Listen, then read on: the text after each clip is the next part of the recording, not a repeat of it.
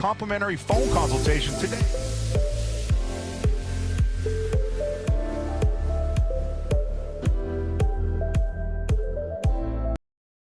As a procurement manager for a hospital system, she keeps every facility in her network stocked and ready. That's why she counts on Grainger to be her single source for thousands of products, from disinfectants to lighting, air filters, and more. And with fast, dependable delivery, Grainger helps her keep every facility stocked, safe, and running smoothly. Call 1-800-GRAINGER, click Grainger.com, or just stop by. Grainger, for the ones who get it done. Indeed presents hires you can't afford to get wrong, like a hospitality manager at a 5-star hotel. So I just checked into room 318, but someone was in there. Room 318. Oh, you were supposed to be booked in 813, which is now booked. So what do we do? How about rock, paper, scissors for who gets the bed? This is the job for sponsored jobs. This is what happens when you don't sponsor your job on Indeed. Next time, get matched with quality candidates with Indeed sponsored jobs. Visit Indeed.com/hire now and sponsor your job today. Allstate is Massachusetts' trusted auto insurer, protecting cars across the state, from Boston to the Berkshires. We're by your side when you need us most, providing you with affordable auto coverage you can rely on. So switch to Allstate today, and you could save an average of $713 on auto insurance. You're in good hands with Allstate.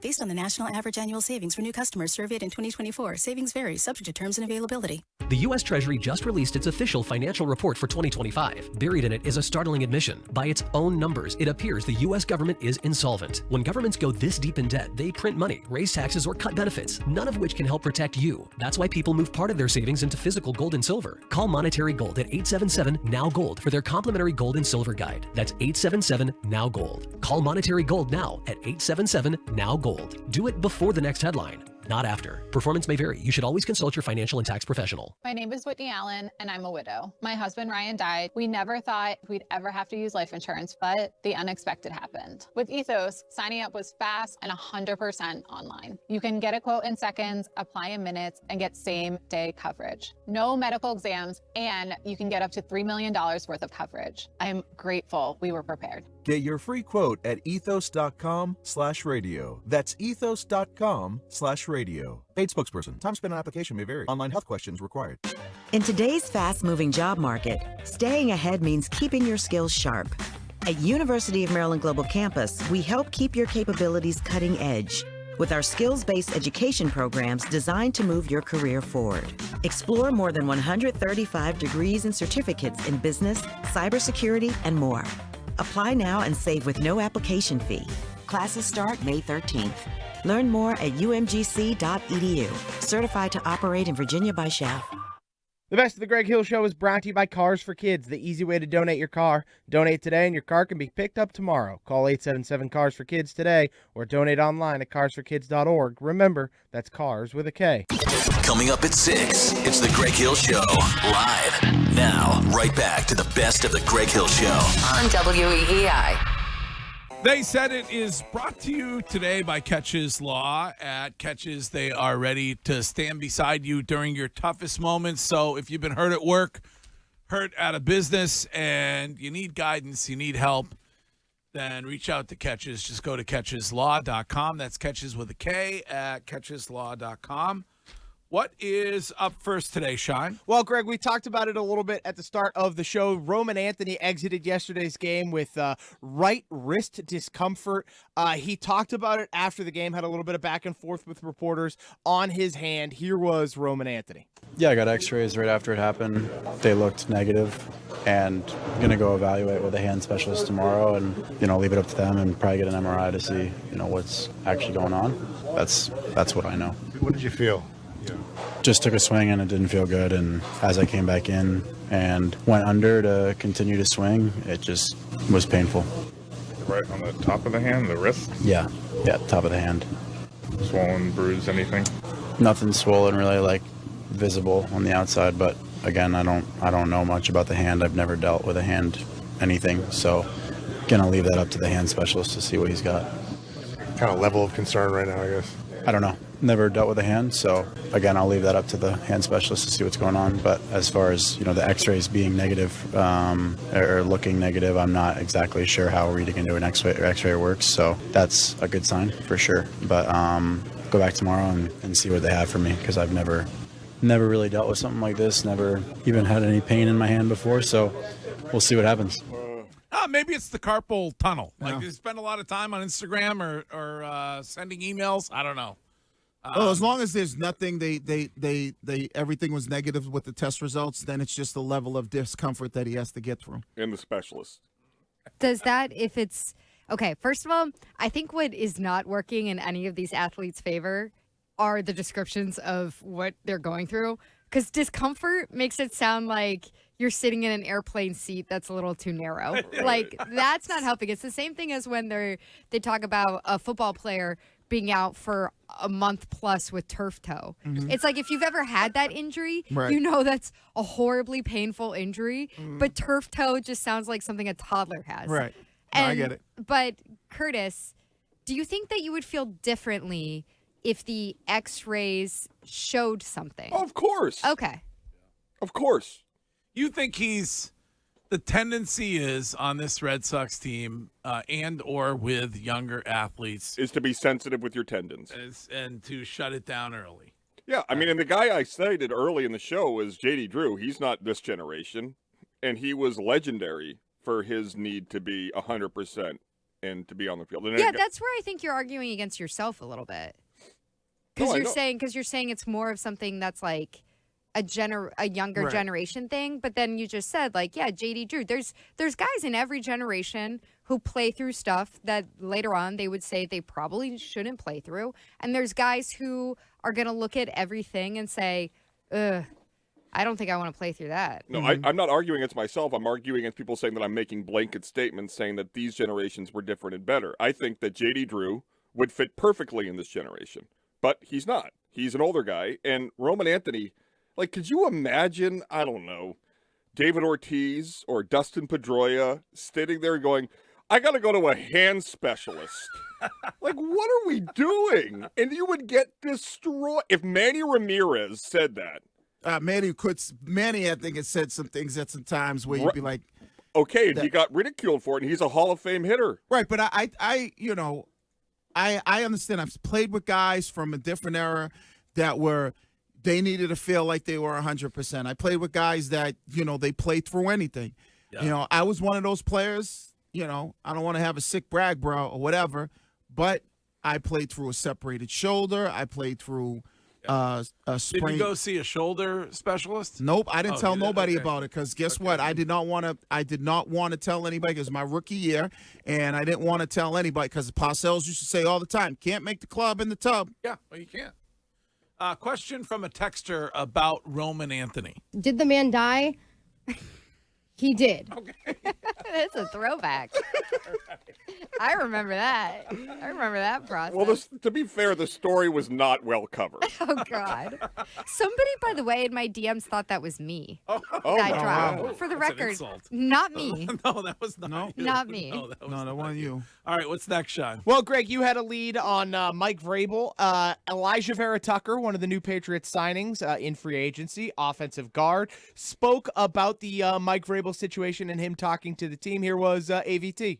I think just being open and honest, I think that's key in any relationship, and I give credit to him, he's very honest with us, very open as well. So I don't think a lot of people, would be able to do that. I respect that a lot. And like I said, man, I'm excited to be coached by Vrabel. I think he's a, phenomenal coach in this league. I mean, you've heard this now from a lot of these guys. Christian Gonzalez over the weekend talked about it. Seems like they're very comfortable. I mean, the argument is always, what are they going to say publicly? But for those that were arguing that Mike Vrabel was going to have a hard time coaching these guys, that he had lost respect, it doesn't seem to be the case at all. No, I believe, from being in those locker rooms before, I believe it's kind of a nothing burger. Well, we can ask Gronk about it. Does something like this affect the way you look at a coach? And Rodney Harrison, as good of a leader as the Patriots have ever had, spoke with Karen Grisian in Mass Live, and he said this quote, the players are going through some of the same things Vrabel is going through with the Temptations. Some of the things out there, things they struggle with, I think they'll understand and they'll forgive Mike. I think it'll bring the locker room even closer together. They know he's a human being, he's a good person, and he made a mistake, and they're going to forgive him. I'm telling you, it's all about how the coach treats the players when players have, not just off the field situations, but situations on the field. Are you jumping down my throat because you thought I made a mistake and you're not giving me the benefit of the doubt to see what the film has to show? That's all players care about is how. And Brian Hoyer said to Shime and I that all you care about is what's going on the field, and can an individual help you win football games. That's it. That's what he said. You don't have to like anybody. There's plenty of guys, we see it all the time, that don't like each other. They don't hang out together. They're from two different walks of life. Some guys, they look at, some of the situations that, Mike Vrabel is alleged of doing. They'll look at him and they'll go, oh, that's wrong. There are some guys that look at it and go, hey, it is what it is. And it's all about, can you coexist? Can you play together? I don't care about your beliefs off the field. I don't care that you support Trump. I don't care what you do. Yeah. I just need to know that come game day, you got my back. Yeah, I think it's interesting he's saying that, though, when he hasn't even been here. I mean, he's a free agent. Yeah. He just, it's a nice vote of confidence, but it's like you weren't even here last year. Don't go anywhere. Coming up at 6, it's the Greg Hill Show, live on WEEI. WEEI.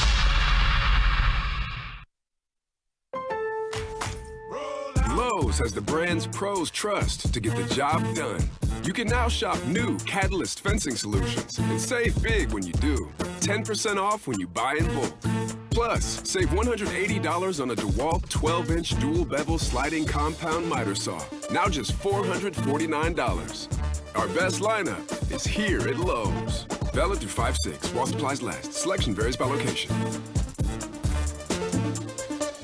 Finding great candidates to hire can be like, well, trying to find a needle in a haystack, but not with ZipRecruiter. Its powerful technology actively finds and invites qualified candidates to apply to your job. So while other companies might deliver a lot of hay, ZipRecruiter finds you the needle in the haystack. See why 4 out of 5 employers who post a job on ZipRecruiter get a quality candidate within the first day.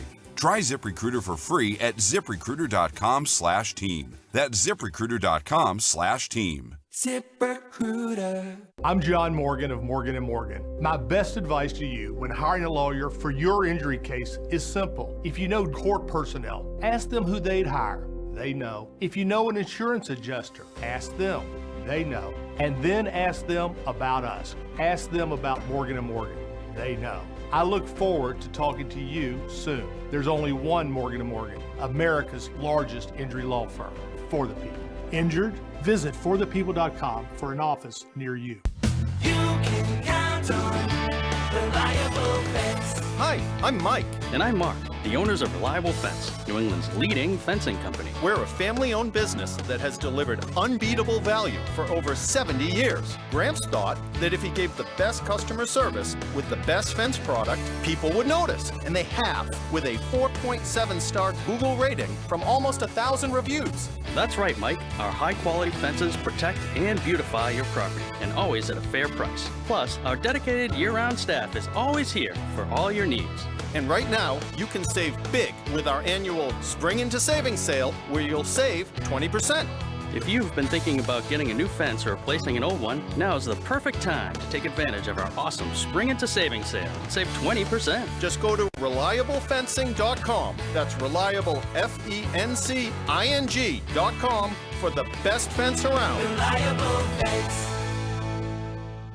How was your break? It was great until I stopped for gas. Prices have gone up almost $1 with no end in sight. I might have to start watching how much I drive. That's exactly why I use Upside. I never pay full price for gas with the free Upside app. Upside? Yes, Upside. It's the free app that gives you cash back just for buying the gas you're already buying. So even with the rising gas prices, I'll never have to limit how much I drive. Does that actually add up to anything? Just last year, I made over $200 with the Upside app. Wow, that's serious extra cash. I'm downloading the free Upside app right now. Download the free Upside app to earn cash back on the gas you're already buying. Use promo code WAGON. for an extra 25 cents per gallon bonus on your first tank. You can cash out anytime, right to your bank account, or an e-gift card for Amazon and other brands. Just download the free Upside app and use promo code WAGON for a 25 cents per gallon bonus on your first fill-up. That's WAGON. Offers vary by user and location. Go to upside.com for terms and conditions. New treatments for joint pain are here. By now, you've heard about regenerative medicine. If you're wondering if you're a good candidate, answer these questions. First, does chronic pain in your knees, hips, shoulders, or other joints keep you from doing the things you enjoy? Golfing, jogging, time with the family. Does it hurt doing the things you need to do, like getting out of bed, sleeping, working, and walking? And finally, do you want to avoid surgery and all of the pain, long recovery, and uncertainty that comes with it? If you answered yes to any of those, you need to call QC Kinetics now. Learn about exciting advancements in regenerative treatments that can give you long-lasting pain relief with no drugs, no surgery, and no downtime. Get your free consultation today. Call QC Kinetics. That's QC Kinetics. Here's the phone number. Call QC Kinetics, 617-644-PAIN, 617-644-PAIN. That's 617-644-7246.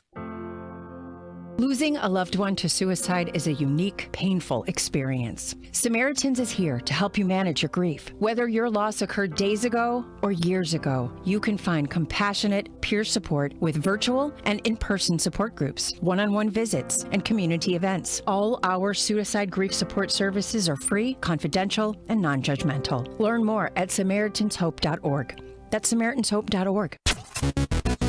From the Catches Law Injury Attorney Studios, every game, all season, the Sox play here. 93.7 WEEI-FM and HD1, Lawrence, Boston, and Odyssey Sports Station. This hour of the Greg Hill Show is brought to you by Shaw's and Star Market, proud to be local since 1860. Rev up those fryers, because I am sure hungry for one. Greg Hill Show. Broadcasting from beautiful and safe Brighton, Massachusetts.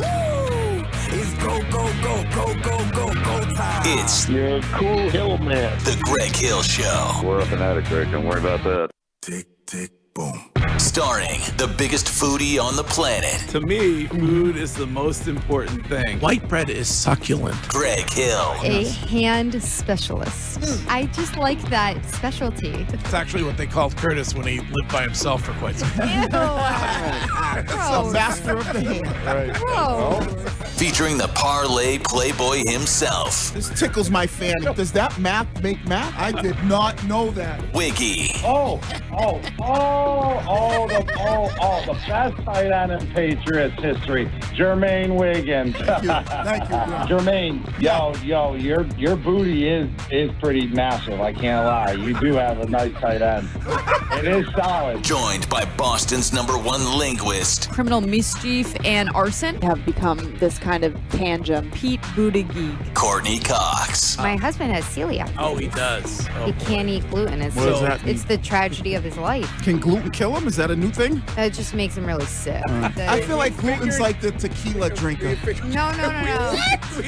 I like gluten. And accompanied by two big brains behind the glass. Don't put salmonella with your yams. I'm on Shime Island. Talk to me, Daddy. You are both morons. Curtis and Shime. I don't even know if I can I get this thing out of the... So, this is for when you Something you achieve... say often. Normally it's when I'm trying to take my pants off. I didn't want to get too specific. Now, Let's get down to business. Time to party! it's time for the Greg Hill Morning Show. Good morning. Morning, everybody. Hello, good morning. Morning, everyone. Morning. Good morning, my neighbors. On Boston Sports Original. WEEI. Got my people. WEEI. When I say Greg Hill and you say show, Greg Hill. Greg Hill. Show. Greg Hill. Show. All right. It's go, go, go, go, go, go, go time. Let the games begin. Let's go. Let's go. Let's go. Tick, tick, boom.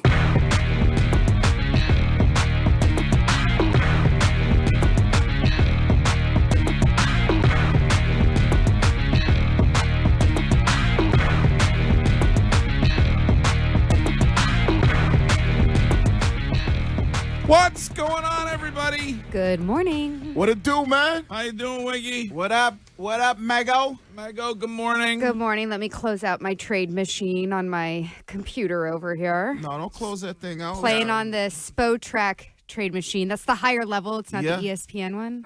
SPO-Track don't count when it comes to money. We've been down that road before. AP. Thanks to your husband. Excuse in Mass me? Live, yeah. Oh, it's my husband versus SPO-Track? That's the feud Well, this maybe morning? he's the one who did the article on the Red Sox, but we had the whole CBT thing. Did we ever solve that? No, we didn't. Do we ever solve anything? No, we never did. Well, I'll tell you one thing. Baby Pedro is back, Curtis. Yeah. That's good news. Am I the only person that the second somebody on this team does something well, I'm like, trade him right now. Bring him out of the bullpen. You're like, hey, that's value. That's his specialty. Keep him away from the first inning. Oh, great. I mean, not only did the Red Sox get a rare win, but a couple pieces of good news. Sounds like you may have avoided a big issue with Roman Anthony. He is going to be day-to-day with a wrist sprain. I'm assuming that the hand specialist was able to diagnose that yesterday. So that's good news. And Sonny Gray, just in time for spring, will be growing leaves and branching out and can I guess go tonight. So that's a couple pieces of good Red Sox news this morning, Curtis. I can't wait. I've already got it planned. We're going to watch the Sox in my room for the first 3 innings and then in Greg's room for the next 3 innings at Hilton Head. I was saying this to Mego before we came on air. Have your, because she brought up the Roman Anthony being day-to-day, and have your expectations changed for him? Because mine's have. I'm kind of like, I can't do this with you every morning. You have these outlandish takes that are so. How are they outlandish? Hold on, you're done with Roman Anthony? No, not done with him, but just like I'm pulling way back from the table. I see. He's going to be a utility guy, like a lifelong utility guy. No. Finished in 3 years, and he's selling insurance. Yeah, but you had him It's going to be like Brian Daubach. Is it going to be is it going to be managing a True Value Hardware in 3 years? No, but you had him win an MVP in the face of the league. Yes, I still. So you still on that? I still believe in the guy. Yeah. Okay. Yeah, my expectations have tampered way down. This season? Oh yeah. Greg was like beating the drum. No, he wasn't the only one. No, I know that. That's what I'm saying. Most people were saying MVP face of the league. I didn't have him, to be clear, Mego. I didn't have him winning the MVP this season. I have high expectations for the guy. Yeah, mine remain high too, just not for this season. Yeah. But he's certainly he played half a season last year up here. He's now dealing with the whole kerfuffle that is the manager switch, in April. And I get it. He's dealt with some injuries. I don't know that you can declare him to be injury prone and done or whatever. No, I'm not declaring him to be done, but let's not act like we were not beating the drum after World Baseball Classic and saying, maybe he not winning the MVP, but he was going to be in the race. He was the face of the league. He was the next coming of, Bryce Harper, Mike Trout, whatever, Shohei Ohtani. I think now the expectations have gone to, whoa. We were doing 100 miles an hour. Let's kick this thing back to about 30. Yeah, I'm. If I had to pick a side, I'm closer to Wiggy than Greg, because doesn't it almost feel worse that there's nothing wrong? Like you swung the bat and then it hurt, and you went down below and it hurt when you swung again. Then it's like I have to fly back to Boston, even though everything's been negative here. Especially the thing I don't get, he's already got his money. I understand if, you're trying to get service time. Like Tristan Casas, I think, milks injuries because he wants to become a free agent without really getting damage to his body. And I think that's backfired because I don't think he's going to get very much money when he is a free agent. But if you already have $200 million guaranteed coming your way, the team is in desperate need of wins. And at the first sign of discomfort or serious discomfort, you're in Boston and you don't even have an injury, really? I didn't perceive that he was the one who demanded that he come back to Boston and be checked out by a hand specialist. I was assuming that was the team's decision, so I don't know. But Wiggy, don't players players dictate that in a way. Like if you're saying you're in excruciating pain, the organization's like, all right, let's get it checked out. Mhm. Whereas if you're like, oh, I'm going to give it a go tomorrow, I don't think they fly him back to Boston. Well, I think a lot of players too nowadays they tend to get their own second opinion away. He's on ZocDoc looking for hand specialists in Boston. Believe it nowadays. I mean, think about it. You know, we had Gronk on yesterday. Think about some of the medical stuff that he had some issues with throughout his playing career, and some of the doctors at that time.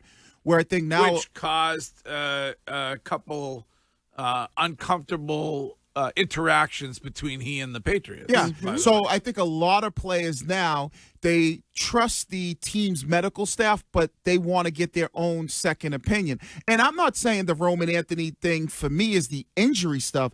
I'm just looking at it, the expectations that we set on this guy to where we are now coming way back. I mean, people had him, myself included, where we were talking about the over and under of home runs went from 18. We should have it up to 25. I mean, the guy's got one home run on the season. So when we start to look at, that's why I said, when we start to look at Roman Anthony, because Mego and I, our conversation was like, oh, he's fine. I'm like, all right, like, he's not, like, I don't even look at him as, like, being a major factor anymore. Everybody was overly excited about the season. Right. I mean, Wilyer Abreu sat on this show and promised you 30 home runs in spring trading. So, he could be on pace to hit 30. But the expectations that we had about Roman Anthony were much different than any player on that team. And, he's dealing with some injuries, but I think even when he's healthy, we're like, wait a second, is this kid real? Is he really what we're saying he's going to be? Well, time will tell. Yeah? Yes. Rome wasn't built in a day. Time will tell. Red Sox with a win. You can talk about that this morning and all day long here on Boston Sports Original, WEEI. Where does Steph Diggs go to get his reputation back? It's too late. Free Steph Diggs. What do you mean it's too late? Oh, it's too late. Come on. What do you mean? What? He was acquitted what's on that all mean? charges. Yeah, It he's means found he's not not guilty. Yeah, what does that mean? There's still people that are going to be like, when this all initial thing broke, that, and Curtis and I kind of go back and forth on these type of things. And there are some cases where there are some despicable athletes, but there are a lot of cases out there where people are about to get money grab. And when they say things, women in general, it is too late. Your reputation has already been sullied, and there's really no turning back from that. I don't know. I mean, I feel like if you are brought in to court and the trial takes 2 days and the jury doesn't even, jury takes 90 minutes to deliberate. Right. And there's recordings of that trial, the way that it went, where basically, I know, Greg, you have a bunch of them. Her attorney at the end is like, she's a pretty bad witness, huh?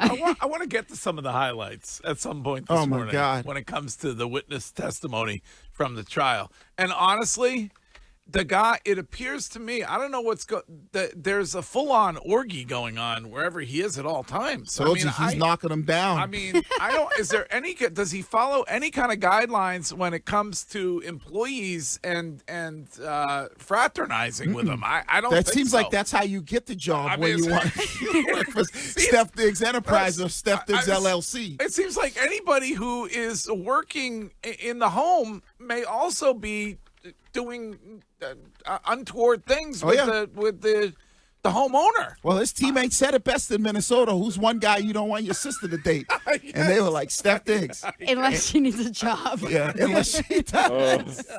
Unless she wants to be head of his security. Aren't you guys, I guess I just speak for myself. Whenever I see a trial like this and Virtue, the public prosecutor, I'm like, is this where our money goes? Like, why did they bring this to trial? Right, that's what I'm saying. I'm sorry, believe women. Obviously, this is something that I usually am on the other side of. But the trial was ridiculous. Right. Well, and it appeared ridiculous. That's the issue that I think a lot of people have is you do want to believe women and you should believe women, but then you end up with something like this, right? Which was, I'm sorry, clearly a money grab, And the poor guy, I don't know how much of this has to do with why he hasn't been signed by another NFL team, but if it has anything to do with it, it's very unfair to him. It's very, and the fact Curtis is correct, you're correct. Like the fact that it ended up getting to trial when there was virtually the police officer testified during the trial that he never actually spoke. He was never able to speak with Steph Diggs. So they basically take one person. It's always he said, she said, and they take one person's word for it, as I guess. And generally, it's the woman's word, as I guess they should, because when it's something like that, you want to take it seriously. But in this case, they never actually spoke to Steph Diggs. But don't you think the answer to this is more serious ramifications for people that bring accusations like this to court? Oh, certainly, because the idea is there's just just being a woman, physically, there's a certain amount of vulnerability, right, that you have. And so you have to we don't talk about that side of it a lot. That's part of why you need it to be taken seriously when someone brings an allegation and it looks like just he said, she said. But in this case, we don't think Diggs is a saint. Right, but see, there you go. There goes so he sleeps around with a lot of women. No. I'm saying, but at the mostly same time, employees. Yes, he sleeps around with them and he hides them. No one thinks he's a saint, but right. That should not. That whatever reputation or anything like that should not bring it to the point where it's being taken to this ridiculous trial. It appears ridiculous. Right. Yeah. Well, it's ridiculous from Jump Street, and there are so many. You can go back as far as the Duke lacrosse team. I always bring up the kid Sean Oakman, the Baylor defensive lineman, who looked like an absolute freak of nature, and he got in some stuff, and his career was ruined. Now, hopefully Diggs should be able to bounce back from this, but the initial take on this thing all the time is, and that's why I'm always, when I start to when there's the evidence is kind of shaky. Yeah. We kind of went through it a little bit with Jabril Peppers, right? When he had his situation, when you kind of there's the evidence is kind of shaky, you're but as soon as we hear anything, boom, we already say, and when I say we, a large portion of people in sports and media and fans in general go, guilty. Yeah. I have Guilty. to say it, Wiggy, you were spot on, and I've argued with you about this. I was wrong. Just bringing allegations, because I believe the conversation was something around why would they bring it to trial? Clearly, there must be more to this. I think I even said those exact words. There was less. Right, and I was dead wrong. Steph Diggs was treated unfairly by the justice system, and I will try going forward not to just believe that because something goes to trial, there is a there. Yeah, if they do it because you saw in this trial, everything is a money grab. And I said it from Jump Street. It's a money grab. Well, not everything. In this trial, it appears that I'm saying sometimes it is. Well, but I'm saying in certain situations, when I look at it, I'm going, okay, that's a money grab right there. Because she ultimately says, oh, let's see if we can take it to trial, then get $5 million for him to settle out. We walk away from this thing. Come on. There was all kind of grabs, if we're going to be honest. If you're that and I know that women, there are situations where you might be a little bit scared to say stuff. But if you're really feeling a certain way, I would tell my daughter, if something happened that you didn't like, you go to the police that day. You don't wait 3-4 months. Yeah. All right. Well, interesting what occurred here with Steph Diggs, and you can talk about that this morning as well. Leads coming up in about 10 minutes. They said it at 7:20. That will include what Chad Tracy said about the benches clearing in Detroit last night, among other things. News with Mego at 8 and Hill Notes at about 9:20. So leave a voice note for us at any time this morning on the Odyssey app, and we'll play the best ones back at about 9:20 or 9:30. There is a cluster F this morning that I want to warn you about on Route 1, where up by Linfield, where there was a wrong-way driver who collided with a state police cruiser about 4 hours ago, about 2 a.m. Awful. Yeah. And so just be aware that Route 1 North near the Linfield Tunnel is closed down this morning so they can investigate that. So let's get to Shime to get started with what is trending right now. Now, here's what's trending on WEEI. Trending now, brought to you by FindMassMoney.gov. The Red Sox beat the Tigers last night 10-3, powered by home runs from Rafaela, Contreras, and Abreu. They go for the sweep against the Tigers tonight with Sonny Gray on the mound. First pitch, 6:40 with Will Fleming and Cooper Boardman on the call. You can catch all the action right here on WEEI, the Odyssey app, and across the Shaws and Star Market. WEEI, Red Sox Network. Shaws, proud to be local since 1860. That Contreras bomb was an absolute moonshot, Shime. Gotta love it, Greg. We need more of that on this team. More offense, please. He's crushing it. There's your four hitter. You want to know who's going to hit a cleanup for you? Christian Arcand will get you ready for first pitch on the Mass Mutual Red Sox pregame show at 5:40. Also, some good news. It seems as though Roman Anthony will be okay. He's dealing with a sprained wrist and will not be put on the IL. In the Stanley Cup playoffs, the Avalanche continue to roll with a 5-2 win over the Wild. The Toronto Maple Leafs have also won the NHL Draft Lottery and will have the number 1 overall pick in the upcoming draft, which means, Gavin McKenna, you are a Toronto Maple Leaf. And that affects the Bruins a little bit because of that pick, which will now be a 27 or 28. That's correct, yeah. So if the pick this year had fallen out of the top 5, it would have been the Bruins from the Brandon Carlo trade. However, because it was top 5 protected, the Bruins will now get either the 27 or the 28 pick, and apparently there's controversy because the Flyers believe they have a claim to the 2027 pick on a conditional trade they made with the Maple Leafs. So Bruins fans may not even get a pick until 2028 from the Toronto Maple Leafs, which sounds just great. Well, I was told that David Pasternak will be streaming later, and we'll talk about the conspiracy, the NHL conspiracy against the Bruins. I would love to see Pasta stream with their chat. It's funny you mentioned that. Those comments Jaylen Brown made about the officiating after the Celtics were bounced, yeah, he got fined $50,000 for that. Which he is making $50 million this year. Yeah. So should be okay. Yeah, I think he'll be all right. I think he'll be okay on paying the fine. He'll be able to manage that. And in the NBA playoffs, the Pistons beat the Cavaliers 111-101, and the Thunder beat the Lakers 108-90. Trending Now is brought to you by FindMassMoney.gov. There's lots of things to celebrate this month, from Mother's Day to Memorial Day, and finding money you didn't even know you had. You could have unclaimed money from a forgotten savings account, uncashed payroll checks, or a refund check that never got to you. It takes less than 30 seconds to search your name. FindMassMoney.gov. It's fast, easy, and free. That's what's trending. We've got the leads coming up here on The Greg Hill Show. Tonight, Sox and Tigers. The Mass.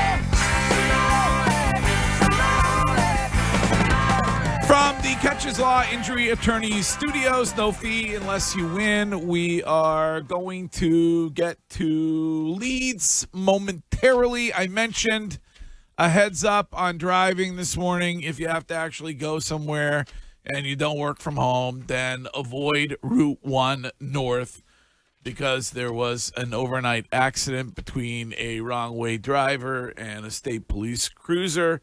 And so that is near the Linfield Tunnel and shut down, and be aware of that. Tomorrow on this show, Craig Breslow, the chief baseball officer of the Boston Red Sox. That is at 9. We will be doing the show tomorrow and Friday from Hilton Head, where we are heading, some of us are heading, for the 34th annual Greg Hill Classic Golf Tournament. 34 of those puppies. That's a long time running, brother. Huh? Congratulations. My God, I'm old. Yeah, you're ancient. 30. I know, really. That's almost like Shime. Is that older than you? Go ahead. It's older Yes. than Lindsay. Wait. Yes, Curtis, it's older than Lindsay, the golf tournament. I was not. Yes. But I have to sit next to you on a flight today. I'm not going there, bud. But I can't wait to get down there. I wish you were going, Champ, but I know you're about to be a grandpa. About to be a granddaddy. So that blessed event can occur at any time, right? Any time right now till May 18th when the actual due date is. Are you going to be an overly involved helicopter grandparent, or how do you perceive what you're going to do when it comes to grandparenting? My grandparenting style is going to be super easy. Enjoy the grandbaby. Here you go. Take them back. That is it. You don't think you'll be going over there to like will you guys go over there and babysit all the time? No. You and Mrs. you and Mrs. Not all the time. We outside. We got you a couple times here and there, but as a grandparent, in an emergency only. is Yeah, what that's you're the saying. enjoyment of being a grandparent, is the fact that you can hand the child back. You know, we raised 3 kids. We did our You say that now. Yeah. I don't see that for your future. I see you like at least once a week being there. Yeah, I mean, like, Yeah. watching the baby for a couple hours. But, there are some people out there that their grandparents raise their kids. It's like, here, Mom, Dad, take the kid. Are you going to spoil? Oh, yeah, definitely spoil. That's, I mean, we spoiled our 3 kids. What makes you think we're not going to spoil? We know our you will grandchild? not. You will not be advocating for your grandchild to share any of his or her Nope, toys. especially if you got the good ones. We learned that this week. That's how I was raised, and I raised my kids like that. If a toy got broke and their friend did it, it was their ass who was in trouble.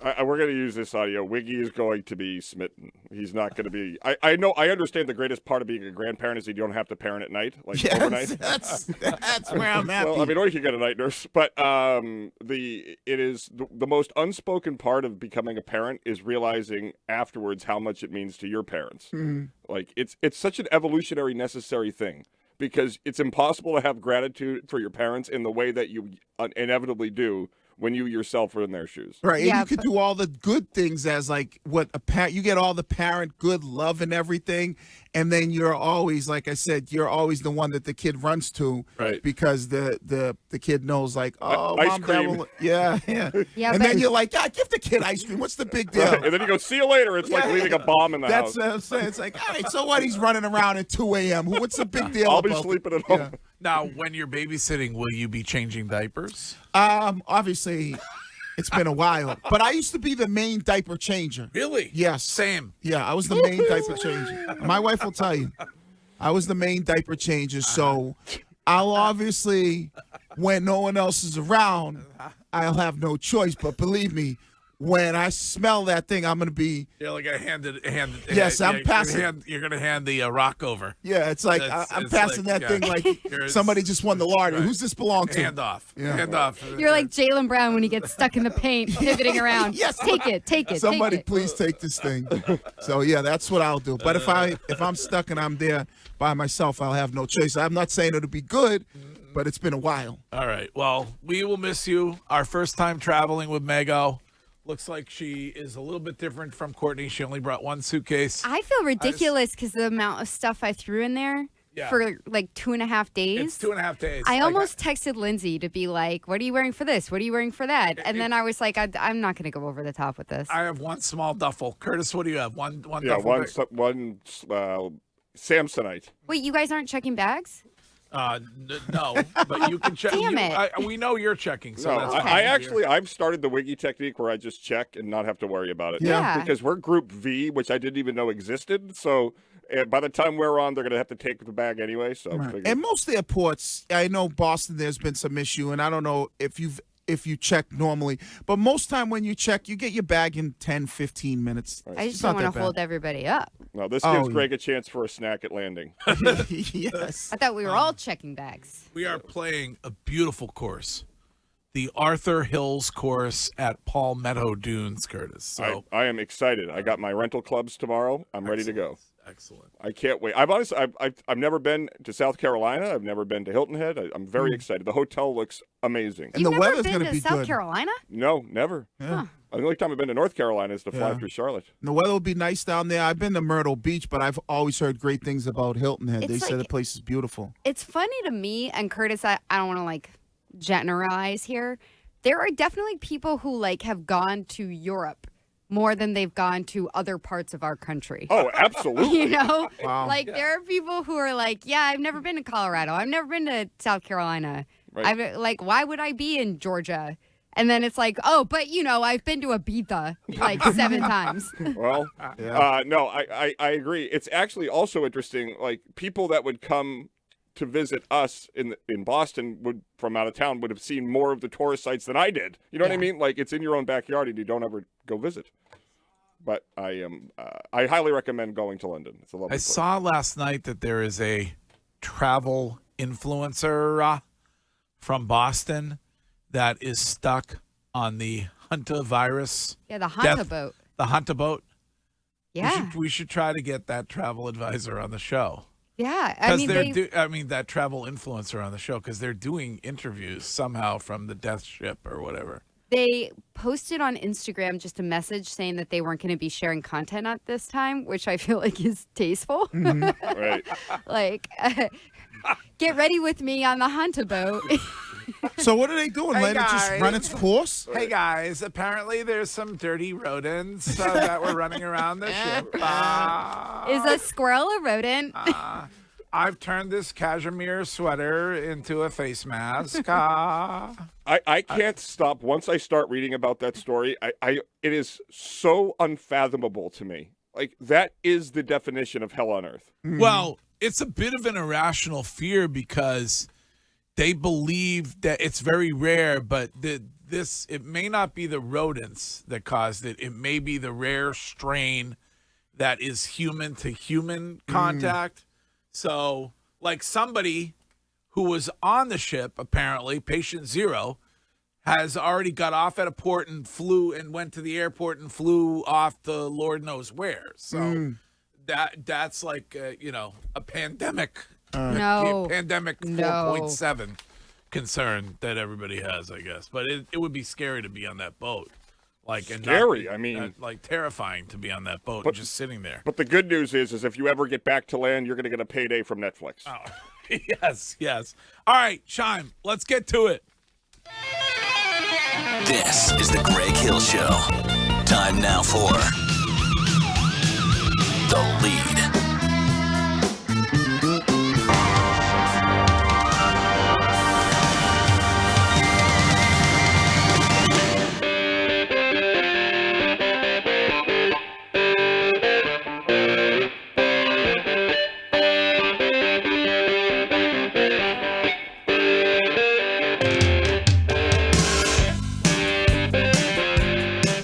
Shime, one of the great guitarists of our time, Mark Knopfler and Dire Straits. Great choice from you this morning. Got into an argument with Ken Laird yesterday about the Rolling Stone magazine list of the 50 greatest guitarists of all time because Eric Clapton moved way down the list. Oh, look who we voted for. Moved down to number 35, and they do a write-up on each person, and they were talking about how basically Eric Clapton moved down the list because of his the way he felt about COVID and the fact that he let unvaccinated people into his shows, and so they dropped him. When it What comes does that have to do with playing the guitar? Absolutely nothing. Like absolutely nothing. But there's no way that Eric Clapton is the 35th best guitarist in the history of guitars. But who was number one? Was it John Mayer? Jimi Hendrix. Well, it was Hendrix. Right? Yeah, it's got to be. I haven't seen the list, but I would assume. I shouldn't say that. I think it was like Hendrix or Page or somebody like that. But Eric Clapton is a top 10 guitarist, certainly, based on anybody's list. Leads are brought to you today by Subaru, and you should let love bloom in a 2026 Subaru. Find yours at SubaruofNewEngland.com. Good morning, Shime. Good morning, Greg. I promised this on the Big Dog Show on Saturday, but we are officially at Wednesday. So I have officially shifted to the New England Patriots because our other two sports, our winter sports teams are dead, and the Red Sox may as well be dead in the water in some instances as well. So here's a little thing for you here. The New England Patriots right now. Remember how we talked about shortly after the Super Bowl how this next season was going to be so much more difficult because they were going to be playing such a more difficult schedule? Well, Warren Sharp has come out with the 2026 NFL strength of schedule, and this is based on Vegas's projected win totals for teams. The Patriots are still only 12th. Like, their schedule's still not that hard. They're in the upper half of easier schedules in the NFL this year. And the only team in the division that has an easier schedule is the Jets, who suck, so they're really not going to be relevant to you in that regard. The Patriots win total right now is only sitting at 9.5. I would just, maybe throw a couple shekels on the over already here. I think 10 games is still a really good spot for this team. 10 to 12 seems right. I think this team is still going to be good. Drake May is going to be great, and no need to worry about this whole Mike Vrabel, Diana Rossini drama. Yeah, looking at their schedule, they'll definitely be a playoff contender. But it is harder. It's harder. It's like last year, they were year. like a top 5 easiest. Now I think they were they're top number 5. 12. So Yeah. it's gotten harder, but it's still not all that hard. So, Shime, you're basically setting this up as the schedule cannot be an excuse this year for a major regression. Yeah. Exactly. 100%. You can't just say like, they played a way harder schedule. You can't be like 8 and 9 now. Yeah, because that doesn't work. I got to say, I saw this Warren Sharp stuff yesterday too, and I was thinking about the way that we talked about it in really the immediate aftermath of the Super Bowl loss was as if they were going to have like one of the 3 hardest schedules in the NFL. But really, it's just going to be like an average schedule. Well, yeah, because you're going to get the Dolphins and the Jets twice. Yeah. Both of those teams are horrendously bad. You should walk out of there with 4 wins, no problem. You split with the Bills again, and look, you're already at 5-1. Like, you're already halfway to 10 wins. But just that from playing doesn't division take games. into account like the travel stuff too, because that was a major part of last season that their travel schedule was so easy. Based on how they did last season, what's a reasonable expectation? They just have to make the playoffs. They have to get the AFC Championship. Like, what's your expectation? Yeah, I mean, expectations will change depending on injuries and all that stuff. But I would say right now, at this very moment, like, you have to be in the playoffs without a doubt. And I would like to see you win a round. I think that is I think if you don't win a round, it's kind of a disappointment. If you win a round in the playoffs next year, I think you're great. Like, you're in great shape. Well, I look at they should be competing to win the division again. Mm-hmm. It's a great way to look at it. Well, the Bills got better than you in the offseason on paper. They did on paper. They definitely did. But I think you're still getting better as a team because some of those guys that were younger players last year, you would think that the trajectory would be heading in the right direction to get better this year, like a Drake May, a Will Campbell, Jared Wilson. These are guys that we expect to take that next step and get better this year. Shime, did you see the video of Caleb Lomu singing in his car? I sent it to you early this morning, Greg. I saw it yesterday. Oh, no. What is He was singing goodbye to his wife or his girlfriend, whatever she is. That was cute. Between the dancing and this, the eye I'm contact getting way that too he much makes cringe. with the camera is so intense. It made me very unsettled. Does your expectation change if you get A.J. Brown? 100%. That's one of the reasons why I think you should jump on this now. You look at the strength of schedule isn't nearly as tough as people thought it would be post Super Bowl, and you're only at 9.5 wins right now prior to getting A.J. Brown. I think that number increases once you acquire A.J. Brown. That's why I would bet that number now before it goes up. Okay, throw a couple trumps on that, baby. Sure, yeah. Over? Yeah, absolutely. Okay. All right. Shime, thank you. That is Shime's lead. More leads coming up next. Jones and Beef. I don't know if there's ever...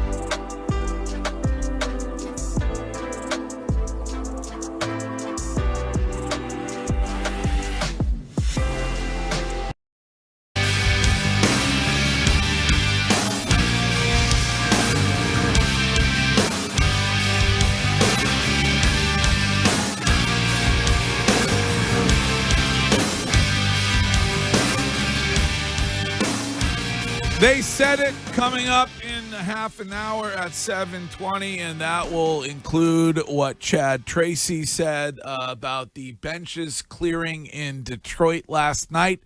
Red Sox with a win and a couple pieces of reasonably good news, one being that it sounds like Sonny Gray may be able to go this evening, and Roman Anthony will only be day-to-day, so not headed to the IL. You can talk about the Red Sox, where they are all day long here on Boston Sports Original, WEEI.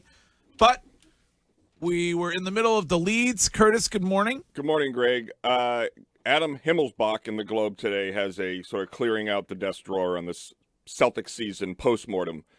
And he theorizes that the minutes of Jason Tatum upon his return down the stretch in otherwise relatively meaningless games may have been what led to the tightness in his leg. And I think that we could all agree that that would be a logical and reasonable assumption, right? Mm-hmm. So that is yet another thing that I put at the feet of Joe Mazzulla. Because I could give two poops about the regular season. I understand that the players want to be top first-team NBA and that the team wants to try to win every game. But this team is built for regular season success, not for the playoff clutch, whatever, deep, Think about P.J. Brown, like the guys on those Celtics championship teams, the first and the second. You had support. You had guys that were not household names that you could rely on to carry you on a night where maybe Paul Pierce was off or whatever. And I know next year is going to start, and Wiggy and Mago are probably right. It's just the same crew back, and they're going to win 50 or more games, and everybody's going to say, look, see how great they are. Is he first team, second team? Whose team is it? And it's like, that's fun to talk about in a season where you're just buying time for the playoffs. But I'm really tired. I don't care who's first team All-NBA. I don't care about how many regular season games you win. I want you to be built to be at your best when the games matter most. And I just think it's such a cop-out by Brad Stevens, by Joe Mazzulla, whoever says this, where if we make our shots, we win. Well, that's that's the truth about everything. Like Pedro could say, if I had just thrown more strikes, we win. Right. Like, so why didn't you? I don't know. Like, it just, to me, the way in which everybody on the team, or at least Jaylen Brown publicly, has been not just embarrassed is, to me, concerning. Like, if I lost that series and I'm Jaylen Brown and this is my favorite season, I would not be on Twitch just like carrying on. Yeah. Like, you got embarrassed. And I know it's just they're friends and we're idiots, but the Tatum look on the floor. It's not embarrassing to them, I don't believe, because they already won one. And so from their perspective, that's my issue, is that they're more concerned with the individual stats and what they're talking about on their streams and that than they are about winning another one. And it was my favorite year of my basketball career. Can I ask you this? But how is the worst loss maybe in the history of the franchise in terms of upsets in the playoffs? It is, I think. Your favorite. So the worst season ever for the Celtics in terms of a playoff choke is his favorite. Because I think they look at themselves as a team that overachieved. Right. And I'm looking at themselves, but that's what I'm saying. That's a problem. But I don't think they look at it as the worst loss. Can I ask, hindsight being 2020, now that we know the result, was it a mistake for Jason Tatum to rush back this season? No. Would the team have been better off if he was out the whole season? No. No. You're sure about that? Yeah, I feel sure about that. But I also want to just a couple things, because I have a lot of thoughts on this, Curtis. Great lead. I just wonder, can we say in one breath, first of all, Jason Tatum could never be available to be All-NBA this year. So, that part of it doesn't equate with him at all. That's Jaylen Brown. Yeah, but Jason Tatum, you're talking about the minutes that he put on himself, playing 40 minutes. Right. He could never be All-NBA this year because of how many he's so far away from that. Right. So that would never go into that equation for him. That's not what I was saying. I was not talking about Jason Tatum. I was talking about Jaylen Brown trying to get to his first team All-NBA roster. Yeah, but on top of that, It's just, for me, it's frustrating because on the one hand, it's like, I agree. Like, the postseason, for most people, for most fans, and certainly for me, like, it's way more important than the regular season. Mm-hmm. But at the same time, everybody criticizes NBA players for load management and sitting out. And, oh, this hurts the product so much. Ratings will be down. When you go to a game, you pay this much for a family of 4, and then you don't even get to see the starters play. Mm-hmm. So, like, I don't think we can criticize for one thing and then say, oh, but then in the playoffs, like, you cared too much about the regular season. Do you know what I'm saying, Curtis? I know. I think you make great points. From my perspective, it is that you have a team that over the course of an 82-game regular season knows that the odds and the numbers will eventually get into their favor as it pertains to their approach to offensive basketball. Okay, so Brian Windhorst, I don't know if you guys saw this. He was on Rich Eisen's show, I think it was yesterday. Mm-hmm. He made this really interesting point that was very frustrating to me. So he said, basically, there's this idea with the three-pointer that if you hit 2 out of every 5 of the three-point attempts, you're at a 40% three-point shooting percentage, and that's considered elite for the league. If you look at the Celtics, since the last 5 years, they've gone to the finals 2 out of 5 years. So basically, their probability of making the finals is predicated exactly on them being an elite three-point shooting team. And I thought, if they're just looking at it like a math equation like that, I am going to lose my mind because that's not sports, But right? that's how like, the that's team. not When are you going to life. realize that that's how the team is built? But it's not really. They don't have Steph Curry and Klay Thompson out there. No, but the team is built where when you start to look at them, this year they shot 36% from three-point land.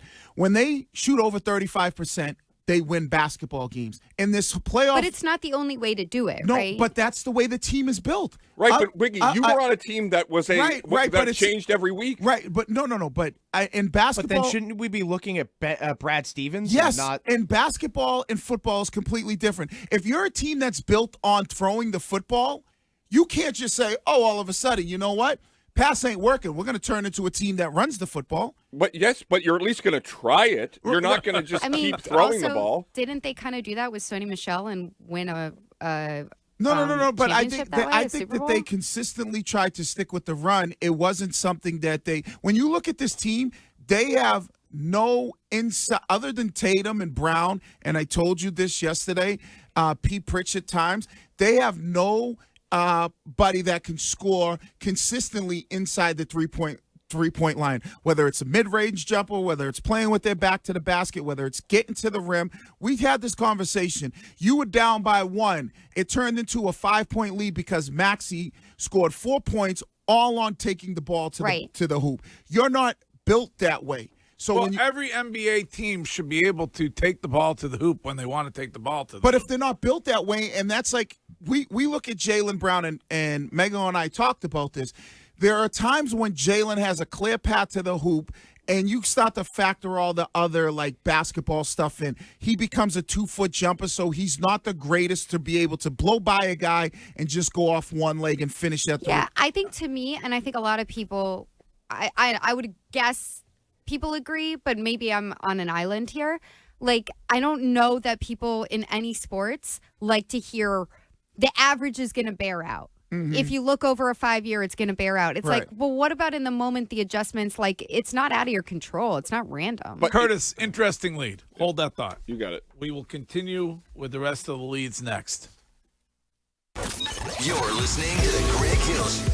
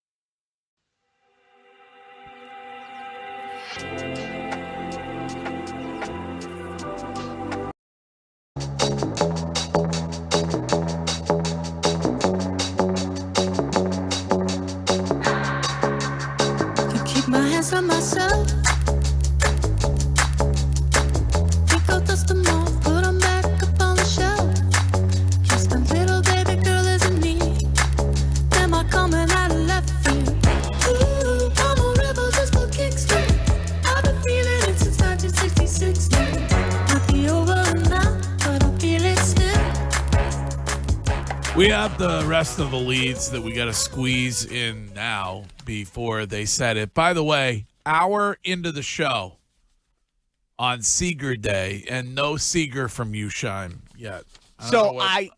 I messed up. I have a different Seeger Day in my phone. So today is Bob Seeger's 81st birthday. Yes. Shout out to Bob Seeger. We will definitely be playing a Seeger rejoin at some point here. At least one on the man's 81st birthday. I mean, if you're allowing me multiple rejoins from one artist on a day, I'd take it up on Seeger. I have in my calendar, I have Seeger Day in the state of Michigan, specifically in the city of Detroit.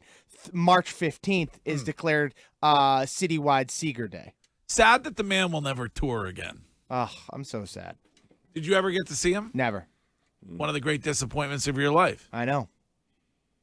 Marrying you, one of the great disappointments of Lauren's life, and that's only a couple weeks old. All right, you're taking requests, yes? Yeah, absolutely. Send me your favorite Seeger songs. Okay.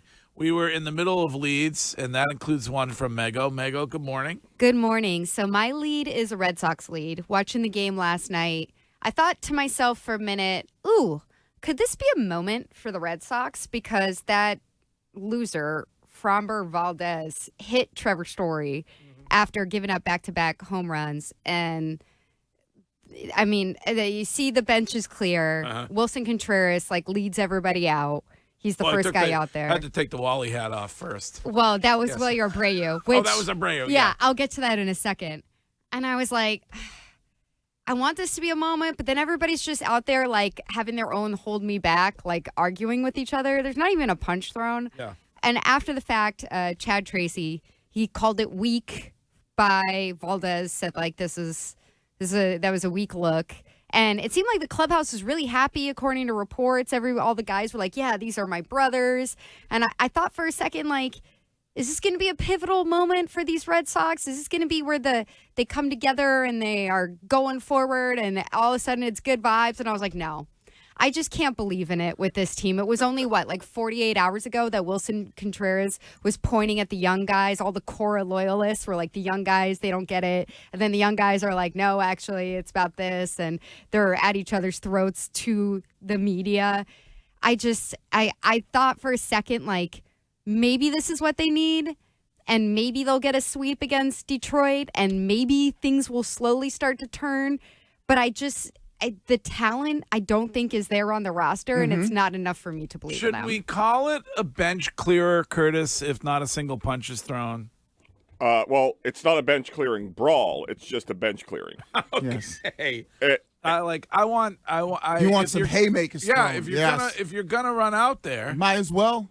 Then throw a punch. Yeah, let's get a little bit. Maybe a finger, a finger in the eye or something like that. When Willie Abreu had to take the Wally head to run out, and because everybody was running out and shouting at each other, that's when I was like, this team ain't it. He should have left the Wally head on. Why is the Wally head? No, Wiggy, why is the Wally head even still a thing? It's their celebration, Mego. What's there to celebrate? What's there to celebrate? There's still Come life. on. They're only 2 games back. They should have put the Wally head on that coach bus with all the coaches going out of town. Only 2 games back from a wild card spot. Okay. So it's still life. They won't catch.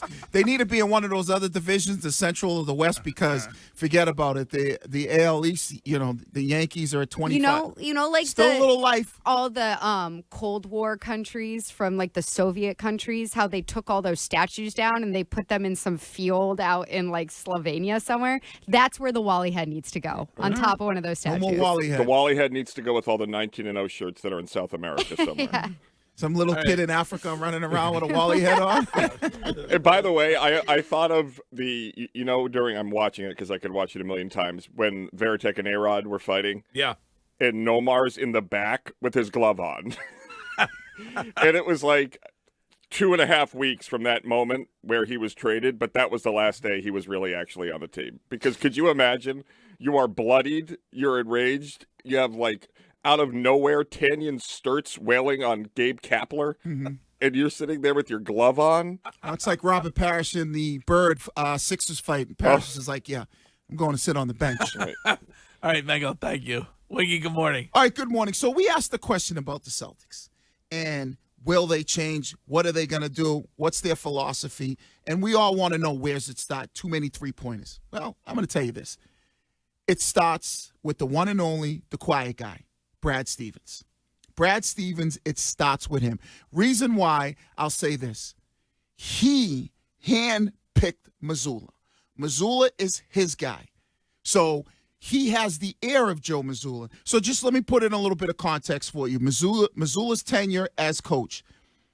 2022 season, the Celtics finished second with 3-point attempts a game ranking with 41. 2023-24 season, first with 42 attempts a game. 2024-2025, first with 47 attempts a game. And this season, they finished third with 42 3-point attempts in the game, a game per game for their team.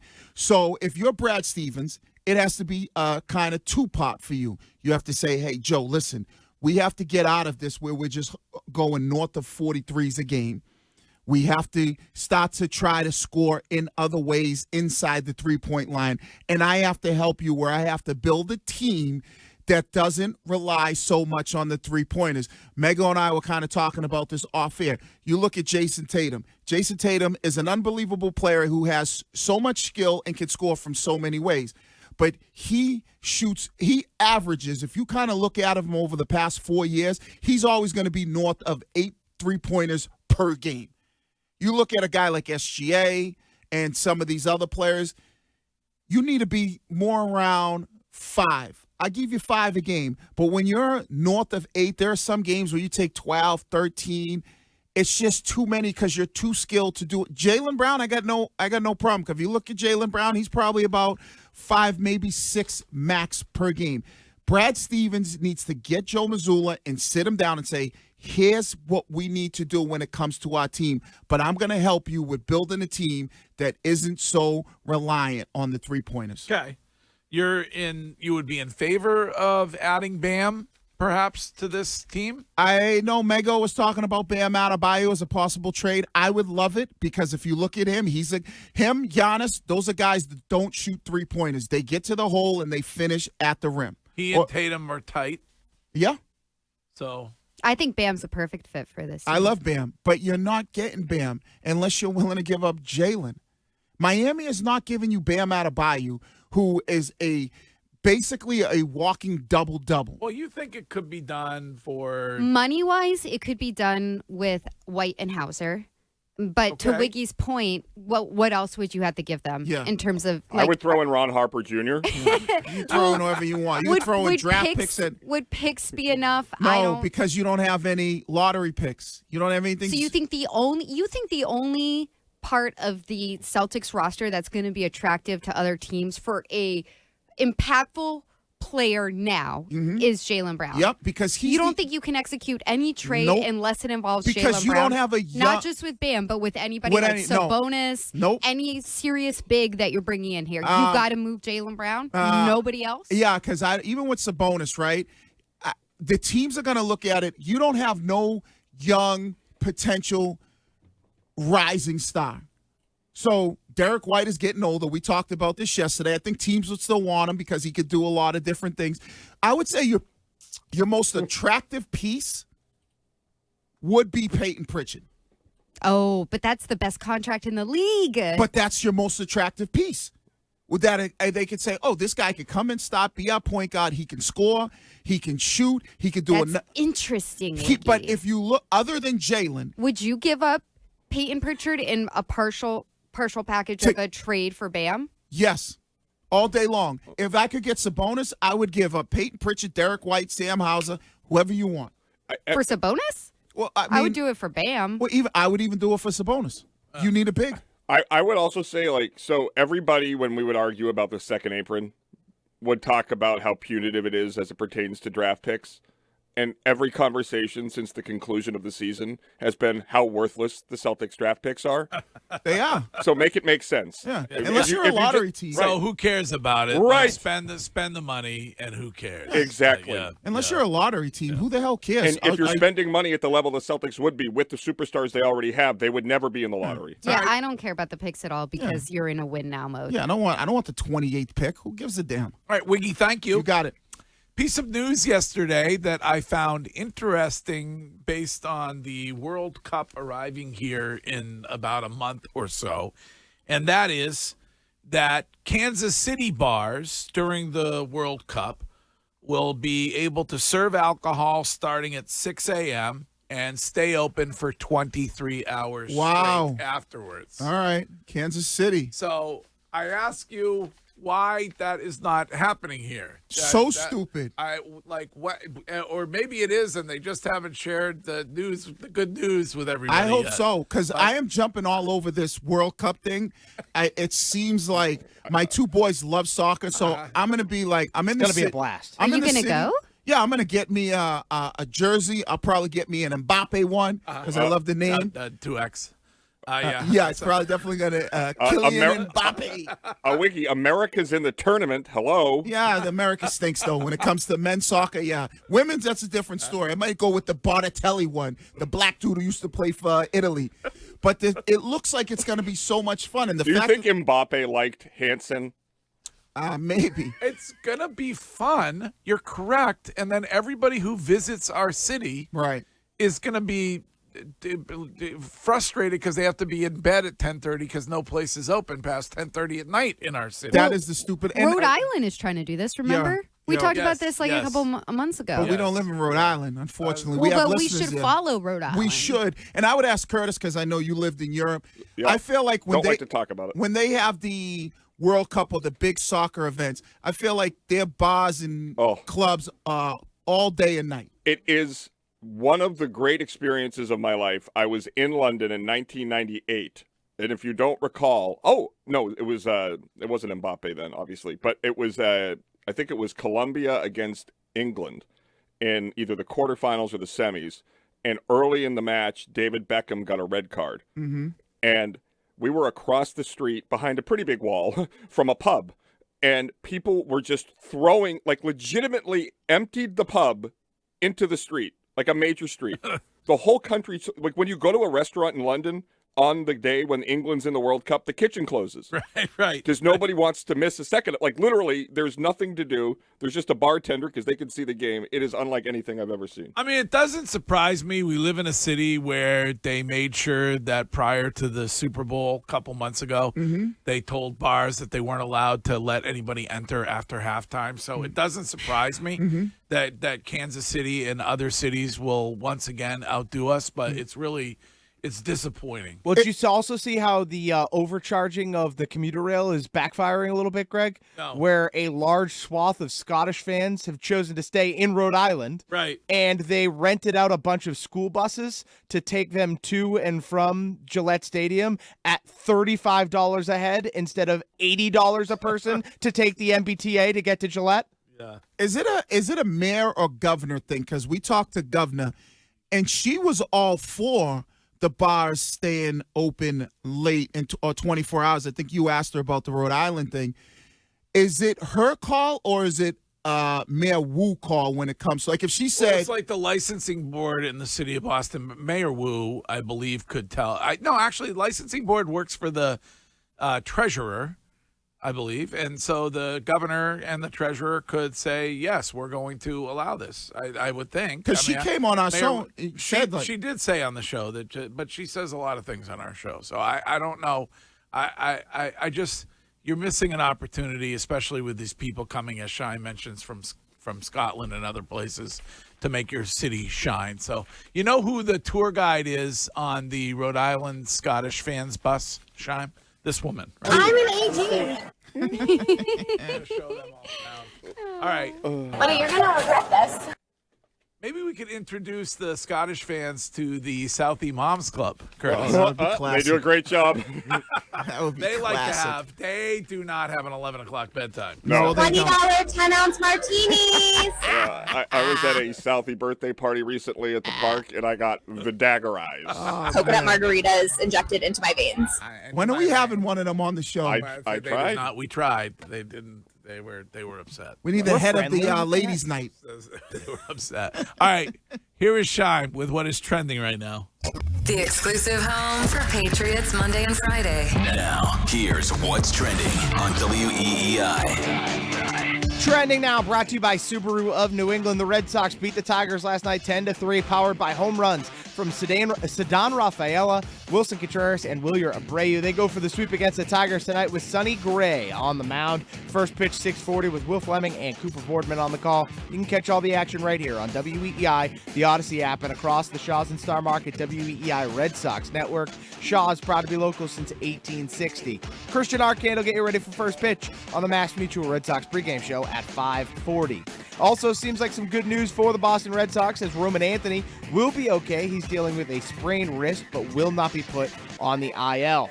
In the Stanley Cup playoffs yesterday, we saw the Avalanche continue to roll with a 5-2 win over the Wild. The Toronto Maple Leafs have won the NHL draft lottery and will have the number 1 overall pick. In the NBA playoffs, the Pistons beat the Cavaliers 111-101, and the Thunder beat the Lakers 108-90. And I don't know if you remember those comments Jaylen Brown made about the officiating after the Celtics were bounced from the playoffs. Well, yeah, he's been fined $50,000 for those comments.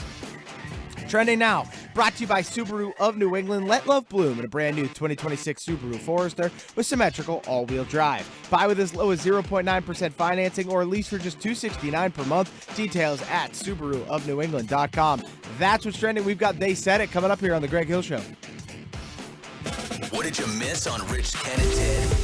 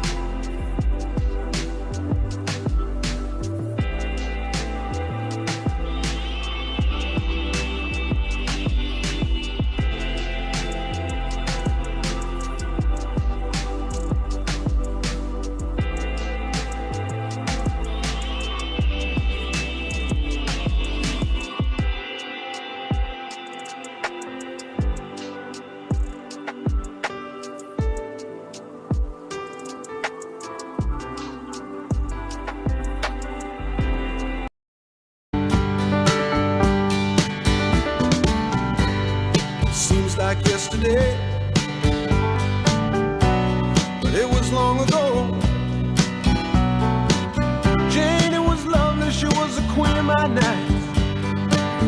There in the darkness with the radio playing low and the secrets that we share.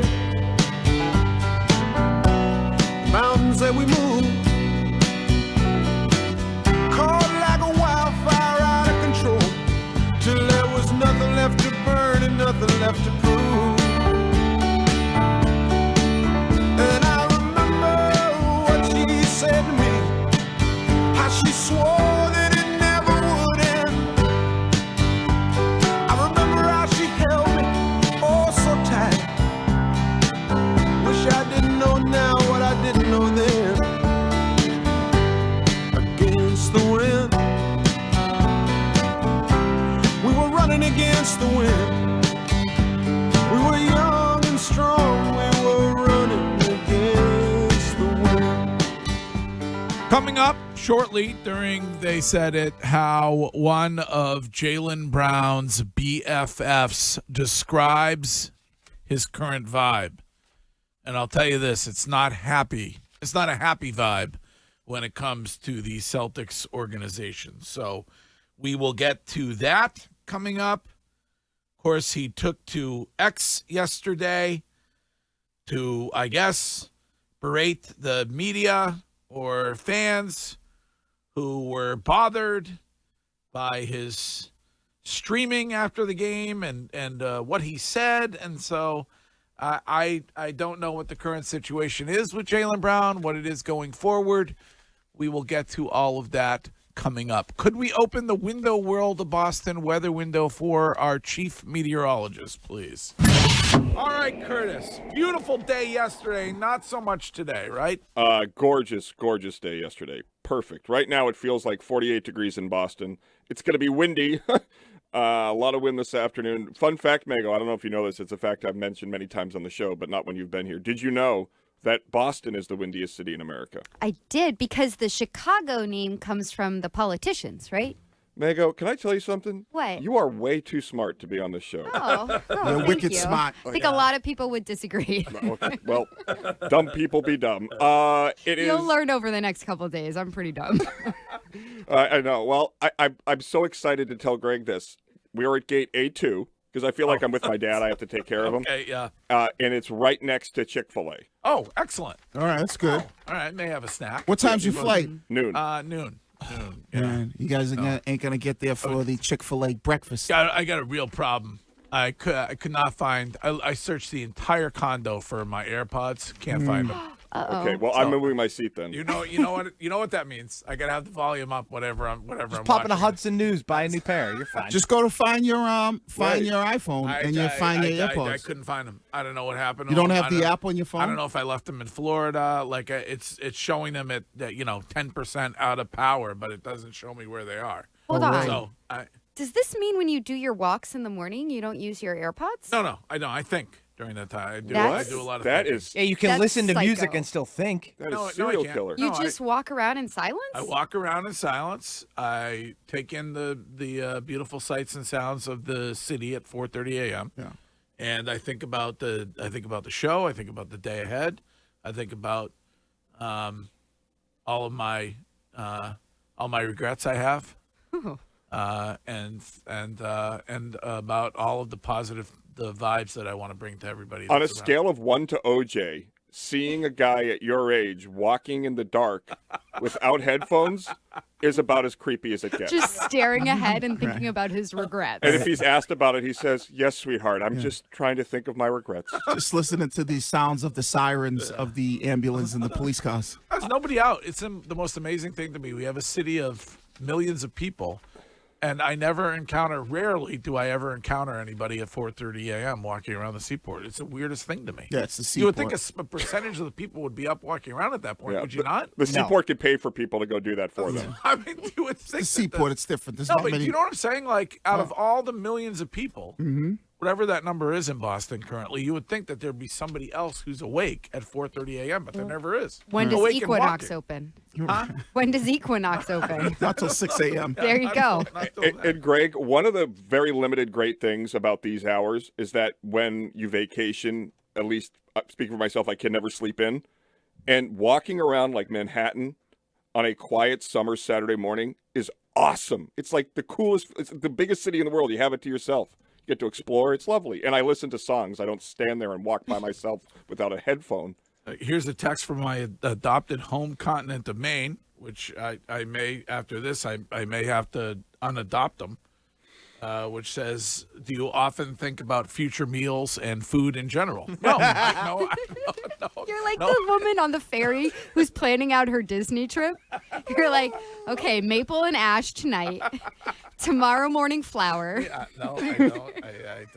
I do not do that. I will say there is a direct correlation to where you go for dinner and walking the next morning. There is a guilt you feel. Oh, you mean if you see a place that you automatically go there? Or? No. That like if you go out and have a big dinner, you wake up, you're like, okay, I'm going to go take a walk. That's balanced. Of course. I give you a lot of credit, though. That's dedication. When I'm driving down Storrow Drive and I see these people running in the morning at, whatever time it is, 5 a.m., and, it doesn't matter, rain, sleet, snow. That's pure dedication that you walk at every day. It's because of my Whoop age. Right. So, I don't know. Have you looked at your Whoop age yet?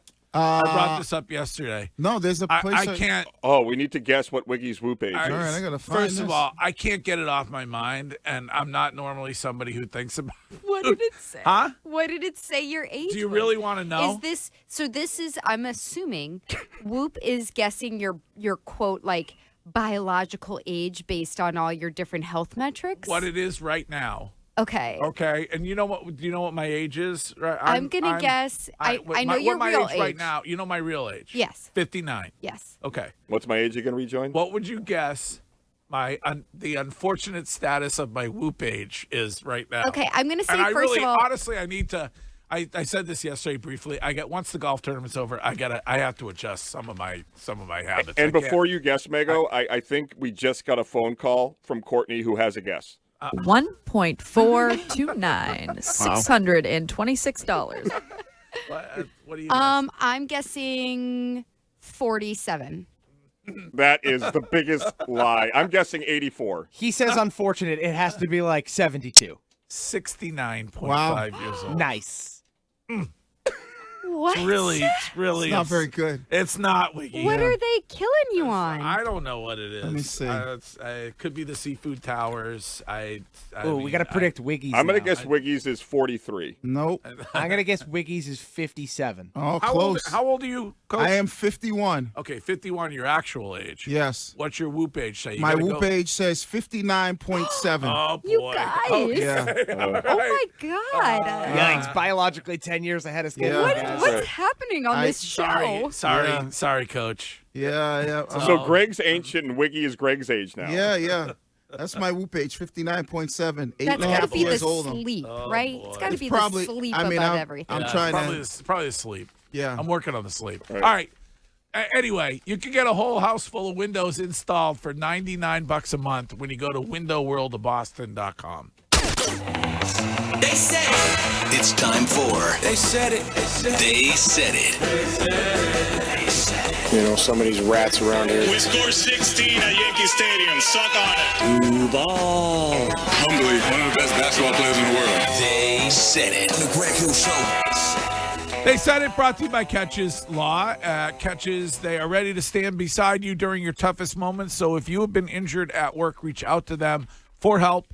The results that they get are really good. Over $3 billion won for injured New Englanders. If that is you, go to catcheslaw.com.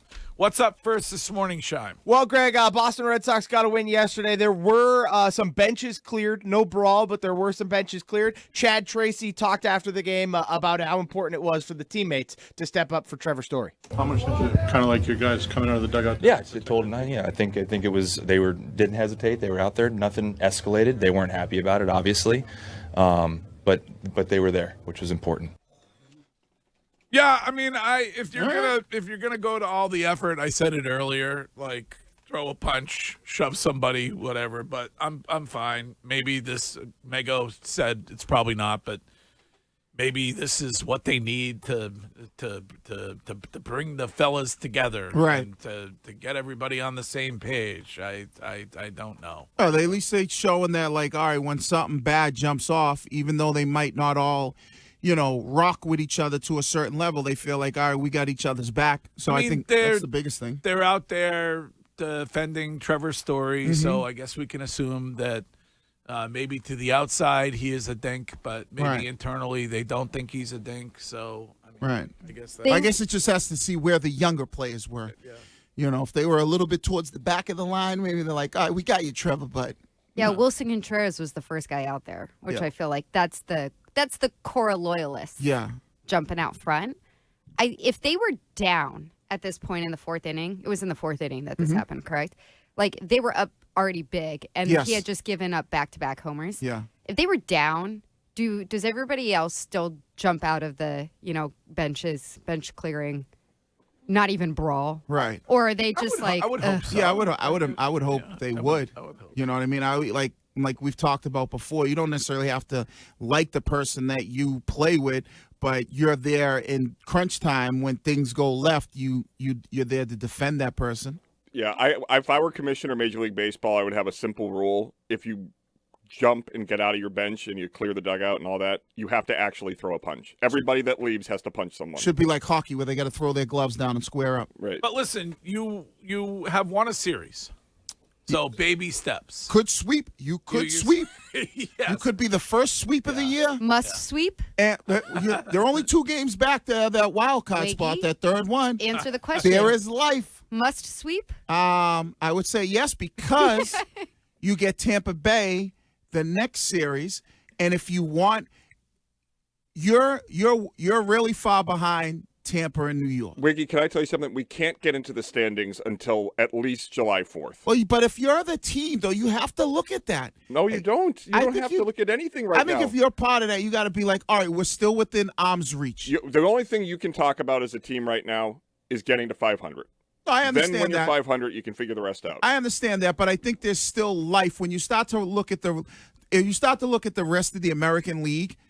Every other division other than the Yankees and Tampa Bay, Well, so hopefully we will see this evening that we might be able to count on Sonny Gray, like coming off the hamstring thing or whatever. Right. Like hopefully.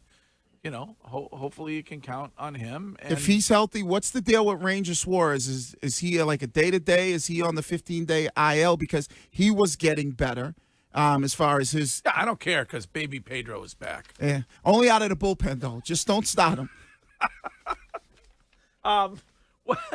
We will talk with Craig Breslow on this show tomorrow morning at 9, and that is the front office report. What is next, Shime? Well, Jeff Teague, Greg, joined the Rich Eisen show yesterday and was asked about Jaylen Brown and his comments about Joel Embiid and flopping. Here was Jeff Teague on Jaylen Brown. I'm going to say Jaylen Brown's a good guy. I enjoy it, but I think that's a sore loser. That's that kind of thing. You had 3 games. They're up 3-1. You had enough opportunity to win a game and take over. Embiid was playing well. He flopped. He's been doing it forever. He's been getting foul bait and doing that forever his whole career. I think he was just a little bitter about the loss. Yeah, you think? Mm-hmm. But I blame the players. That's what the league has become. I mean, Donovan Mitchell was complaining about it, not getting to the free throw line and goes, I don't flop. But that's what the league is. A lot of these guys flop. I don't care who it is. Luka Doncic. You didn't lose the series because Joel Embiid was flopping. No. So why bring it up? Why whine about it? Could you imagine if Nomar, after 03, said this was his favorite season? No. Like, what are we doing?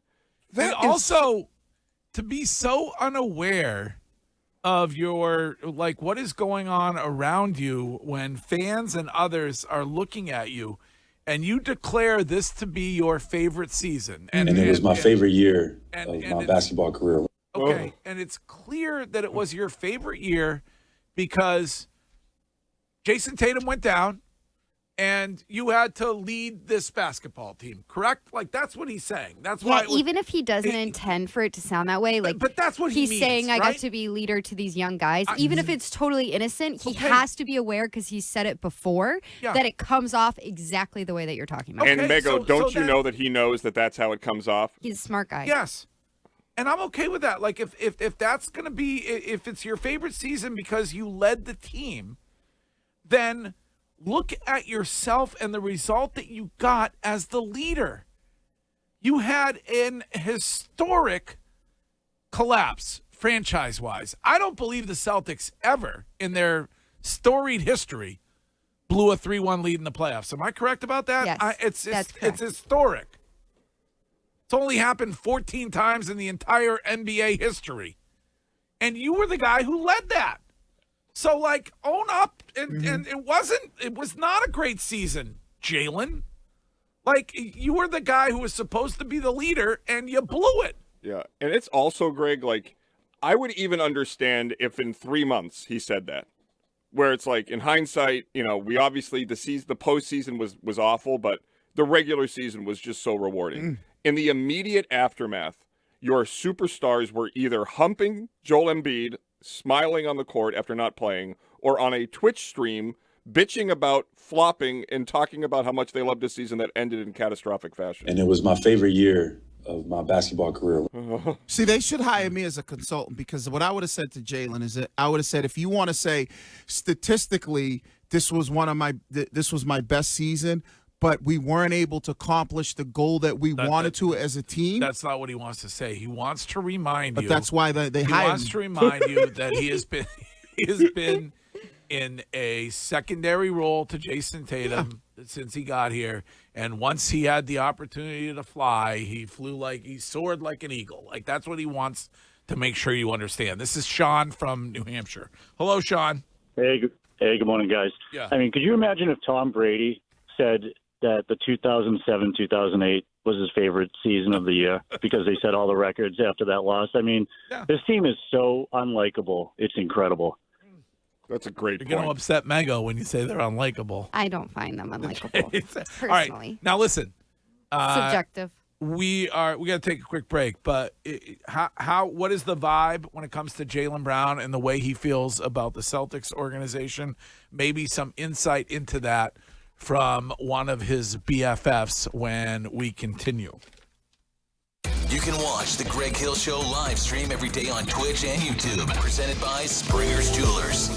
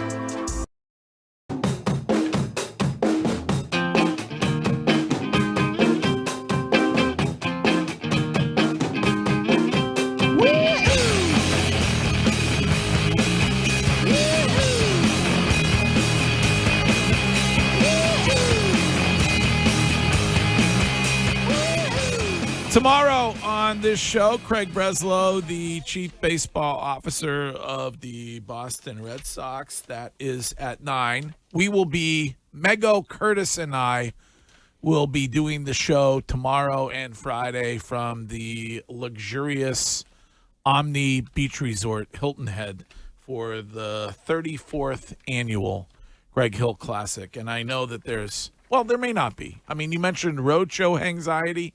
Are you feeling anxiety in advance of these shows? Yeah, I'm anticipating it. I'm going to be honest. Can we help in any way? Like, should we shut you off at some point or what? Like, what do we do? To be clear, I don't have a problem. It's just that it really strikes the anxiety when you're socially drinking around people that you don't know super well. I see. Like, if I'm out with my girls or my husband and, like, our mutual friends, I don't think about it as much. I see. Okay. It's when I'm being just socially awkward with people I don't know well. So we're talking about tongue. You got to control the tongue. You can't have the tongue out. Yeah, can't have the tongue hanging out. Can't be telling weird stories.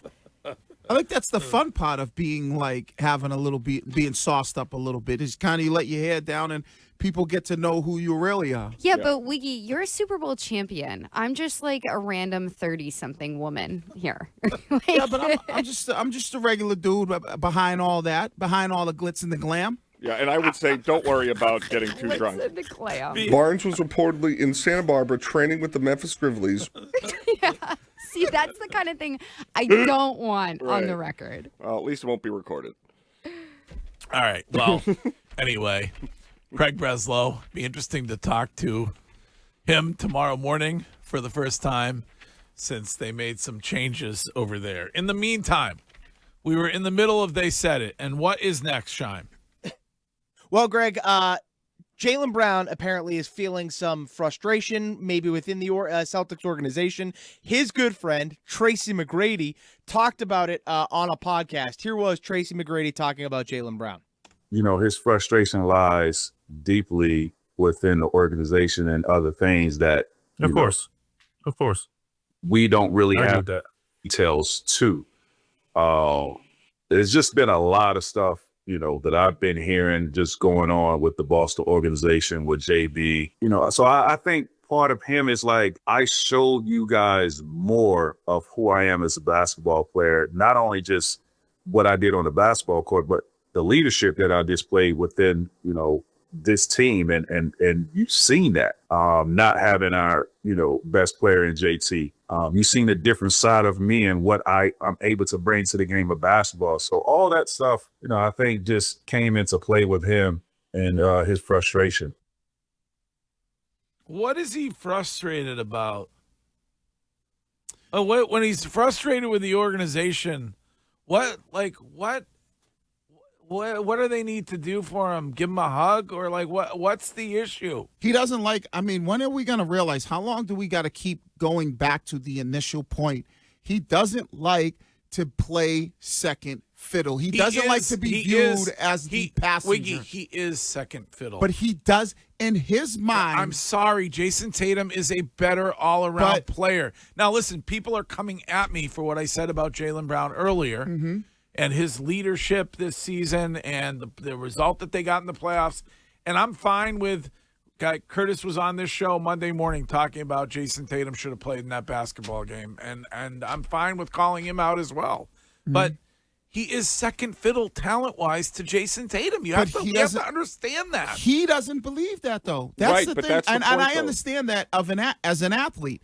You feel like, oh, you treat me as if I'm second fiddle or as if I'm the little brother when I have proven that I could do everything that the big brother does, if not better at times. He didn't prove it in the playoffs. He did when he won NBA Finals MVP.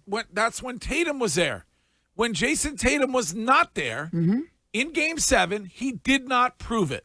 And Wiggy, how do players? You always tell me how players measure respect across all sports. And what is it? I think the biggest thing.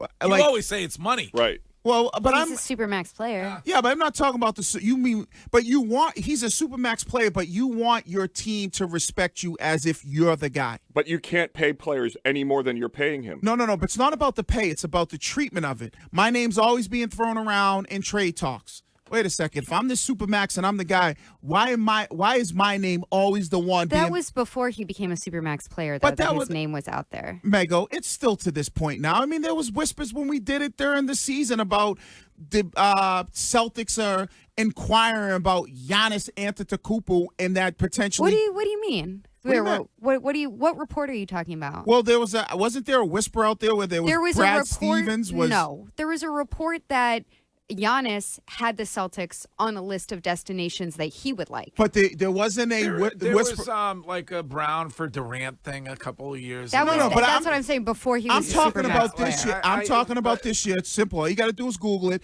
There was a report. There was a report out there from one of the basketball experts who said that the Celtics were actively interested in Giannis. Can I ask a question, Wiggs, though? Can I ask you this? Sure, go ahead. So can we have it be fair on both sides? Because we played audio from an interview where Jaylen Brown was on a show in Atlanta, and he talked about his desire to play there. Yes. While under contract being paid by the Celtics. Right. So why does that not get outrage from you? But I know he wants to play there. That's where he's from. Okay, he doesn't want to be here then. But I know that. He's frustrated with the organization. Then I've been saying it for the longest. But what I'm saying is, you're saying he's right to be mad because the team has tried to trade him, and I'm saying, why doesn't the team have the right to be mad that he's openly discussed wanting to play on another team? Because I think when he openly discussed that was well after the multiple trade talks that his name was in. Celtics cheated first, so it's okay to go and cheat.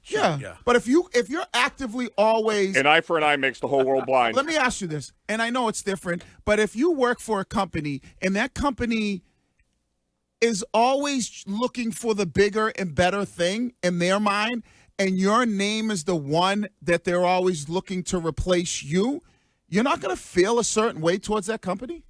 If the company's paying me at the highest level they can possibly pay me, I'll probably look past it. No, you won't, Curtis. It's human nature. You would look past. So the $50 million, I get looked past all the time here. The $50+ million is not enough. He needs them to tell him that he's the greatest two-way basketball player ever in the world. No, it's not. It's in a the respect history level. of the world. That's what he needs. They pay him $50 million. Yeah. But if they had the chance, do you believe if they had the chance to trade Jaylen Brown for Giannis, would the team do it? I have no idea. I'm just, in your opinion, would they do it?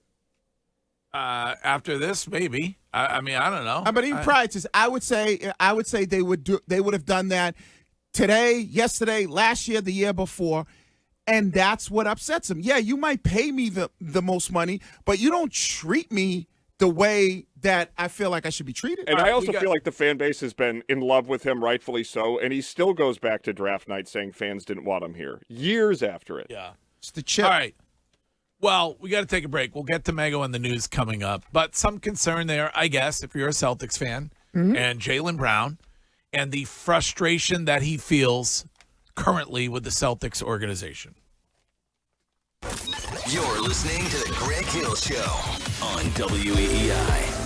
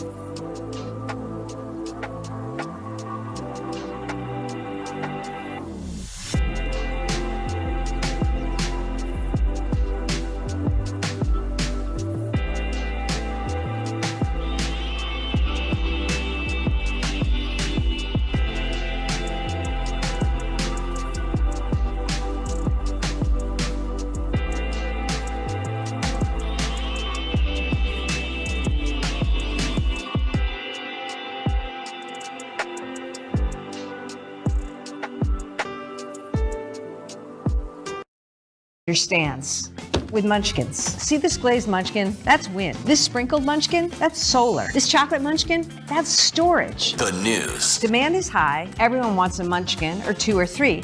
But we've only got 25. That's where we're headed with energy. With your host, Courtney Cox. Can you fatten up? The news is brought to you by Northeast Men's Health, the experts in men's sexual health, with 6 locations across New England. Learn more at northeastmenshealth.com on WEEI.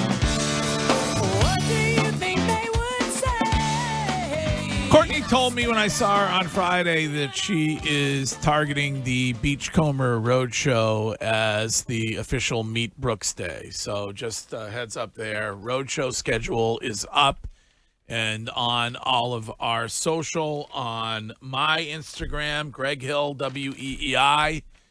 If you haven't given me a follow, and you can find the Roadshow schedule there. And we are a week away, a week from tomorrow night will be the first pregame of Roadshow season, and a week from Friday will be the first Roadshow of the 5th Roadshow season, season 5.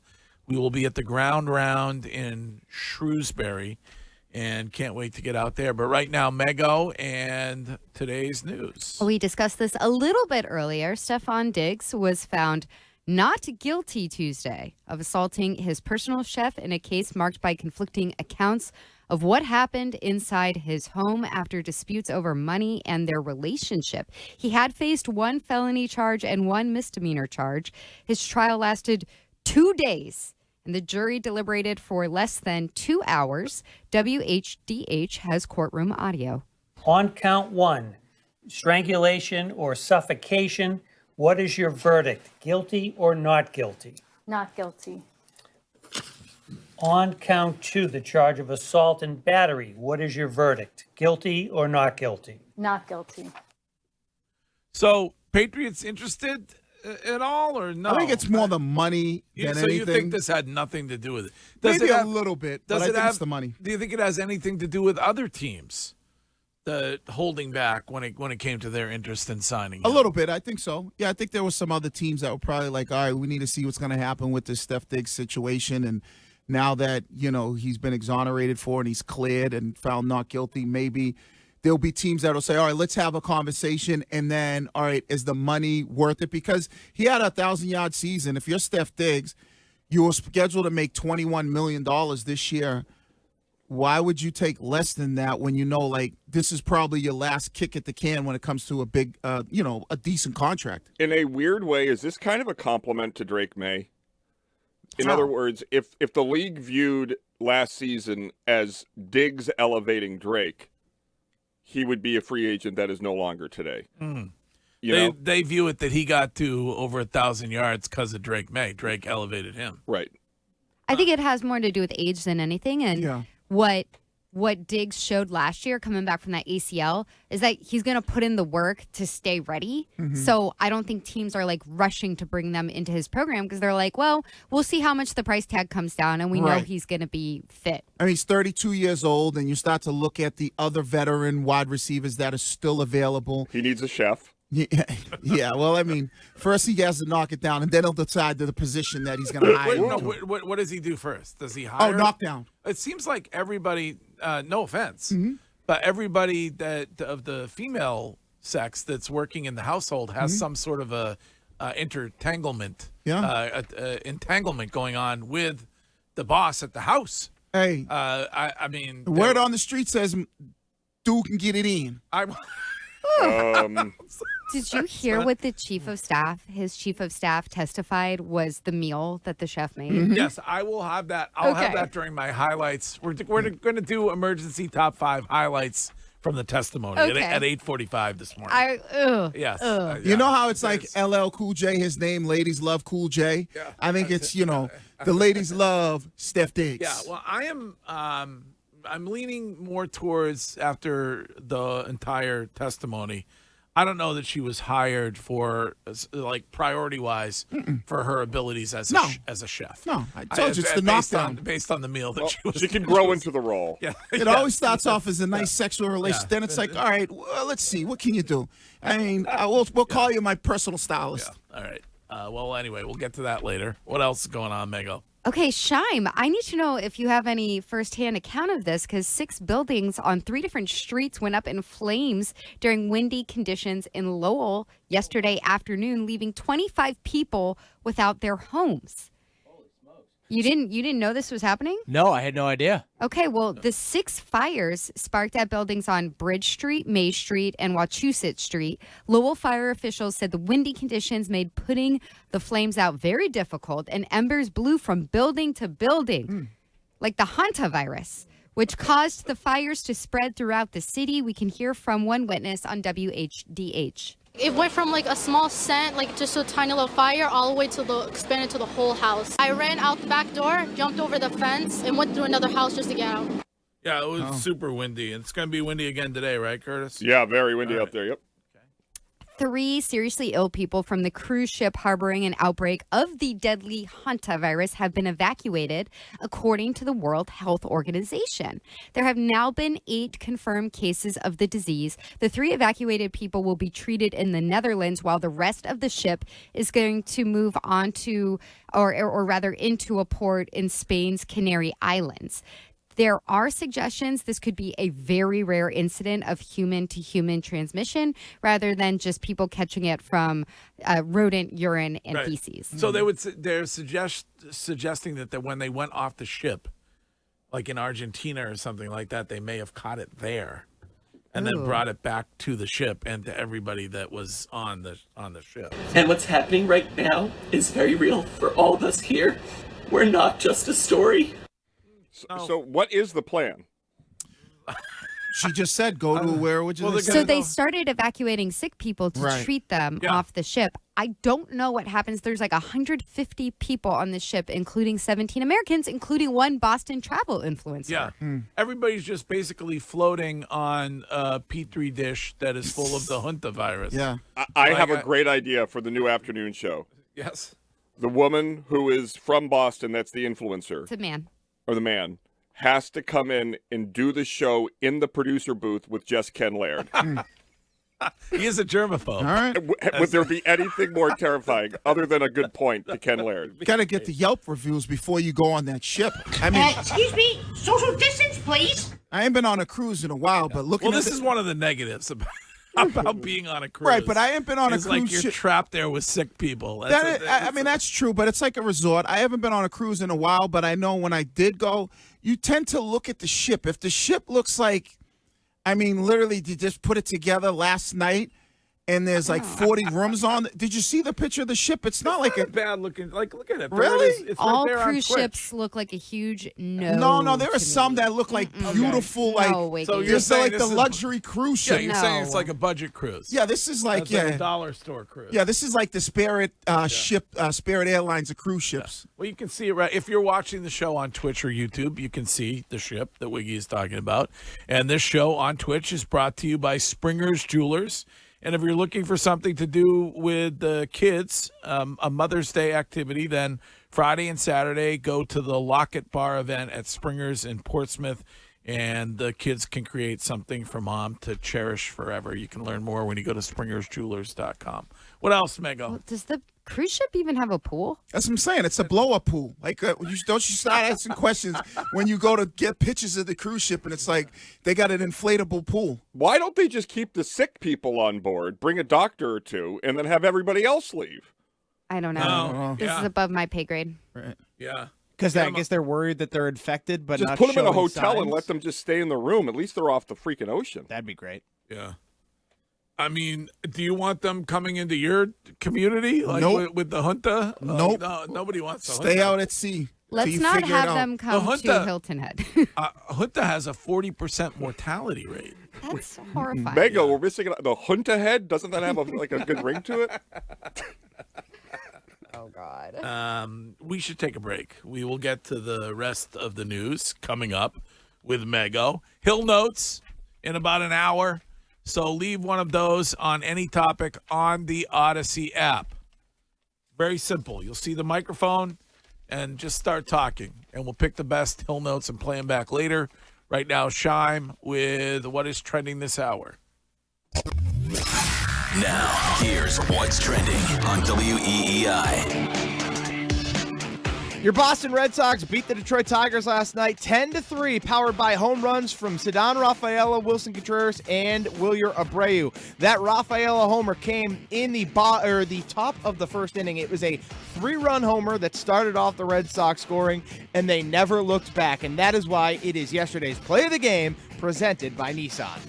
Here's the pitch, and it is popped up high and deep into right field, way back at the warning track, at the wall. It is out of here! Say done! Say goodbye! Opposite field home run. That thing just had massive carry the other way, and it is 3-0 Red Sox.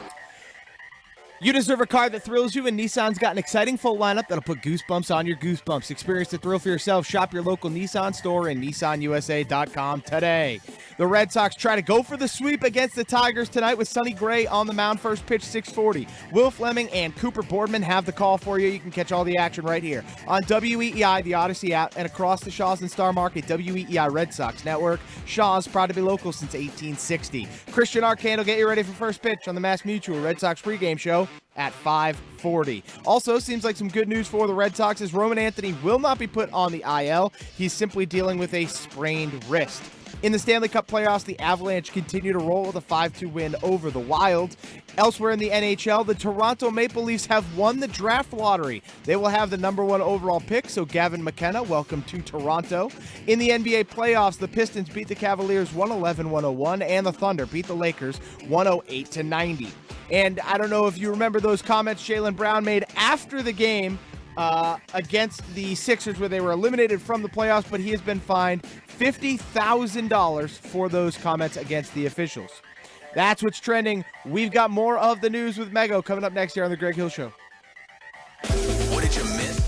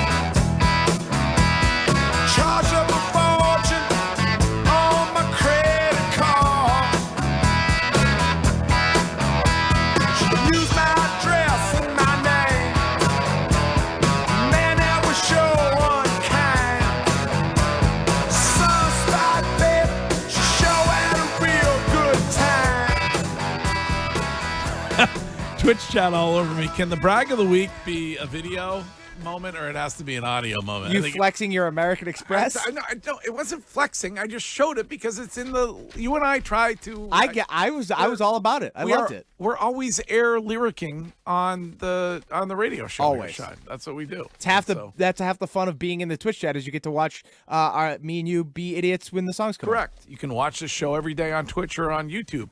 Thank you to those who do.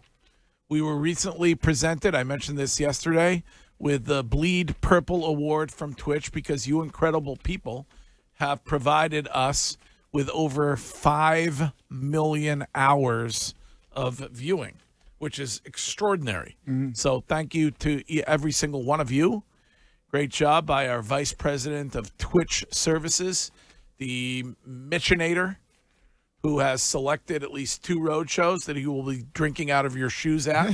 And so we appreciate that. And you can watch us on Twitch or YouTube, and we're brought to you there by Springer's Jewelers.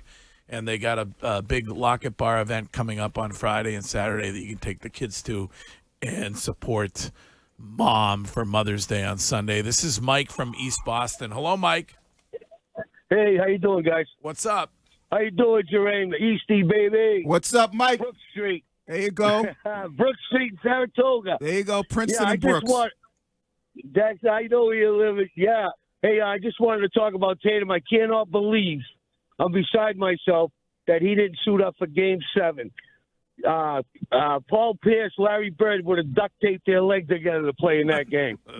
You know? Well, I saw maybe, Mego, you brought up Windhorst. Mm-hmm.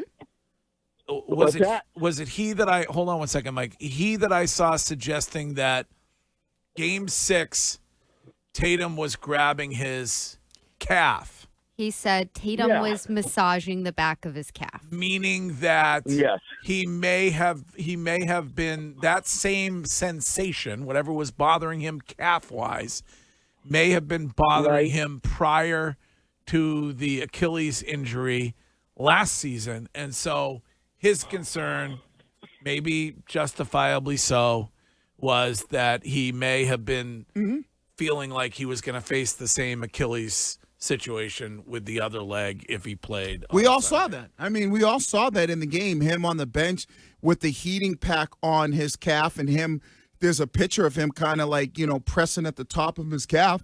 And we know from just guys in the past that talked about it, having some calf tightness, some calf issues. Durant, I believe, why am I drawing a blank on the kid from Indiana? Halliburton? Yeah, Halliburton. I think he was somebody that said he had some calf tightness, a couple games or several weeks before that. So that was definitely I think, and Mego brought this up, I definitely think that's going through his mind in Game 7. Like, the doctors might say, yeah, you could play, but there's a chance that you could pop the other Achilles. Yeah, I'm not saying like that would have definitely happened if he played. No, right? I'm just saying, but there's a chance But the if there's doctors a could have risk said of that after what you just went through, I think that's justifiable that he didn't play. Well, then 508 texter says then it's on him for coming back too early. But then the guy just can't win, can he? No. It's almost like Jason Tatum can't please people no matter what. And I think he I can play again 3 days later, but it is impossible for me to fathom the opportunity. Okay, Curtis, he also said like the day before that he thought he was going to play. So it's almost like Jason Tatum always thinks he's going to play, like every other professional athlete, even if they're hurt. Yeah. Right. Or he knows it's not an incredibly serious injury, and he, for whatever reason, elected not to risk it. And that, to me, is selfish. Yeah, but there's no way he thinks it's not a serious injury. I give Tatum the benefit of the doubt because when has he ever been in a position before Never. where he has sat out instead of playing because of, like, in a playoff scenario? When has that ever happened? That's never happened. And in this case, this was the worst loss in the playoffs in the history of the Boston Celtics. Yeah. You are down. You are up 3-1. You now are facing a cataclysmic Game 7 at home. And you are walking around, you're hugging people, and you tell people you can play in the next series. And we cannot just select randomly what we believe and what we don't believe. If you say that, you know that even the fact that it was questionable, not out on the day of the game, what were they questioning? But walking around and playing What was in a questionable about it? 48-minute basketball game, Game 7, and two Of course. completely different things. So I think What was questionable? I think they were weighing the risk. Right. I The risk do. of what? The Him risk of blowing him his other Achilles. having another serious injury because of what was going on with that leg before Right. the game. Then why would he play at all in the playoffs? Well, Because I do think that he believes I'll be better. I'll be better in 48 hours. I'll be better in 3 days. That doesn't mean that he's going to be better. But that's I'm what telling you, I think that's what his mindset is. Yeah, that's what all athletes think. I remember Dante Culpepper blowing his knee off and blowing his knee on, walking And off, that further walking off the field and going, I suggests could to play. me that it wasn't him saying, I'm going to, all right, you guys want me to play, I'm going to sit this out. Like, to me, that suggests that his mindset, and this is just my opinion, is that I'm going to play, I'm going to play, I'm going to play, I'm going to play up until 2 hours before the game when someone says, you are at a serious, this is what could happen to you if you play. Right. And if that is what happened, and it could be Mago, I'm not saying you're making it up, the organization has failed him miserably because that is an easy thing to get ahead of. That you meet with the media in the immediate aftermath of the game and you say, we took this out of Jason Tatum's hands. He plays. He would play through anything. See, I disagree. As somebody who was a Washington fan and watched what happened, for example, with RG3, the organization failing him would have been putting him in a position where something like that actually happens. No, I'm saying they failed him. And if that's what happened, they should be open and tell the media that and the fans that this is not a Tatum decision. It is our job to protect him from I agree. himself. I think that there could be that they could take the weight off him that way. And be honest if that's what happened. Curtis, sometimes you're an ass. I'm reading a text message here. thank you. That's not my opinion. He just went through one Achilles tear, and he doesn't want to go through another one. So why do you play 40 minutes in a meaningless regular season game? And you have the nuts to Because criticize he him. felt good. Right. He has to come back at some point and play. This is what I'm saying. The fact that he was playing 40 minutes in He a said regular it. season game shows you he wants to play. Right. He wants to play. He if there wasn't a risk for him, this is what I believe. If there wasn't a risk for him not being out there, then or for him being out there, then he would play. He shows you that he always wants to play. This is Joe from Lowell. What's up, Joe? Greg, what's up? How you doing? Been listening for a long, long time. Love you. Appreciate it. You're keeping this station afloat. We all know it. Well, normally some like Curtis would mock me and say you don't want me on the same raft as you. Right. When it comes to staying afloat. A lot of work to keep Greg floating. Well, I didn't think about it that way, but you might be right. What's up? Nobody's talking about this. Jason Tatum had the chance to win Game 7 if he played, to go back to New York to revenge the loss from last season, to clear the ghost of him spraining his Achilles or blowing out his Achilles, and he still chose to sit out. Is that a assassin's mentality? I don't think so. Yeah, I don't subscribe to he chose to sit out. That's the difference when we have this conversation. I think that the doctors and the team and Tatum himself probably felt like Tatum first goes, I could probably play. It's not that bad. It's just a little kind of stiffness in the top of my calf. But if it was the calf and a concern about the other Achilles, why did they list it as a knee? That part, I don't know why. I think that was dumb, because maybe they're looking at it. Some of that stiffness is at the back of the knee, is kind of right there at the top of the calf. And they might say, well, that's where I'm feeling the stiffness, and it might be the knee, but eventually it might make its way down to the calf. We all know from the way he was kind of massaging it and had the heat and pack on it, kind of knew it was the calf injury. And maybe he's like, I could play. It's just a little, stiffness. And the doctors say to him, hey, Jason, there's a chance if you do play without getting the proper rest that you need, you potentially could blow this other one out. Is there any part of it, because we know what human nature is, where he listened all season and heard Jaylen Brown say, this has been my favorite season, and I've been running the show here in your absence, and then he had some sort of, whatever it was, some sort of injury or something, and said, you know what, I'm just going to sit this one out. And let's see if Jaylen Brown is the guy and is going to go ahead and lead us to the promised land. No, because that happened last year in Game 6 here. I believe it was Game 6 in Boston when Tatum blew his Achilles out, and they won Game 5, and then I think it was Game 6. Game was a wreck, 6, yeah. and it was Jaylen Brown had a horrible game. So, like, you played without Jason Tatum, and you weren't able to do that last year. So I think Jason probably knows, like, this team needs me. Wiggy, do you think that there's any reason? And Curtis, obviously this is open to everybody, but I'm curious from your experience as a professional athlete, like, would they put knee on the injury report when he's questionable? Because it wasn't doubtful. He was questionable, which, like, suggests that it really was up in the air. Would they put knee because they know if they put calf out there, the reaction? But I think that because when you see calf, if you know anything about basketball, you immediately go, "Oh my God, Achilles!" Right, but if they put calf, doesn't it take all the criticism that Tatum's getting for tapping out? But if it was questionable, they say, "Oh my God, how can he play? He's got bad. He's got like, weak Achilles." Yeah, like if it was, I calf have very strong calves. I don't know if you've ever seen them. I've never very seen developed. calves of steel. Yeah, very, very developed. Those are the hardest working muscles in America. Do you a lot do of calf raises. Calf raises? Yeah. It's based on years upon years on the Stairmaster. That is what it is? Is how they became that developed. All right. But he may have just weak Achilles. I don't know. Yeah, I mean, needs to see an Achilles specialist. I think come back to Boston. Yeah, I see, think he's. Does the hand specialist ever do the Achilles or no? No, I think they just focus on the hands and the metatarsals. Is that what they're called? This is Nino from East Boston. What's up, Nino?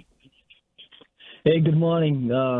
Guys doing a great job. Thank you. I just want to weigh in on the Jason Tatum situation. Let's just say that he did play for that one game on Sunday or Saturday night, and something happens. Would you rather have him just for that one game, or God forbid something happens and lose him for the year? Yep, that's great. I mean, I agree. We should never play him. Game 7 of the NBA Finals is what I would rest him for. They're out for the year either way. And if anything, he's shown us he can get back in 6 months just fine. So what's the big deal if he blows it out? No, because that don't make goofball. Yeah, that is just. Can you imagine a guy with 2 blown Achilles? He's going to be a washed-up basketball That would player. be like a tragic story. Yeah, it would be. Then they should trade him now if he's one move away from being done for his entire career. But why not keep him? Why not keep Jaylen? The thing is when you come back, I know there are always going to be setbacks. Yep. Like when Kobe came back, there was a setback, and he even said it. Like Jason even said, like, we expected there to be something. The unfortunate thing was when he came back, it was at the end of the season. So something like this, he maybe sits for a few games, rested up, and then he's coming back in, a week or two, and he's fine. But unfortunately, it's Game 7. You don't have that opportunity. Right. This is Nick from Cape Cod, where we will be for 2 road shows this upcoming road show season. Hello, Nick. Hi. I just wanted to say on the Tatum situation, the Celtics had just gotten blown out twice by the Sixers with Tatum. Not to mention, I think it was Game 3 that they won that they probably shouldn't have. They just stepped up big late, hit some big threes.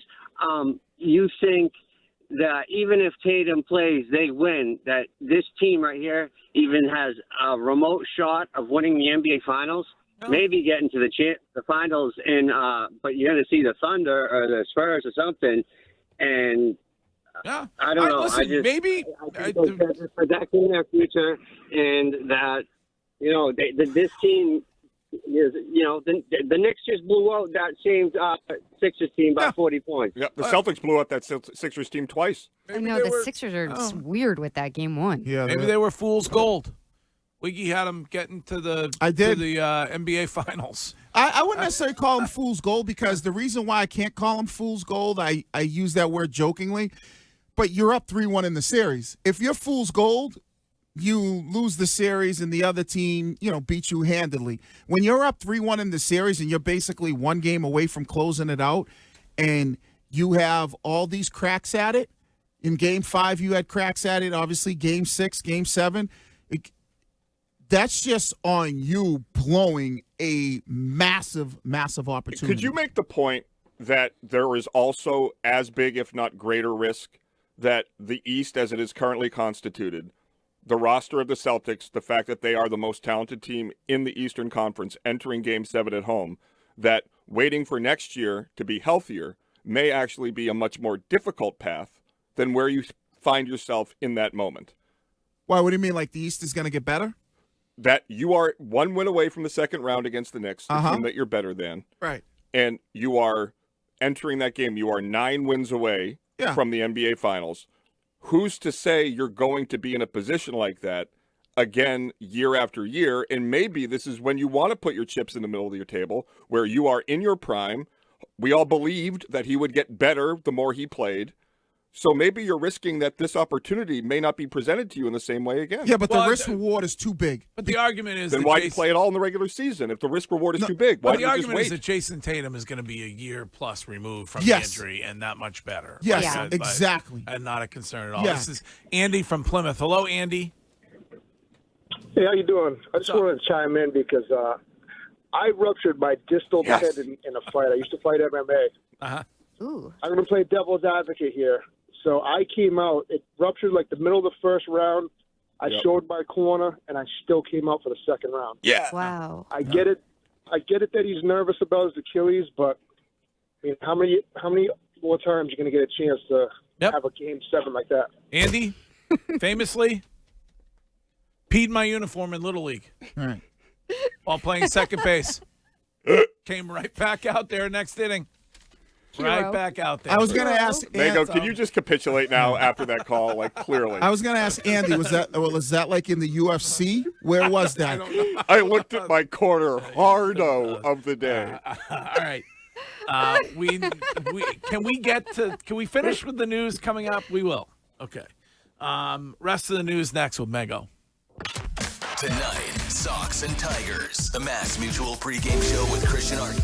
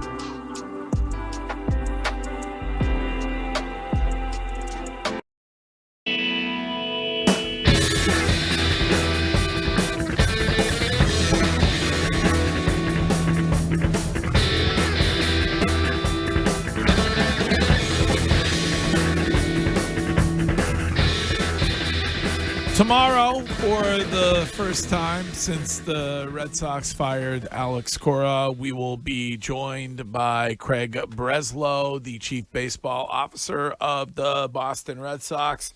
That is at 9 on tomorrow's show, and a lot to talk to him about. We are going to get to Hill Notes next hour, so leave one of those on any topic. A Red Sox win certainly is something to be happy about last night, and there are a lot of other things that we have discussed and that we have not. So you can leave a Hill Note on any topic. We'll play the best ones back at 9:20. Leave them on the Odyssey app. That's where you do that every single day. And we need to finish the news, Mego. So what is next this morning? Okay, a 58-year-old woman named Wendy Clemente in Washington State was arrested after driving down a sidewalk chasing after a kid on a bike. Thankfully, the child wasn't hurt. Police say she was under the influence of something. Here's a neighbor who recorded the whole thing on their phone. This lady's crazy.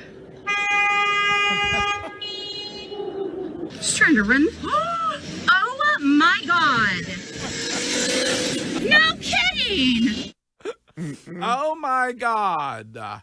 So the kid on the bike annoyed her, and she drives down the sidewalk and tries to run him over. Like absolute move. Absolute, like full aggressive Karen. Yeah, she was like, "Oh, you want to do wheelies in front of my car? Well, we're going slow. I got one better for you. I'm jumping the curb." And she was on something. Bath yes, salts, as maybe. my mom used to say, on something. Are people still doing the bath salts I like down don't- in Florida? I have Remember no- that? Yeah, I don't know. That was spazzing crazy. them out. Eating each other's faces. Yeah. Ugh. Okay, after the trailer for Christopher Nolan's new adaptation of The Odyssey popped up on Monday night, people began commenting on how weird it is that the characters speak with American accents. Usually, they sound British in these kind of, what do they call them? Swords and sandals and old. I didn't know that. Is that the genre? Oh, yeah. Fourier was a huge swords and sandals guy. I mean, the trailer, I saw it. It looks like a movie I would watch. What you're looking? What? It's not something you would watch. No, Do you like Christopher Nolan movies? Listen. I like his Dark Knight trilogy. Yeah. I wasn't super impressed on Inception. You didn't like Inception? No, that one was all over the place. I'm still trying to figure that What one about out. the Matthew McConaughey one, Interstellar? Oh, Did you see that one? Yeah, that was another. I'm still trying to figure that out. They're trying to make the case when it comes to Matt Damon, speaking of hardos of the day, that he had to grow a beard for a year to do this. He had to. Is that hard? He had to like either lose weight or put on weight, whatever it was. And then that they actually filmed every scene all over the world in the actual place where it happened and not at a sound stage like the moon landing was filmed. And Not so, very green. but it looks like it would be an okay film, but people are bothered by the. They're weirded out that it's American accents. We can hear a little bit of the trailer. We have sound. All right. This is a household waiting for master. Ithaca's king is coming back. My dad is coming home. So isn't it like the obviously the Trojan horses in there? So that would be like, isn't that like, help me out, explain to me, where was that from? Like Greek Romans? Isn't that what that is? Isn't that like Troy or myth. It was written by Gladiator? Yeah, it was written by Homer. The He Iliad wrote and the Odyssey. Iliad and Well, the he Odyssey. actually didn't write it. He said it. Yes, he was It was blind. passed down. yes. It was passed down verbally. So isn't that like the? pretty amazing, Isn't that like? Yeah, they memorized it and shared it. Yeah, So he what was actually also covered the Celtics. What were the accents like back then? Like I remember I saw Troy and Gladiator, which I thought were good. I can't remember what their accents were. Well, they didn't speak Gladiator. English, so. Okay, but they're No, trying to. Gladiator, they speak English. No. But they're Wiki trying asked- to appeal to an audience that speaks English. Like, what do they want? Subtitles? I hate subtitles. What was I the can't- movie people were mad about a lack of diversity? Was it like the 1917 one? But it's like, I don't know. Yeah. it's like you can't make. I don't know. I feel like The people. war get so, movie, 1917. That Yes. one. That was a good movie. It was. good. But no, I'm saying not that they're obviously speaking English. I'm asking during that era, were they did they have a heavy British accent? And I'm like, that's why I'm asking the question. There's like a thing in movies where anytime it's old-timey, people have British accents because it sounds, I think because it's supposed to sound like proper theater or something. But I saw Gladiator. I don't feel like they were speaking with British accents. They weren't, right? And because Joaquin Phoenix, he doesn't have a British No, accent. and in that, Russell does he? Crowe didn't have a British accent. Are you not entertained? Yeah. Well, I guess he's like, is this not why you are here? But that's not really, that's just more of. it's just weird. That's like, what is it, Othello or something? It wasn't That's what I mean. It's like theatrical. Yeah, Othello or something like that. Othello? Wasn't that? The Massachusetts accent on the Othello. Yeah. The Othello. But that's what contaminator. That's the Shakespeare. But that's more of a Shakespeare dialogue than it is an accent. I mean, I like that. I'll go check it out. I'll watch Odyssey. Texter says this was a class that you skipped at Georgia. What's that? Yeah. I listen. English lit was who that. gives a damn? I speak the way I speak with You the don't read people I books. know. You said you don't read books. Yeah, I used to read books. Not no more. Oh, the Odyssey is so good. Though. Not anymore. Yeah, I read books. You don't have a Cap. What do you mean? You're telling me you sit around reading the Odyssey, Shine? I love Greek myth. Oh my out of God, here. big dog! I love you, That's big the dog. brag of the week. Jason and the Argonauts. You do not sit around Hunt reading for the Golden Iliad Fleece. and the Yeah. Odyssey. I'm not reading a book when I can go to Netflix and watch Trials the of documentary. Heracles. Like, Stop come on, it. what are you doing? These are I'm great. not- yeah, I mean, Greg, it's not what I do. I get a Odysseus headache. gets in a fight with like a Cyclops and a Hydra. Like these are awesome. Stop. Can't you just watch the Netflix? Mego's a big reader. I am. Probably because you're a writer. Yeah. Yeah. Is that what it is? Like, Yeah, I do. I don't. This is gonna be a sick brag. I do read a lot. yeah. All right. It's like the one thing I can, because I have ADHD. It's like the one thing I can like hyper focus on. See, I have ADHD and I can't read a lot because that means my attention span isn't very good. Calms me down. So I'm all over the place. Did you bring a book for Hilton Head? I brought my Kindle. Oh no! I just realized I forgot my Kindle. Oh no! It's in my bed. It's you okay. can buy a book for a reasonable price at Hudson News. Right, or Yeah, do what right. Danielle did and buy a computer. I have my iPad. I can just read off that. I don't get the reading element. What do you not get? We have iPhones. We have iPads. We have so many things. Boring sometimes just to watch. I like reading it. Works your imagination. Watch anything. Watch a good He documentary. doesn't want to work his It imagination uses or a his different brain. part of your brain. Yeah. Stop it. What part of your brain do you use? It calms me down. No, I'm you asking use- Greg and all the smarts out there. What part of your brain do you use when you read? Is that what What I do am? you mean? Yeah. You're like imagining the story Oh, as you're I can reading imagine it. stuff. Well, I don't sometimes need to you read. Sometimes you're reading and you come across a word, you don't know the meaning of it. You then go and find out what that word means, and you have enhanced your vocabulary. All I got to do is highlight that word on my phone, and it'll tell me exactly what it means. Okay. All right. You want the Chat GPT version of all things in life. Somebody else does it for you. Also, I do need to say Twitch chat is saying these guys are self-diagnosing themselves. Nope, I got my diagnosis in 5th grade. It's We been all did. most of my life. That's what they all The say. doctor told my parents I was the, quote, poster child for ADHD. Did I also say one of the dumbest ways we treat ADHD, I think it's still the case, is you give someone who has a hard time focusing more time to complete an exam. I never got that. Does that make any sense?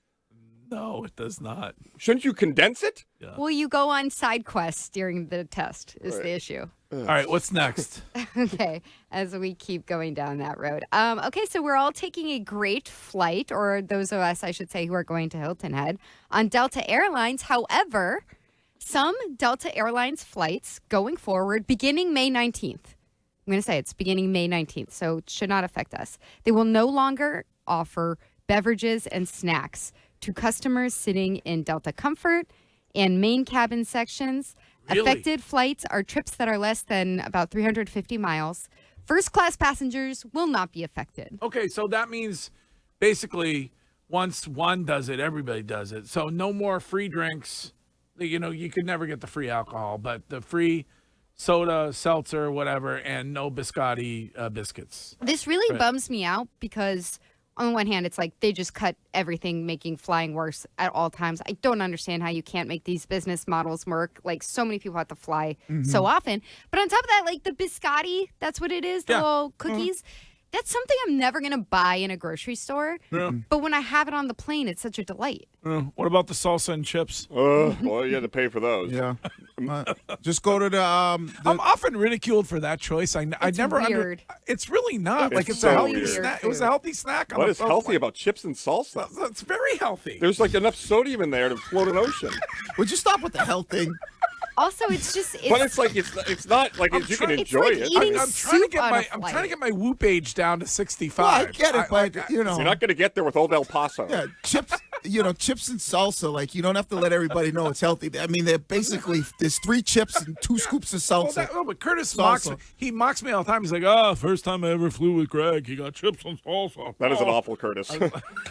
I think that's a pretty healthy snack. It's not Yeah, like I mean it is. Especially anything on an airplane is healthy. Eat 5 bags of pop chips or whatever. And also, by the way, the shameless organizations that run these airlines where you wait 48 hours for the Spirit to go bankrupt and you're like, okay, we're going to Spirit ourselves. We're going to not let you get anything for free. Right. Well, people are just going to stop bringing more and more food on airplanes. Yeah, and then it's the airplane farts are going to get even worse. Why is it so bad on planes? Why does it reek? Like the bathroom on an airplane smells worse than any place on It's the earth. recycled air. No, it's not. It's the opposite. Speaking of that, I got a text from Lindsay a little while ago. She is seated next to Max Lane on the on the plane. Can you imagine? I had that seat last time I Oh, went. you did? I went to Nashville. You turn the air up, reach up and turn the air up extra. I was all excited. We had a seat in between us, and then he sat down and he took over the whole freaking thing. Yeah, that's a big man on an airplane. All right, we got to take a break. That's great job on the news today, Mego, as always. Thank you. We will get to, I promised this earlier, the 5 most just interesting moments, emergency top 5 most interesting moments from the Steph Diggs trial coming up. You're listening to the Greg Hill Show on WEEI.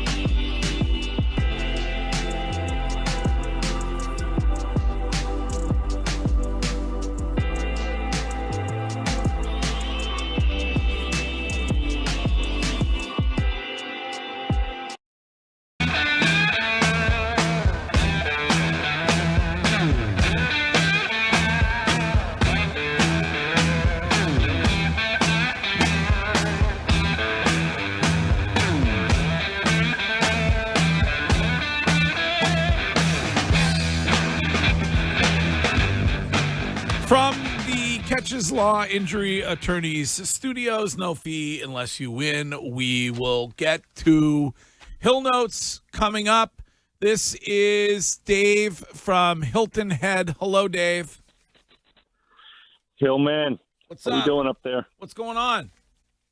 Hey, just glad you guys are coming down to join us down here. It'll be a fun time. We are very excited. Metal Dunes is awesome. Very excited. I believe that neither Mego nor Curtis has ever been to Hilton Head. Nope. And so I was there briefly for Courtney's wedding, but I'm looking forward to it. How's the weather, Dave? How are we looking weather-wise? Well, I'm sitting by my pool right now. It's about 76, I think. Oh, fantastic. God, Must be nice. No work to do? You retired? What's the deal? No, I still work. I work all remote. I moved down here about 5 years ago. Yeah. There it is. Are you more productive remote work-wise Next when to you're the pool. when you're sitting Yes. by the pool? I think so. I think so. Yeah. Right. One recommendation for a place we should go while we are there. Well, you guys are staying at the Omni, right? Yes. I'd go over to Hudson's. It's a seafood restaurant right on the water. It's gorgeous. Yeah. And then you have the dockside right next door, and you have Skull Creek Boathouse. All those three right there on the water. And we talked about this the other day. The food is the seafood is crab. Am I correct about that when you say seafood? Yeah, they have everything: crab, grouper, mahi, all kinds of stuff. Yeah. All right, Dave, pop on over to the Omni tomorrow, Friday morning. We will be doing the show there and look forward to seeing you. Now, we talked about this a lot first hour, but Steph Diggs found innocent on both charges. We talked earlier about whether that means that he could theoretically be back with the New England Patriots or what happens there. Wiggy believes that the Patriots situation is less about the charges, more about the money, and more about the age, I guess, of the player, right? Mm-hmm. From your perspective. Yeah. I think that ship is sailed with Steph Diggs. Yeah. But the trial was a very interesting one. I would argue, perhaps, unfortunately, one of the worst witnesses in the history of televised trials, the chef, The star witness, too. The star witness. And so I thought I would share with you what I felt were the 5 most interesting moments during this trial, an emergency top 5, if you could, Sean.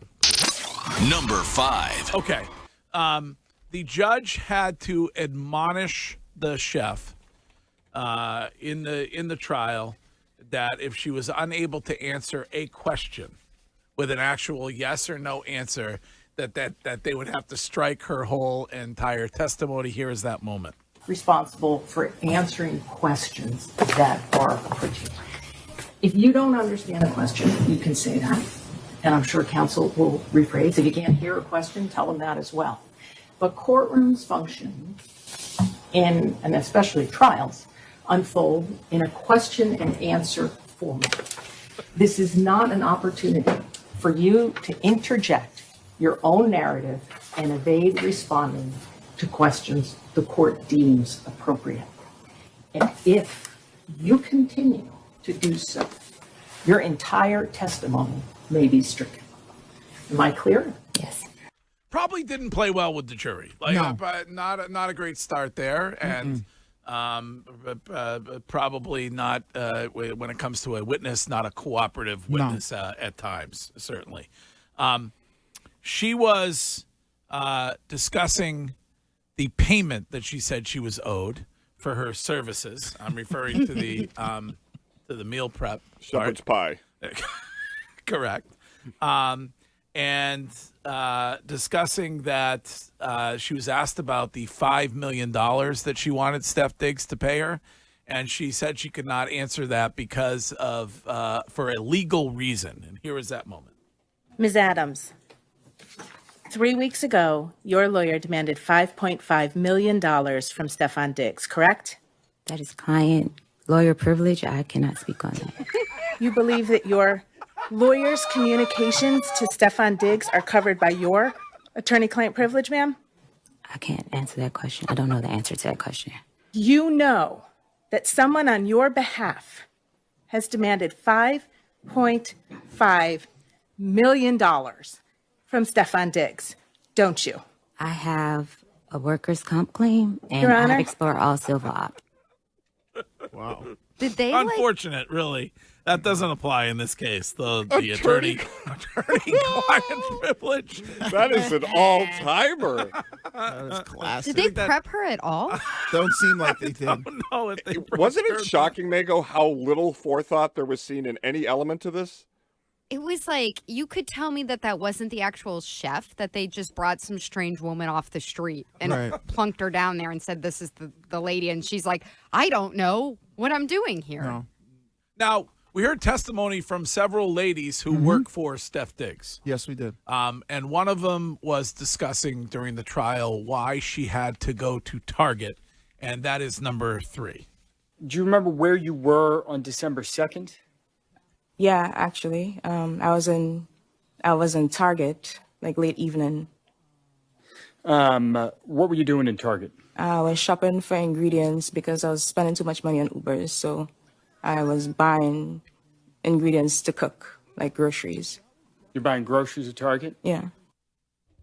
Chime, woman after your own heart, obviously spent too much on getting the food deliveries from Uber Eats and wanted to go and make some meals at home, I guess. That's the right decision. Go buy the groceries, make them at home.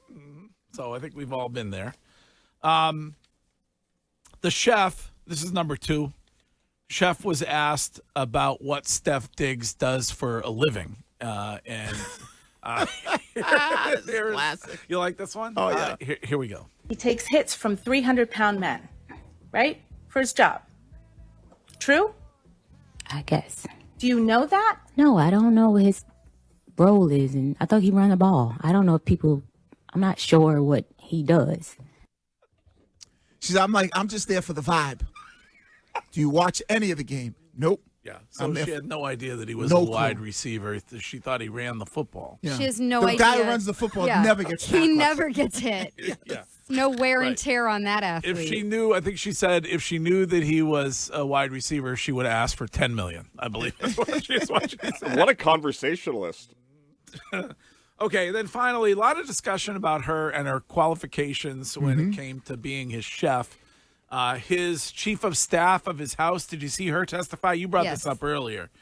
And she described a meal that the chef had made for Steph Diggs. Do you know if Miss Adams cooked dinner that night? It was like a hot dog. It was like and there was like mustard on it, but it was like left on the counter and it was like dried up. And then in the room, it was like dried up. So there was like 2 that were made. Let me back you up on that. Do you know if she did cook dinner that night? She did. Where did she do that? In the kitchen.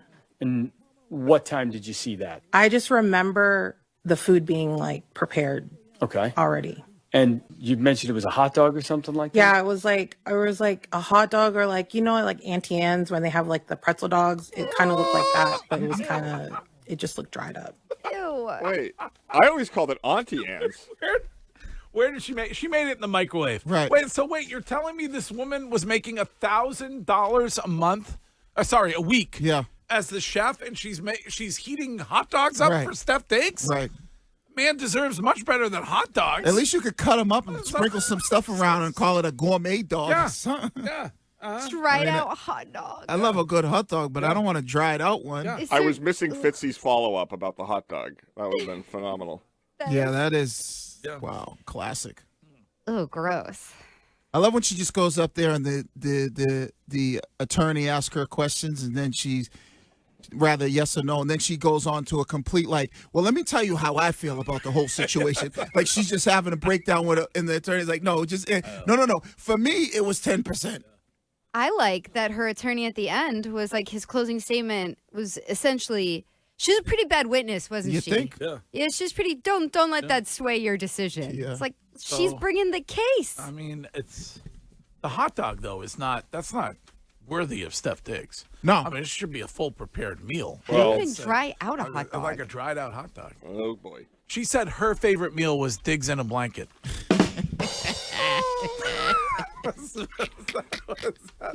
Could you imagine sitting down with dinner with her? Like, what do you talk about?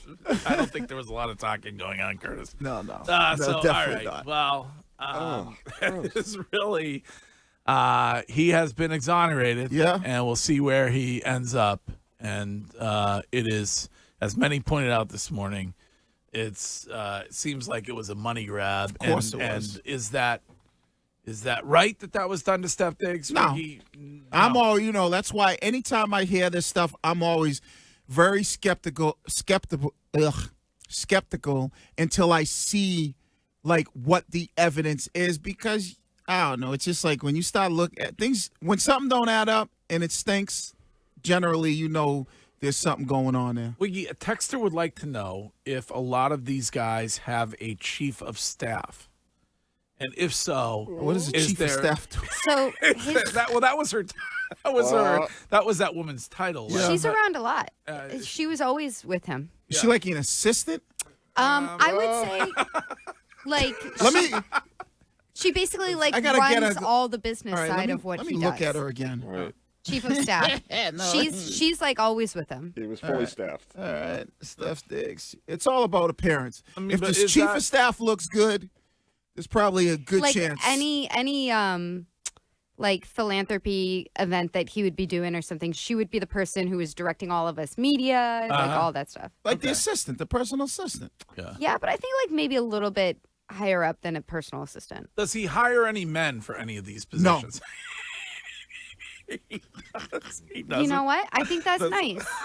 I think we need opportunities for women. Okay. Hey, and however you get them, you get them. Greg, do you think a hot dog's a healthy snack? I mean, at a ball game, yes. Oh, elsewhere, probably not. Oh. I like a hot dog. What was You the guy might want to, like, if you're going to hire a chef and it's not going to be a man, let's just say it is a woman.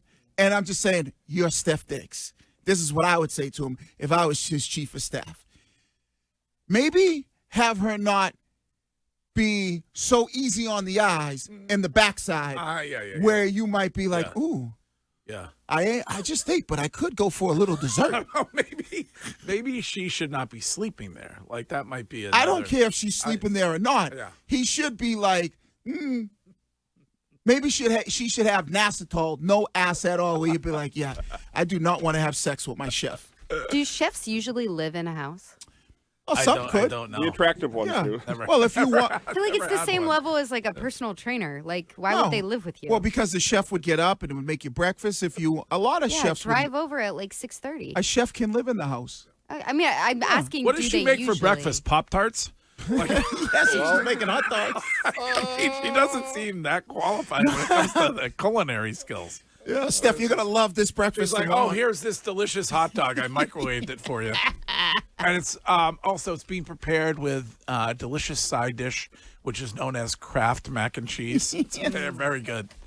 Very good. Don't throw that out. That's DiGiorno. She's got Cheerios. I for like him the in the morning. freshetta myself. All right. Yeah. All right. Well, let's get to Shime and to what is trending right now. Now, here's what's trending on WEEI. The Red Sox beat the Tigers last night 10-3, powered by home runs from Rafaela Contreras and Abreu. They go for the sweep against the Tigers tonight. Sonny Gray takes the mound. First pitch 6:40 with Will Fleming and Cooper Boardman on the call. You can catch all the action right here on WEEI, the Odyssey app, and across the Shaws and Star Market, WEEI Red Sox Network. Shaws proud to be local since 1860. Christian Arcand will get you ready for first pitch on the Mass Mutual Red Sox pregame show at 5:40. And some good news for the Sox. Roman Anthony should be all right. He will not be put on the IL. He's simply dealing with a sprained wrist. In the Stanley Cup playoffs, the Avalanche continue to roll with a 5-2 win over the Wild. The Toronto Maple Leafs have secured the #1 overall pick in the NHL draft, winning the draft lottery last night. So Gavin McKenna, welcome to Toronto. In the NBA playoffs, the Pistons beat the Cavaliers 111-101, and the Thunder beat the Lakers 108-90. And remember those comments Jaylen Brown made about the officiating after the Celtics were bounced from the playoffs? Yeah, he got fined $50,000 for that. That was a nice little fine for him. That'll do it for what's trending. We've got Hill Notes coming up next on The Greg Hill Show. Jones and Keefe. The 2011 Bruins, like that core of Bruins, really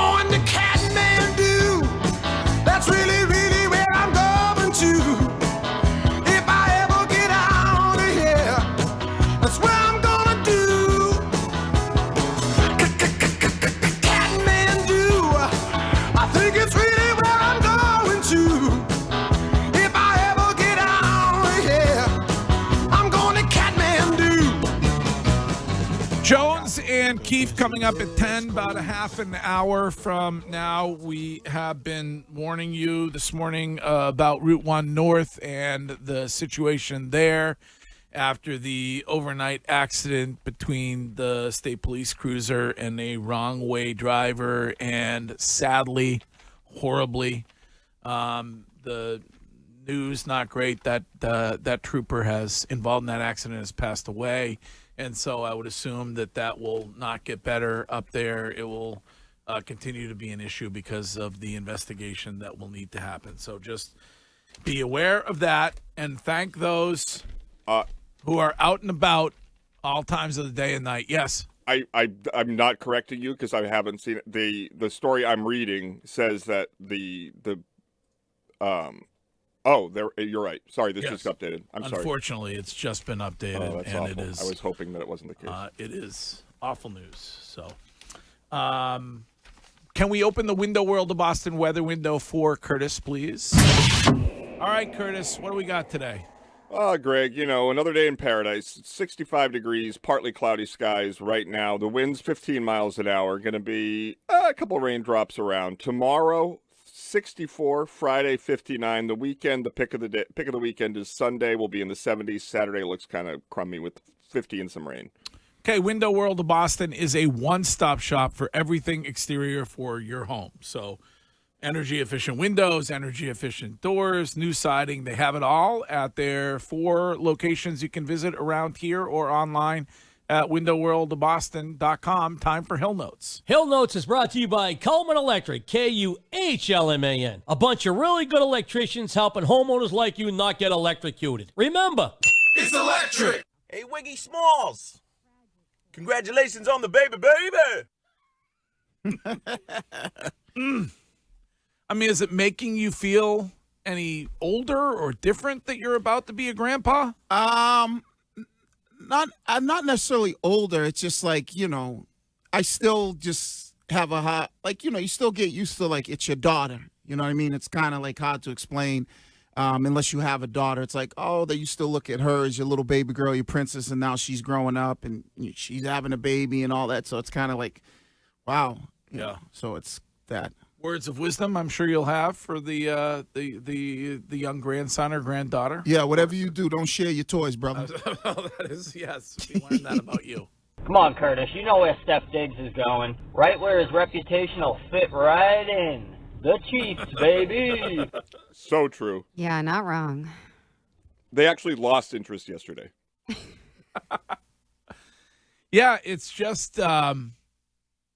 weird to me, unless it was all based on the result of this trial and everybody was waiting for that. It's weird to me that somebody didn't sign him because got 1,000 yards here, and Right. I get it. Maybe 21 million is a lot. I don't know, but I would think he would be, open to playing for 15 million or 16 or whatever the number is. I don't know. Mego makes a good point. I think part of it was the trial. Okay, now that the trial's over, let's see who is interested in Steph Diggs. I think it's the age. You brought up the age and the fact that, if you're him, would you want to take less than 21 million? But I don't know if it is the trial because there's other guys still out in free agency at the receiver position. And Right. we hear nothing about any of them. Right. I think But it's none of just them are 1,000-yard receivers, though. It's like a waiting out game. To me. Is that what? So what I was going to say? What do you think it is? I originally thought they were going to wait until post-draft, see who they draft, see who they bring in, and then the teams that miss out on their guys would go get people. But, we're now, 2 weeks post-draft? Mm-hmm. Yeah, I think nothing. They're waiting to see if his price is going to drop. They're going to wait around for a little bit and then see okay, is it going to come down by 4 million? Is it going to come down by 5 million? All right, we'll sign you for that. That makes sense. Because none of those guys that you're thinking the guys that are free agents, none of them were 1,000-yard receivers last year. Juwan Jennings wasn't. Keenan Mercado is a free. Keenan Allen. Keenan Allen. Why did I say Mercado? Yeah, you have Juwan Jennings, Keenan Allen, Curtis Samuel, Debo Samuels, Tyreek Hill. None of those guys were 1,000-yard receivers. That's why it makes me nervous when Schefter or whomever is describing A.J. Brown to the Patriots as a done deal. Unless... Why does that make you scared? Because anybody else can swoop in and get him unless the relationship is so strong between he and Mike Vrabel, and that's the only reason. But it has nothing to do with him and Mike Vrabel. It's about who's going to give Philly the best package. No, I think it's the opposite. I think that A.J. Brown has made it clear he's only showing up for one team. Right. In other words, if you trade me to somebody else, I'm going to take a year off or whatever. He ain't doing that. No, though. he doesn't have that much leverage. Yeah, he because ain't doing that's that. I know it's a different league, but there's even more player power. That's when Damian Lillard was saying that he was only going to go to Miami, and then he ends up in Milwaukee. Yeah. Or when Eli Manning said he wouldn't play for the Chargers. And it's A.J. Brown, and he's a good wide receiver, but he's not Jamar Chase or Justin Jefferson. He's not demanding where he's going. He's going. That's how Gronk didn't go to the Lions. It happens. But Gronk was willing to. I think Gronk didn't he miss out a year from basically retiring? Not then. That was 5 years later. But that's what he said to Belichick was that if you trade me to Detroit, I'm not going to play. Right. And then, didn't he, the trade was going to happen, and then Gronk was like, I'm not playing. Right. But that was. But he played. That was years later he retired. Years later was the Tampa thing. Okay. Yeah. All right. Yeah, but I don't think A.J. Brown has that type of juice where he's going to be like, I'm not going to play for anybody but New England. In terms of these receivers, are we starting to see, is it possible that this is a slight shift in NFL front office philosophy, whereas you stop paying for older veteran receivers and you're better off just getting the younger, cheaper guys and allocating your money elsewhere? Is that a shift? Because you saw a record number of receivers drafted this year in a draft we all thought wasn't all that great. And there's still some receivers out there, as we pointed out. Stephon Diggs had 1,000 yards last year. Tyreek Hill, prior to that leg injury, was one of the best receivers in football. What I'm asking is, do you feel that 10 years ago there was this big market for aging receivers? Yeah, I feel like these guys are always generally signed. They're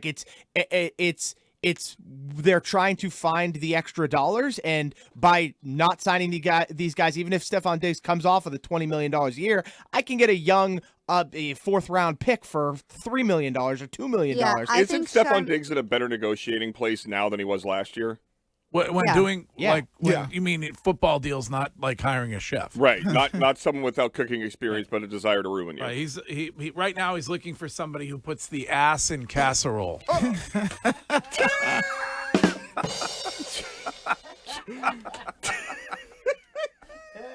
That would be a great job posting. For most people, it's called the whoop. For Greg, it's called whoops. I ate too much again.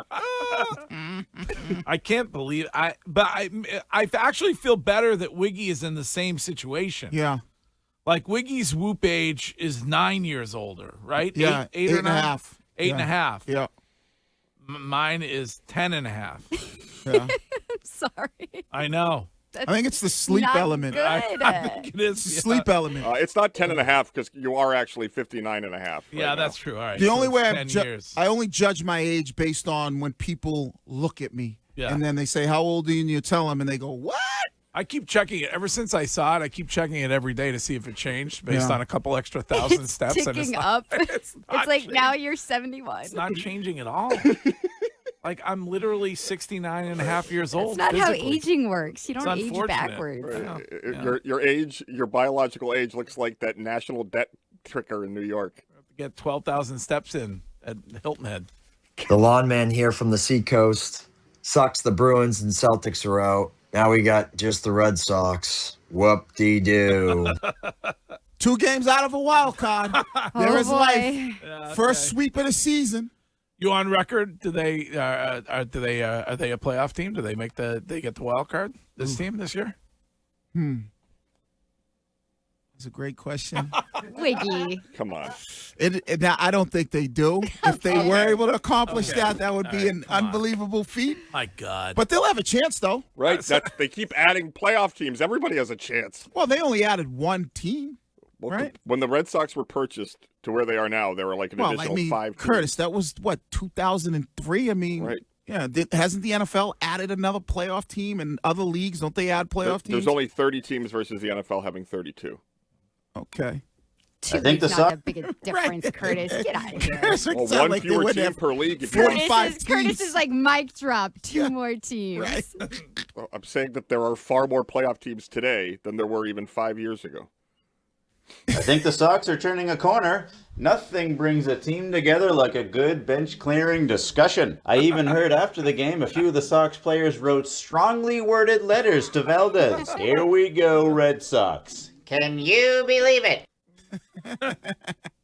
I mean, if you're gonna go out there and create all the hullabaloo, punch somebody. Go for it. Yeah, they look There you really go. fraud for that. Get ready for a mega roadshow dump out. What? No. Excuse No, me. no. Do not get ready for that. No. But I think you're looking forward to your first roadshow season. I am. I very Yeah. much am. Any Trepidation about the anxiety, Oh, but don't I'm worry looking about forward to it. You'll be warmly embraced by the people. Well, any particular show that you're most looking forward to, destination-wise? I may have some family members who are coming to the Ogunquit, the front porch meet and greet the night before. Pregame. So I'm very much looking forward to that one. I just got an email with the updated Jaylen Brown next team odds. Yes. And the odds of a return to the Celtics are minus 250, which is shockingly low in my view. What's next? So the Atlanta Hawks are 2-1 to be his next team. Okay. Then it's the Pelicans, the Bucks, the Rockets, the Heat, and the Blazers. Pelicans. Blazers would be. Well, the Pelicans would mean Jalen, and then in return you get Zion and a bunch of other pieces. He might need a chef. Is this what he referred to yesterday, Curtis, when he said clickbait is like flopping for the media, exaggerating contact? Is that what you're doing? I mean, maybe stop feeding the monster if you don't want people talking about you. Greg, Jaylen Brown is an MVP caliber player. He's an NBA champion, and he's a Finals MVP. He does not need to prove it again. He's already proven it. What more do you want him to do? And he's speaking out because of the situation that the league has with how it's being officiated with the flopping. Okay. I mean, I've seen examples of late on social media of Jaylen Brown clearly flopping. Yeah. He doesn't. What's good for the geese is good for the gander. Like, Yeah. I mean, everybody does it. And I think I just don't think it's an excuse when it comes to losing this series. you have a 3-1 lead, and Joel Embiid or anybody else flopping is not the reason that you didn't win the series. And I thought I heard this, and I don't know, Mego. You might know better. You probably know better than I do, because somebody was saying, did he lead the league in free throw attempts? Jalen? Yeah. Oh, I don't think so. All right. I thought it was. I actually thought that was either SGA or Doncic or let's find out. Jokic. One of those. One of the we'll top find 3. out. I think SGA was second for much of the year. I mean, maybe don't chase the referee around like you're gonna, kick him in the nuts if you don't want the refs to be bothered by you. So Luka led the league in free throw attempts. That's what I Jaylen thought. Brown was 5th. All right. Yeah. Okay. So I mean that's kind of in accordance with being an MVP candidate, like where he kind of finished. So it makes sense. Did he lead the league in clutch ones missed? Don't see a stat for that one. Sorry. Okay. That's an advanced. Thank you. Wilson Contreras. I love it. I mean, I still wanted Pete Alonso. As Wiggy would say, I'd do Pete Alonso. But he's hitting more home runs than him, playing good first base. So I will say that was one good move they had this offseason. I like him. Seems like everyone else does too. Yeah, I think I would do Pete Alonso. He's a leader in that clubhouse. Yeah, I think the worst move for Breslow this offseason was just the replacing of Alex Bregman, right? Because I'm with the Hillno guy. Is Contreras looks pretty good as somebody that could be your 30-plus home run hitter. You just haven't been able to find a suitable replacement at third base in the sense of, even though he didn't give you a ton of offense, the Bregman offense replacement. Well, that was, remind me of the reporting, but that was a friction point. We can ask Craig Breslow about it tomorrow, between he and Alex Cora, where Alex, I believe it was Breslow that wanted Durbin to play third, and Alex Cora wanted Marcelo Meyer to play third base. Am I correct about that reporting this week? And there was also that report that came out right after Cora got fired that Bregman had been sticking up for the coaches to others.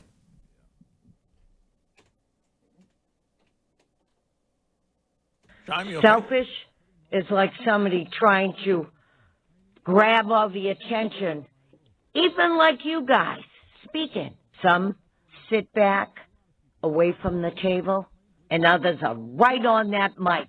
And I won't call out anybody, but we're selfish because we want these people to be robots and to give us that gratification by getting a championship. At what cost? At what cost? Their bodies that may not function properly for the rest of their life. We're selfish, not them. All right. It's your girl, Susan.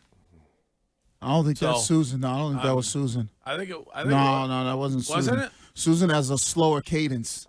Oh. Susan's more of the... Yeah, that woman was really rat-a-tat-tat. Yeah. Susan's more of the grandmother from Revere. That was the moms from Revere. Oh, okay. Mom, that was a mom? Oh, yeah.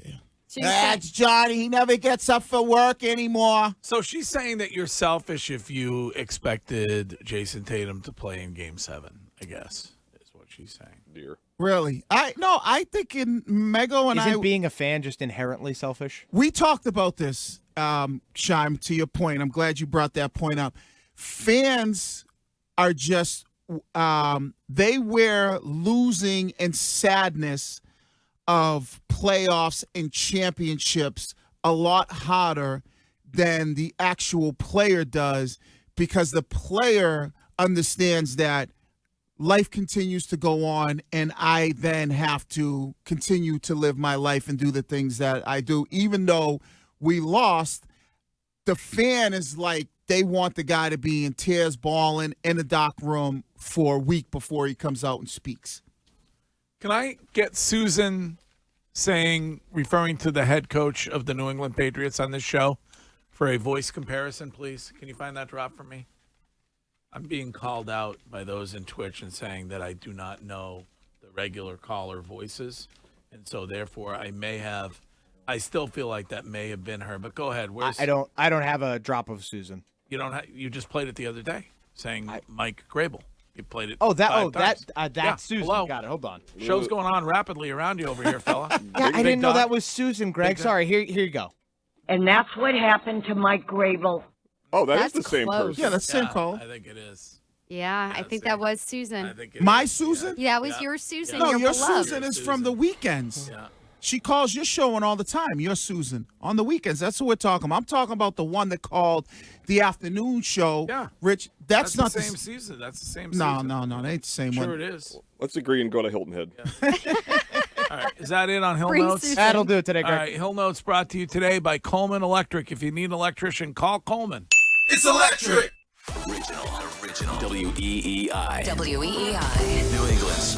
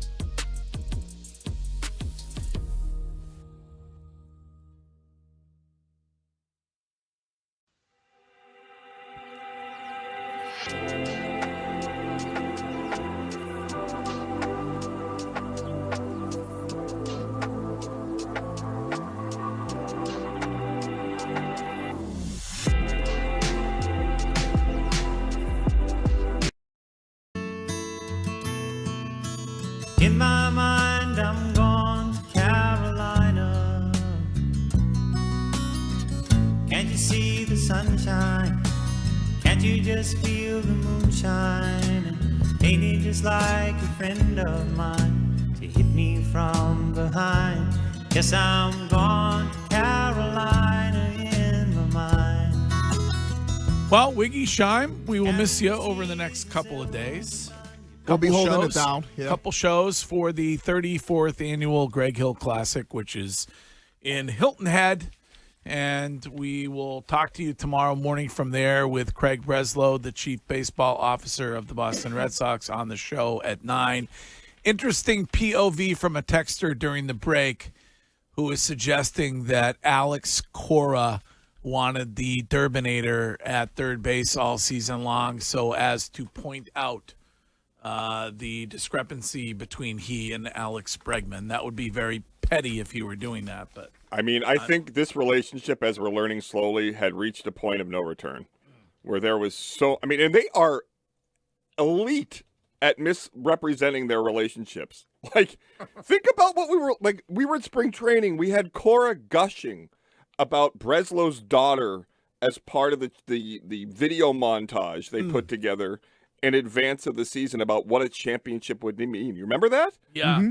Like, people were crying. It was like Peyton Tolley was the funniest man in the world. Like, it was this kumbaya that was just so counter. I could see the pettiness at that level, though. It seems like, as you know, just from as things start to trickle out, that Cora really felt a certain way about younger players, and Bresbot feels a certain way on how to develop those younger players that are on the roster. So now it kind of starts to see that even with some of the veterans and some of the stuff that they say. I wonder what Chad Tracy thinks of all of this. Because, who knows if he's getting a real shot at being the long-term manager of this team. But if he's being brought up through this, and this is the way that Breslow's going to do things, and he has fired everybody who doesn't seem to be in the driveline way of operating, do a lot of managers want to, manage a team that way? Well, but it's his first opportunity, and he probably is. It's different than Alex Cora, who's been doing it for a long time. Right. He's probably willing to have Breslow delegate everything to him and show up with a spreadsheet and tell you what the lineup is. And I mean, I don't know. Maybe not forever, but Chad Tracy's probably the perfect company guy, right? And is going to do everything that Brez wants him to do, or is in line with Brez, because he's like, all right, this is my shot. Where Cora had proven, like, all right, I won a World Series. I've been a manager in this league for a long time. So he might bump heads a little bit with things that Breslow is saying. We used to talk about that all the time with Belichick, putting a lot of guys around him that were yes men when it came to, like, all right, here's what we're going to do. Offensive minds like Matt Patricia and Right. Joe Judge. But when you have a guy like Cora who might go, I don't agree with this, now when your GM and your manager or your head coach are bumping heads, it never works. That's why Breslow's probably like, this is perfect. Now I get to hire my guy. this is Johnny from Winchester. Hello, Johnny. I just want to, because now that we're talking about the Red Sox, and it's obviously, very depressing, and then Anthony goes down, Suarez goes down. I wanted to talk about how quickly stuff could change, because 2 weeks ago, me and my friend were sitting on my lawn, and we were talking about, man, Boston might be up there for the running for the top sports city right now. I mean, the Bruins are in the playoffs. They could easily get a top 10 pick, and they're looking good, and they got a young kid in James Higgins. And then the Red Sox got a bunch of young talent, and they've got a pretty good rotation. The Patriots just coming off of the Super Bowl. The Celtics look like they could seriously win. 2 weeks go by, and we're just in shambles in every corner of this town. Nice that you got along. But I think an important thing to know is that, I feel like anyone can kind of just break out at any moment, and stuff could change. Yeah, wait till All-Star break, full breakout. Yeah. I mean, outside of that Celtics win, which was easiest road since Brady left, all the winning stopped. For being honest. Well, I mean, we got the Patriots, so we only got a couple months before they're back at it. And the World Cup is coming. Oh yeah. Oh boy. That cluster of dead weight before we go. That's correct, Greg. Dead weight belongs on the bench, not your waist. Drop weight every week. Hit your goal, then keep it off with free support for life. Awaken180weightloss.com. Is it dead weight this week just the Bruins and the Celtics as a whole because they didn't give us extended playoff runs in either sport? Joe Mazzulla, dead weight. Ooh, Curtis from the top rope. All right. I'm going with. I'm actually from Terminal A. I'm going with. Guy wants his Chick-fil-A.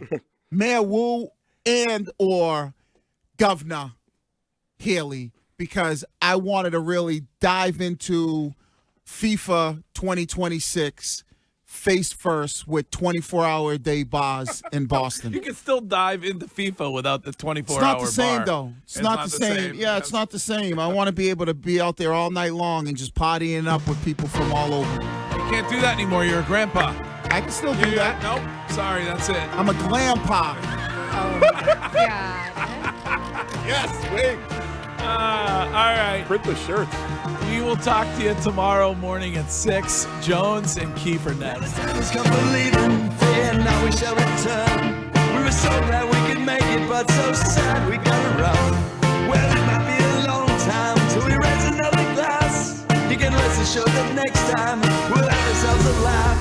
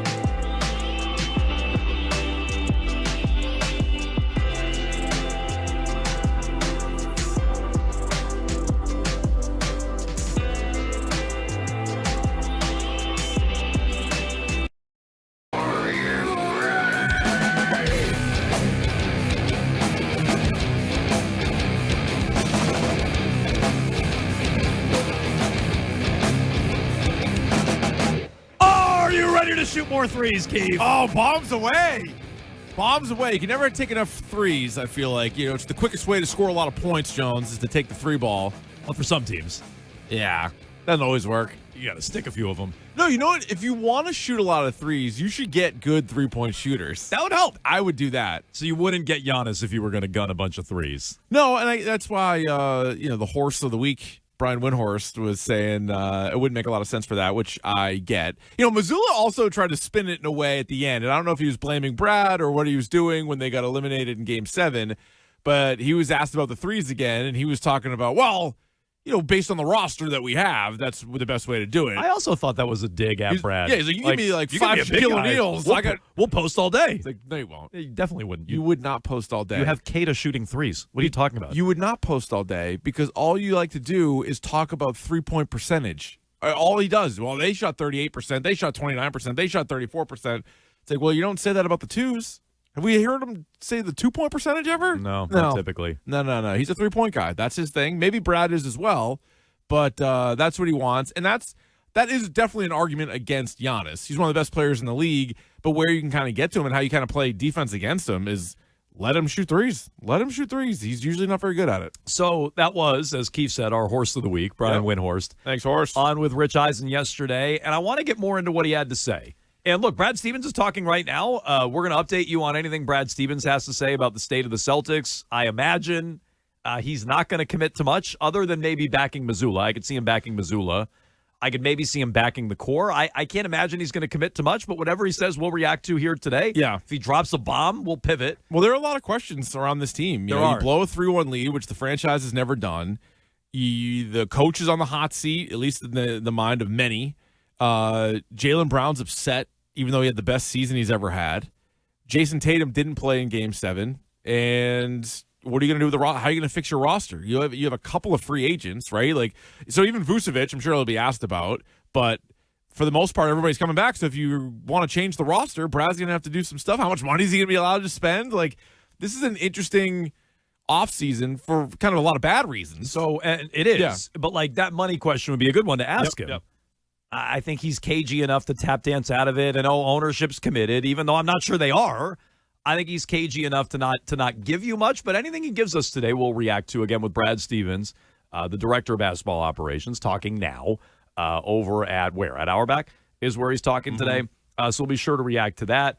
I thought what Brian Windhorst had to say is where we'll start today with all your phone calls, 617-779-7937. That's your phone number to get in touch here on a Would You Rather Wednesday on Jones and Keefe. We also have the hashtag Dork Minute and Pure Hoops with Turk over at the Brad Stevens press conference. He's going to join us here in studio with his thoughts on everything Brad had to say at high noon. Interact today, Twitter and Instagram at Jones and Keefe. You can watch along and chat, twitch.tv/Boston WEEI. Always, and I mean always, a healthy chat going on Twitch. Do the same on YouTube. You can watch there. You can chat there. Just subscribe to WEEI. One thing Brad will probably be asked about is Jaylen Brown's frustration with the Celtics organization. He was already asked. That was the first question, if you guys want it. Oh, yeah, I do. Well, hang on. What should we do? Should we play Tracy McGrady first and then play Brad Stevens? To understand what the frustration is. Okay, so I'm sure this is what he was asked about, right? So let's circle back to Windhorst in a moment, because I think he makes a good point about the approach and the threes, and adding someone like Giannis would be a tell they're not going to do that anymore. But let's put that on the back burner. Here's Tracy McGrady, and then let's hear from Brad so everybody knows what we're talking about. McGrady on his podcast with Vince Carter talking about Jaylen Brown's frustration with the Celtics organization. You know, his frustration lies deeply within the organization and other things that, of course, we don't really have that details to. There's just been a lot of stuff, you know, that I've been hearing just going on with the Boston organization, with JB. You know, so I think part of him is like, I showed you guys more of who I am as a basketball player, not only just what I did on the basketball court, but the leadership that I displayed within, you know, this team. And you've seen that, not having our, you know, best player in JT. You've seen a different side of me and what I'm able to bring to the game of basketball. So all that stuff, you know, I think just came into play with him and his frustration. All right, so we know that he and T-Mac are close for some reason somehow, and it was actually T-Mac that convinced Jaylen Brown to stay in Boston. We actually brought that up yesterday about how one of the things when those guys were talking, and he's like, look, you're in a great spot.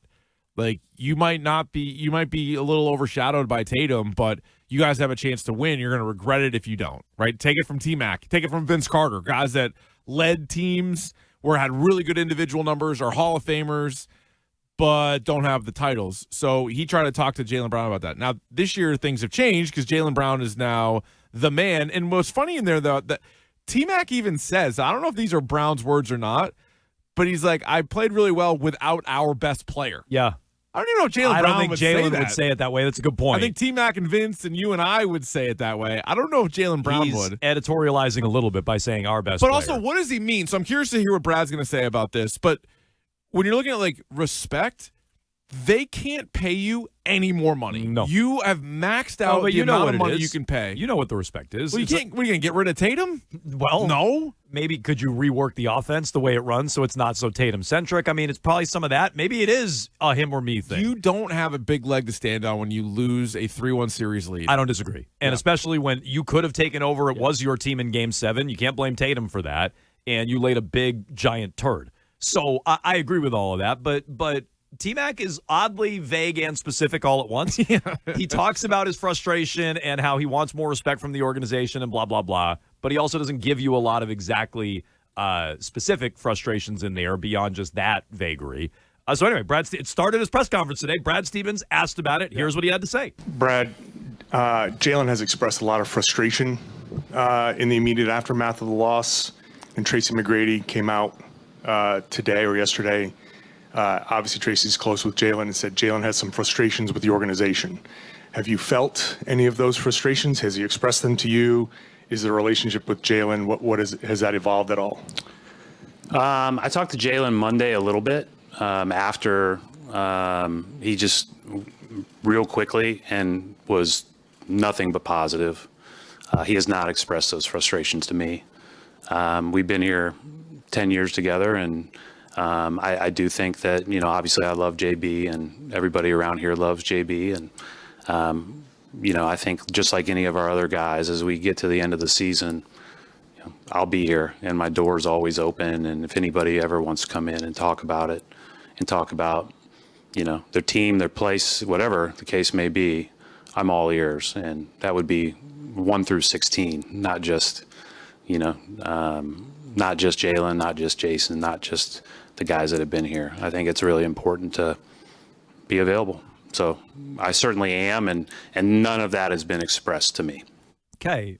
I don't know if that's not good. I don't think that's the weight. I think Brad is making it sound like, well, when I talked to him, it was all good. So he can't tell you the truth, apparently. Well, he's exactly. T-Mac. Exactly. So he said, I talked to him on Monday a little bit, real quickly. He hasn't expressed any of that to me. My door's always open, 1 through 16, everybody, blah, blah, blah. But no, he hasn't told that to me. Well, I think a lot of people say, oh, good. Well, he said something different to Brad Stevens. No. No, I don't like it. He's not telling. That's exactly how I would interpret it. He's not telling the truth to Brad Stevens. He's venting about that to people on his Twitch stream, or he's venting about that to Tracy McGrady. He's not saying it to Brad, which I don't. Yeah, I would agree with you, Keith. I don't think that's a good thing. I don't like it. And so a lot of people on the text line are asking a question that I have. I think a lot of people have. What would make Jaylen Brown happy? Now, he may have already answered it this year. We know the answer. Just being the man. They don't have to win. That's 100% the answer. But would that make the Celtics happy? It shouldn't. Losing in the first round with Jaylen Brown being first-team All-NBA shouldn't make him happy when he's making $60 million. So we know it's not a money thing. It's got to be, quote-unquote, respect, I guess. But it's like what should set the Celtics apart is the Jaylen Brown, Jason Tatum dynamic. We say in the NBA nowadays, teams score 120 points. So the two of those guys can score 60 for all I care. And it's possible. Like, they can each score 30 points. Mm-hmm. Or, I mean, whatever Curry and Durant did. So maybe 55, somewhere in there. When you take, like, the top averages of it. That can happen. There's plenty of shots to go around for both these guys. So is it running every single possession through Jaylen Brown? And is that even the best way to go about it? It probably isn't. It worked in the regular season, and that's great. That was a good accomplishment. But you lost to the 76ers when you were up you're up 3-1 in the series. So I don't think you can really say it's the best thing for the team. I think it was the best thing. I don't want to go like complete hindsight or revisionist history, because Tatum had only played 16 regular season games. We both thought, all right, keep doing what you were doing with Brown as the lead guy. Right, but it'll flip back when you have a full Correct. off season and everybody's Tatum healthy. even admitted he was 80%. As good as he looked, he was like, I was 80%. That was his number, 80, 85. So if he's back to 100%, he is the better player. That's not a shot at Brown. I wouldn't say that about too many guys in the league, but Tatum's one of those guys.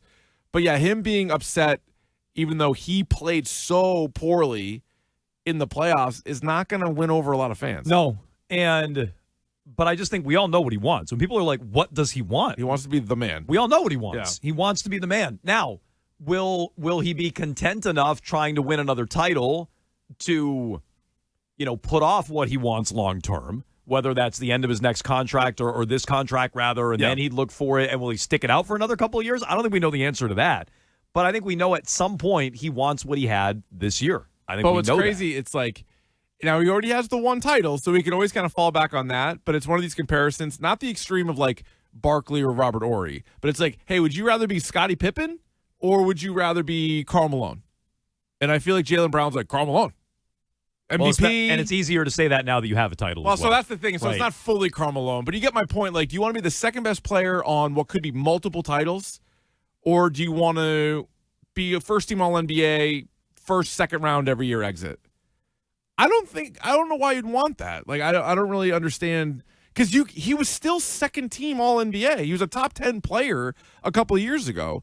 And you won the whole thing. Yeah, I mean, I think he appreciates being the guy night in and night out. Yeah. The looks are mine. The offense runs through me. I mean, I think once you've won, I can see changing your goals. His goal doesn't need to be winning again. Yeah. It can be. It certainly can be. I think it's that for Steph Curry, and I think it was that for Brady, and I think it can be. He'd have a much better argument if they made it to even say the conference finals. Right. Let's say you lost to the Pistons in 7, you'd be like, okay, there's some results there. But how long has he wanted this, and now he got a taste of it, and now he wants it even more. Yeah. So again, McGrady says he's frustrated, which I believe. Yeah. Brad says, well, he hasn't expressed that to me, which also might be true. That doesn't mean he's not frustrated. That just means he's not talking to you. He's not talking to Brad, or when he is talking to Brad, he's not telling him the truth or not telling him how he really feels.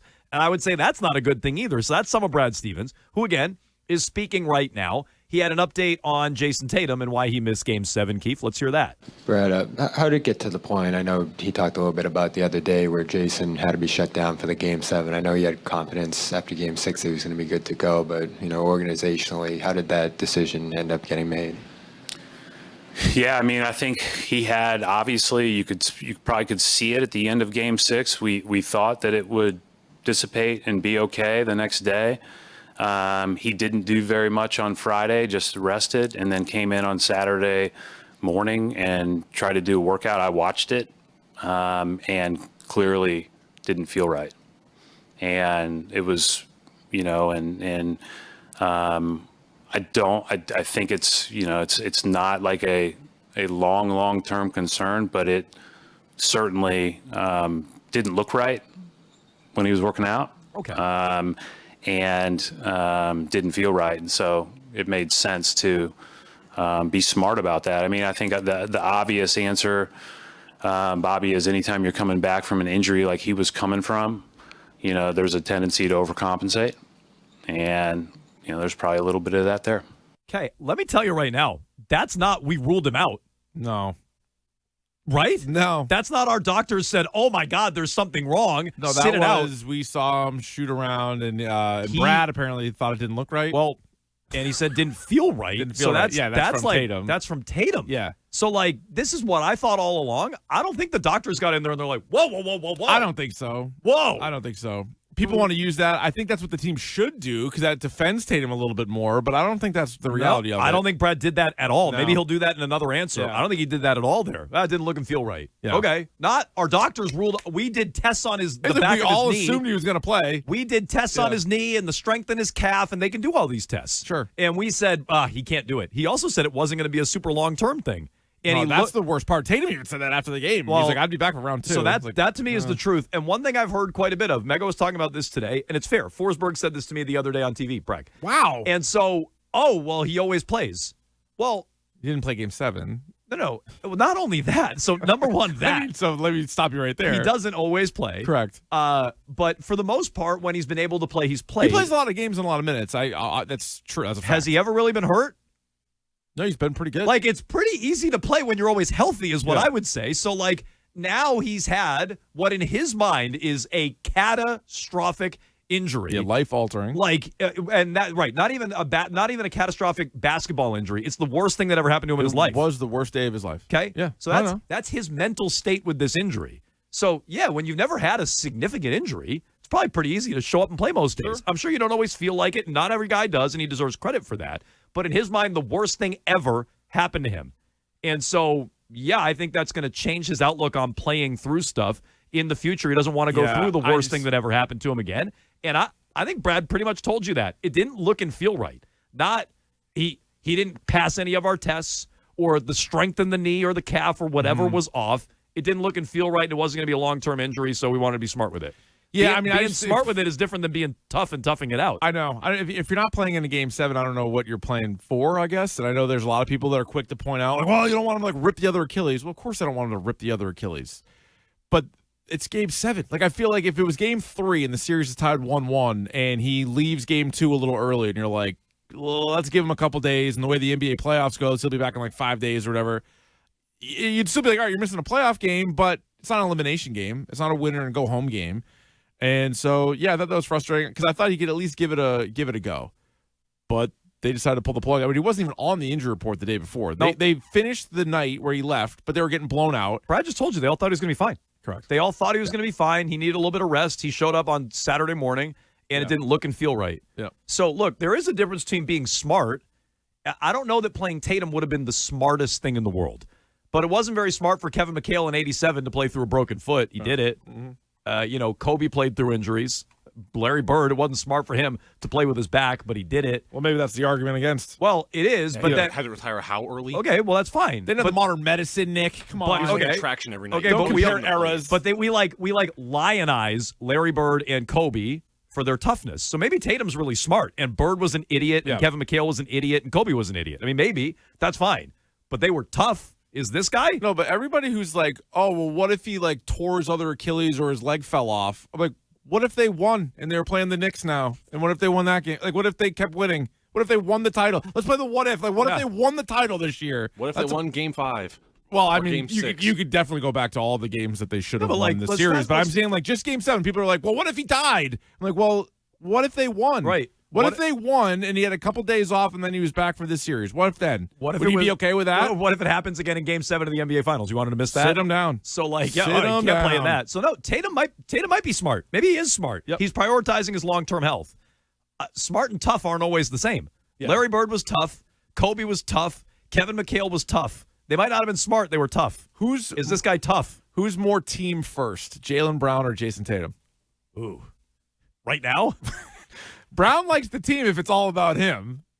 Good point. And Tatum, I mean, I'm sure wants to win, but, he's obviously worried about Tatum will himself. pass the ball every Let me now tell and you, Yeah. I didn't think we were going to get a ton out of Brad, but already a couple interesting things. Good nugs. He pretty much told you it was up to Tatum not to go. That's my read on it. Maybe you think I'm wrong. I know the text line already thinks I'm wrong. And it doesn't sound like him and Jalen are talking quite as much as Jalen's talking to other people like Tracy McGrady. Which, what does that tell you? Pretty honest with T-Mac. About Jalen and his future in the organization. Any more from Brad Stevens, we'll be sure to pass it along. 617-779-7937. We'll talk to Terp at high noon for his read on what Brad Stevens had to say. Plus, Would You Rathers on a Wednesday, the hashtag Dork Minute at 11:45 as well, so stay tuned for it. More from Brad Stevens. And does the NBA have a three-point problem with the Celtics right at the center of it? We'll get to that right after Trending with Billy Laney. The Greg Hill Show, weekdays 6 to 10. Now, here's what's trending on WEEI. Trending now is brought to you by Mario's Roofing. We won't soak you to keep you warm and dry. It's back-to-back wins for the Boston Red Sox after last night's 10-3 victory against the Tigers in Detroit. Brian Bayo earned that win, going 7 innings, giving up just 1 run on 4 hits and striking out 7. Cedar Rafaela led the way for the Sox offense, going 2 for 3 for 5 with 4 RBIs, including a 3-run homer. Wilson Contreras and Wilyer Abreu each also had a solo home run in the victory.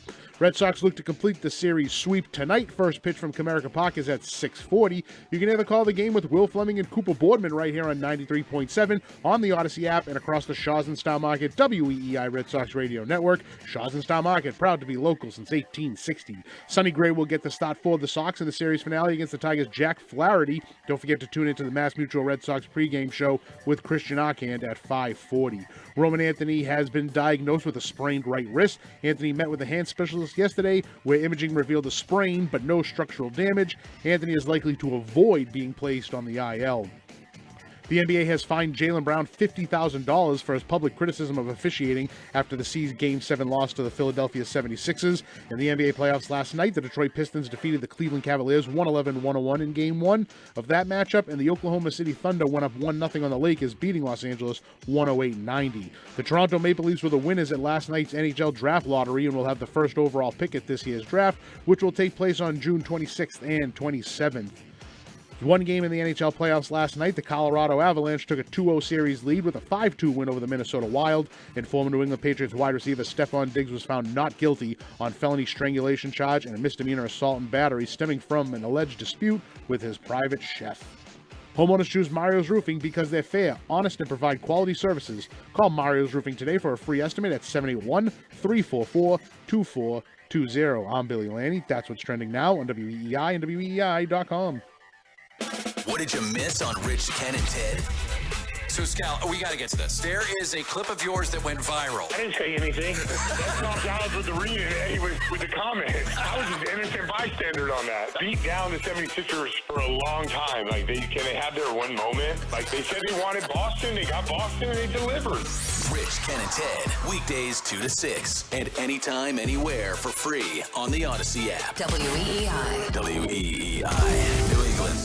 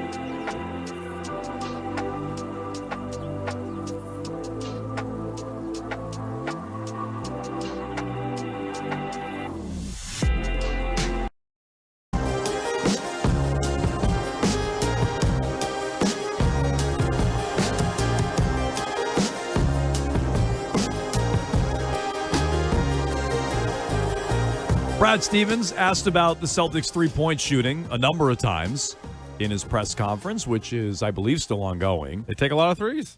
They do. Yep. It's Jones and Keefe from the Catches Law Injury Attorney Studios. No fee unless you win. Before we dive into the threes, because I'm not sure everybody in the organization wants a dunk more than a three. Yeah, I would say they don't. I don't think that, and I think the head coach is one of them. Brad started off by talking about and being asked about Tracy McGrady's comments about Jaylen Brown's frustration with the organization. Brad said, well, he hasn't expressed that to me. We both read that as a bad thing. That means Jaylen's not being truthful to Brad or not expressing his true feelings to Brad. He'll go run and tell T-Mac all about what's going on here. But maybe he's starting to ice the organization out on how he really feels because he's greasing the skids for an exit. Maybe. Yeah. I think we all know how Jaylen truly feels. He wants his own team. He made that clear all year long, even though people wanted to ignore it. He made that clear all year long. It's a non-0% chance that he's playing somewhere else next year. Yeah. Right? Yeah. Like, I think it's still it's more likely that he's here, but I think it's like 0% if it's up to the Celtics. I don't think the Celtics want to trade him. I agree. I think they want to keep him. I think they feel like Brown and Tatum can win together. But if Jaylen doesn't want to be here, he's gone. Yeah, that's so how it's it works like in the NBA. I think it's that binary. Yeah. The team wants to keep him. It's up to him if he wants to stay. If he doesn't want to stay, he's going to be in another uniform. And this will annoy a lot of people, but do you almost have to like sell him on the team to stay with the team? Like you might have to do that, and it's pathetic. And it's like you're already paying him $60 million, and I could see people being like, "That's insane." Like that's. But yeah, you're probably right. But you probably have to. But yeah, sit down with him and be like, "Hey, listen, we need you. You're the man. We stink. We're nothing without you. You're so good. You were so good in Game 7. We love you. We love you. We love you. Yeah. You almost beat Philly that time. That was awesome. Please stay with us. So that was like the headliner out of the beginning of the Brad Stevens press conference. The other is I don't really think he had Tatum's back really whatsoever when it came to him missing Game 7. He's like, yeah, well, we thought he was going to play. We gave him some rest. He showed up and it didn't look or feel right. Didn't look or feel right, or your doctor said he couldn't play.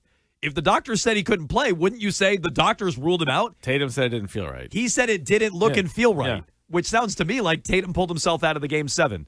And Tatum said he could have played in round 2. Brad said it wasn't a long-term injury. So more there than I expected out of Stevens. What'd you think of that three-point answer where he said, yeah, we took some bad ones. We got a lot of good looks. The Pritchard look, I agree. Wide open in the corner. Pritchard missed a really good look. That was a kick to the corner, wide open with the Celtics down 1. I personally had no problem with that 3. It was just frustrating to watch him miss all these jump shots while Maxey went down to the other end and hit layups. But he also says, yeah, they all want a dunk more than a 3, and they want more looks at the rim. I'm not sure everybody wants that. No, that's why it's not full. Like, Brad handles himself pretty well in these situations, but I think you can see like a little bit of finger pointing now between Mazzulla and Brad.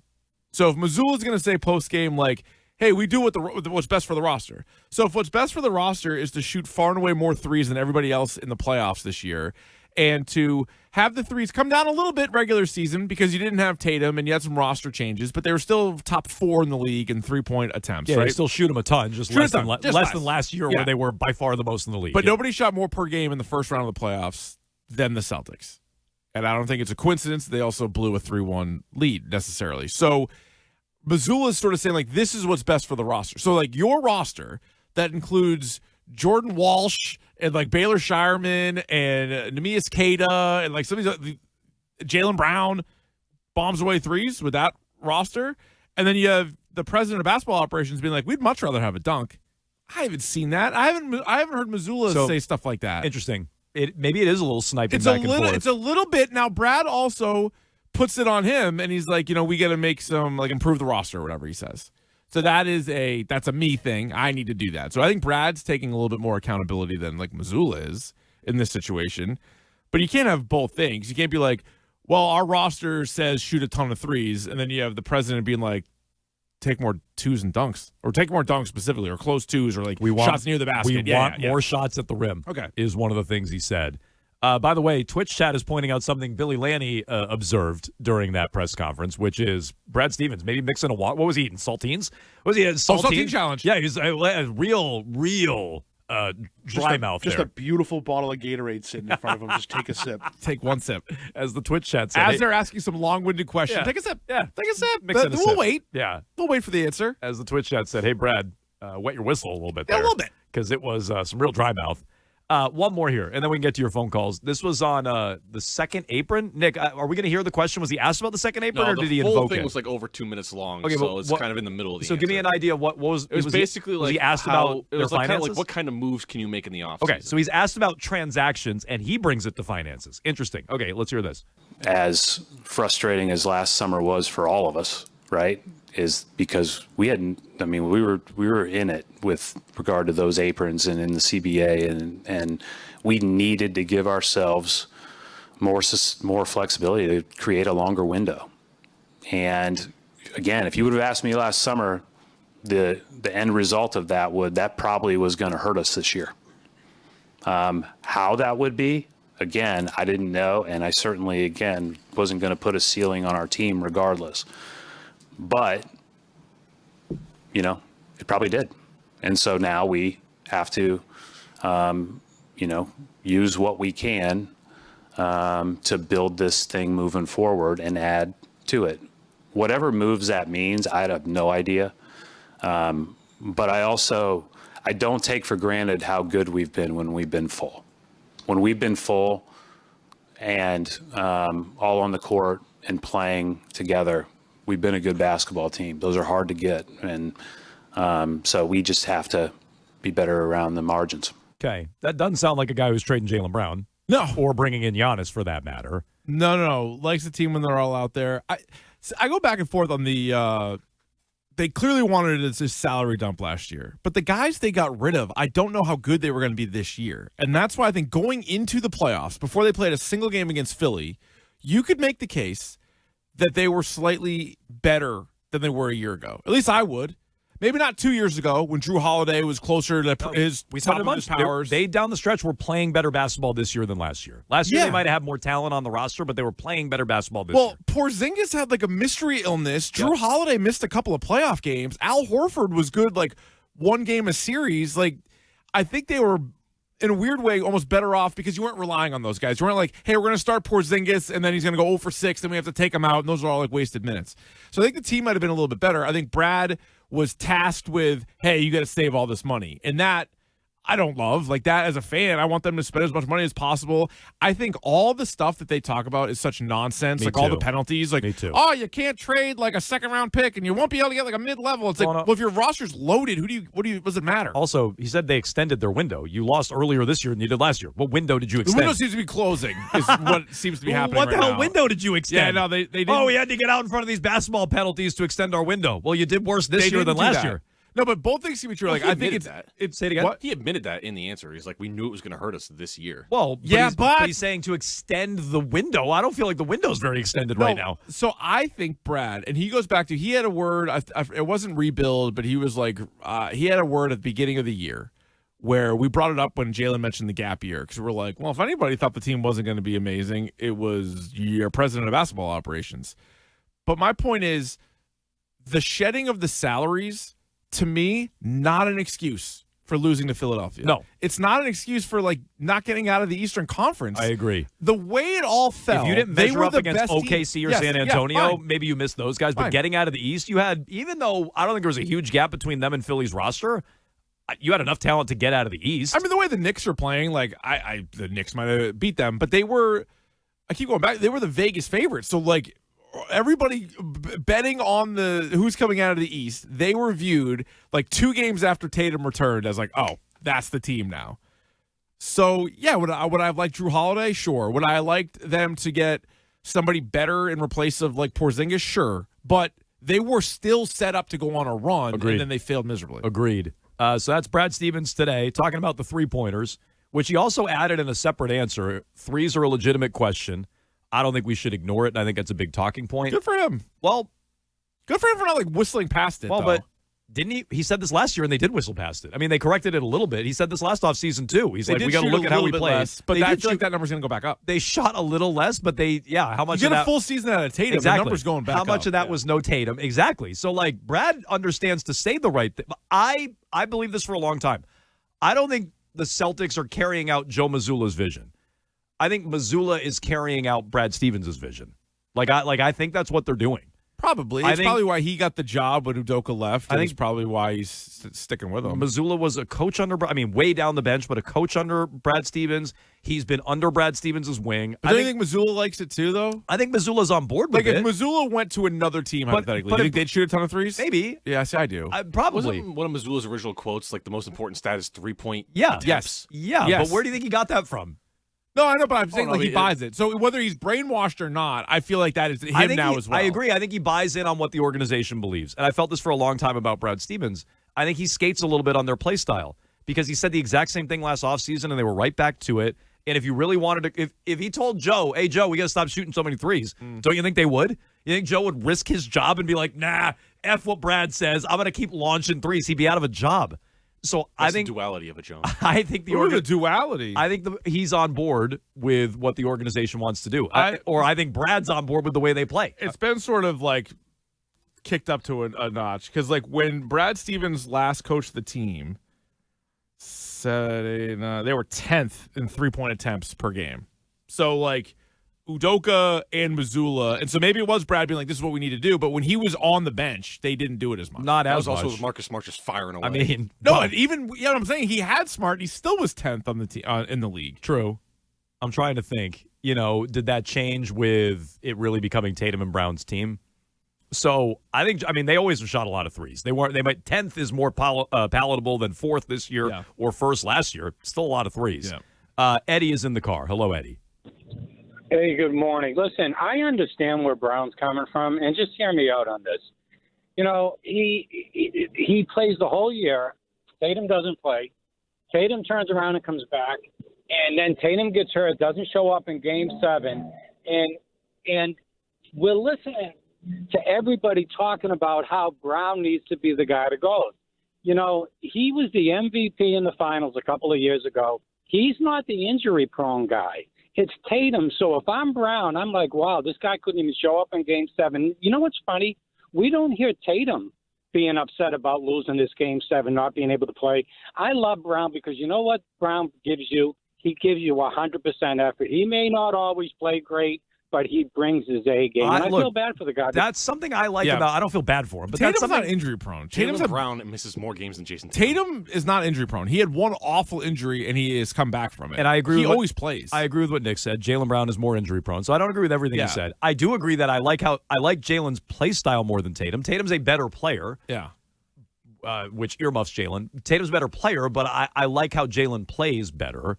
I don't feel bad for Jalen, and I think he's being too harsh on Tatum. I think Tatum did say it stinks that they lost and things like that. No, Tatum in his season-ending press conference. Tatum was upset. I think he didn't show it when he was out yucking it up with Joel Embiid after the game. That's worse. No, I think he's verbalized some of that. No, yeah. I think his post game he came across as a player that lost. He didn't come across like Giannis to me or Kyrie Irving in years past.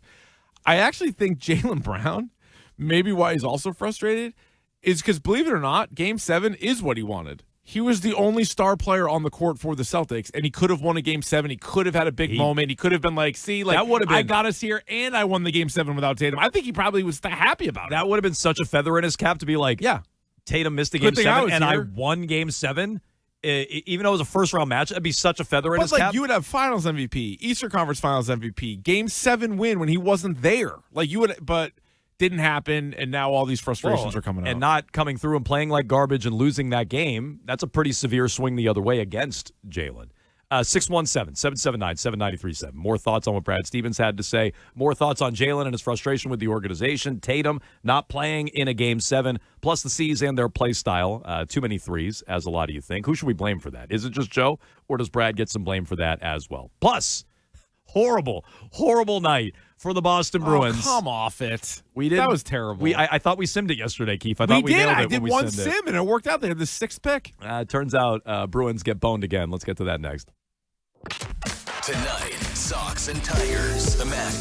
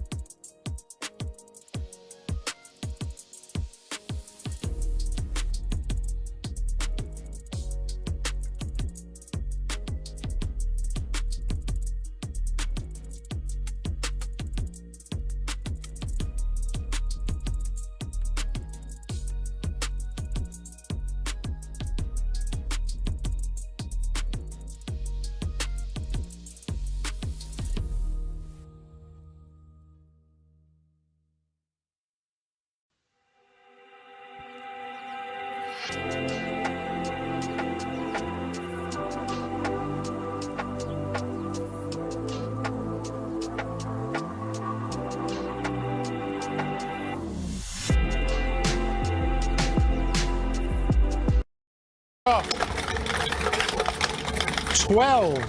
The number 12. The number 12, the Toronto Maple Leafs have won the NHL Draft Lottery, and Matt Sundin is smiling ear to ear. One day after the official announcement, it appears, but now to make it official, Pam Kelleher and Deputy Commissioner Bill Daly. I can confirm it is official. Toronto has won the first draw in the 2026 draft lottery, and as a result of winning the draw, they have the number 1 overall selection in the 2026 draft.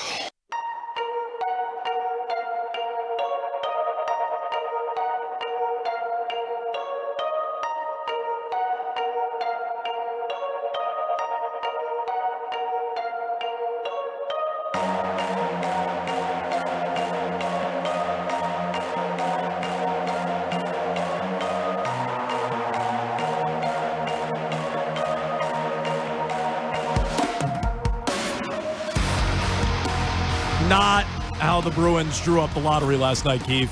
No, and what a terrible presentation, too.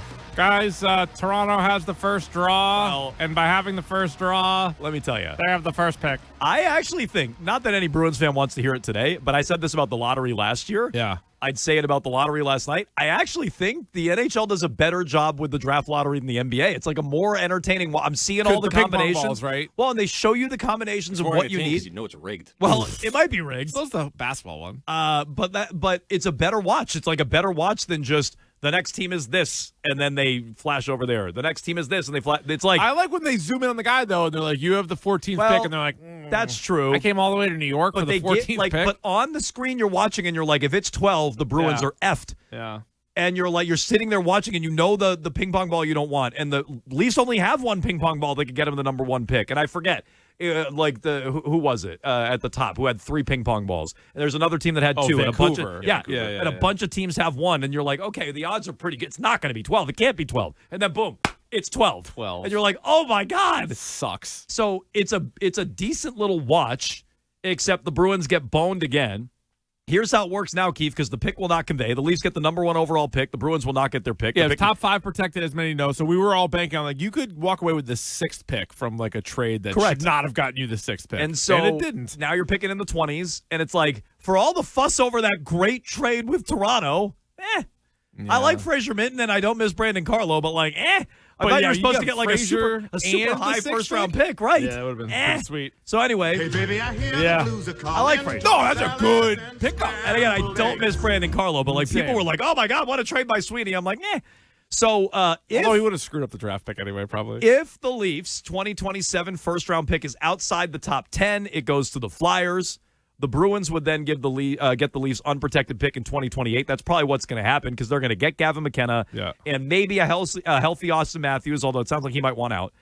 I'll take him. If the Leafs 2027 first-round pick is inside the top 10, they choose between the Flyers or the Bruins. Who do you think they're going to choose? The team in their division or the team outside their division? Definitely the Bruins. Okay, they're going to pick them. Bruins aren't going to get that. Yeah. The team not chosen gets Toronto's unprotected 2028 first-rounder. The What Leafs, a wild stipulation they're you put on that. They're probably not going to be that bad again, the Leafs. So now you're going to get a pick in the 20s in 2 years, probably. And that's what you get this for guy this. ran the Coyotes. Maybe. True. Fine. People don't like him. 19 out of 20 people polled don't like this guy. Fair enough. But you're probably not getting the pick till 2028. It's probably not going to be this high again, and you got boned. Does that work in any other sports where you can make these trades, these protected trades, and then you're like, all right, you pick who you give it to? Right. I don't know. That's nuts. Let's flip a coin. Yeah, it's like, I feel like I can have this pick this year. So I agree. Yeah, we Keith. got to wait 2 years. So is Don Sweeney even making that pick?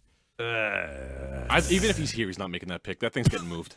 Fair point. They might trade it. Yeah, they might never actually make the pick. That's a good point. That's fair. So I agree. There wasn't a lot of emotion on the panel last night, Keith. No, but that what was you heard frustrating there. is we were doing the percentages beforehand, and there was a 58% chance that the Bruins were going to get a pick. Almost 6 and 10, you were going to get that pick. Whether it was the 6th or 7th pick, almost 6 out of 10, you were going to get the pick, and that's why you get boned. That's why they play the ping pong So balls. not a lot of emotion, although I will give the NHL credit. I didn't want to like their draft lottery. I like their draft lottery better than the NBA's, even though it didn't work out well for the Bruins. Yeah, the NBA's, you just pull out these little square pieces with the logos on them. It's that like, one- can we actually see the ping pong balls, That please? one could easily be more rigged than this, although it looks really bad that Toronto, 1 year where they're down, Austin Matthews may 100%. want out, they get the no-brainer. That looks terrible. Gagging for Gavin pick. So it doesn't look good. Our guys It's on like the two best American players are going to be playing for Toronto. Well, Maybe. Again, if Austin Matthews, this might be an Austin Matthews replacement.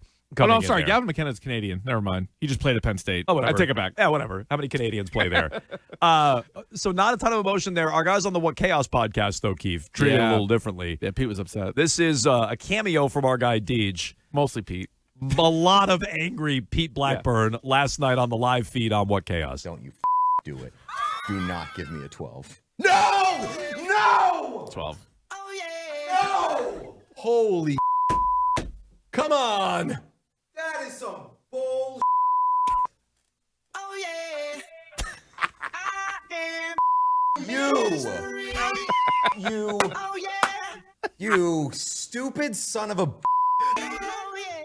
Oh, my God. Rigged. There's no way. The Leafs got Gavin McKenna. Oh my God. Ass. These guys. What was the first team I said if they rigged it? Yeah, Toronto. Well, that's the thing is it would have stung if they got the 5th pick because that means the Bruins didn't get the pick. But then, like, on top of it all, they have to get the 1st overall pick. Like, get out of here. Ass. Yeah, I agree. I do like, what is that, Maroon 5? Oh, yeah. Yeah, it's a good drop. I do have, That's a good yeah, drop. I don't want to steal anything from the What Chaos fellas there. So Toronto had the best chance of getting the 6th pick, then the 5th, which would have been the Bruins pick. Then the 6th pick would have been the Bruins, Yes. right? But then the 5th, which would have been theirs. Then the 7th also would have been the Bruins. Then the 2nd, then the 1st, which is what they got. That's what they wound up with. Unreal. So, no, look, if you want to say rigged, I get it. But it's very on par, or par for the course, rather, for the Bruins. Good stuff, though, from Deej and specifically Pete Blackburn on What Chaos. Shout out to those guys. 617-779-7937. We got all your thoughts. You can jump in on the Bruins, leftover thoughts from Brad Stevens and the Celtics as well. We can get to the Red Sox running a little hot last night. Oh, yeah. A little brouhaha. In the Motor City. Nice. Let's get to what was behind some of the high-level frustrations coming up next. Don't you do it. Do not give me a 12. No! Jones and Keith on WE.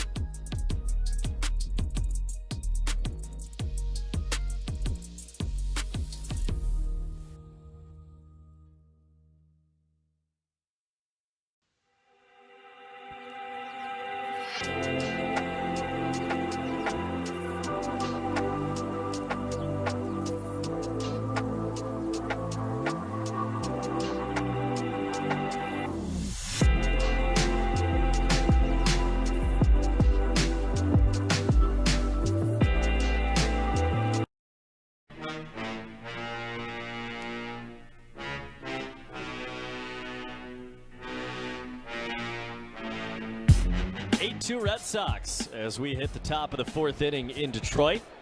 Wilson Contreras swinging a drive deep to left. This is gone. He goes moonshot to make it 9-2 Sox in the fourth. Pitch is swung on. That's line down the left field line. It is out of here again. Inside the pole and right for Wilyer Abreu. They go back to back. They keep pouring it on Valdez. Now it's Trevor Story. And he just gets hit. Fastball in the back of Story. That will not go well. Here come the Red Sox out of the dugout. Here comes Contreras first. Running out, Story went and said something at Valdez. Sox coming out of the dugout. Here come the Tigers. Contreras is in the middle of it, walking Story up the line. Chad Tracy gets in between the two of them. Bullpen doors are open.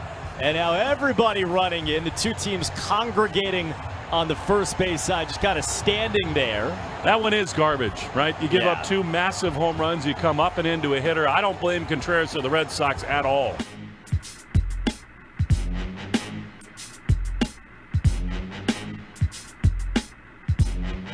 It was a veteran who got hurt, so you knew Wilson Contreras was going to have his back. Yeah. I think Wilson Contreras, though, would be willing to fight anybody at any time. I don't disagree with that. I think he just needs an excuse. That looked like a good excuse. He'll pop out of the dugout. He's ready to go. I don't disagree with that. He's ready to fight at the drop of a hat, that wild man. Yep. So anyways, if you missed any of that last night, that's how it went down Pretty in good Detroit. Stuff. Red Sox light up Framber Valdez. Oh, yeah, they got him. That one is garbage. Wild. It was garbage. It's garbage. Which we Valdez is also garbage. He's a garbage guy. He drilled his catcher last year. He threw at his own catcher. He threw at his catcher. Because he didn't like, the signals? I guess. Yeah. Yeah. Oh, yeah, curveball. How about this? Yeah. Heater to the neck. Didn't like how he's calling the game. What? So, no, he's a turd's turd. He's a piece is of what crap. he is. Yeah. But I also I don't know. We'll get into more why Story got hurt and not Wilson Contreras, or hit rather, and not Wilson Contreras. But that situation there, the Willies, Wilson Contreras and Wilyer Abreu back to back, and then Trevor Story, the only four-seamer that Valdez has thrown all year. That is so strange. The only four-seam heater he's thrown all year, drilled Story right in the back between the numbers. I think he was done with the game. I don't think he wanted to be there. Middlebrooks kept talking about it on the TV broadcast about how Valdez was really late to come out for the fourth inning. He was like, you still want me out here? Yeah, he's like, come on. It's because their bullpen has been demolished apparently, but so he slowly goes out there for the fourth, gives up a couple of bombs, and he's like, all right, I'm just going to drill. They weren't back from break yet when the Contreras hit his. Yeah, and then he gets up two bombs, drills the guy, and he's like, all right, can you please now? I agree with you. They're going to throw me out. He didn't want to be out there. And, I think he was mad at the Red Sox on top of it. Yeah. But the Red Sox do win 10-3 over the Detroit Tigers. They are now 5-4 under Chad Tracy, Keith. Chad Sox are back. With a positive run scoring differential. Oh, they scored 10 yesterday. In those 9 games. So look out for the Chad Sox. Brian Bayo as a bulk reliever. Yeah, good opener. Kind of worked. Good decision to go with the opener. Moran was on it. First guy he saw, dong. I was like, what is this? Why is this guy starting? Smart. Get the crappy starter out of the way with 1 inning out of your relief pitcher, so then the real starter can come in and actually settle in. Good play. Labored through 1 inning. 3 hits, including a leadoff bomb. And he's been walked 2. He's been good this year too. Not as a starter. No, I'm saying he's actually been good out of the bullpen. The second he starts the game, it's like all bets are off. Some guys are in the bullpen for a reason. Yeah, and maybe Giovanni Moran maybe Bayo should. Based on how this went. You know what I thought of yesterday watching the game was Nick Pivetta. Nick Pivetta was kicking and screaming when they put him in the bullpen, but then he was lights out. And remember he had that one game, didn't he have 10 strikeouts something or like 12 that, out of the pen? Mm-hmm. He pitched 6-7 innings out of the pen. So I don't know how sustainable this is. I don't know if you really want to do this with Bayo going forward, but he went in there and he was really good. Now, one question I have for you, and I think they made the right call, but after the bench is clear and after Story gets drilled, the Red Sox have not had a very good season. There might be some infighting going on. If you're Bayo, should they throw at Detroit? Yeah. Yeah. Right. Then you're really screwed because your bullpen's pretty spent. So that's why I think they might have made the right call. You got 7 out of Bayo. Take it. Because at that point, it only would have been 3 innings or 2 innings out of Bayo, and they would have thrown him out of the game. Yeah, but they warned both sides. 10-3. You can have some scrub out of your bullpen come out, right? Who's the kid who made his debut last night? You can't throw Gamboa. Can't have Gamboa throw 3 innings or something like that. He just got here. Carmen Sandiego could have come in. Exactly. Somebody. Like, I mean, I don't know. I think he would have gotten ejected. I understand your point. They had already been warned. Valdez had gotten might have thrown been out. good for the team. Me too. Might have been good for the morale. And you're spotted a 7-run lead. Yeah. I think Gamboa and Carmen Sandiego can make that work. I think. But at the very Carmen Sandiego pitched a couple days in a row. Fine. You put him out there again. Whatever. Just Somebody throw else. him out. Yeah. Give me another name. That's why they brought up Gamboa. They don't have anybody left. The Gamboa constrictor. You don't like that guy? Oh, that's good. How sick is that? That's good. Yeah, the Gamboa constrictor. Nice. He he got 2 punchies. He did. He was nice. Yeah, he's They crying couldn't about it. touch him. Crying about it after the game. He's very emotional with his folks there. It was I like that. It was a nice moment. I like that. Yeah. That's good. It's a good baseball story. Yeah. But no, but at least Bayo went 7. So like, say he didn't hit a guy in the 4th inning and then got like shelled in the 5th, you'd be like, man, you should have just hit the guy. Mm-hmm. But he didn't, and so he went 7. He had a good appearance. We'll see what they do with him going forward. But so you have the benches clear there. Yeah. Let's hear quickly from Chad Tracy and Trevor Story, and then I want you to summarize something. Yeah, this is good. From Eric Hosmer that I missed. You were telling me about this because it probably gives you the whole backstory. These are both quick. This is Chad Tracy, now a 1 game over 500 manager. he's a winning manager for the Boston Red Sox. He's a winner with a positive run scoring That's differential. Right. He's the manager of the guys Chad are buying Sox. in. They are. Yeah. You got to get in your comments when you can, Keith, because a couple of days ago it didn't look so hot. Although I'll tell you, 10 runs, no Roman Anthony, no Marcelo Meyer in the lineup, And no Yoshida. and no Yoshida. Well, they always win without Yoshida. That's true. Yeah, they have a very plus winning record without Yoshida. Here's Chad Tracy, manager of the Chad Sox, on Valdez throwing at Story. In your mind, was that pitch from Framber intentional? Yes, I do think so. I thought it was weak, and I thought everybody saw it. Their side, our side. I think everybody saw it, and yeah, it was weak. Okay. Can you imagine if he was like, no, I think he just kind of lost control there. Okay, but he gave him 2 bombs. He had allowed 10 runs, and he's like, you think that was intentional? I mean, I guess you have to ask the question, but like, what if he was like, no? Well, I think he just lost it. But I don't know. I mean, I think some managers, I don't know how Cora would have answered it, but I think some managers would be like, I don't know. I'm not in their heads. Like, it's not for me to say. No, I liked his honesty. Me too. Yeah, he's like, yeah. I like that he had his players back. Yes. What was that? Yes. Yes. Jones and Keefe.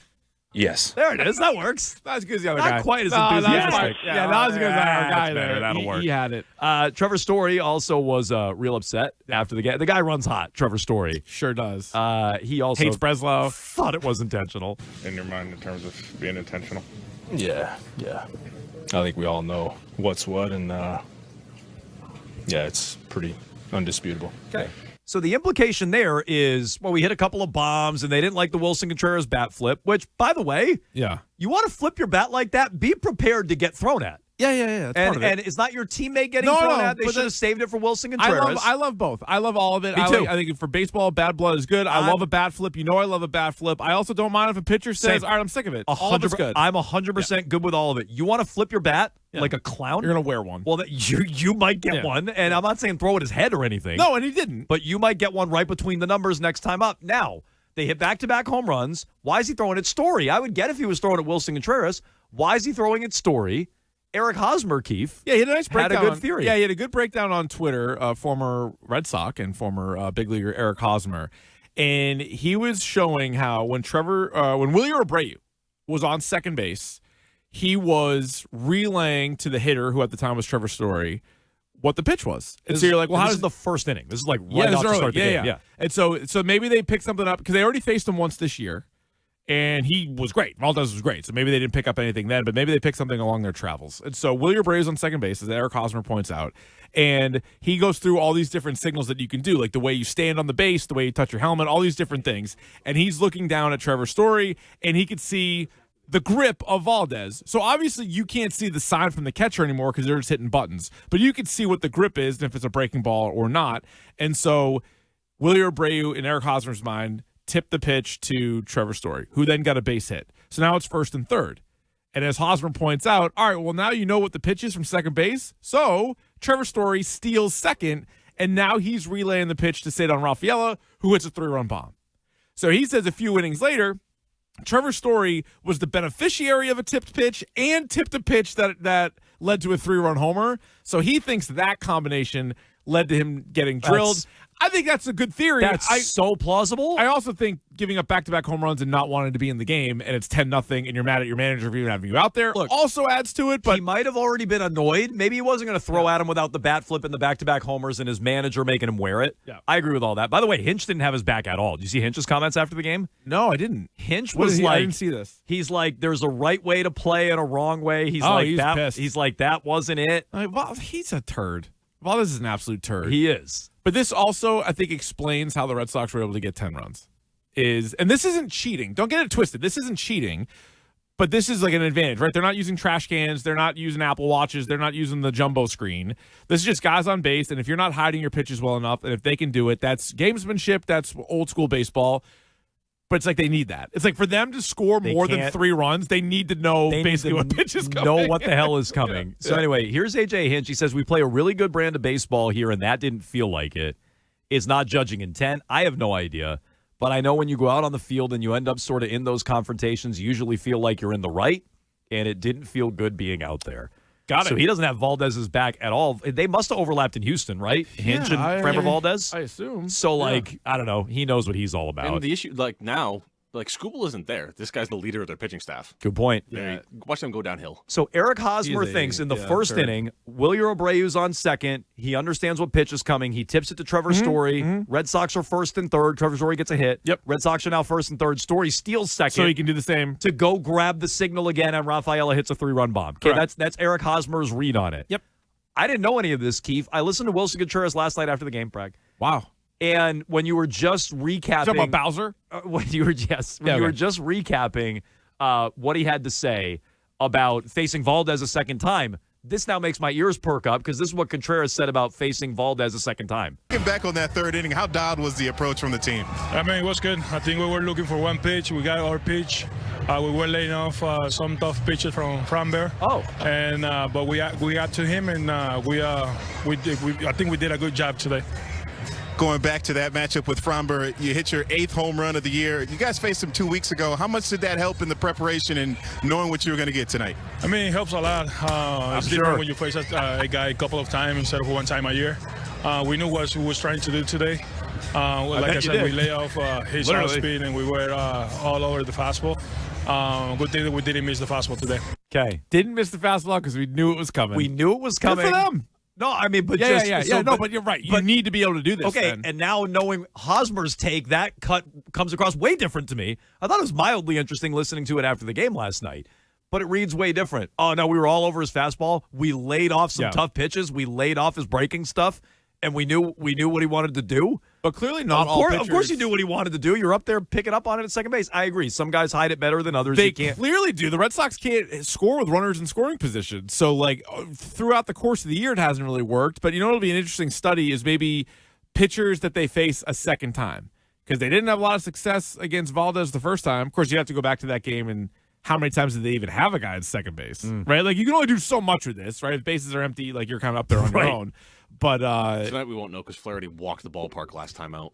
Yeah, he might just do that again. He might just stink. Nice. Oh, yeah, he might just stink. You're anyway. saying that a walk tonight. Good. You thinking walk?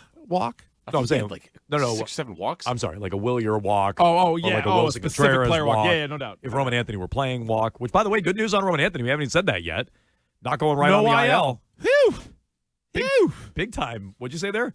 Phew. Yeah, big one of those. Phew. And so chance for a sweep. As bad as things have been for the Red Sox, they've already won the series, which was a step in the right direction, and now a chance for a sweep. No single manager this year for the Red Sox has won 3 in a row. They had to combine it, winning 3 in a row, the last game in Baltimore, and then the next 2. And then is it officially Sonny Gray, or they're saying Sonny Gray's back, I think Sonny Gray is expected to be back. I don't know if it's official, but he's expected to be back. All right. Phone calls on whatever you want. We got you lingering on the Celtics, Red Sox thoughts as well. Let's go to James in Providence. Hello, James. Hey, what's going on, guys? I just wanted to speak on the Celtics, and I hear a lot about if Jaylen Brown left, we're thinking about Giannis. What other options do you think that we have besides Giannis, or say Jaylen Brown staying? And also, just a little side note on the Patriots. If Mike Vrabel had a happy weenie, there'd be no Rossini. What's wrong with you? What is wrong with you? Can you say that? I don't know. I dumped it anyway. No, we did. I mean, he said it. You know that's a bad sign when the whole show has been Celtics and Red Sox, and he's like, oh, and Bruins, and he's like, guys, and a quick Patriots take. Here's a hilarious joke I had on Vrabel. I guess. If being honest, it wasn't bad. It was okay. Yeah. But I don't even know if that's the problem. His point on Giannis. Giannis? What do you call him? Giannis. So some other names, and we mentioned some of these. If it's Giannis. Bam Adebayo. Kawhi. Sabonis. Like, these are some of the names that have already come up. Joel Embiid. I only say that because Windhorst made the comment. Windhorst about, brought. He's like, would you want a and- post player? Not that you'd actually get Embiid. All right. Thinking about Giannis. Those are some other names. Thinking about Giannis as well. If you're not going to get Giannis. But then he's like, if you got Giannis, how do you replace Brown? I'm like, didn't you just answer your question? Well, you would have Tatum and Giannis. One would think. Yeah. Maybe you could have all three. Well, that's what I'm thinking. Jack is in D.C. Go ahead, Jack. Yeah, how you doing? Pretty good. First of all, I think it's crazy that Hinch is talking about, a framer dead and you get a friggin' camera out in center field, so he has no respect for the game anyway. Well, we didn't say a camera in center field. We just said the guy on second base picking up on it. No. He was saying Hinch did with the Astros. So who was Hinch to say? Who was he to talk trash? Oh, I understand. Yeah. Right. Hinch taught Cora, or maybe vice versa. Not the morality police. I understand. He missed Got the it. whole season. Apologies, Jack. I get it. Yeah, exactly. But I just think this game is just a distraction of how horrible Breslow is. He's just buying low, selling high. Buying high, selling low. Friggin' Kyle Harrison's doing incredible out in Milwaukee, and it's just a shame. I mean, Durbin is like, I can't stand Durbin. I can't stand him. I'd rather have friggin' Toro over there switch hitting. Watch your profanity. All right. Well, Jack, good stuff. Okay, you're running a little hot today. It's friggin' fired up. Why'd you cool off? Yeah, the Bull was good for like 3 weeks. Well, here's the thing. The Durbin trade hasn't been good. Oh, Durbin's terrible. Okay, and Harrison's been good. But I said this yesterday. Where was Harrison organizationally? And I'm talking like not just Breslow's view on it. Like, how did we all talk about Kyle Harrison? It's certainly below Early and Tolley. And so you want every good pitcher you can have, but I think they thought maybe they had a surplus of young left-handed pitchers. Yeah. If you factor in Bennett as well. So, I don't know. I think they felt like he was an expendable piece. They might have been wrong about that, and they brought in the wrong guy in Durbin.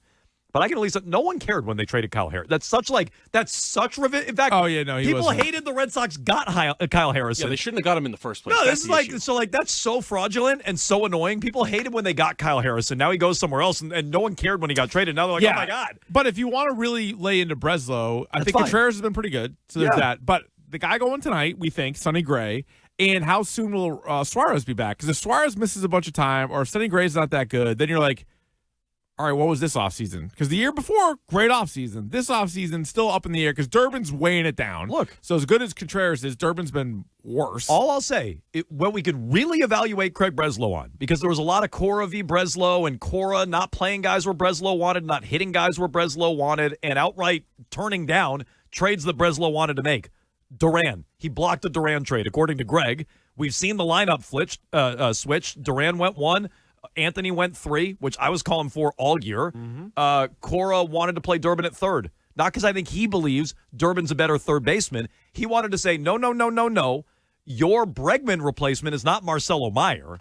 It's your guy, Caleb Durbin. Yeah. Screw you. Yep. So let's evaluate. I said this 2 days ago when the Red Sox were playing like garbage and it didn't look very good. I'll say it again today. I'm evaluating Breslow on these games without Cora. He's 5-4 right now without Cora, just like Chad Tracy. A couple of days ago, it didn't look good. Chad Sox. Let's track it day by day. Yeah. But, if you really want to evaluate the roster, I think the roster's way better than it showed to start the year. It's not the best in baseball, but it's also not one of the worst teams in baseball. Mm-hmm. And so far, since they got rid of Cora, they have a winning record. It's weird how that works out. 617-779-7937. We'll keep tracking it. Trust me, I got just like I had with Devers last year, there's a master post-Alex Cora file going on, and I'm tracking it. And we'll continue to track it. We'll update you on it, just like we did with Devers, which we, by the way, were right about. We'll get to your phone calls here coming up. Plus, Would You Rathers on a Would You Rather Wednesday right after Trending with Billy. Now, here's what's trending on WEEI. Trending now is brought to you by the Prudential Center. It's back-to-back wins for the Red Sox after last night's 10-3 victory against the Tigers in Detroit. Brian Bayo earned the win going 7 innings, giving up just 1 run on 4 hits and striking out 7. Cedar Rafaela led the way for the Sox offense, going 3 for 5 with 4 RBIs, including a 3-run home run.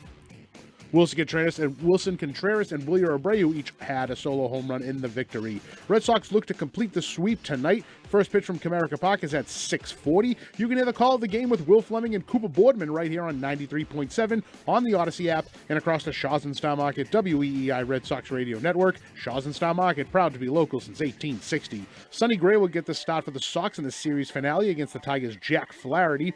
Don't forget to tune into the Mass Mutual Red Sox pregame show with Christian Arcand beginning at 5:40. Roman Anthony has been diagnosed with a sprained right wrist. Anthony met with a hand specialist yesterday where imaging revealed a sprain, but no structural damage. Anthony is likely to avoid being placed on the IL. The NBA has fined Jaylen Brown $50,000 for his public criticism of officiating after the C's Game 7 loss to the 76ers. In the NBA playoffs last night, the Pistons defeated the Cavaliers 111-101 in Game 1 of that matchup, and the Thunder went up 1-0 on the Lakers, beating Los Angeles 108-90. The Maple Leafs were the winners at last night's NHL Draft Lottery and will have the first overall pick in this year's draft, which will take place on June 26th and 27th. There was one playoff game in the NHL last night. The Avalanche took a 2-0 series lead with a 5-2 win over the Wild. And former Patriots wide receiver Stephon Diggs was found not guilty on a felony strangulation charge and a misdemeanor assault and battery charge stemming from an alleged dispute with his private chef. Heading to Fenway for the game, park in the Prudential Center's garage for just $26 for night and weekend games. Located in the heart of Back Bay, shop, dine, and discover all Prudential Center has to offer, including the View Boston observation deck. Just a short walk over to Fenway from the Prue. I'm Billy Lanny. That's what's trending now on WEEI and WEEI.com. Hey, it's Craig. 5 years ago.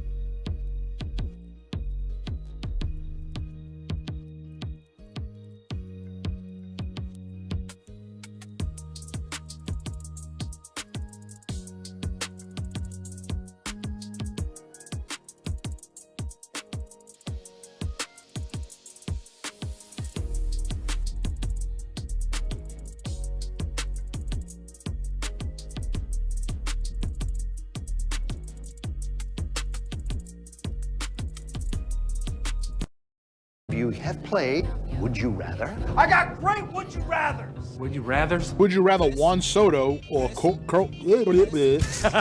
Would you rather have a pet monkey or a mini pig? Would you rather be a werewolf or a vampire? On Jones and Keith. Choice is yours. You can get with this or you can get with that. You can get with this or you can get with that. You can get with this or you can get with that. I think you get with this because this is where it's at. You can get with this or you can get with that. You can get with this or you can get with that. You can get with this or you can get with that. I think you get with this because this is kind of that. Come on. Would You Rather Wednesday, brought to you by Avelinos. If you're planning a corporate meeting or private party, you can book their beautiful and spacious function room for up to 100 guests. Go Avelino.com. We'll get to some Would You Rathers in a moment. Real quick, the Twitch chat is a buzz. Well, they're a buzz. Yeah.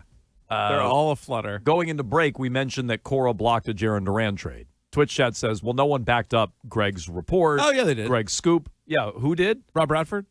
Ever heard of him? Baseball isn't boring? The next day or the day later on that day when Greg mentioned it up, you asked Bradfo about it, and Bradfo said that happened. Yep. Okay. So someone's backed it up. Correct. Okay.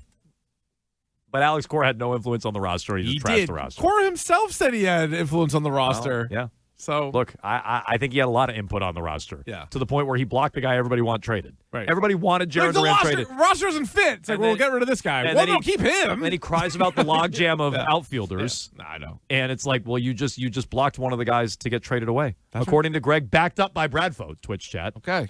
Now we get that squared away. What do we have for Would You Rathers today, Bill? First one up, would you rather Tatum and Brown or any current NBA duo? So I feel like Tatum and Brown. So long term, I would say no. I would rather have Wemby and Castle. I think King of the Castle and Wemby, they are both like 21 years old. How do you think Wemby's going to age? Great. Do No, you? probably not. There's not a lot of examples of 7'4" I mean, look, guys. trust me, I would want Wemby on my team, but I'm like, talking about now. I'm saying, so like starting the play. I'll tweak the question. At the very beginning of the playoffs, I would have said Brown and Tatum for this playoff run. But if you're talking about like you could just swap them and you're a franchise, I think the Wemby Castle title window is longer than the Brown Tatum window is. They might win this year, and you're already home, and then you'd be tied. So right, I think the answer is Tatum and Brown, but I'm not saying Wemby and Castle is way off. Wemby long term, for as brilliant as he is, and I trade Tatum straight up for him, but now I gotta swap out both. And I like Castle, but I don't like him as much as the others. You know who he's obviously super tall, but he's not like George Mursan or, who else? Some of these like Mark Eaton. He's closer to like Kevin Durant. Like he's like a taller Kevin Durant. And Durant had a really long career. He had the one Achilles, but he's come back and he's been good since. Yeah. So I mean, as far as like longevity, I'm not talking about like their games. I'm talking about like say anybody tall and skinny. But Stickman. He's tall and skinny, but like, what is he? 7'4"? He's getting taller. Yeah. So he's like actually still growing. Like that. Like people that height. Durant's not that tall. Yeah. And so Durant's tall and he's skinny. He's not that tall. The guys who are like over 7'2" scare me a little bit. But play this out. If you were doing like expansion draft style, would he be the number one pick? Yes. Okay. So right there, you have the best player for the future. Where would Castle go? Lower. He'd be like. So that's what I'm saying. But I think he has. I think he's going to improve. If you're asking me, if you're asking me one for one, Wemby or Tatum, Wemby or Jalen, I definitely take Wemby. But now I gotta swap out both and take back Castle, who I like. Is it Castle or Fox? Well, if we're playing the future game, I think it's Castle. I like Castle. I like Castle's game better too. Although Fox, I think has big onions. No, but this is in tight spots. He sure does. Yeah, in tight shorts. Yeah. Oh, tight spots. Yeah, tight spots. Yes. But that's why like Wemby would be the best out of those four. Then Tatum. Then Brown. Then Castle. But then you have to kind of weigh it out. I don't know if the SGA and the real Jalen Williams might be an option for you. I'm trying to think who else. I'm telling you, that's probably it. So you're saying Tatum and Brown. Yeah, I'll say the Spurs. I mean, it's why I wouldn't split them up. Like, I'm not trying to split them up. Jalen may want out, and you may have to split them up. Yeah. But it is not my intention to split them up because I think they are the best duo. Yeah. I don't think the Celtics have much after those two these days, which we can blame Brad for. But I like that duo. What else, Billy? Would you rather use Brian Bayo as a starter, reliever, or get rid of him? So he came in the second inning yesterday and pitched 7 innings. It was the best he's looked all year. Well, doesn't help his starting numbers. He's still like the worst starter in baseball. So I was of the get rid of him prior to yesterday, but I'm like, all right, he was willing to not start. Not that he really has a choice, but you know what I'm saying? Like, he didn't put up a stink about it or anything. He like Nick Pivetta put up more of a stink when he got moved to the bullpen. Sure. Still did it, but he was like mad about it. So I don't know. Like, obviously Moran got you off to a tough start there, giving up a couple of runs in the first, but maybe do this again. Maybe not. Maybe have a different opener, but maybe let him do that again. See how long that'll work. And how I would say it is, and you're right, you can do it with an opener. I wouldn't hate him as just a pure bullpen guy, where now I don't just use him once every 5th day. Now it's a little more versatile. So, like, when they're healthy, and who knows if that's ever going to happen. That may not. But, like, Crochet, Ron Hare, Gray, Early, Tolle. All should be in over Bayo. Correct. So but there may never be a time where I don't know if you guys remember this, but last May, I'm looking at it now, he went over 4 2/3 innings once in the whole month, which is basically what he just did in April. Yeah, no, Bayo? Yeah, Bayo last, and then he was awesome. He was really good. He was able to correct it right up until the playoffs. But yes. But it was like 6 horrible starts in a row, which is what he just did. I think my answer is bullpen, but it's not like this setup in the bullpen where it's not versatile and you can't use him all the time, and he's still effectively a starter because you're only using him once every 5 days. It's like bullpen. Well, does he have any, not value, but like, is he tradable at the deadline? Because his contract's pretty cheap. That's what I was going to say, because we read that article last week that they're like, oh, he's got like $15 million a year. You're like, yeah, I think it was every starter makes that. It was like $44 million over the next 3 years plus whatever he's owed this year. You're like, okay. Yeah, it's not bad money. But I just wondered, that might be one where if you're a buyer or a seller, you just like dump him off on something. Like the fact that the Red Sox went out and got Dustin May last year makes me feel like a team that's fighting for a playoff spot that just needs innings might actually want a guy like Bayo. Okay. So I'd keep doing what he's doing. What else, Billy? Would you rather have queso or guacamole? I love guac. I would go guacamole. I like queso. I think I love both, and I would say why not both, but the question is one or the other. I think queso. It's just melted cheese. It is just melted cheese. And I love cheese. I like avocados and guacamole, but I think just like melted cheese all over the nachos, yeah, sign me up for that. I'd go with that over anything else because you can dip it in there. You can throw it in your taco if you Mint want. or queso. Ooh, I'd go queso there. But no, I got to pick one. Like you said, they're both great. I love salsa as well if you wanted to throw that one into the question. Sure. But yeah, I'd go guacamole. Did you have some guacamole last night? I did. I did have guacamole last night. In We're fact, talking so much about it. I had to. Sick brag, bro. Sick brag. I had 5 of those items last night, Keith. Did you really? Soft taco. Okay. Guac. Spoiler. You don't even let us guess. Pico de gallo, which I'm taking. Now I had 4 dips and I'm taking liberties with now is salsa. Okay. What else am I missing on there? A nice cerveza. What was the other one? Margarita. No, I did have both. Yeah. Well, did you make your little? and the chips. Did you make your iceberg? The tortillas. No, I did. I should have, Bill. I drank them scratch separately. 2 off the list. I did dump one into the other. I went margarita cerveza. I went nachos, and then I had guacamole on the nachos. And I just like really fully loaded those bad boys up. Nice. Yeah, it was good. Yes, you're good 4 or 5 items there too. Yeah. Oh yeah, no doubt. Check. We're talking too much about it. I'm starving. What, am I not going to eat it? Yeah. Okay, so guacamole's my answer. You're going with queso. What else, Bill? Would you rather free golf for life or free skiing for life? Oh. So I like both, bad at both, but I like both. I'm also They're both expensive. bad at both. I don't know that I really love skiing. Oh, I do. So I haven't been in like 5 years. So I went for the first time last year, Bragg. Oh, did you bring Lucas? In a few years, we brought Lucas had never been up. I think maybe this year I'll bring the girls. Went back up to Jay. Oh, nice. And I don't like riding a bike. It was a little bit like riding a bike. Like it came back pretty well. Like I said, I'm not very good at either. I'm probably better at skiing than golf. I'm not very good at either. But if now I could do one for the rest of my life for free. Yeah, golf. Like you might really injure yourself skiing unless you're Roman Anthony with your hard swings. Yeah, people have died. I don't think you got to worry too much about injuring yourself with golf. So I would go free golf. No, that's true. Yeah, I was just saying because I think you'd probably That's true. If both were free, I'd probably golf more just because it's way more convenient. Yeah, like you got to go on a whole tree, you got to drive somewhere. Yeah. It's a whole thing where there's golf courses literally everywhere. Yeah. So I'd probably go with that. But yeah, because both are to me something I want to do more of. It's just hard. Like it's a time crunch. It's a money suck. The whole thing. Twitch chat is talking about the Coronita. That's the little Corona. Your my wife household loves those. I was gonna say the Keith household is big on those. Keith household has those flowing all the time. It's like a 7-ounce beer. I'm like, what is this? Yeah. How many of these do you need to drink? I've never seen a household with so many Coronitas. She loves the Coronita. Isn't that the definition of a short beer? Small beer. That's even smaller. A few small beers. Yeah, that's 7 ounces. 7 because it's 7, 12, 16. Yeah, 40 ounce. 7.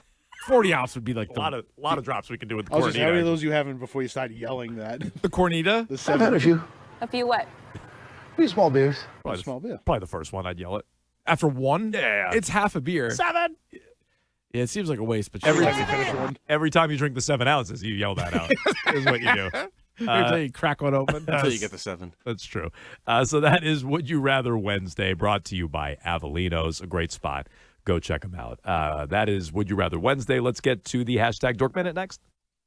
What did you miss on Rich, Ken, and Ted?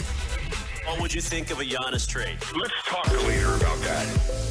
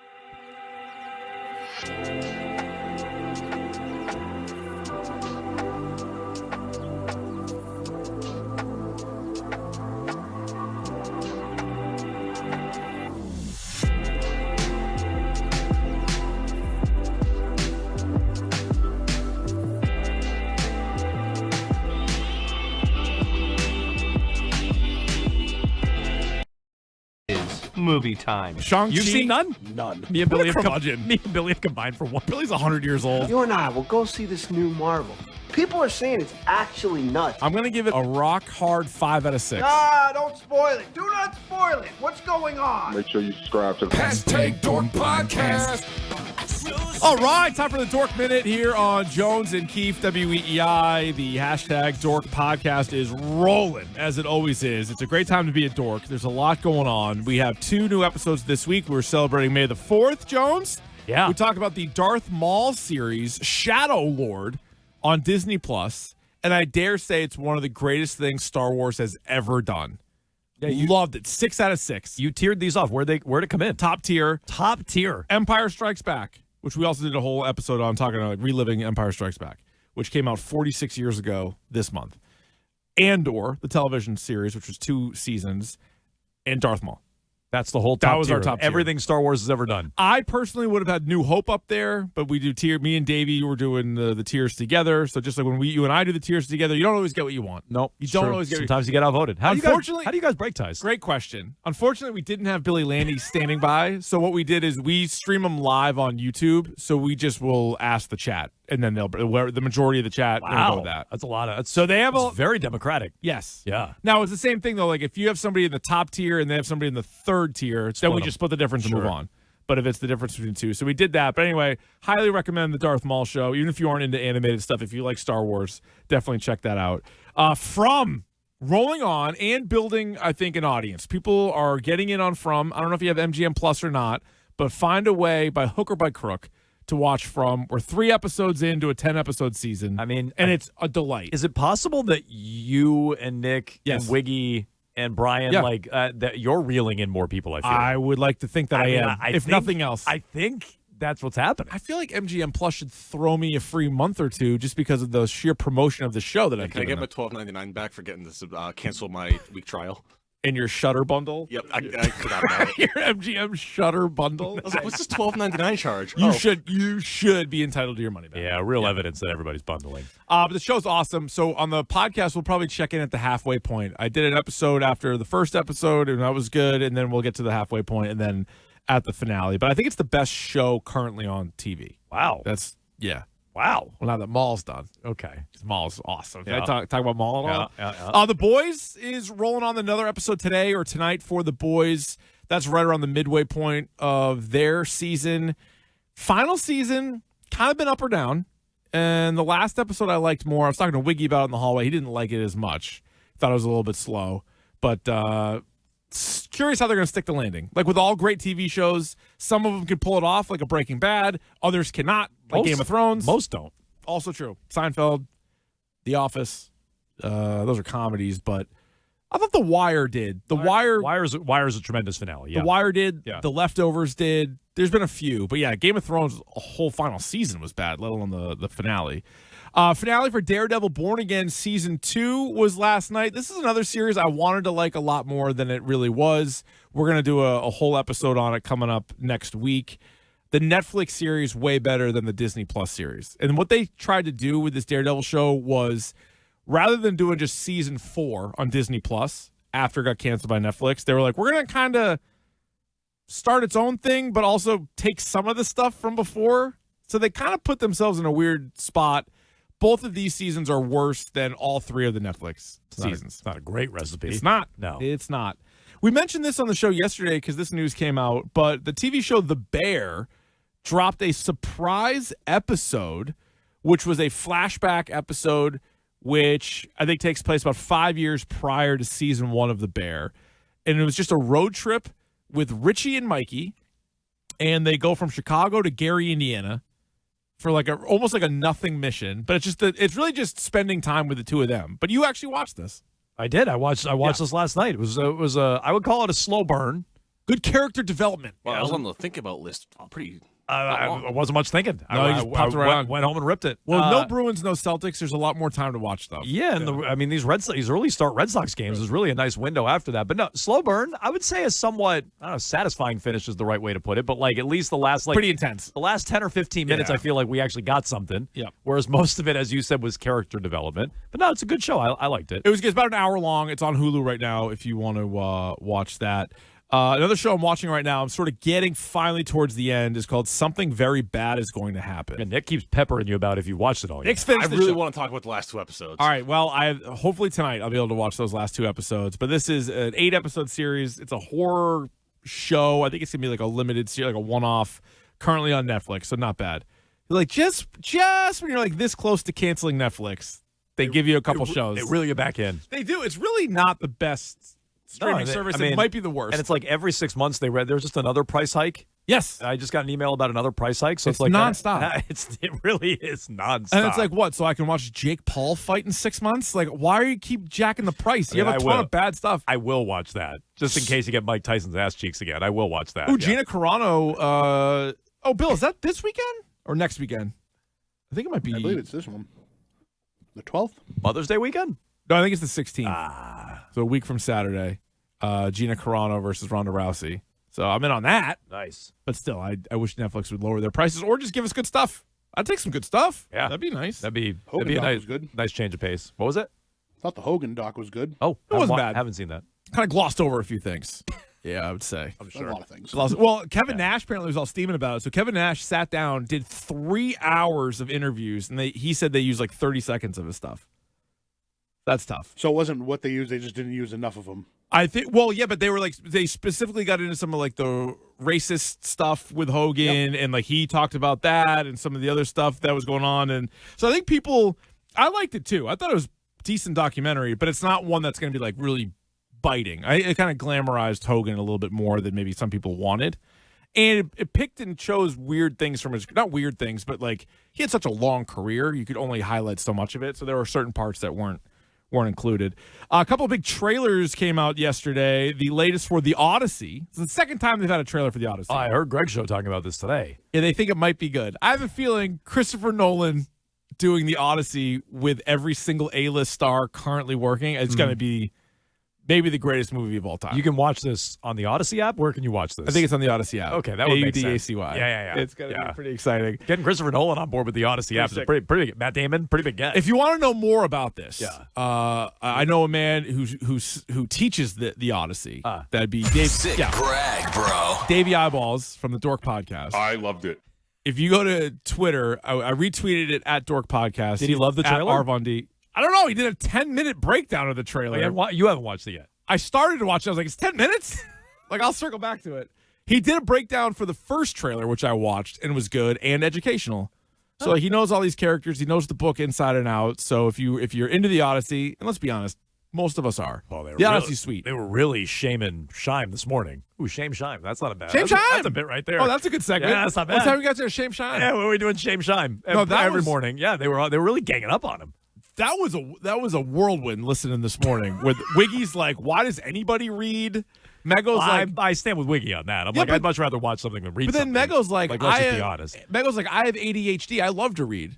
I'm like, I can't read because I have like ADD. Like, I don't understand. Like, but anyway, she loves it. And then they're like, Shime's like, I like the Odyssey. They're like, no, you don't. Like, why can't Shime like the Odyssey? Yeah, well, the Odyssey's sweet. Yeah. Anyway, the movie's gonna be great. If it's not Best Picture, if it's not the highest grossing movie of the year, if it's not one of the best movies of the last 25 years, then it's a disappointment. Wow. Yeah, it's Nolan and the Odyssey. Okay. I didn't realize it was that hyped. Okay. Damon, Tom Holland, John Bernthal, Charlize Theron, Anne Hathaway. Who else am I missing? Robert Pattinson. It's like Zendaya. It's insane. The cast is insane. But Doomsday's going to make about $2 billion. I don't think the Odyssey's going to get there. You don't think the Odyssey's going to get more money than Doomsday? I don't think so, no. Marvel always outpaces everybody. What did Oppenheimer make? Well, wasn't that a rated R movie? Oppenheimer was? Yeah, it was, and it was like the highest grossing rated R movie for a while. I bet.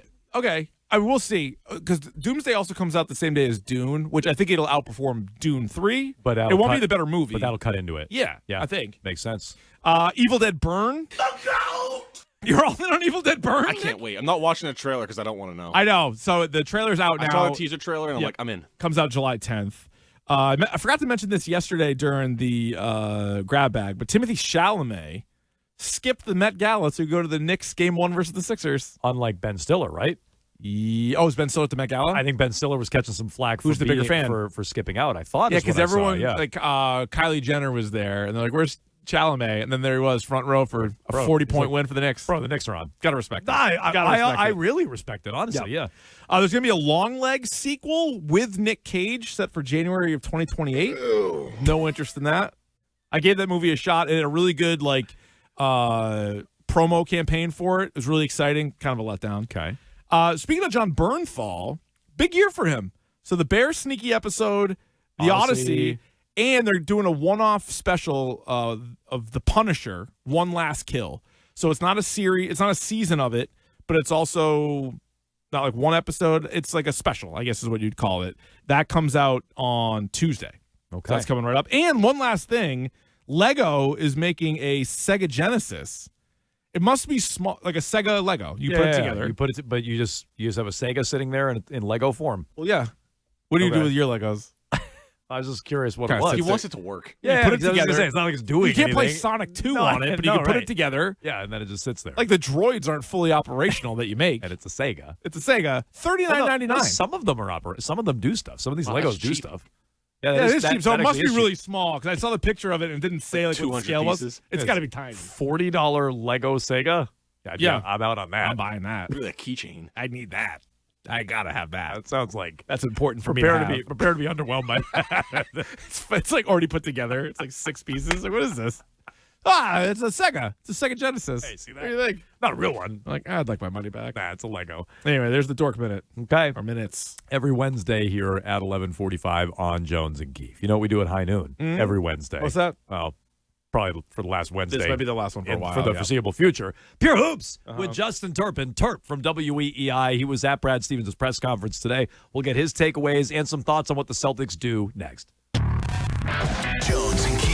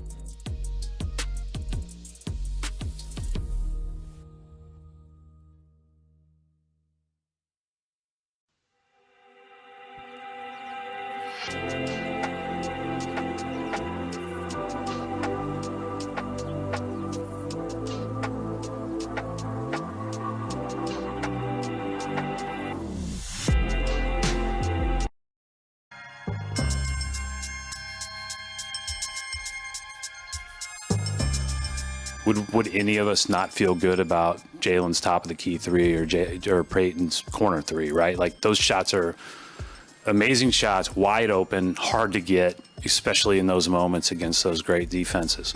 I think the biggest thing is can we generate looks at the rim? Yeah, everybody wants to do that, and every one of us would prefer a dunk over a three. Every single one of us. Those are hard to get, and we struggle to generate them. And so yeah, we certainly shot some bad ones. I'm not telling you we didn't. There's no question about that. But I also thought we shot some really hard shots at the rim and some really hard shots in the mid range too. So, and I don't necessarily fault anyone for that, other than credit to Philly's defense. And we've got to do a good job as we build out the roster to have more options. High noon, Jones and Keefe, WEEI. It's a Wednesday, which means it's time for Pure Hoops. All right. With Terp. What's going on, Terp? Should be previewing Game 2 today. We absolutely should be talking about Game 2, Celtics-Knicks. It's amazing how many fans and people are passing this off as a major success that this season was. I think both things can be people true. Doing that? Oh yeah, a ton of it online. People are calling this season a success because of the development and all that. I think both things could be true. Not this show. Wow. No, this was a failure. I didn't first realize team that. in franchise history in only the 14th or 15th 14th. in NBA history. 15th. Oh, well, you're right. 15th. They were the 14th at the time. At the time, yeah. So we'll give them 14th. Yep. Only the 14th team in NBA history to blow a 3-1 lead. That is a catastrophic failure. No, they were the better team, I felt. Well, I guess you can't say that because they lost the series. But I would say they were overwhelming favorites. They were the favorites to win the East. They were the favorites to win the East. And then the series, they were overwhelming favorites. And then you're like, wow, Joel Embiid came back. All right, they beat him by 30 the first game he played. And then they were still individual games big favorites. Second team in NBA history. 6.5, 7.5, somewhere in there. But they were picked to win each of those games the whole time too. Second team in NBA history to blow a series when you have two 30-point wins. Yeah. And the other two don't even play where they play. It was the Minneapolis Lakers and the St. Louis Hawks or whatever. They don't even play there It's anymore. a disaster. No, it's the definition of I didn't a realize disaster. anyone was even thinking of calling this season a success. Whoever that is, that's embarrassing. But it's not Turpin. Jaylen Brown. Justin Turpin, WEEI here. You were at the Brad Stevens press conference earlier today. That was him talking about threes. I understand he got a lot of questions about that. He got a question, we did not play this, about Joe Mazzulla and adding to his coaching staff. He got questions about Tatum in Game 7. He got questions about moves this offseason, and he invoked the second apron and some of the basketball penalties. What do you think of where it started, though, with Jaylen Brown, his frustrations that he aired to Tracy McGrady? I think Corrales asked about this right off the bat. His first question. He expressed to McGrady that he's frustrated. Brad Stevens, and I'm paraphrasing, basically said, well, he hasn't said that to me. How do you read that whole situation and Jalen's frustration, alleged frustration with the organization? I think the frustration lies within the play style and the way that they play the game. I think he was candid about that after Game 7, where he was kind of chipper, after they lost that game. He, in the past, has been pretty down in regular season losses as well. Not saying he was happy that they lost the Game 7. No, he was not that was Tatum. Yeah. He was not, noticeably, he wasn't upset. And I think, he genuinely, enjoys to play the style of play that they did in Game 7, and that he's frustrated that they get away from that at times. I think that's where the frustration would lie. And I think the fact that it's coming from Tracy McGrady raises some eyebrows, right? That's kind of the equivalent, the Tatum equivalent of Drew Hanlon saying it. It's coming from Jalen, right? You'd imagine. T-Mac kind of gets some credit for Jaylen Brown wanting to stay here in the first place. 2019, he talked him into staying, which is huge, obviously. Yeah. You can't ignore that aspect of it. So if he's out there saying it, I wouldn't pass this off as oh yeah, there's no frustration whatsoever. Yeah. This is his mentor. This is someone that he is close with. And if he's out here saying that, something's not right. Is there a scenario where Jaylen Brown wants out? I mean, we see NBA players across the board want out. You know, it could be your guy, LeBron James, could want out of his hometown team not once but twice. So we've seen guys leave teams all the time, demand trades all the time. And if Jaylen Brown's because he's already compensated to the highest degree possibly can be. So it's not a money thing, obviously. You already signed the max deal. But if he looks around and he's like, all right, Brad's keeping Joe Mazzulla. He's keeping Tatum. He's keeping Derek White. He's bringing back everybody. Maybe he swaps out player 10, 11, 12. But if we're going to play the same style, but now I got to take sort of a back seat again to Tatum.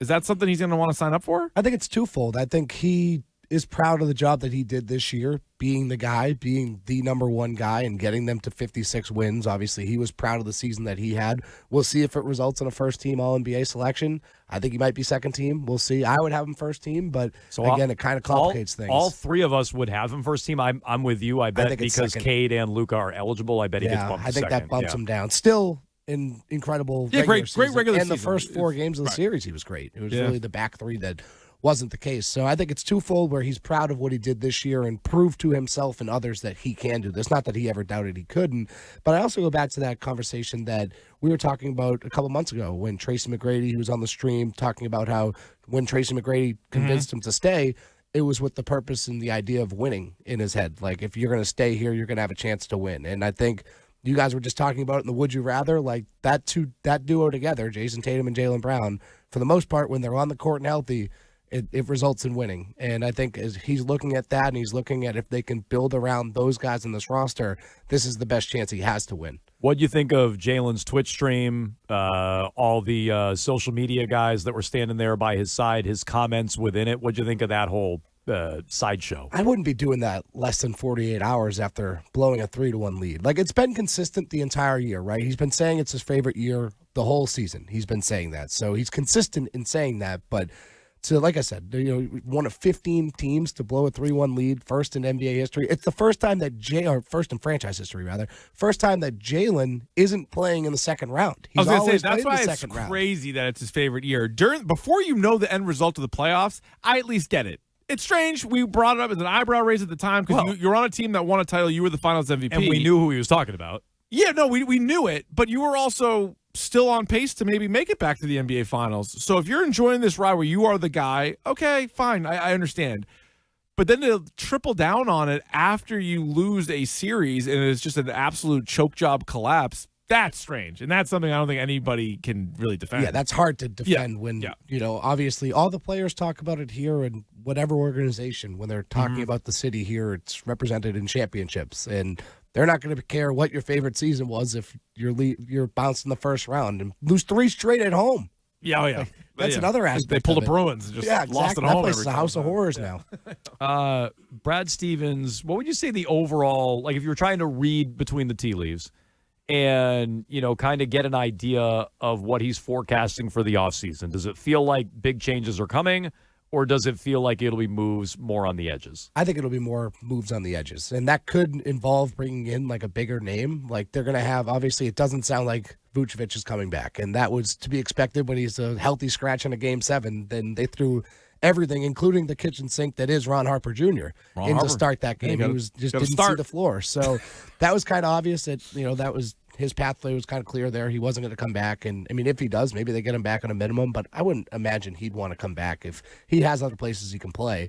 Maybe they move a guy like Hauser. I mean, he's obviously been in trade talks for the last couple of years now, got a tradable contract, and he's kind of holding up the line for guys like Ugo, for guys like Baylor Shireman, for Jordan Walsh, and in some ways Ron Harper Jr. So I think maybe they want to get those guys some more run who were better than him in the postseason run, quite frankly. So maybe they decide to move on from him, but I would expect it to be more minor moves. Going back to Ron Harper in the starting lineup in Game 7, what was the conversation like in the Garden? Because Jones and I talked about it on Monday. We're doing different things on Saturday. The Kentucky Derby's on. So, you find out Tatum's questionable. Then I find out Tatum's not playing. Yeah. And then it was, right before tip-off, or maybe even, right after, just the way the day played out. I was like, wait, who's out there? What happened? So when you guys finally got the news, all the different beat writers and stuff that were down there, what was the reaction? I looked at Mego and said, is this the lineup from Game 82? Yeah, right. I was unsure what was going on there. Yeah. And, those guys have been great for them this year, and it's been one of their strengths, which is why it's so weird they got away from that, where they shortened the rotation and took too long to get those guys back on the floor. But to see those 3 guys making their first career postseason starts in a Game 7 was pretty wild, and it backfired. In a game you lost by 9, they started on a 9-0 run right away. No, that was bad. You got a couple shots in there, and maybe we're not talking about a Pritchard missed corner 3 and the Jalen above the break miss. I mean, they took the lead briefly a couple of times, and they certainly were in it late, but they buried themselves with that starting lineup, which no one was saying don't play those guys. I'm okay with all those guys getting some minutes. Right.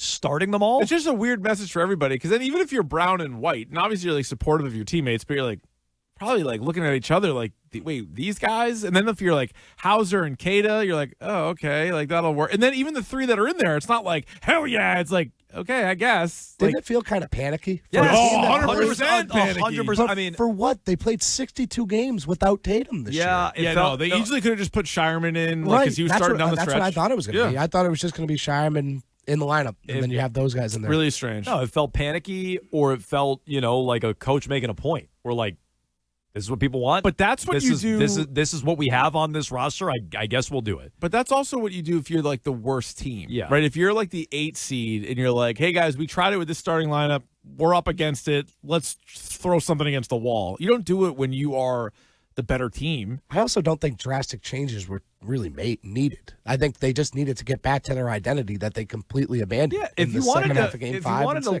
play Hugo in Game 7 or dive deeper into your bench, fine. Oh, that's fine. And you obviously needed to make a change Not to a replace tip-off. Right, you needed to make somebody had to come into the lineup to replace Tatum. So is that Shireman? Is that Harper? Is that whoever? Like, what? You had to make that change.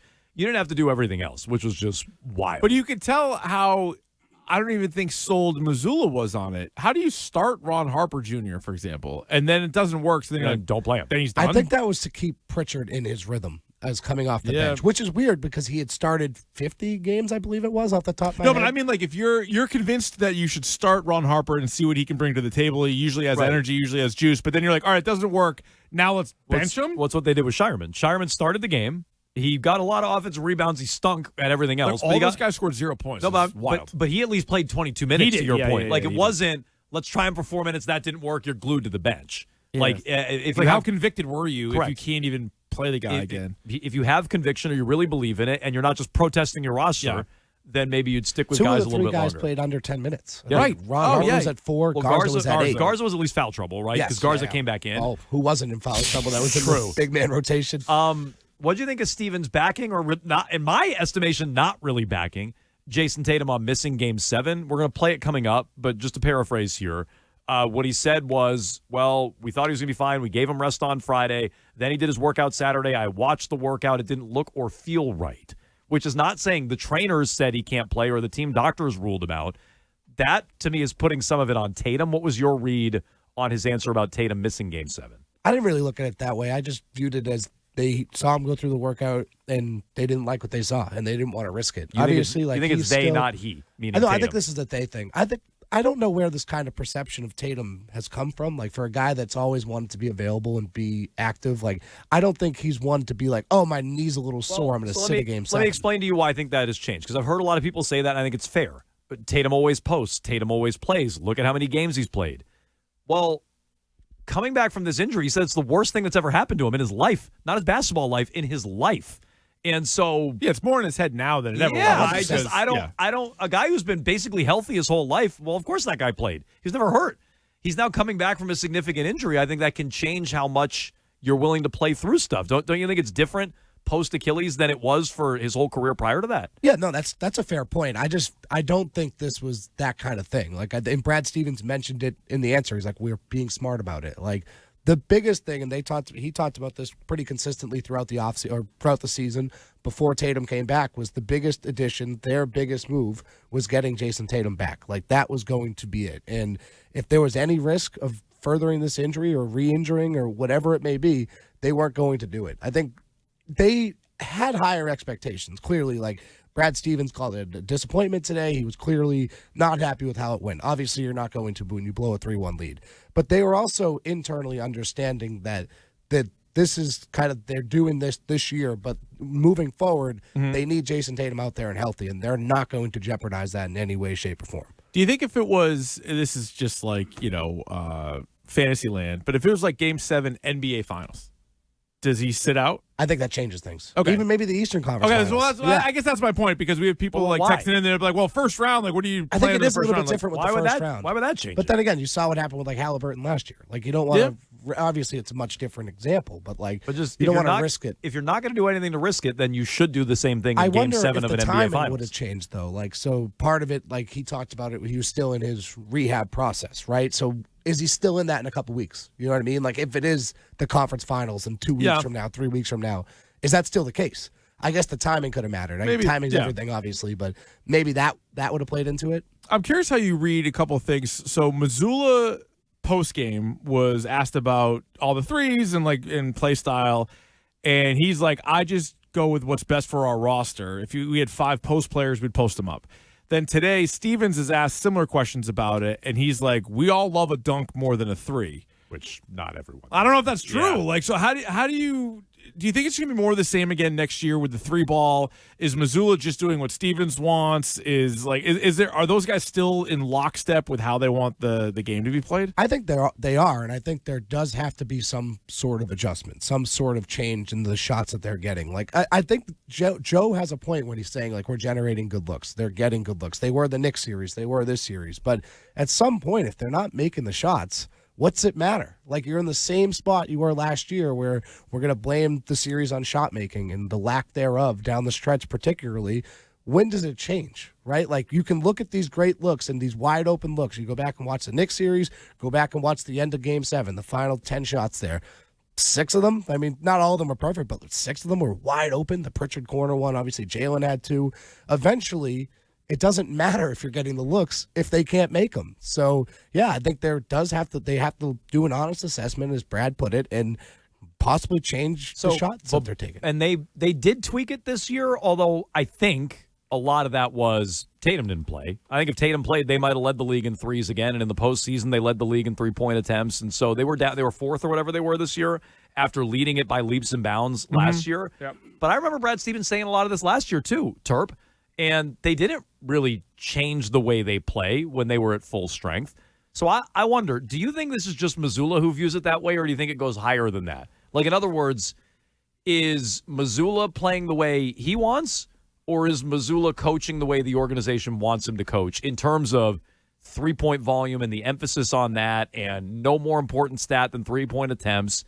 That whole thing, is that an organizational view or his view? I think that's a Joe thing, but the organization's on the same page with them. And I think they did do different things in their approach this year. Obviously, offensive rebounding was such a key part to their success this year, which was important because they weren't generating the same looks. When they had the Porzingises, the Holidays, the Horfords, those guys they created so much space for each other that, of course, your 3-point percentage is going to be up. Your 3-point attempts are going to be up because you have all these high-level shooters spacing the floor. They didn't necessarily have that this year. You didn't have a stretch 5 this year. I mean, guards that can shoot the 3, but teams weren't really looking at it that way. Cato was shooting them at the end of the year. At the end of the year, yeah, he got one. Got one at the end of the year. I think I've said this to you guys before. I can totally see that one day being part of his game. If it's part of Andre Drummond's game, it can be part of anybody's game. He shot 500% on corner threes this series. Andre Drummond. Yeah, he did it. He hit one when they played. I think it was Halloween night. They played the Sixers, and he hit a corner 3. I was like, Andre Drummond just hit a corner 3, and then he hits 7 of them in the playoffs. The thing that just drives me nuts. The Celtics too. They'll have anybody shoot them. Yeah, I'm used to every team shooting a ton of threes, but what's nuts is the way sometimes Missoula will talk about just threes and looks and open threes. It's all the players are interchangeable. If Sam Hauser's wide open on the wing, or if Jordan Walsh is wide open on the wing, it's not the same shot. Correct. And he views it as our offense generated this. We got guys open and we freed up an open look. Even Jaylen Brown, a wide open Jaylen Brown, still not the best shot on the court. Everybody's a little bit different, right? I would say Sam Hauser is probably the one sniper. Maybe Peyton Pritchard. Derek White is not a guy that you just want launching threes all game. Well, the last year, yes. This regular season, this playoff run. No, certainly not. And I think part of the problem with Sam Hauser, too, is they stopped respecting him. And they stopped respecting his shot towards the end of that series because he wasn't making anything. He started off fantastic those first 2 games, and then it dropped off. And then if he's not doing that, he's really not doing anything. It's tough. He has evolved greatly as a rebounder and a defender. But Shireman, Walsh, those guys are Ugo better defenders. And Ugo's another one. I don't mind when he's out there, but then he gets an open 3. It's because they probably are letting him shoot it. That's why he's open. Yeah, Marcus Smart used to get a lot of open threes for a reason. Exactly. Couple of quick. I think I know the answer to this one. Derek White's back? I believe so, yeah. Okay. I don't think he should be. So you have to start thinking about that one. He's 32. You got to extend Pritchard after this year. I don't think he should be, but if you're asking me, do I think he will be on the team? He probably will be. What do you think of the Giannis linking the Celtics to Giannis? I feel like they're linked to every big star, but this is it feels like it's very prominent with Giannis. They keep getting linked to him, but The thing is with the Celtics is just where they're at right now. In order, obviously for a guy like Giannis, you're going to have to do it anyway. But in order to bring in a big salary, they're going to have to let one go as well. So I don't know. I wonder if their approach would still be deduct the luxury tax again and then free up, the spending levels that you had in 23, 24. But again, like that's easy to say when you're in the postseason, your favorite win the East. When you blow a 3-1 lead, it's a lot harder to get behind that. Yeah. No. Maybe there's a little more urgency to it. I think Joe's on the hot seat going into the year. I think we both think he's back. You don't think so? No. They have such a high regard for him in that organization that I do not think so at all. But like the Red Sox have a high regard for Cora, and he was gone They a month did. in. I just feel like this season should be damning to him. I'm with Keith. He's specifically going the postseason. He's going going the regular season. He was fine. No, but that's what I'm saying. But if you look at the last four postseasons, no one cares if you win 56 games in the regular season if you lose in round one. No one cares. I feel like they should have won every series that they ended up losing. Yeah, I give them grace for the Miami series, but obviously just like unique circumstances. They didn't have really any assistant coaches because all of them pretty much took off. Will Hardy took the Utah job.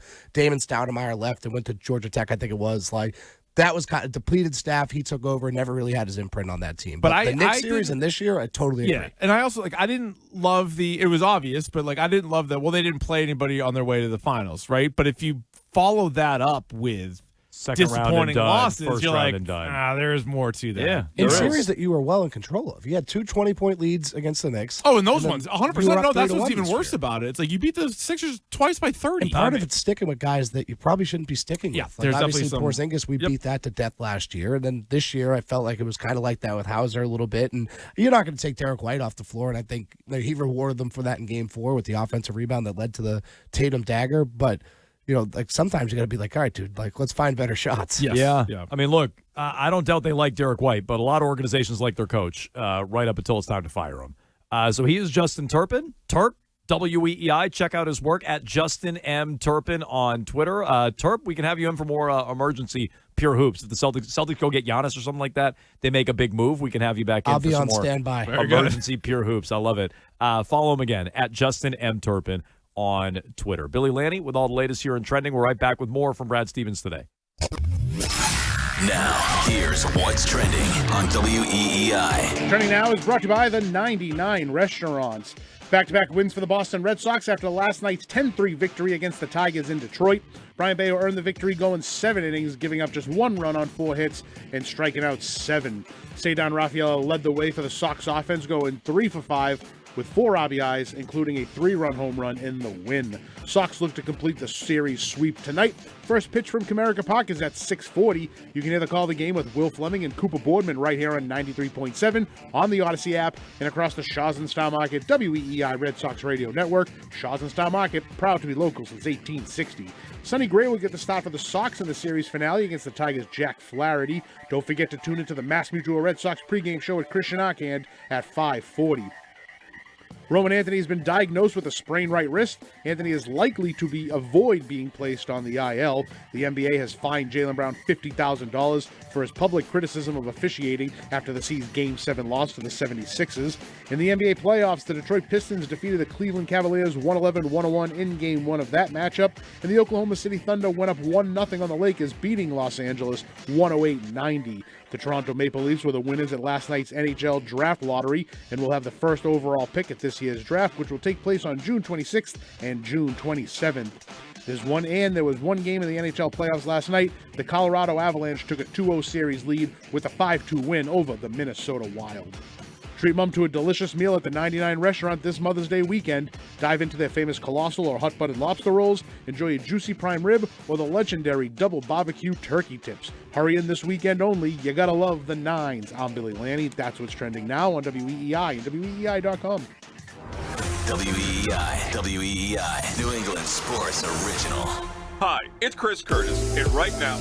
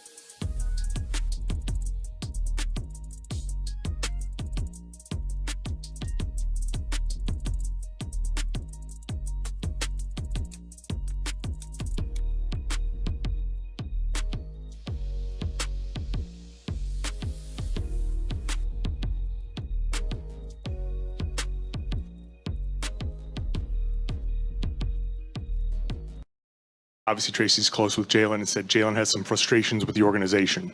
Have you felt any of those frustrations? Has he expressed them to you? Is the relationship with Jalen, has that evolved at all?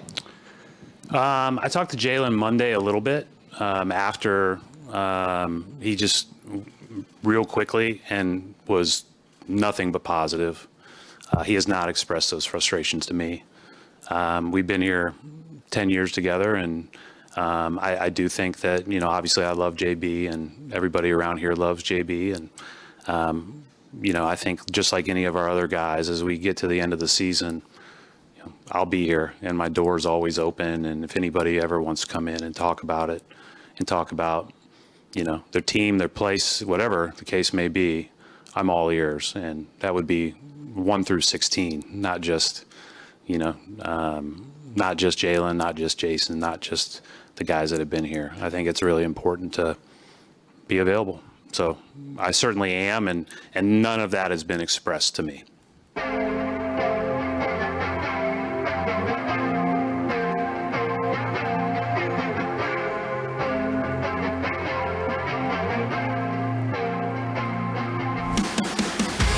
That was Brad Stevens earlier today. It's Jones and Keefe, live from the Catches Law Injury Attorney Studios. No fee unless you win. What was your read on that comment, Keefe, when Brad Stevens, to start his press conference, first question, was asked about Tracy McGrady's comments on his podcast with Vince Carter that Jalen is frustrated with the organization? What's your read on Brad's response to All right, that? so let's assume Brad Stevens is telling the complete truth, right? Let's say he's just being super honest. He's taking that question, he's answering it. We already played Tracy McGrady's comments on it before. We know he has a close relationship with Jaylen Brown. In fact, he's one of the reasons why Jaylen Brown's still here and was happy to stay here and sign a big extension and all that other stuff. Who do you think Jaylen Brown told the truth to? Tracy McGrady or Brad Stevens? So if he told Tracy McGrady he has issues, but he told Brad Stevens, no, I'm good, I would lean towards T-Mac. I would think that he probably was more honest with T-Mac. My guess is, too, based on the way Brad describes it, he probably had a longer conversation with McGrady for sure. He did with Brad. Brad's like, yeah, talk to him quickly, he's fine. Brad's like, I saw him.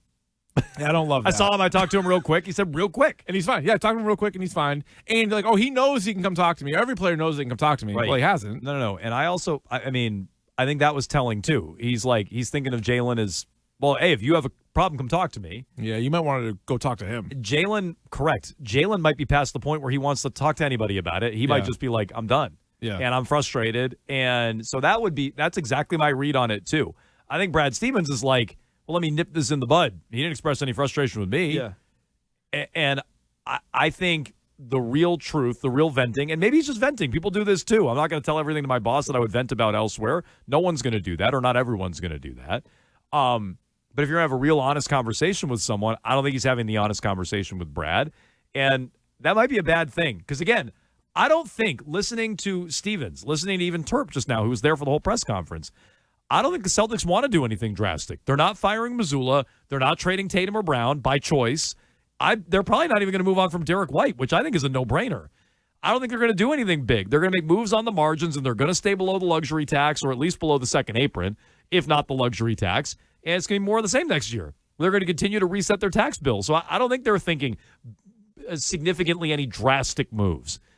So the only way anything's going to happen with Jalen is if he wants out. And if he wants out, I don't know. Yeah. He might not tell that to Brad in their first breakup press conference, but the message might be coming because it sounds like he's telling that to other people. So I still, a lot of people will keep bringing this up. Jaylen Brown, honestly, should not be upset. Like, he really shouldn't be. That's how I would view it. So he has a max deal. Was it this year or last year? He was the highest paid player in the NBA. So the team, based on the rules, can't pay him any more money. So that's usually 90% of the time there's a player beef in sports, it's money. Now, maybe that's more of a football thing, baseball thing, but like in basketball, he's already maxed out. That's it. He, this year, got to lead the team, and he led them to a first-round exit. So it's not like you led the team further than you went a year ago, and you're like, I want the team to be about me. Doesn't have a leg to stand on. No.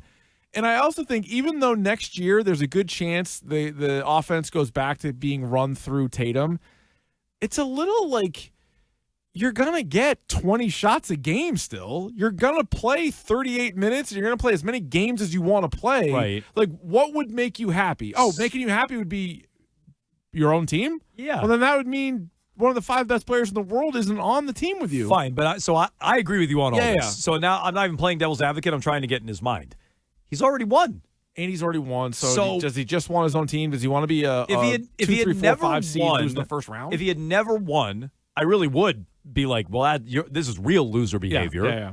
And I still think it's loser behavior that he's on his Twitch stream crying about the refs and everything else. But he's already checked that box. He has his ring. He's a Finals MVP. Yeah. He doesn't need to win again to validate anything. He doesn't need to. I mean, I think it would help his legacy, but he doesn't need to. And it kind of makes sense just based on guys who have won specifically.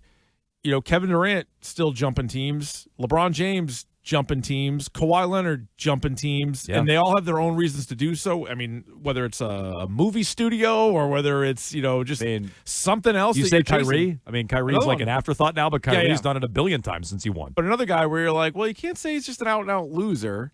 And I think we're waiting for a guy like Giannis because you're like, all right, well, Giannis and Brown, 2 guys that have won titles on the teams that drafted them. They've been there a long time. What are the chances that either guy ends their career on their team? It's more rare in the NBA for a guy to play for one team than it is multiple teams. It's true. Bob is in Londonderry. Hello, Bob. Hello, Bob. Bob, I can hear you driving. Oh, well, I'm sorry. I'm sorry, guys. I put the phone down. Got it. I was just curious. After the we had Opie addressing the problems of the team, and I didn't know if he watched the same game, but it wasn't just a matter of them missing shots. The last shots they took, many of the last crucial, weren't even close to going in. That's the way your daughter shoots in the backyard. I mean, it wasn't even near close. Keith's daughter. I don't have a daughter. My yet. daughter's good. Yeah. She's getting nice. But you know what I'm saying. Yeah, I don't know most of anything you're saying. Maybe you're I on think hold too long. Look, I've kind of lost the thread there. I agree with him. The shots weren't close at the end. Now they were. I think some of them were quality looks. I mean that's different. I think you can have a quality look and the shot not be close. Both those things can be true. And I think when you're down 1 and you're taking threes, people get mad about that. And I understand it. So look, the one I would defend. I think the Pritchard look specifically was a really good look. He was open. Yeah. And he's a guy that can make them, right? Because it's not just that's my point that I'm stuck on. Right, But Jordan not all Walsh, open threes are Jordan open. Walsh open is not the same as Sam Dribble it Hauser in. open. Go ahead, Right. take it to the hoop there. Right. You go. You know who had a lot of open looks in high school? Me. Yeah. Yeah. You know what He's I mean? open. It does not make it a good shot. Let him shoot. You got to be able to make the shot to make it a good shot. Uh-huh. So no, I agree with you on that. So look, I didn't really hear any satisfactory answers from Brad Stevens. Last year, I thought Brad let you know they're going to look at their play style. And I believed him, and we were referencing Indiana and how they played, and I think Brad said a lot of the right stuff. And it's like, okay, well, maybe they'll change how they play. And without Tatum, I think it changed minorly. I hear Terp on some of the offensive boards, but basically they're still at the top of the league in terms of launching threes. And when Tatum was healthy in the postseason, right up until Game 7, they shot more than anybody in the playoffs. Yeah. So I don't think, despite what Brad said a year ago, they altered their play style or changed it in any way. Maybe a subtle tweak, playing through Jalen more when they had to this year. But I don't think they'll do that next year. And when Brad comes out and says, yeah, it's a legitimate question, we got to look at it. Well, you had to look at it last offseason, and you didn't. So I don't really take Brad's word for it, and I think Brad's more on board with this stuff. I think Joe catches a ton of flack for this, and rightfully so. I'm not telling you Missoula's blameless, but I think Brad gets, no blame. And I've thought this for a while. I think he's on board with the play style. I think if he wasn't, he'd fire Missoula, or Missoula would alter how he coaches. I think the reason Missoula's able to keep doing what he's doing and the team keeps bombing away from three is because guys like Brad Stevens are on board with it. Yeah, it's a chicken or the egg thing, because Udoka's team shot a lot of threes. Brad's didn't shoot as many. Texter pointed this out. You're right. With the Celtics, his last year, you said they were 10th in the league? Yep. Okay, which is still, they're still top 10, but that's not number one and shooting more threes than two. But at Butler, somebody texted this, at Butler, they launched a ton of threes. Yeah. And that is part of how they were able to level the playing field and get to an NBA final. That makes more sense. I think Butler. I think Brad believes in. Yeah. I think he believes in that. Yeah. So it just feels like maybe depending on what the roster ends up looking like, and I can't imagine the big changes. I know they're going to be linked to a lot of different things, but it feels like they're more likely to run it back. And I don't think White, Brown, and Tatum are suddenly going to shoot way less, and Pritchard are going to shoot way less threes. Well, it'll be a pretty good indication. What other moves do they make? And do you see Kata starting to step out and shoot threes? Like I feel like that's more likely than it would be like let's get a real big man. Agreed. Windhorst said yesterday with Rich Eisen, the moves this offseason will tell you if they're going to change their play style. Yeah. They get Giannis, then a play style is coming. Change in play style is coming. Let's hope so. Otherwise, it's Giannis just launching threes, which I'm sure he'd love. If they run it back with Derek White and company, they're going to keep launching threes. Yeah. I think Windhorst is right about that. He also had some interesting stuff to say about Jalen and this offseason. Being contract eligible or when he's eligible for his next contract. That should tell us a lot about Jaylen Brown. So let's hear what Windhorst had to say about that coming up next. Tonight, Sox and Tigers. The Mass Mutual pregame show with Christian Arcan starts at 5:40. First pitch, 6:40 on the Shaws and Star Market Red Sox Radio Network. Baseball is back, and BetMGM, official partner of Major League Baseball, is bringing the high heat.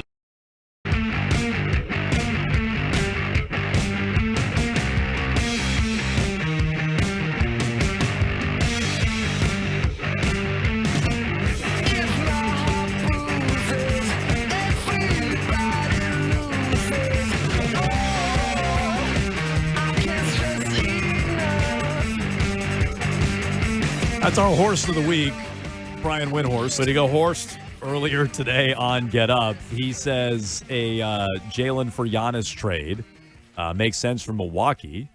He says, of course, the Bucks would see the stuff that Jaylen Brown is saying and watching and getting ready to call Boston.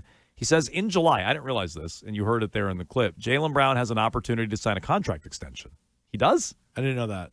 We're already back to that? Good Lord.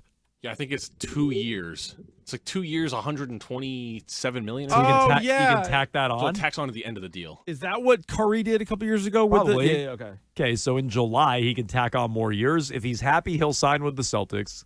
See you in September. If he's not, then get ready for a trade. So, wow. So, like, that'll be – so Windhorst said – The horse. And that really is Jalen-centric. That's like, if Jalen wants to be here, then, I'll take your extension. If he doesn't want to be here, he's not, and that's some of his leverage. I'm not going to sign with you guys.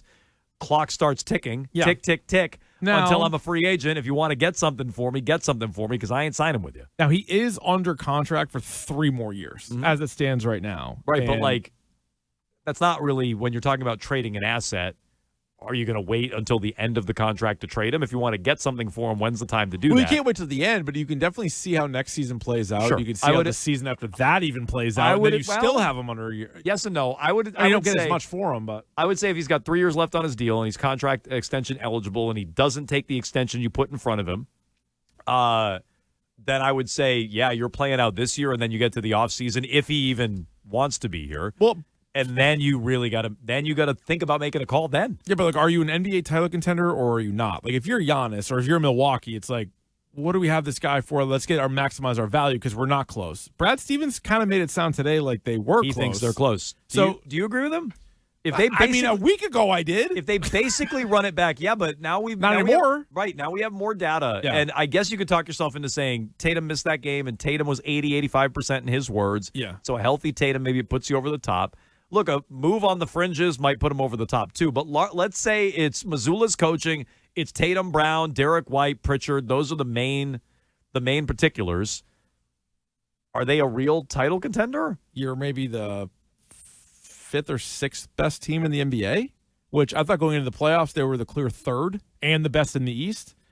I just say based on the last 2 postseasons, I'm going to skew towards no. Yeah, right. Because that's the other thing is like as a true contender, what I'm going makes to you a skew contender? no. Clearly, not all playoff teams are contenders. Like just look at the first round results, and so I think they would have to make changes. It's not to the extreme though of a team with a star player that misses the playoffs. Remember, for years we'd follow like DeMarcus Cousins or Kevin Love or and they also didn't have any other teammates. So it was like, they're great, but you should probably move on and try to maximize it.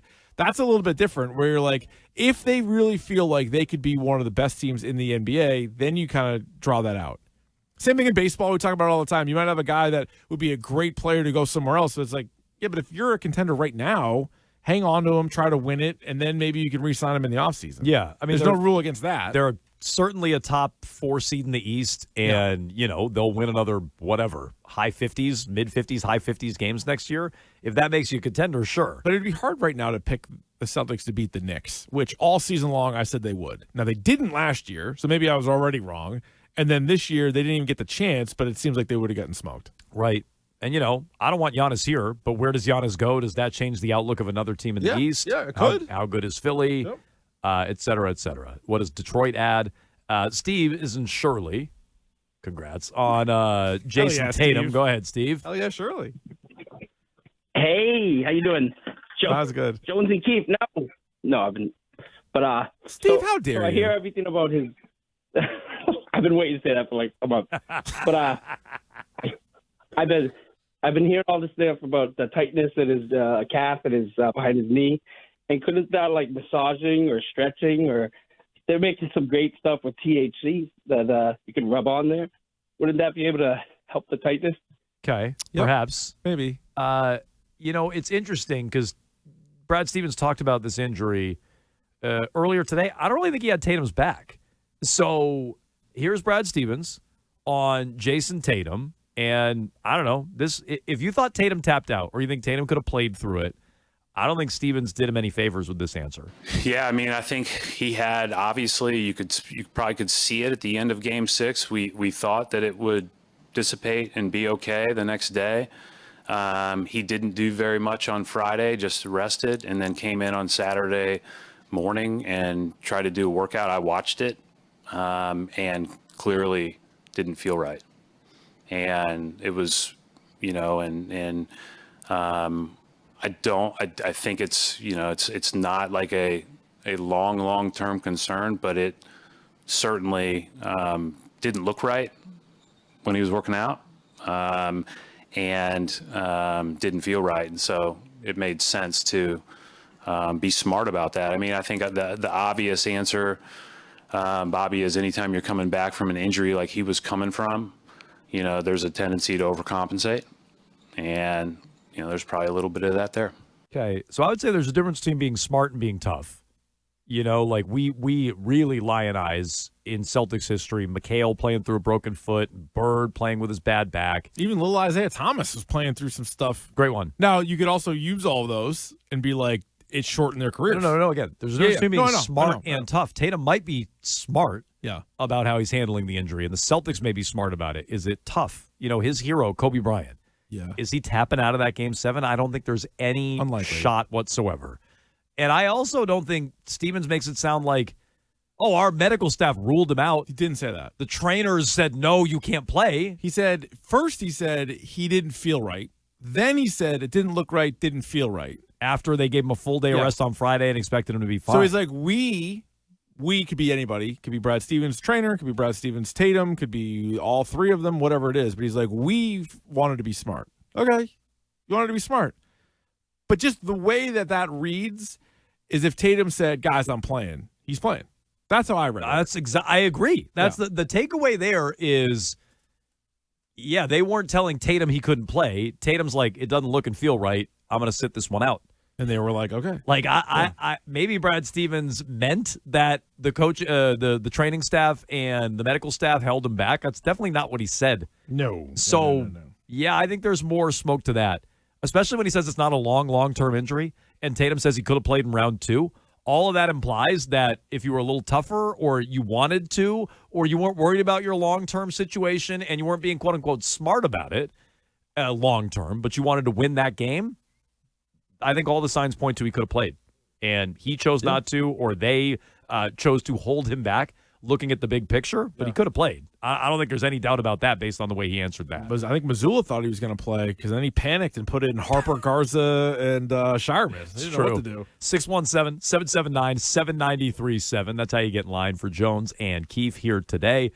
Bruins got boned in the lottery last night. We've talked about that. We can get back to the Red Sox as well. A lot of fire on the field in Detroit last night. Chad Sox are frisky. Well, and they're heating up. That's true, too. Oh, my God. We'll get to all of it next. Jones and Keefe, no. Jones and Keefe on WEEI. WEEI.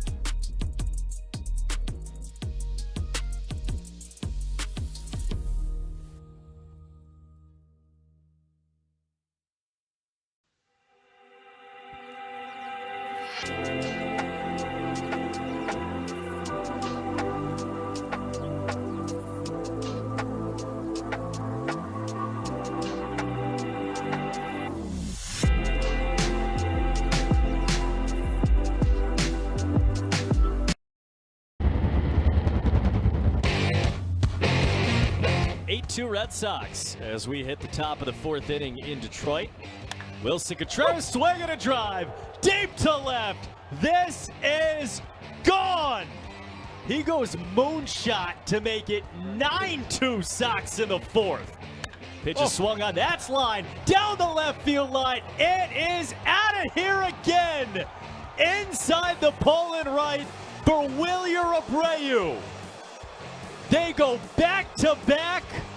They keep pouring it on Valdez. Now it's Trevor Story. And he just gets hit. Fastball in the back of Story. That will not go well. Here come the Red Sox out of the dugout. Here comes Contreras first. Running out, Story went and said something at Valdez. Sox coming out of the dugout. Here come the Tigers. Contreras is in the middle of it, walking Story up the line. Chad Tracy gets in between the two of them. Bullpen doors are open. And now everybody running in. The two teams congregating on the first base side, just kind of standing there. That one is garbage, right? You give up two massive home runs. You come up and into a hitter. I don't blame Contreras or the Red Sox at all.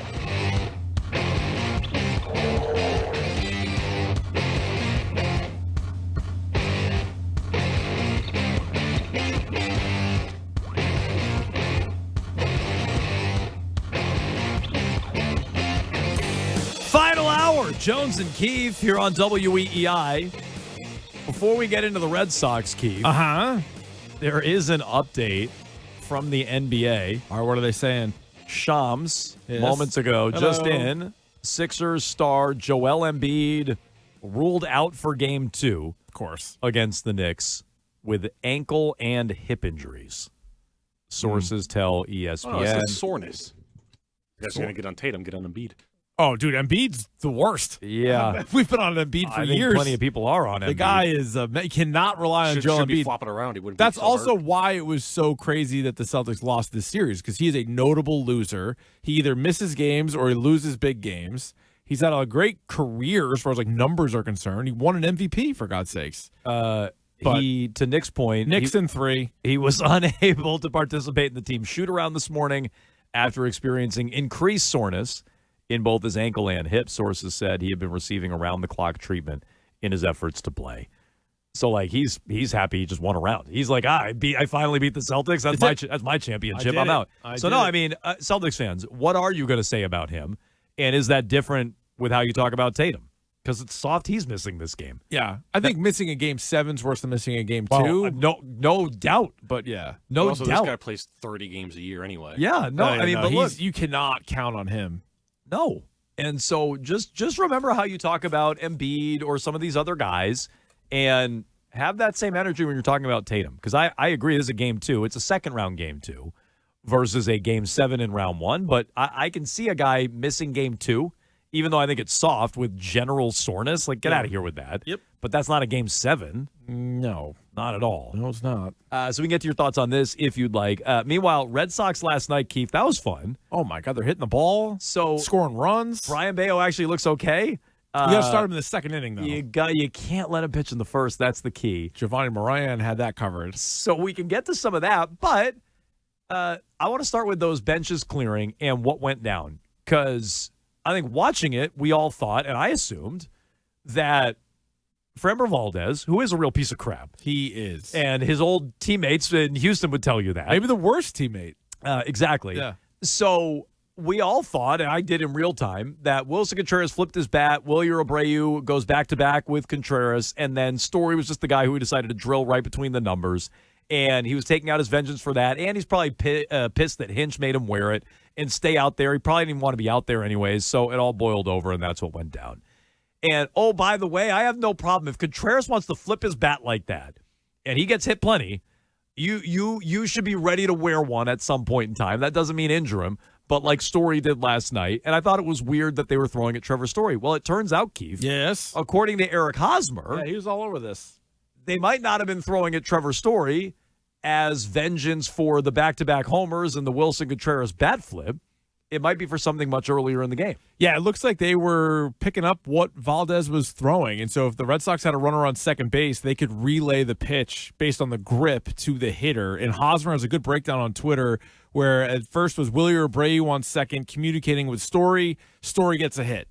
Then it's first and third. Story steals second base so he can get the same vantage point, and then he relays it to Cedar Rafaela, who hits a 3-run homer. And that's how the game got going. Yep. And then obviously they were on to him anyway, especially like I said, we lay off his off speed and we were all over the fastball. They were, in fact, all over the fastball. Well, when they knew it was coming. Yeah. When they knew it was coming, they laid off the off speed and they hit the fastball. Good for them. Good job, Wilson Contreras. But this is good stuff. This is not cheating. This isn't trash cans. This isn't, having a camera in center field. This isn't Apple Watches. This is, hey, if you're not going to disguise your grip and we have a guy on second base, we can let the hitter know what's going on. So they dominated Valdez because of that.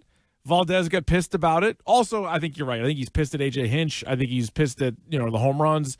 And then he drills Story. I kind of like all of it. That's good for baseball. It's fun for baseball. You have guys hitting home runs. You have guys pimping their homers. You got guys getting drilled in the back. I'm in favor of all of it. Me too. It was very entertaining. And so, I think people might hear what I just said about Wilson Contreras flipping it. I have no problem with Wilson Contreras flipping his bat. Flip it all over the place. I love the bat flip. Yep. But guess what? If a team wants to do that to you, get ready to get thrown at. And I don't really have problems with if in his next at bat, Valdez or whomever on the Detroit Tigers decided to throw at him, I wouldn't have any issue with that. Again, don't hit him in the head, but if you're going to hit him between the numbers like he did with Story, I'd have no issue with that. None. I like the bat flip. I don't mind throwing at guys either. And I think both can be true. I just think, Keith, I agree. If you're on second base and the guy can't disguise his pitches, that is cagey of the Red Sox and good for the Red Sox for picking up on it. It does say something about them, though. It's the only thing they can do. When you can't hit and the only time you can hit is when you know the pitch is coming, that also says something about your roster and the flaws in it and the issues that you've been having. So, look, Buster Olney tweeted this a week ago. The belief in baseball is that the Red Sox can't hit and they're struggling on offense because baseball is enforcing these first and third base coaches, specifically the third base coach, enforcing them staying inside the coaching box, and the Red Sox can't pick up on the grips and the hand placement that some of these pitchers have. And now that Cora's gone, maybe that's irrelevant anyway. And his guy at third base, Kyle Hudson, who it turns out did nothing other than watch what the other pitcher was going to throw. But you thought that was out the window. Now they're back to it last night in Detroit, at least according to Eric Hosmer. And Valdez is certainly acting that way by throwing at Trevor Story for picking up on his pitches. And yeah, I just think it says a little something about the Red Sox, too. I don't mind that they were doing it. I don't have an issue that they were doing it. No. Valdez needs to disguise his pitches, but I also don't think that's super sustainable if the only time you can get hits is when you know what's coming by picking up on what the guy's throwing when you're at second base. Well, and I think on top of that, if you're going to have it sort of come like I'm trying to look at Eric Hosmer tweeting about it and like how much attention that got on it, right? Like, so if we're talking about it here, I'm sure Hosmer had quite a few people take a look at it, quite a few people in baseball take a look at it. There was already questions when it comes to the Red Sox anyway. Who's pitching tonight? Flaherty? Yeah. So I think he's going to be like, let's make sure that I'm not doing that. The Detroit 6 walks the first time he played the Red Sox. Yeah, well, he might just stink anyway. Yeah, it could be 3 and a third innings. Could be a lot of traffic on the bases. So his tweet now is up to 2.3 million views. Oh, wow. Hosmer's now. Yeah. And that was from last night. He just did the thing where he was like filming it off of his computer and like rewinding it and just showing everybody. It was like a little breakdown. But all right, I'm sure the Tigers, somebody has alerted the Tigers to this if they didn't know already. Like Hosmer's case is, this is why Valdez did it. Meaning AJ Hinch knows, Valdez knows, Flaherty knows, like all these guys know. So I think just like you were for years around the Astros and around the Red Sox, you got to be a little bit more buttoned up because these guys are looking for every single, not that every team isn't, but the Red Sox are maybe the only time they can have success is when they're doing this. I mean, again, all of baseball, according to Olney, is talking about how the Red Sox stink, and it's because their third base coach can't pick up on signals. And they're enforcing the coaches staying in the coach's box, and this is why the Red Sox got into it with a few teams last year, including the Anaheim Angels. 617-779-7937. By the way, since they fired Cora, they're back to a winning record, Keith. They are 5-4 with a plus run scoring differential in these 9 games. We'll continue. Look, I said this 2 days ago and it didn't look so hot. We updated it then. We'll continue to update this throughout. I have a master file going on this. It's like I did a year ago on Rafael Devers. Nice. People hated the Devers trade. People said they won't be better. They were wrong. We were right. And there were numbers to back it up. There will be numbers on this, good or bad. I'll continue to follow it. Right now, sitting here today, they're good.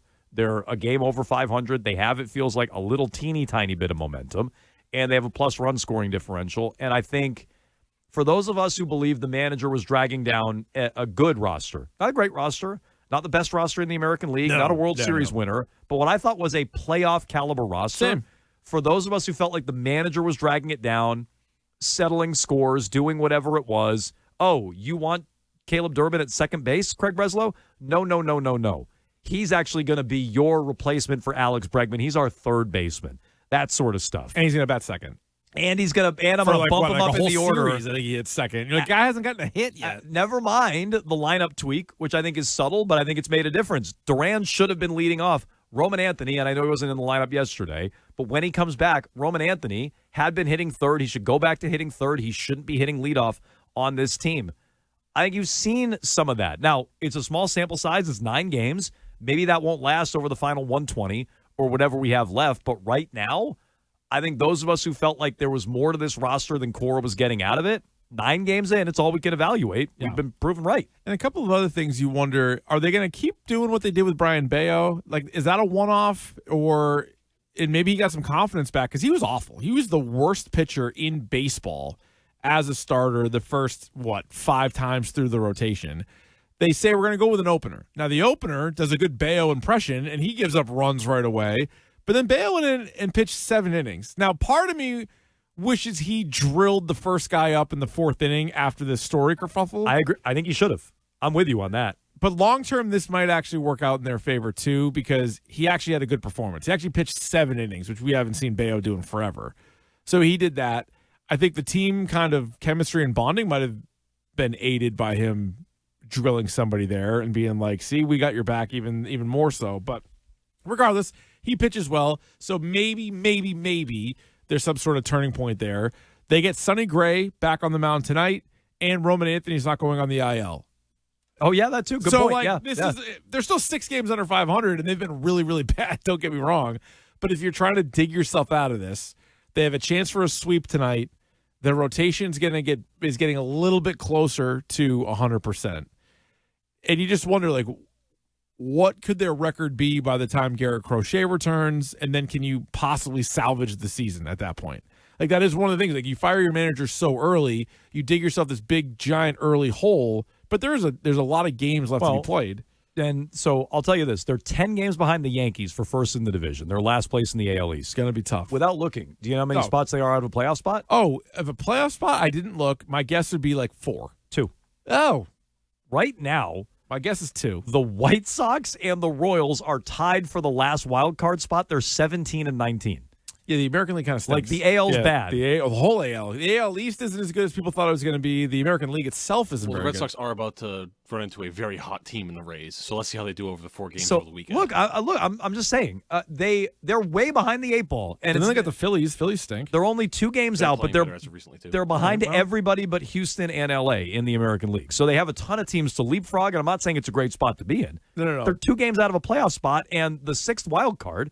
I'm sorry, actually, the last 2 wild card spots. The Guardians are in the 2nd wild card spot, number 5 spot in the AL. They're 18 and 19. The White Sox and Royals are 17 and 19. It's like the NL from like a few years ago. You get to 500. You get to 500. 500. Yeah, no, you get to 500. You might be the number 2 wild card in the American League. Is the whole NL Central above 500? They were. It was like a few days ago. Let me get that for you. The NL Central right now. Yep, the whole division has a winning record. That's crazy. Pirates are 19 and 17. AL Central under 500. Brewers are 18 and 16. Nick is right. The entire AL Central is under 500. Fun. That makes a lot of sense. That's good stuff. No, but I mean, they've already won this series, but you know they're so far behind the 8 ball just overall from where they wanted to be. You have a chance for a sweep tonight, and then sort of see where it goes from there. So I'm not saying they're in a good spot by any means, but I don't know. Maybe some of these changes, some of these tweaks that they've made will benefit the team. I'm still waiting for like a roster move to happen, and I don't just mean like Peyton Tolley up for somebody hurt or whatever, but like. Are they just going to ride this out with Jarren Duran and with Yoshida and with Story? Like, are these guys just going to be on the team? Because Meyer should be playing short. Like, that should have been a move that they already did. They haven't done that. So moves like that are what I think they'll do first. I don't think Story's on this team if he's not the shortstop. I don't think it's close right now. And Meyer, by the way, sat against a lefty last night, which is annoying. Yeah. Subtle moves like Meyer to short, or maybe even flipping Meyer and Durbin. Durbin should be in the minors. Second and third. Well, maybe that's when they make that move. When Durbin goes down, maybe Meyer moves to third. And then what's Bayo's spot on the team? Now again, they have to be healthy, Keith, and it feels like they may never be. Bulk relief. But if you have everyone healthy, Crochet, Suarez, there's a good update on Suarez too. Gray's back today. And then you have Tolley and Early. Bayo, to me, is an odd man out. Oh, yeah. Well, and that's and I don't think it will ever happen. But I don't think Suarez, Crochet, and but let's say it does. Gray will ever be healthy. Where should Bayo be? Oh, long relief. 6-man rotation. I don't want them to do that. No, I wouldn't, because you're not getting he's not very good. So I would go more long relief. And then ultimately someone's going to go down. And then I don't love him. The whole thing about a bulk reliever is it's still clogging up a spot on your roster. Like, you're still effectively a starting pitcher and you're pitching out of the bullpen, but I can only use you once every 5th day. Like, I think Bayo, if everybody's healthy, and it may not happen to your point, if everybody's healthy, they could use another high leverage righty, like another high leverage right-handed arm. They could use that out of the bullpen. I don't trust him, though. Maybe it's Slayton when it comes back. It will be Slayton when he comes back. Okay. I don't trust Bayo. But high leverage? Good God. I don't know. Just a home run. Okay, well, when I say high leverage in front of Whitlock, 7th inning high leverage, but a one-run game. When it's 10-3. A one-run Whitlock game in also the needs to 7th. figure his stuff out. Whitlock hasn't been great. That's true. So that's where I would have him too, though. And I think I like the Gamboa constrictor. I love that. Yeah, Gamboa constrictor looks good. Carmen Sandiego's good. Got to get the nicknames going. But no, I think Bayo should be the odd man out, and I think subtle moves like that, maybe not DFA Yoshida, DFA Story, trade Duran, those might still happen, but we might be further away from those if they're going to turn it around to any degree. Where in the world is Tyler Samaniego? That's his name. Okay, he was just watching the game yesterday. Also, one of the sneaking in to pay attention to, Christian Campbell is hitting over 300 in his last 22 games. And he smacked the dong off Rodon yesterday. I was just going to say off Rodon yesterday. Not just a AAA pitcher, but off Rodon. Correct. Hell yeah. Did you see? I don't know.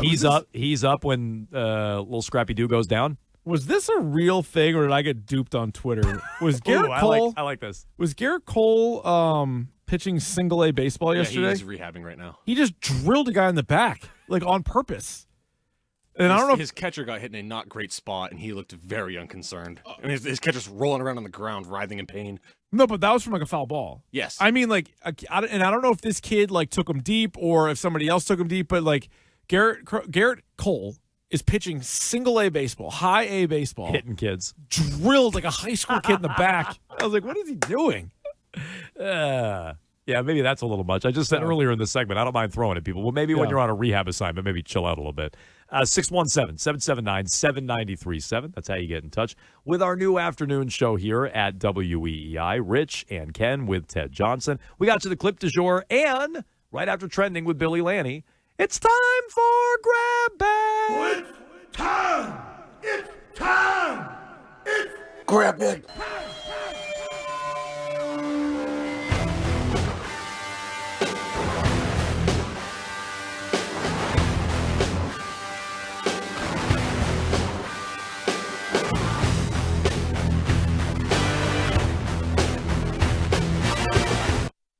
The exclusive home for Patriots Monday and Friday. Now, here's what's trending on WEEI. Trending now is brought to you by Ranch Roofing. It's back-to-back wins for the Red Sox after last night's 10-3 victory against the Tigers in Detroit.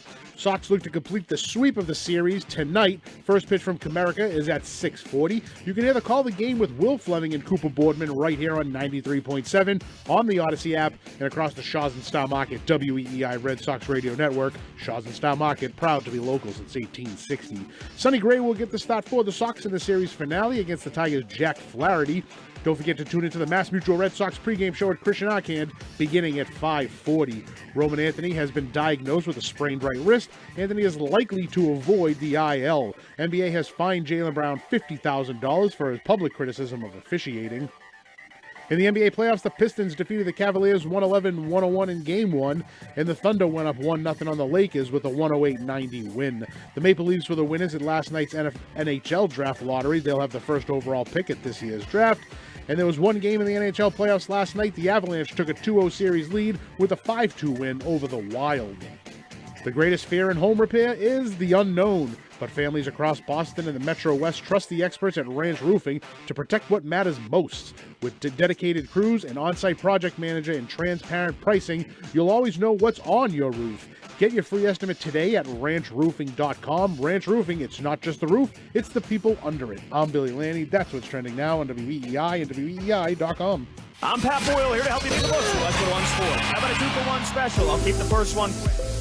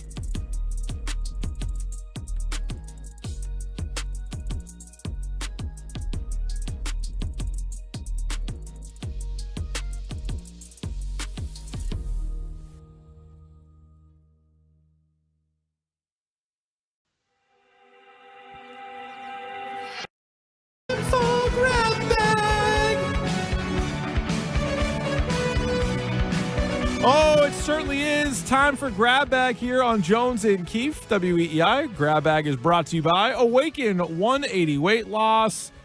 We mentioned the Red Sox going for a sweep, a very rare sweep for the Red Sox, taking on the Tigers tonight in Detroit, 6:40. First pitch, that means a 5:40 pregame here on WEEI. We're looking at Sonny Gray, his return off the IL against Jack Flaherty, who a couple of years ago I really wanted when he was moving teams. I'm like, oh, he'd be good. He's not very good. Was he he was on the Giolito high school team? Yeah, it was Max Fried, Jack Flaherty, Lucas Giolito. What a squad. It's insane. What a squad. They're like, oh, yeah, you're like a high school kid. You're like, oh, that team's really good. It's like, yeah, but we avoided Giolito. It's like, yeah, Fried's pitching. Like, damn it. It's a real crop is what that is. That is a crop. When's the last time the Red Sox swept? I'm just going quick. It hasn't been this year. They've had no sweeps? No, it's too bad. Last time was the 3-game winning streak their first one since last September? Yeah, I believe the last time they swept, they had a 4-game sweep of Baltimore. It looks like last August. They had some 3-game win streaks late last year. I mean, they've only won a couple series, overlapped different series. But yeah, their first sweep on a quick glance at it looks like Baltimore last August for 4 in Baltimore. Oh, how about that? Oh, okay, fair enough. This one is for the one and only best insults in Boston radio history. Jones, you're not cool. What? And Alex Cora thinks you're a 2. That I can confirm. Beetle and Zoe are the Delta planes of midday shows. Spirit, spirit, spirit, spirit, spirit, spirit, spirit, spirit, spirit, spirit, Jones, that is yo. Oh. Bob Ryan tweets, random ball players too. 1,000 Nielsen losses couldn't kill off you. Delta planes are like Beetle and Zoe. Sick brag, bro. How about that? That's where it ends. How about that? Yeah, you didn't know where that one was going to go. No, so where our program is Spirit Airlines, yes, they're Delta. That's what I heard. I also didn't say grab bag. Oh, did it not? Did it not? No. Oh, damn. No. Oh, whatever. There's no grab bag in there at all? It was sent in under the guides as a grab bag. And honestly, it said Bowser. I thought it was about Wilson Contreras. I didn't listen to it till just now. All right, well, I guess it's a good dig. People like what they like. A lot of people like dead air, I guess. People love just long pauses. Or 2 hosts that have worked together for 10 years and still have zero chemistry. Sounds like they people each love other. it. Yeah. People eat it up like a pot roast. People like that air. They love it. I guess. I mean, I had some ratings back it up. Someone called it a dramatic pause. Yeah. Others pregnant pause. Simply You dead know air. The Chuck Perks. Oh, that's true. That's it's a long wait. The whole show is the Chuck Perks homage. That's true. Yeah. I guess so. Day baseball, Jones. We have Brewers with a 4-0 lead over the Cardinals first inning already. Woo! And you also have the Blue Jays and the Rays are scoreless in the second. Rays will be the next opponent for the Red Sox coming up shortly. My palms are sweaty. This grab bag's hot and ready. It's 1:30 already. Jones and Keefe spaghetti. What I wrote down, the whole world saw it now. Cora took his bow. Are the Celtics gonna save us now?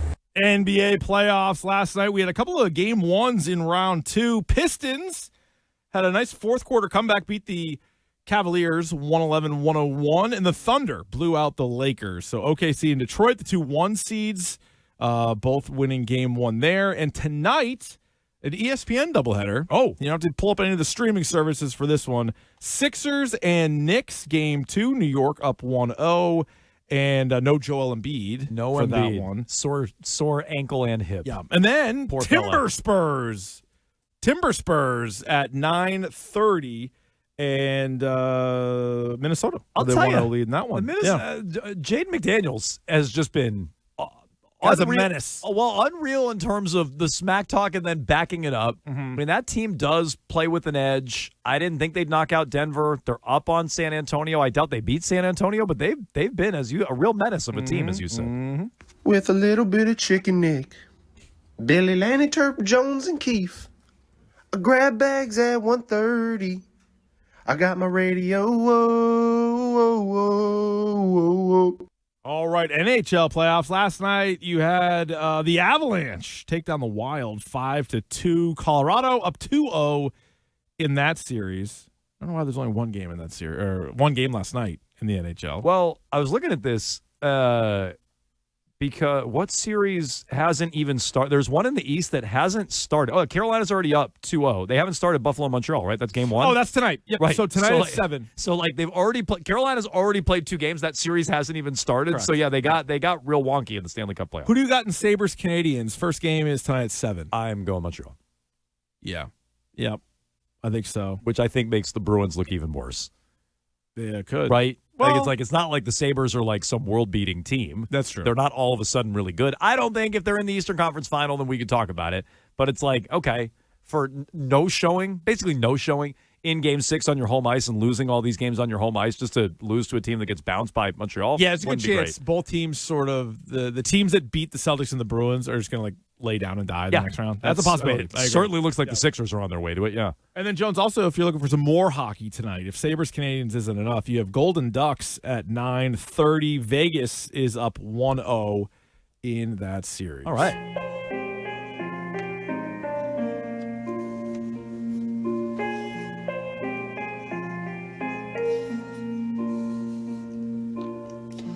All around me are familiar segments. Would you rather? Tier Tuesday, bright and early with my daily Celsius. Thank you, Courtney. Thank you, Courtney.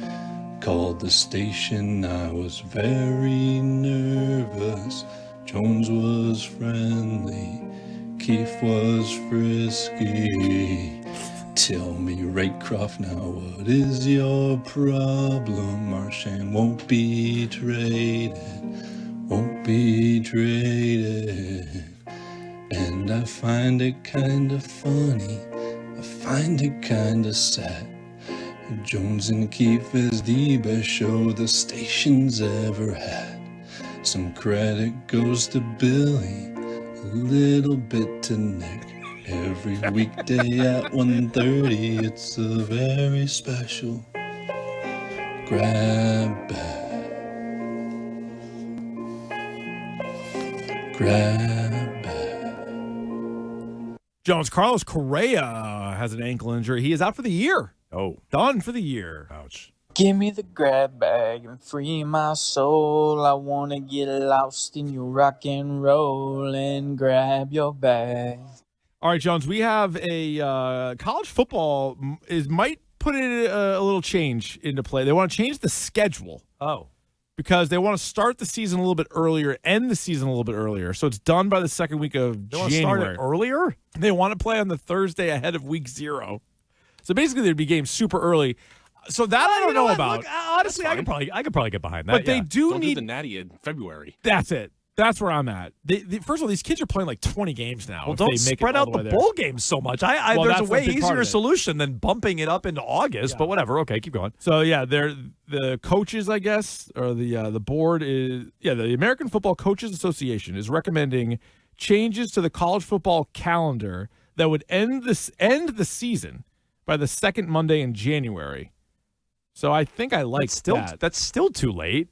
Like it should end New Year's weekend. Here are the You 4 should play all December. No, that's the true. college football playoff should be all December. New Year's weekend or like right after that is when you get your bowl games, and that meaning championship. And that's how that should happen. But whatever, okay. The board has announced 4 proposed calendar changes: ending conference championship games, reducing open weeks in seasons from 2 to 1, preserving an exclusive window for the Army-Navy game in December, but allowing postseason games to be played on the same day. And reducing the minimum number of days between games to no fewer than 6. Don't they have to keep that window open? Didn't Trump sign something that like has to keep that window open? Yeah, maybe. Yeah, be careful about that. Good luck. Yeah, seriously. Good luck pushing that Being one. Getmo. Hi, my name is. Excuse me. My name is Grab Baggy. My name is. Grab Baggy. Hi, kids. kids? Do you like random ball players who hung up the spikes in 05? Want to see a Bob Ryan tweet in response to a bot? Pick a fat horse of the week and celebrate diabetes? My brain's dead weight. I'm trying to get my head straight, but I can't figure out which song to use for grab bag. And Rich Keefe said, grab baggy, you a seam head. Then why's your bag out? We're watching the Red Sox. And you can't take your eyes off his mom. Sad news, Jones.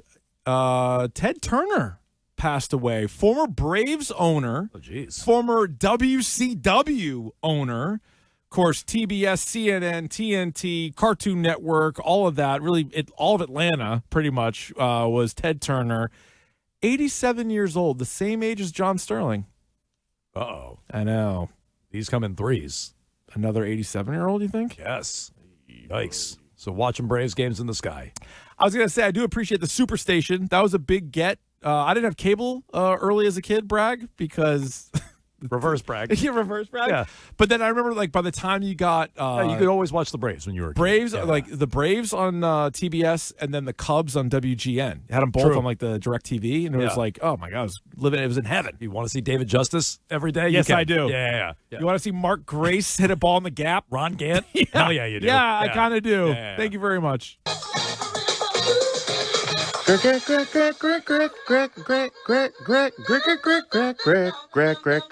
Grab bag. Is A.J. Brown a Patriot yet? No. No, he's not. No, not yet. No, he's not. So, You wanna be an American? Grab bag. Okay. Oh, you know what? Actually, I skipped ahead. Oh. Putting the X-rated into X. These guys are stupid. Has Bob Ryan tweeted. All right. A lot of people want to know, Jones, has Bob Ryan tweeted? Yes. I'm going to say no again. He did. Damn. Now, it's on mute, so I can't hear everything, but he tweeted just a video Hell yeah. of somebody receiving a Little Caesars pizza. Oh. Nick, where does this go? Where is this going to turn? I don't know. I don't know. All That's it is- a good question. Because, like, usually I've seen some pizza delivery movies, and I don't know. Hey, somebody order a pizza. So I don't know what's Because going on. I clicked on it's she delivered a pizza ... then Uh-oh. did this for a tip.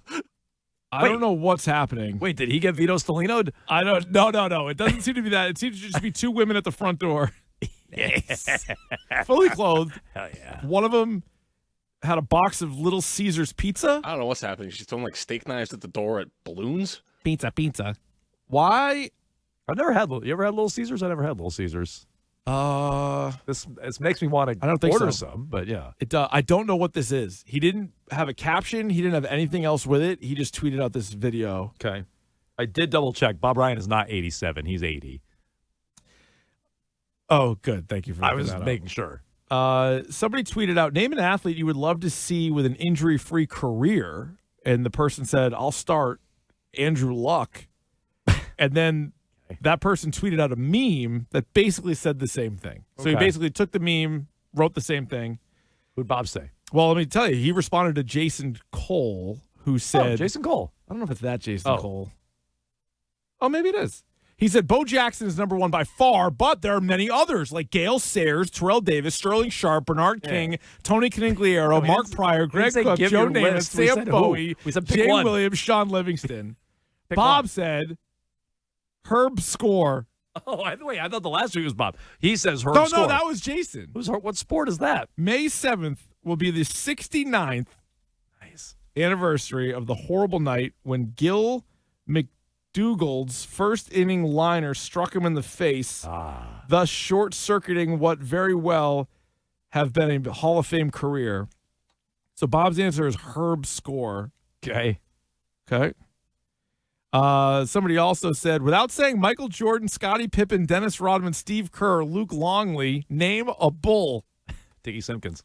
Some guy said, who's your favorite Chicago Bull of all time? You're going Dickie Simpkins? Yeah. I'd go B.J. Armstrong. Oh, good one. Bob Ryan went with McCoy McLemore. Don't remember him. Yep. Who are the ones we couldn't mention? Starting lineup, basically. Jordan, Pippen, Rodman, Kerr, Longley. Cool coach. Going Tony Kukoc. Oh, you like Tony Kukoc. Ron Harper? You hate Scottie Ho Pippen, Grant? apparently. Ho Grant's a good one. Real good one. Yeah, real nice. Craig Hodges won some three-point contests. Oh, he was good at those.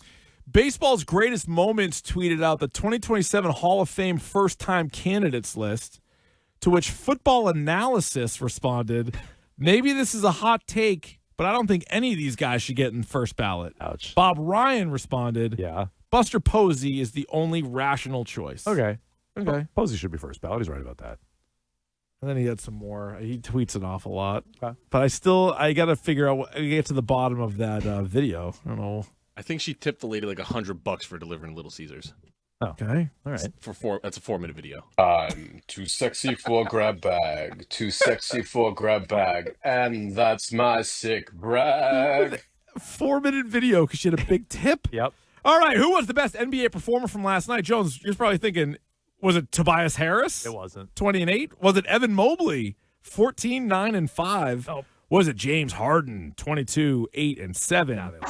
Was it LeBron James? 27 points, 6 assists, or Chet Holmgren? 24 points and 12 rebounds. Right answer. Jones and Keith grab bag, Lenny Jones. Who was the best baseball player from last night? Was it Isaac Collins? 3 for 3 with a home run and a steal. Was it Liam Hicks? 4 for 5 with a home run, 3 RBI. Was it Bryce Harper? 3 for 4, 2 homers, 3 RBI, 3 runs scored. Might be him. Was it old friend Eduardo Rodriguez? 7 scoreless with 7 strikeouts. Or was it Christopher Sanchez? Oh, yes. 8 scoreless, 10 Ks. Yeah, I think it was him, actually. I think it probably was Sanchez. It's time for Jones and Keefe's Random. Brandon Phillips. Eduardo Nunez. Curtis Laskanik. Baseball Player of the Day. All right, former first baseman who won a Gold Glove and a Silver Slugger, lefty stick, lefty arm, cracked into the majors 2004, hung up the spikes after the 2015 season, never an All-Star, although finished 6th in the MVP in 2012 with Washington, where he also won a Gold Glove and Silver Slugger, played for Washington, Atlanta, Pittsburgh, Arizona, the White Sox, and a brief stop here in Boston. Twice hit. What year was he in Boston? Briefly in 09. 09? Yes. Hit 30-plus home runs twice, drove in an even 100 twice. Okay, I was thinking like Casey Kochman. Those are the wrong teams. Ooh, in that area, though. No, not Casey Kochman. Had a little bit more power than Kochman. Had 255 career home runs. 260 hitter. Left, made $71.8 million.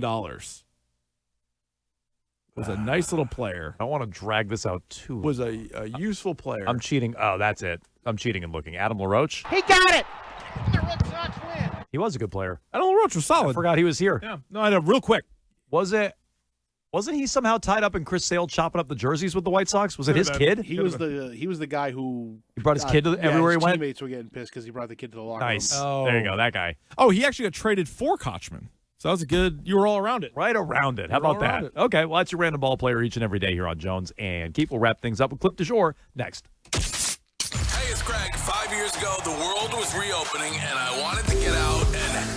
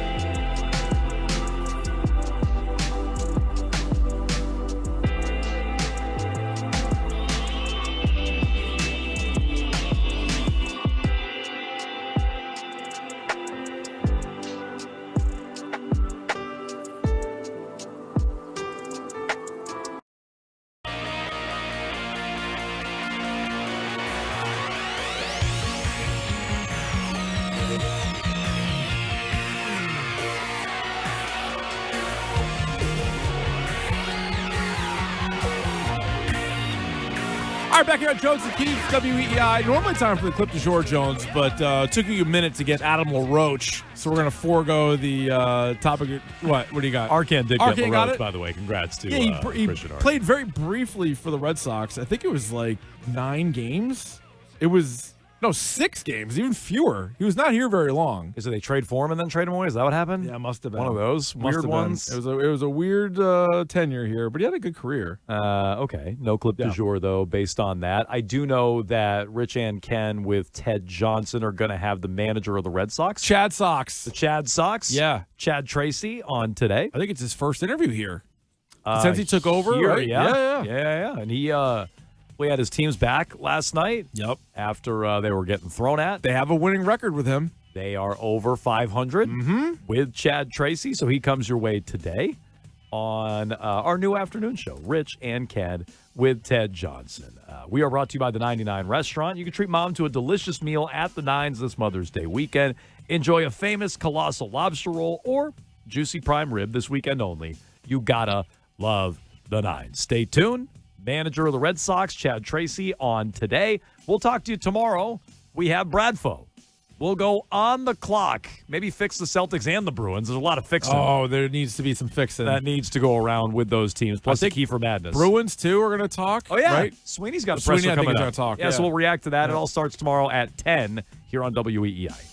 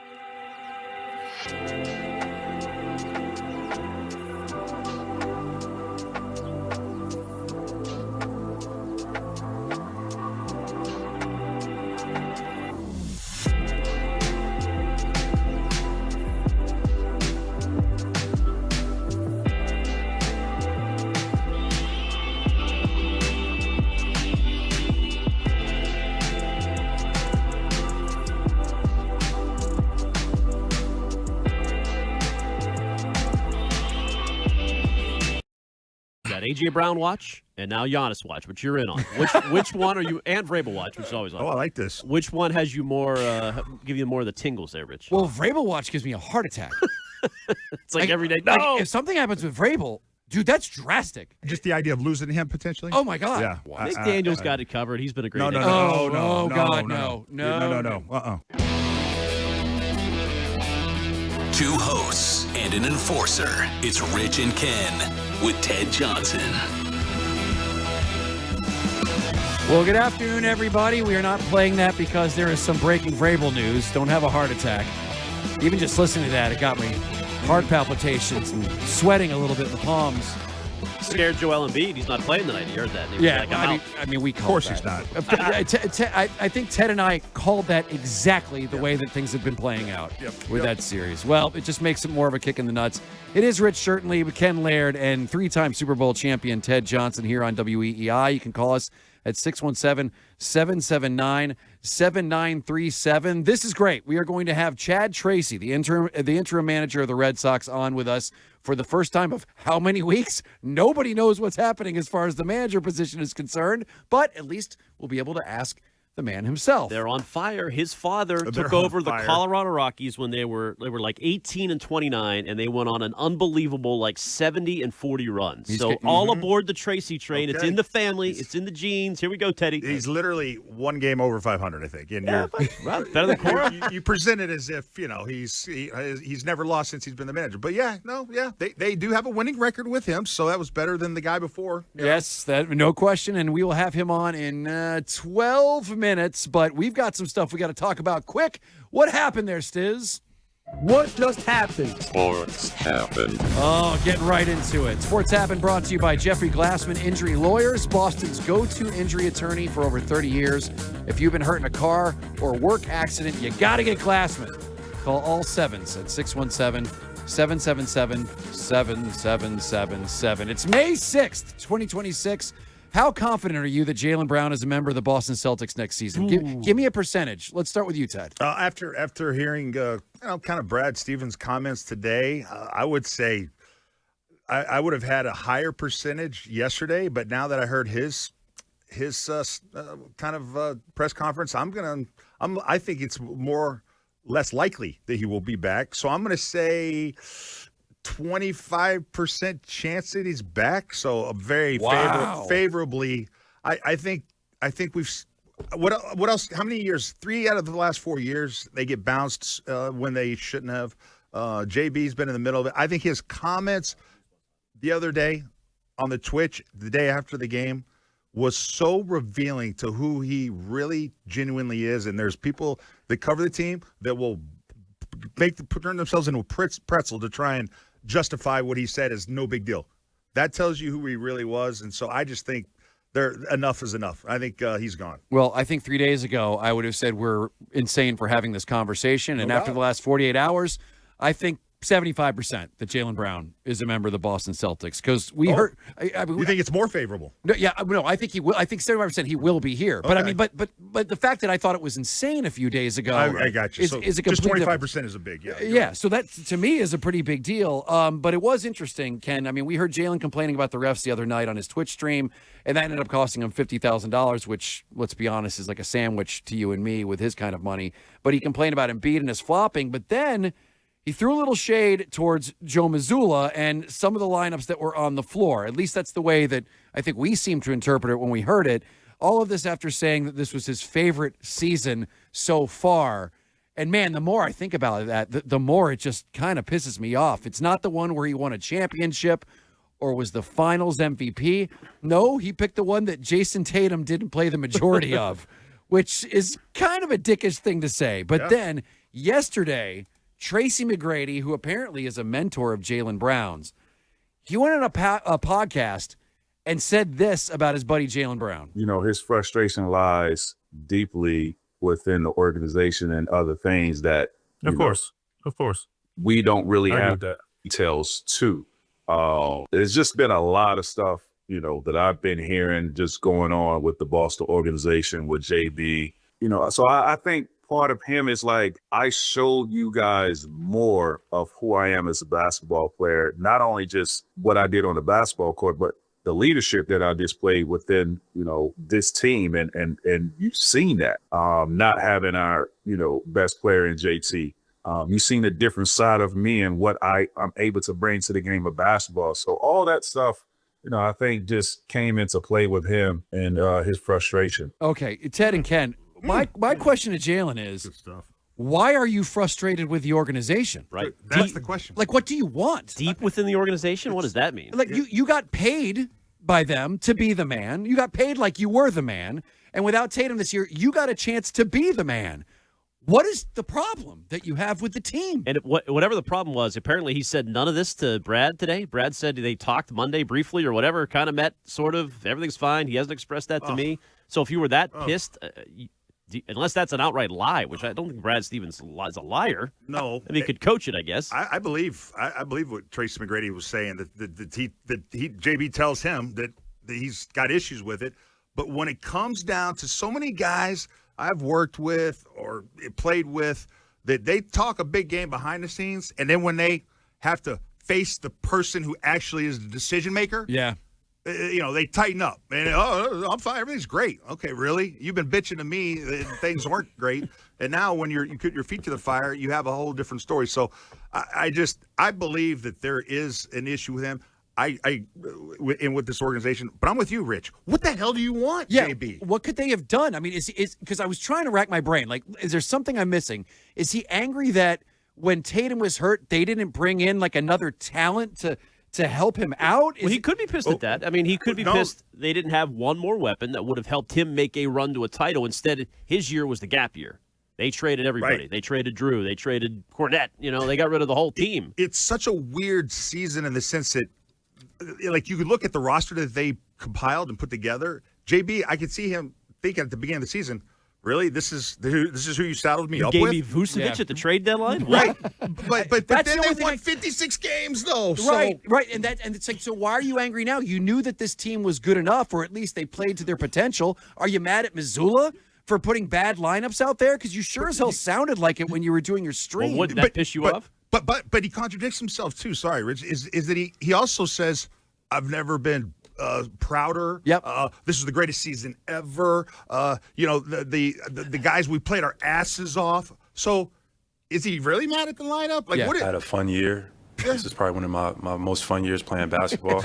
I just think he talks out of both sides of his mouth. I really do. So it makes it confusing on what is it that you really want that you're not getting. It's true. And Brad was asked about that. Brad Stevens at his press conference today, and we will get to that right after Chad Tracy in his first interview on this show. We will have him joining us right after this. The Greg Hill Show, weekdays 6 to 10. Now, here's what's trending on WEEI. Trending now on WEEI and WEEI.com, brought to you by Mario's Roofing. Red Sox go for a sweep tonight in Detroit. 6:40, the first pitch across the Shaw's and Star Market. WEEI Red Sox Radio Network. Shaw's proud to be local since 1860. Sonny Gray expected to make his return for Boston. He'll be opposed by Jack Flaherty for the Tigers. Arcan has you at 5:40 for the Mass Mutual pregame show. Justin Slayton, also a successful second rehab outing this afternoon with Worcester.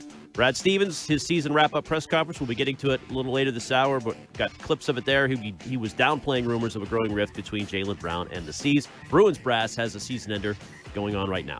Homeowners choose Mario's Roofing because they're fair, honest, and provide quality services. Call Mario's Roofing today for a free estimate, 781-344-2420.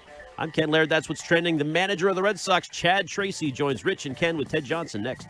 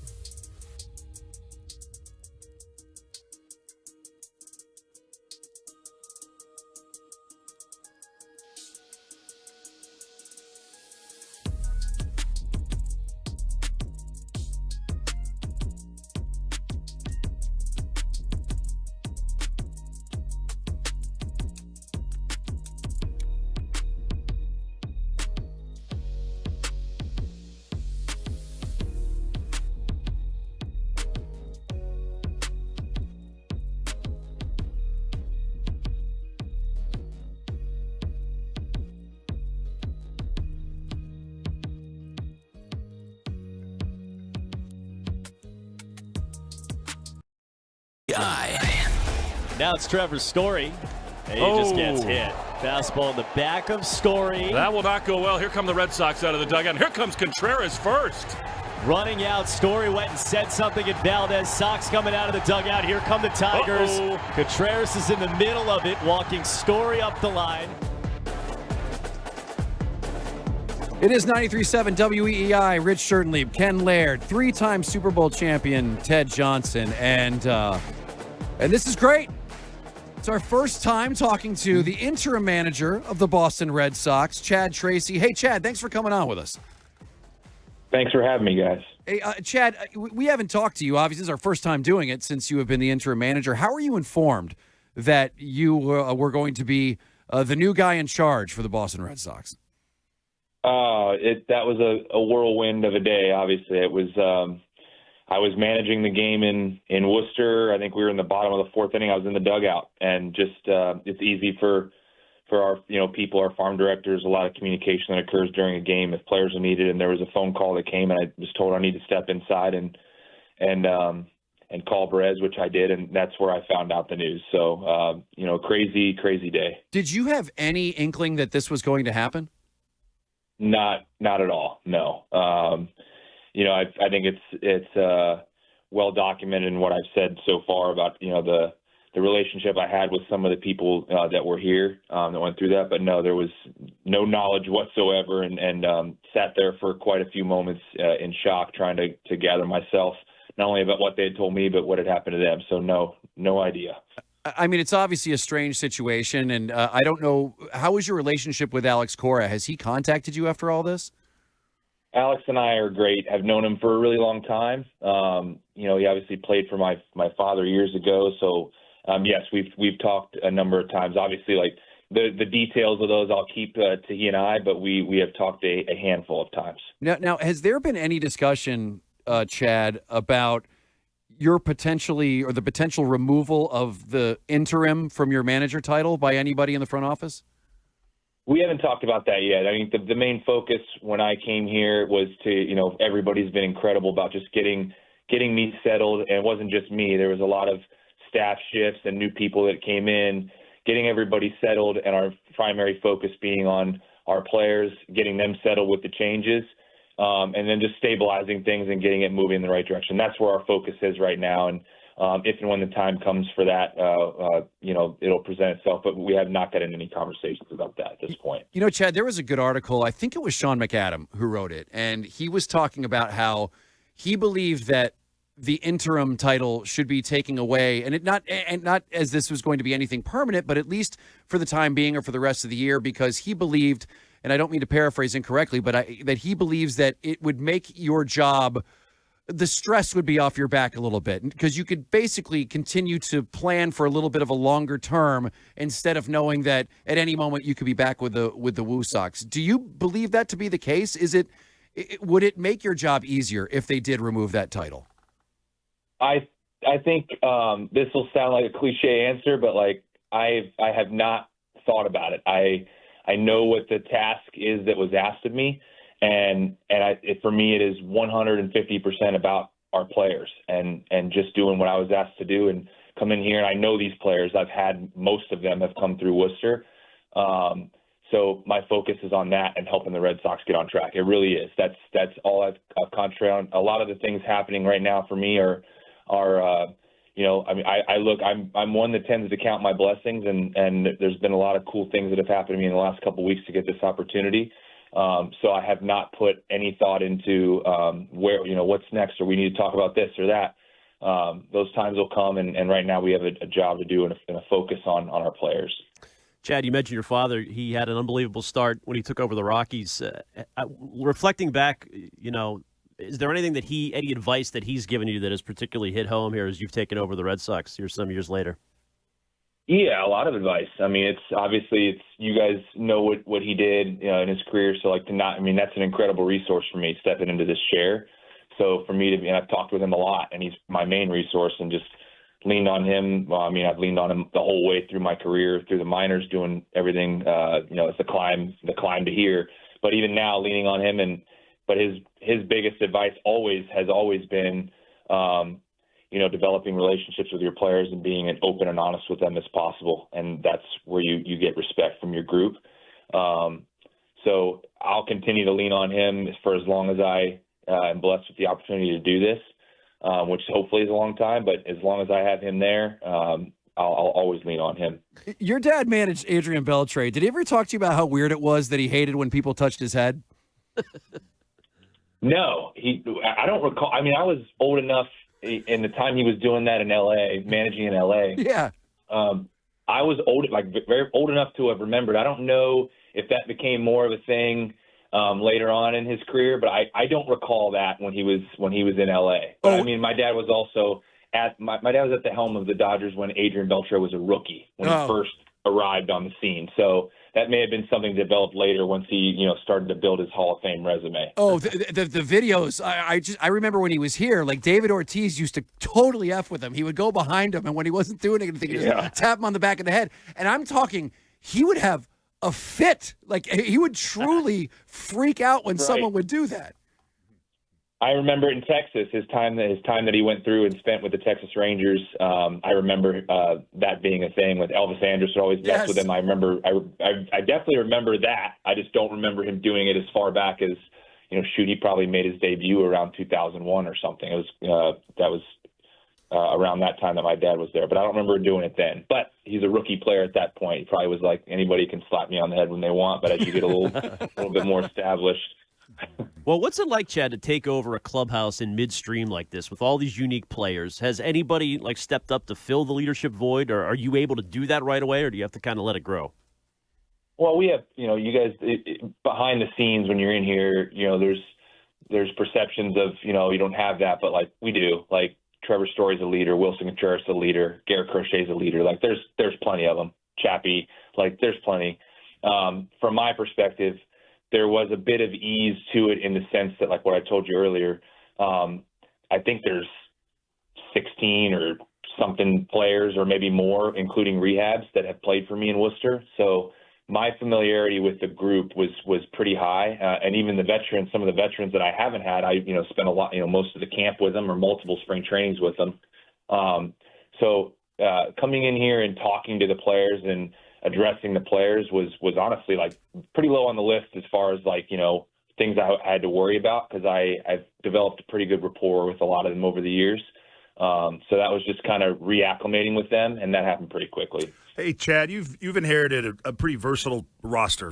Guys that can do a lot of different things, and so you have your lineup's going to change all the time. And I'm just curious if you have autonomy over those lineups, or is the lineups that are put out there more of a collaborative effort? No, I have autonomy over those, but to say I have autonomy over those and say that's not a collaborative effort. And when you're sitting in the manager's chair, I sit here at the end of the game and I talk to Jose Flores and we go through and talk through it. I talk with Andrew Bailey about who's available on the mound tomorrow out of the bullpen, and we go through it. Brez is in here, we all talk. If you just sit in the chair and just make every single decision on your own, you're not using the really smart, intelligent people around you. That's not the best way to go about it. But the final pen to paper on what we're going to do is my call. And not one time has Brez walked in here and said, you're going to do this. If that's a perception, that's completely false. But we do have a lot more information available to us on making those than obviously people in the public have. So we're making the best and most educated decisions we can, and also keeping front of mind, there are 13 position players on this team, and there isn't a whole lot of successful teams out there that play 9 of them and don't play the other 4. You have to find the ways to maximize your roster. That's part of a 162 game season. All right, we're talking to interim Sox manager Chad Tracy. All right, let's get to last night. Valdez, was that intentional, the ball they threw at Trevor Story? I said last night when they asked me on the post game, I said yes, it was. It was fairly obvious to me. If you were here in person and saw it, it looked pretty indisputable that was intentional. Yeah. Valdez is denying that, but when you see, your team. I got to be honest. When you watch a team, it looks like they were all fired up. They kind of rallied around them. Is that? I know it sounds bad, but can a moment like that actually energize your team and unite them at a time where they really need it? Well, I think it's, you prefer something like that. First and foremost, you prefer that something like that doesn't happen, just because you don't want to see one of your players get hurt, like if Trevor Story got hurt right there, that would have been upsetting. But in the second half of it, like to see Wilson and the rest of the group immediately out there right behind Trevor without hesitating, those are certainly moments where it becomes very clear to the group and to Trevor and everybody else, like, this is a family in here and we got each other's back. And they didn't like that very much. So, and they shouldn't. So they responded accordingly. I'm liking Contreras more and more as the days go on. He's got a little bit of an attitude, doesn't he? He's a great dude. Great dude, good leader, high energy, plays the game the right way, has been around for a long time, pays attention, helps our young guys. If you guys really pay attention to him on the infield, he's constantly watching where everybody's positioned. He'll whistle reminders like, hey, watch the bunt. He's just very in tune to what's going on. So no beef between him and Marcelo? Not even close.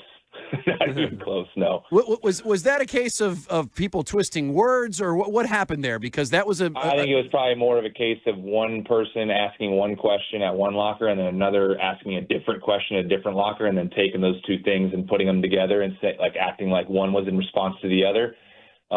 There was not 1 ounce of beef between those two guys. They're in a really good spot.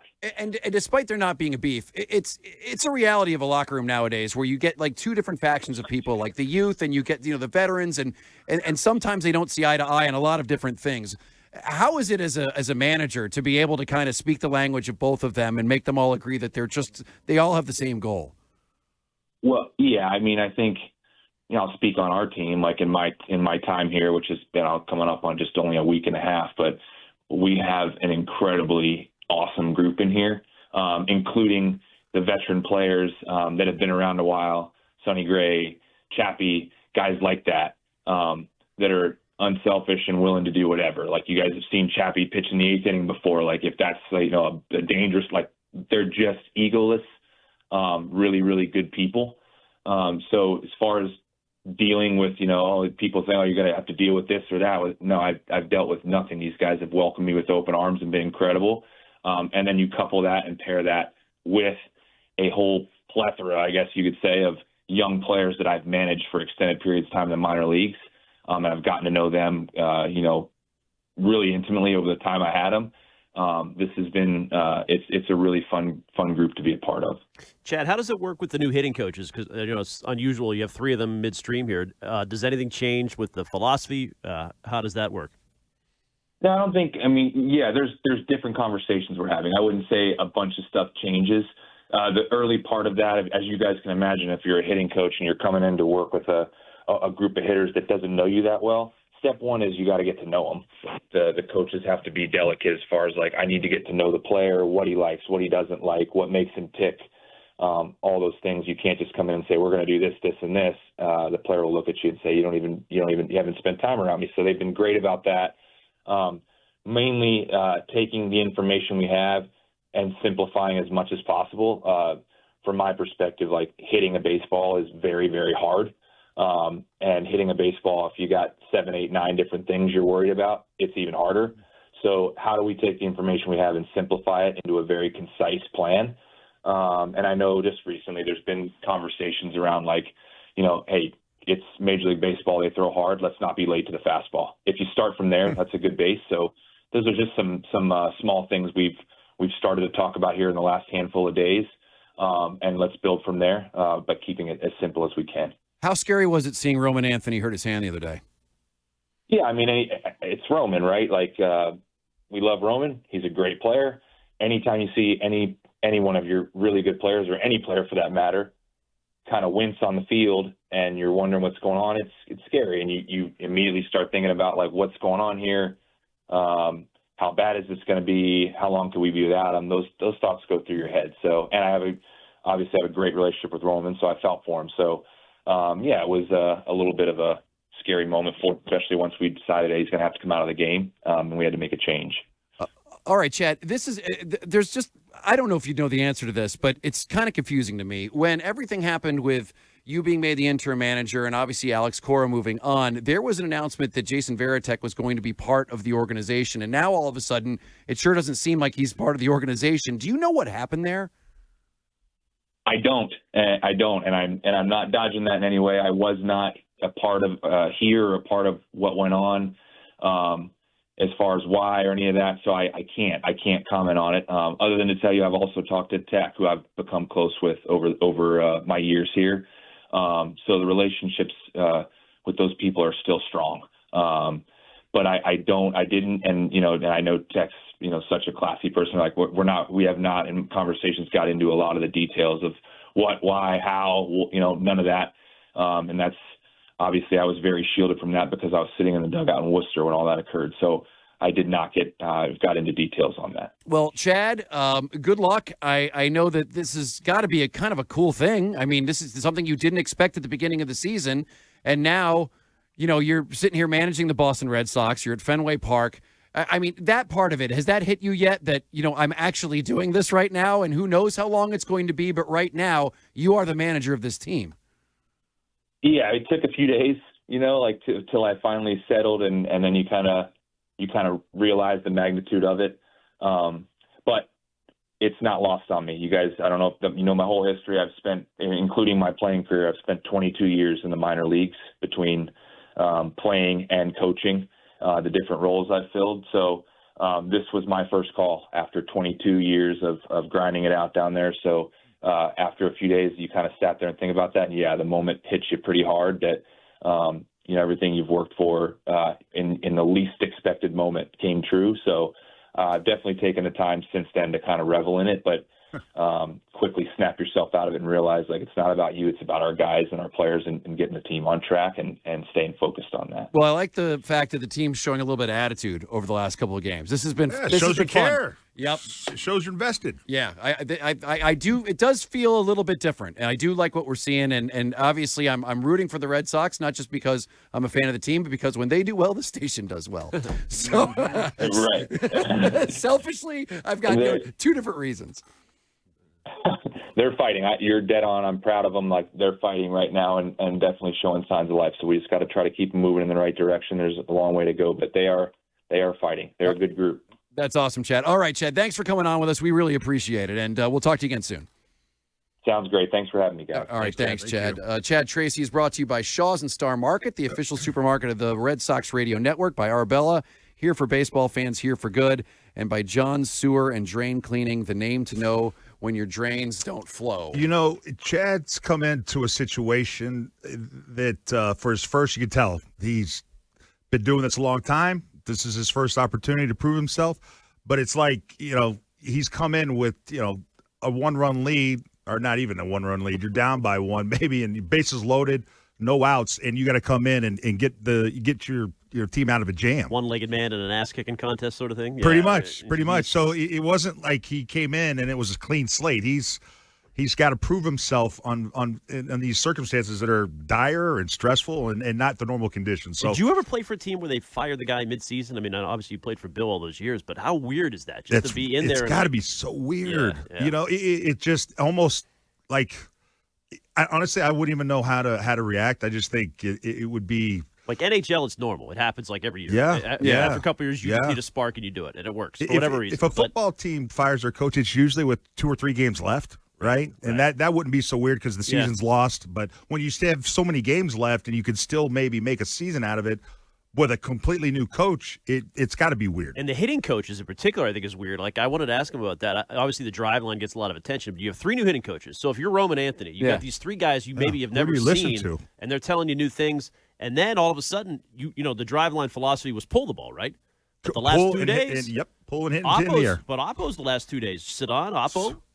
Duran, Oppo the night before, so maybe they're going opposite drive line. I don't know. Every time I hear the term drive line, it just gets too nerdy for me. I'm out because I read the description of drive line, and what was it? It was like hit it high and put it in play. That's it. Yeah. No, you pull it and you hit it up. So it's pulling and hitting it up is the whole theory to driveline, which is duh. But it's using the TrackMan, and they got the whole radar system in the cages, and they're tracking every swing. And yeah, well, I mean, it is interesting. There's theories going around that maybe some of these injuries, are to these guys that are swinging at the ball, which is what they do all the time, is maybe leading to their injuries because the drive line technique is getting them injured. Well, I mean, I don't know if I'd go that far, but boy, I wonder if Roman blames my hand. Maybe.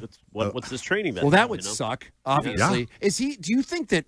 Because it is interesting when you saw him get hurt the other day, and he's been hurt before. Do you think he's one of these guys that's just injury prone? I mean, it sucks at such a young age. He's already had these injuries. I think it's too early to say that. Let's ask Dr. Chow. You want to get the pro football Doc's he's chilling out there in La Jolla. He'd love to weigh in on that. Are you he kidding whiffed me? on this one yesterday, though. So far. Oh, Roman seems good. Okay, yeah. No cartilage. I forgot cartilage. what was his some kind opinion? of cartilage tear possible. Watch out for it. Oh, okay. And it's been declared that's not the case. Well, he's day to day with no. They didn't see anything structural. So. I think Dr. Chow was speculating that it was going to be 3 to 4 months. And it's day to day, according to the Red Sox. Oh, well, day to day could turn out to be 4 months from now. Like, we have learned that. That is true. Dude, just quick side story. Belichick used a story one time to highlight us not talking about our injuries to Nomar Garciaparra, who hurt his wrist. Mm-hmm. And Nomar's, remember that famous wrist injury? He basically, it's day to day. I'll be fine. I'll be back there tomorrow. 5 months later, he comes back. And that's the point is baseball, they can tell you that it's day to day when it could turn out to be something that lasts months. Well, but Ted, that was hit by pitch, but yeah. Sure, but you would know better than anybody, Ted. Teams lie all the time. Celtics, are you listening? Injuries. Celtics. Right. Jason Tatum. Exactly. Because, I mean, how many times did we hear, Tatum's ready to play. He'll be playing for Game 7. And then 45 minutes before the game, boom, he's out. Yeah. It was interesting listening to Brad Stevens talk about that, too, how it was like they saw him work out, and they were like, something doesn't look right. What is it, Rich? I feel like it's with betting that goes on now, like the gambling sites, that can you blatantly just lie like that and get away with it? Like, I mean, you mean lie as if, like Tom Brady was always on the list? That kind of lie? There's just people are betting on these games, and if you're telling, the day before a game that a guy's cleared to play, and then 2 hours before the game, he's not, I just think there's got to be some gray area there. So the way Brad Stevens described it, and we'll play some more of his stuff in a minute, because, I mean, as I said, he discussed Jaylen Brown and the way Jaylen Brown's been kind of calling out the organization, which is so weird. I still don't know what he wants. But when he doesn't know what he wants. It sure seems like that, doesn't it? Like I just think he's just talking to talk. Well, it's Twitch clicks. These guys are all about the podcast these days. I know. They want to be podcast stars, Twitch stars. God, it sucks because I think he's so talented, and I don't want any other player on this team. Any trade just doesn't seem to make sense that I've seen proposed out there. The Giannis one doesn't make sense. There's a lot of other ones that don't make sense. It pisses me off that he frustrates the hell out of me with stuff like this. Mm-hmm. The state your source. It's like, man, they won a championship. That dude won a championship, was the MVP of the finals, and wore on the duck boat a shirt that said, state your source. Mm-hmm. You couldn't find joy in the pinnacle of your career, literally the top of the mountain, the thing you worked for your entire life, and you still got a state your source shirt on. Bitter. Oh, bitter, man. I don't know. Maybe that weirdness like that makes some people great, and I don't know if that's the case with him. And if it is, fine. But I'm not going to sit here and say that it's not frustrating as a fan to hear him say stuff like that. Yeah. Or if you're an organization, that it's not frustrating to hear you say stuff about the organization, and at some point you're just sick of it. But in a way, he took the heat off Jason Tatum, didn't he? Because we're talking more about the Twitch and the comments and the fine and JB now because of the McGrady thing than we are about Tatum not playing Game 7. Yeah. It's amazing how Tatum just skates. Yeah, I don't think JB was doing that as a favor. JT. No, I don't. But it's worked out that way. Very much. Yeah. I also don't think that there was going to be a ton of heat on Tatum. I know that there were some people. I agree. I think there were some people who were like, "Oh, you should have played." But the more you, what if it was LeBron, your guy, and he didn't play in a big Game 7? Dude, I hate LeBron. I wouldn't have crushed him. Yes, I hate, especially as old as he is. No, I wouldn't have crushed him. I will say this though: LeBron would have played. Yeah. LeBron would have played. Yeah. It's funny because if you look at Jason Tatum's track record, he always plays in the regular season. But this is different. People that go, he legit had a problem. He legit could not have played. You want to hear Brad on? Here's a little clip of Brad. Yeah. Didn't look right when he was working out, and didn't feel right. And so it made sense to be smart about that. What about the day before, Brad? How did it look the day? Because the day before, you guys it looked right. It looked right. He said that he was home all day. Yeah, he said that he was home all day. Like Tatum just like stayed off and was home, and then he came in. They're like, nope. Do you know what I've been hearing? Like that they didn't tell the team or JB that Jason Tatum wasn't playing until literally 2 hours before the game. Yeah, that's what Jalen said. Maybe that's the frustration. That is some BS right there. Yeah, there you go. The biggest game of the season in. Maybe that's what McGrady's talking about. Maybe. It could be. Because then you know what? Then say it. Come out and just say it plainly. Speak Absolutely. plainly, please. Right. He can't because then he'll piss off the organization directly. He's got to go through back channels for this. Oof. Maddening. If you say it directly, then Bill puts you in the doghouse or something like that. Yeah. You got to be maybe subtle. Maybe so. You know what? Let's go ahead and play what Brad Stevens, his response to Jaylen Brown and Tracy McGrady's comments, and then I want to hear your take on this. 617-779-7937, because we started off the show by saying, what percent do you think that Jaylen Brown will still be a member of the Celtics? Like, just put a percentage on it. Mm-hmm. And I was 100% at the beginning of the week, and now I'm at 75%. I'm at 25. Ted's at 25%. I'm at like 30, 35. This is a very confusing press conference. You know what got me to think they're running it back is just at some point in there he says we're close. We can get that later. Did he say that? But yes, he said we're not far off was the phrase that he used. So that leads me to think they're going to hope this blows over, and they're going to check in on Giannis. But if that's not palatable, so put me at 35%. All right, let's play Steven's response to, he was asked, what do you think about the comments from Jaylen Brown lately and Tracy McGrady and his problems with the organization? And here's what Brad had to say. Take questions after John. Brad, Jaylen has expressed a lot of frustration in the immediate aftermath of the loss, and Tracy McGrady came out today or yesterday. Obviously, Tracy's close with Jaylen and said Jaylen has some frustrations with the organization. Have you felt any of those frustrations? Has he expressed them to you? Is the relationship with Jaylen, has that evolved at all? I talked to Jaylen Monday a little bit after he just real quickly and was nothing but positive. He has not expressed those frustrations to me.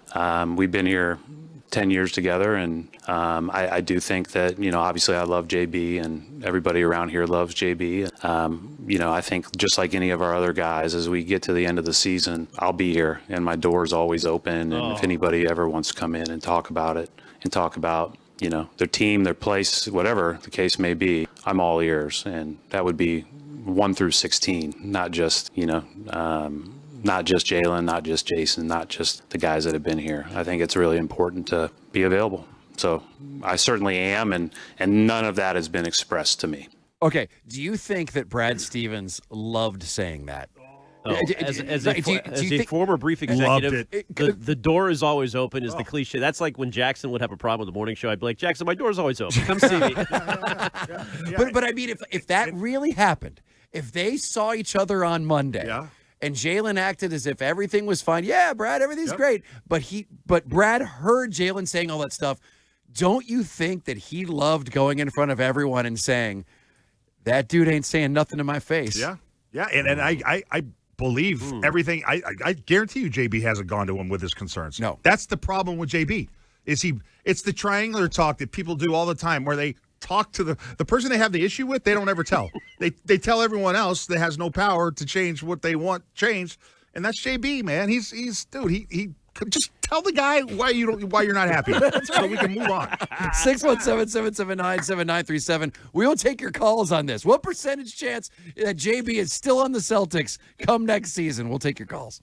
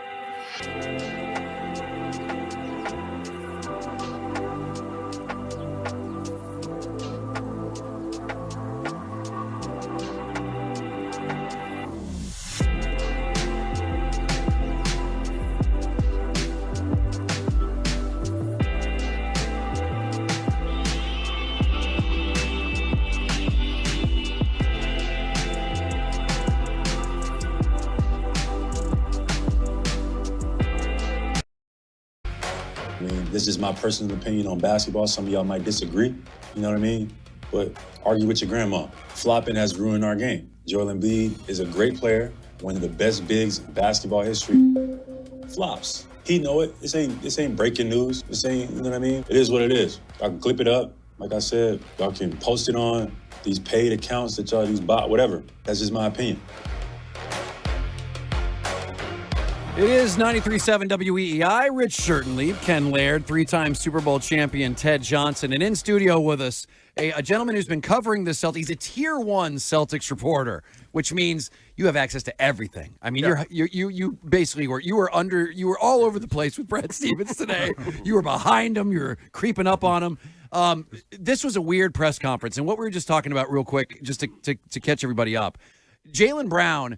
We were going around a room and trying to figure out, like, what is the percentage chance that he is still on this team next season? And I would have told you a week ago, there's no chance that he's not back. I mean, 100% he was going to be here.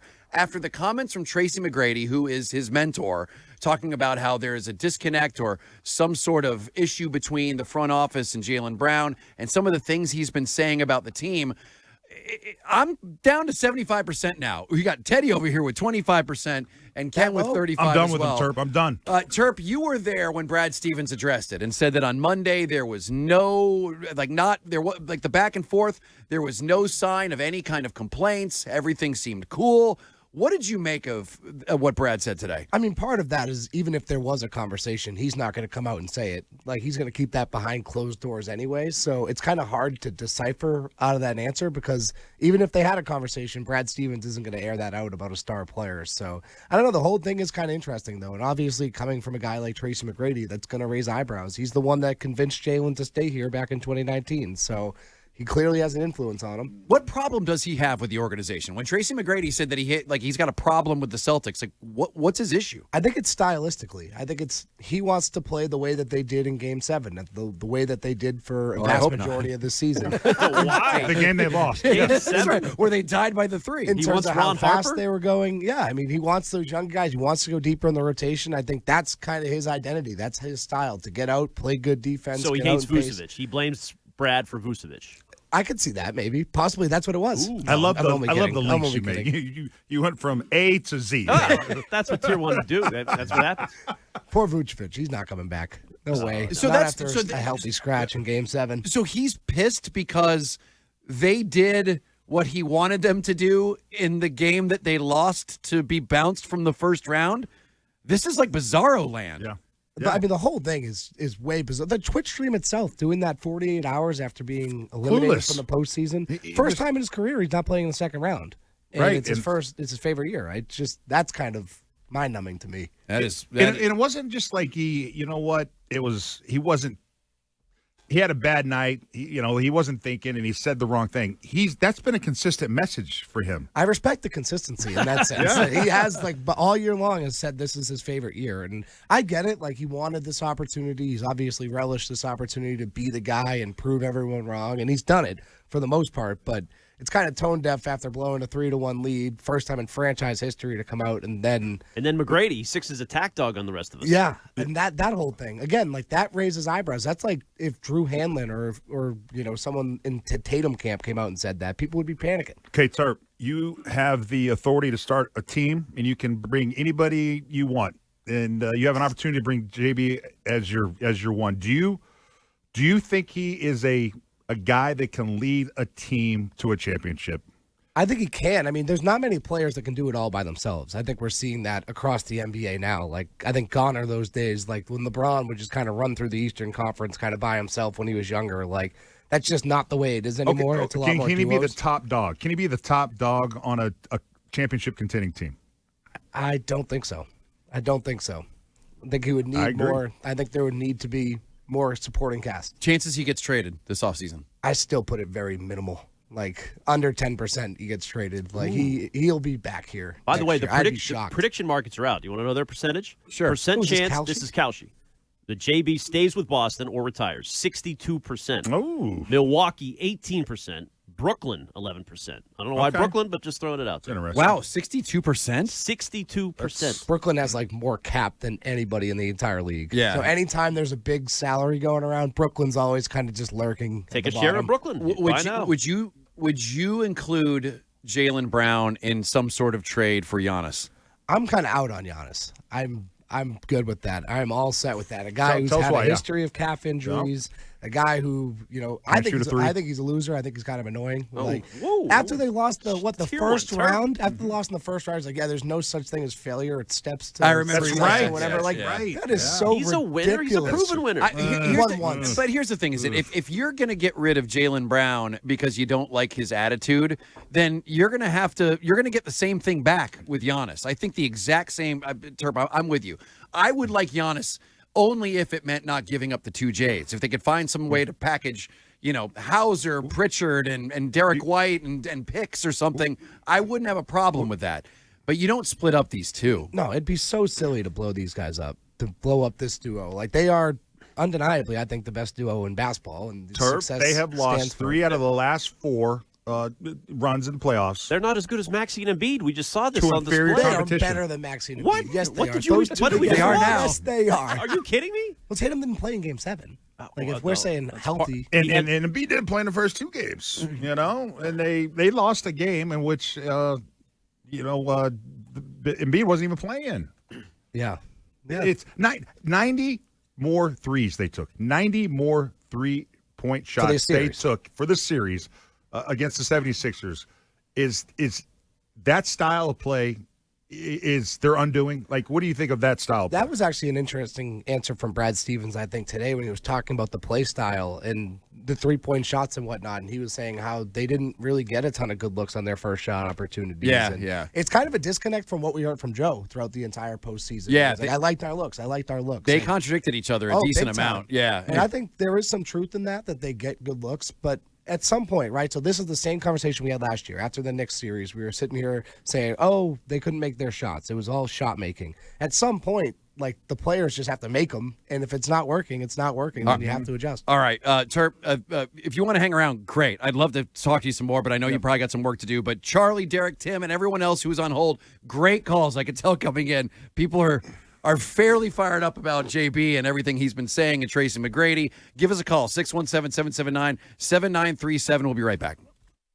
More Rich, Ken, and Ted in minutes on WEEI.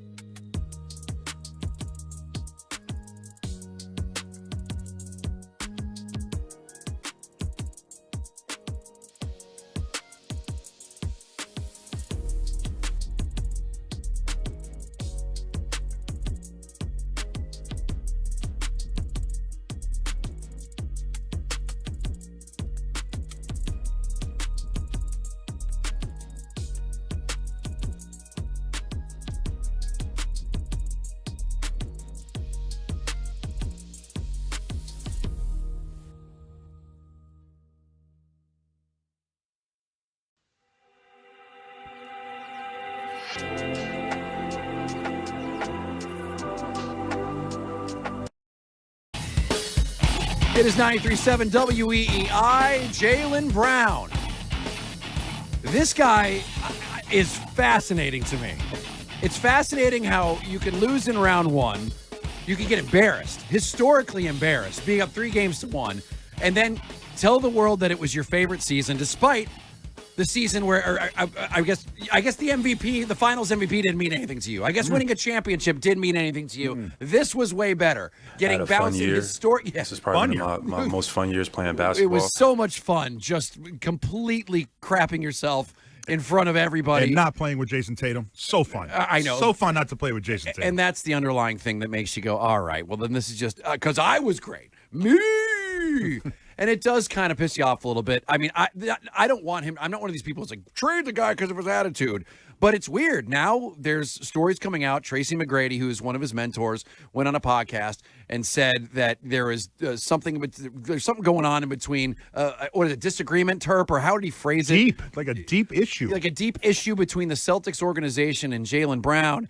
And I just keep saying, why does he keep talking? And then we find out that in just a few minutes, Jaylen Brown apparently is going to do another Twitch stream. And so we're obviously rolling on that. It's like someone needs to sit him down and just say, just disappear for a while. Just do us a favor, Jaylen. If you want all of this smoke to go away, and maybe he doesn't, but it would benefit us at the Celtics organization if you could just kind of completely disappear for maybe a week and a half, 2 weeks. None of that has been expressed to me. I mean, hey, this is not what you want to hear if you're Brad Stevens and you just went up there and you tried to squash any kind of drama, and now you've got this again. Now, granted, I'm saying this before I even hear what he has to say. Maybe he goes on there and just talks about gaming. I have no idea what it is.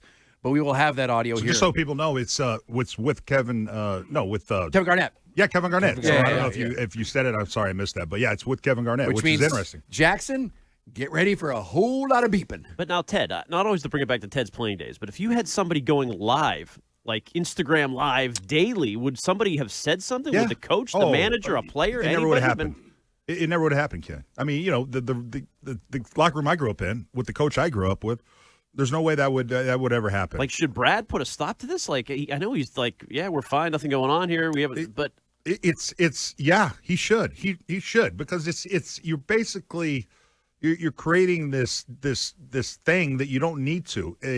There's no need for Jaylen Brown to create all this drama for his team right now, and maybe he's trying to shoot his way out of town. Maybe, but it's 2026, and social media is a huge part of today's day and age. And these are young players. JB even said it himself on the Twitch. He thinks you're gonna start to see more players doing this type of thing because they're feeling like it's the only way they can get out how they really feel to the public, instead of their words being misconstrued by media and other people. All right, but what did Chris Mannix tell us yesterday? The organization's not happy. Right? So if your boss doesn't want you to do it, according to Chris Mannix, and you just got fined $50K by the NBA. But if you're him, it's like, then trade me. What are you going to do? This is also how he ends up in the trade rumors. Like, that's part of his problem here is that he was constantly in trade rumors. And part of the reason doesn't know Tracy why. McGrady had to tell him to stay is because he was in these trade rumors. He got frustrated. And it's comments like these that invite that kind of discussion. By the way, this break is brought to you by Catchus Law Injury Attorneys. No fee unless you win. Let's go to the calls. Let's start with Charlie. Charlie, what's happening, my man? Hey, guys, I want to make a couple points real quick about the referees because we don't want to leave them out. We're reflecting on Brown a little too much. Listen, the NBA refs to me are the fourth major league sports are the worst out of the fourth. Let us not forget Tim Donaghy in 2007. He was betting on games. He got 15 months in prison for subjecting fouls and point spread. And there were also other NBA referees that got some time in regards to betting on other major league sports. Charlie, I don't mean to cut you off, Charlie, but let me ask you one question: are the referees why the Celtics lost this series? Listen, guys, listen. They had them 3-1. They had him 3-1. We're talking about a man who won an Eastern Conference MVP and championship MVP. Don't you think it's gross that a player who just blew Charlie, I'm sorry. Don't you think it's gross that a player on a team that had a historic choke job is now blaming the refs when all of us fans are looking at this and saying, had an agenda. Yep, the refs are not the reason that they lost. Don't you think it's gross that he did that? Well, listen, brother. No, I don't, because think about it. He got 10 offensive fouls in the first round, man. LeBron or Steph Curry won't get that. I mean, once again, we're talking about an Eastern Conference MVP and a championship MVP. You know, and I know people close their eyes all the way from Michael Jordan to us talking about Brown right now when it comes to the stars on that level. So him to get 10 offensive fouls, we've seen him making those moves for over 10 years, and they call it on him. Charlie, thank you for calling, but what's the life look like with those green lens? You can't those do that. Green lens right and there. by the way, Charlie's one of the few people who's defended the Celtics and blamed the refs. I think almost everybody else heard what he had to say and was like, dude, the refs might stink. Flopping might be an awful thing for the NBA. But, dude, that's not why you lost. I believe Jaylen Brown was top 10 in free throw attempts. Yeah, he led the league in drives, too. Yeah. Yes, okay. So This is spreading, though. Donovan Mitchell was complaining about this flopping in the NBA last night after the Cavs lost. That might be a bigger issue than tanking. Flopping? Yeah. Bigger than tanking. It's a big issue in the NBA. I'm gonna pull Florio. Stay on target. Stay on target. Because that's what they want. He wants you to talk about the refs instead of talking about him. Yeah, let's go to Tim on line 3. Tim, what's going on, bud? All right, my issue is JB's not going nowhere. You guys keep saying, "Oh, let's trade him. You just trade him," and for what? For what? Because what? He's voicing his opinions.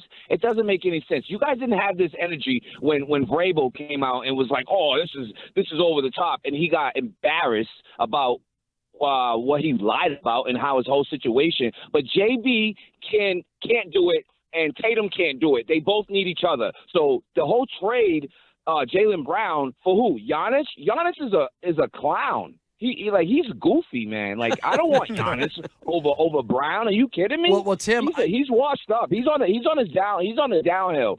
And as far as like JB is a Celtics forever. He already said it. If he could have got traded when McGrady said. Well, McGrady said stay there. He stayed there. So the whole trade him, stop talking about it. Just stop talking. Well, Tim, I agree with you. I don't think that he should be traded. I don't at all. But it sounds to me as if Jaylen has a huge problem with the Celtics. This isn't us saying, hey, get rid of this guy. Hold on. So Jaylen's the one with the problem. Let me just get this. Okay, it was Jaylen's team all year. Tatum came in. He made that game-winning shot, and it just boosted Tatum's ego, and Jaylen Brown was just trying to be humble and let Tatum get back into the flow of things. That's what happened with the team. That's what happened. Tim, I don't disagree with you on a lot of things. You and I see eye to eye on a lot of things. No, I'm not disagreeing with you. I'm just trying to put the perspective out there as far as Jaylen Brown. Jaylen Brown was trying to be humble and let Tatum back into the offense. It was Jaylen Brown's team. But Tim, the problem is, it sounds like Jaylen is the one with the problem that has the problem with the Celtics. It's not us. It almost sounds like he is. I don't want to say begging to be traded, but it sure is making that he's the one who's created this question. By putting out that there's. Go ahead. Let me get this one point in. It just seemed like the trading rumors just came out of nowhere. All of a sudden, because he created them. Greg's talking about it. Richard Keefe's talking about it. Everybody's talking about trading him. Why? Mark Stein is connected to Giannis. Sam Amick is connected to Giannis. There are. But nobody listen, Ken. Nobody likes Giannis. Nobody wants him. We don't want him. Don't crush his soul. He's a big moose. He's like that's what I've been telling him. And clumsy. All right, wait till they sign him. Tim, call back. Tim, thanks for calling. Good job. Good show, guys. Keep it up. Thanks, buddy. I appreciate it. Tim, I want you to hear this clip because this is not us creating the drama. This is Tracy McGrady, who is a mentor of Jaylen Brown, saying this on a podcast. His frustration lies deeply within the organization and deeply within the organization. Yeah. That is. He has an issue with the Celtics. So if you have your star player that's got deep issues with the team he's playing for, it's the craziest thing in the world to suggest that he might be better served. You might be better served by moving him somewhere else where he's happy and not having issues with the club. I just think this is a massive amount of butt hurt after an embarrassing loss. And he's trying to blame other people, whether it's the organization or it's the refs. And it's the shrapnel everywhere. Good thing Terp is tier 1. He can get deep in the organization. I know. The vagueness of the McGrady comments it's also this too, Tim. I mean, basically taking aim at Jason Tatum. Like the other star player on the team, he's basically saying, I had my best year ever when Jason Tatum wasn't on the floor. Like, how does Jason Tatum hear those comments and not think they're directed at him? And then how does that make for a good partnership between the two of them moving forward. I will say we do this all the time with Jason Tatum and Jaylen Brown. We've been doing it for a decade now, and it's always those two kind of pitted against each other for whatever reason. It's always been a narrative. But when it comes to those guys and like their goals and what they actually want to do, it always starts and ends with winning. Like there's never any of this personal stuff that gets in the way. Like when you hear them address the relationship and address their partnership together, it's always about the shared success, and the future winning that they want to have. Well, Turp, before this series, when we first went on the air, I was making fun of everyone who had this, well, who's the alpha? There's got to be a problem here when they come back. It's because both of them have always said the exact right thing that you should say. Like when Tatum came back. When they're asked directly about it. Yeah, Jaylen Brown was asked about it. This is the first time where something is being said by Jaylen Brown that makes you go, dude, that's a shot at Jason Tatum. Like your favorite year, the most fun year just happens to be the year that Tatum is out for almost the entirety of it.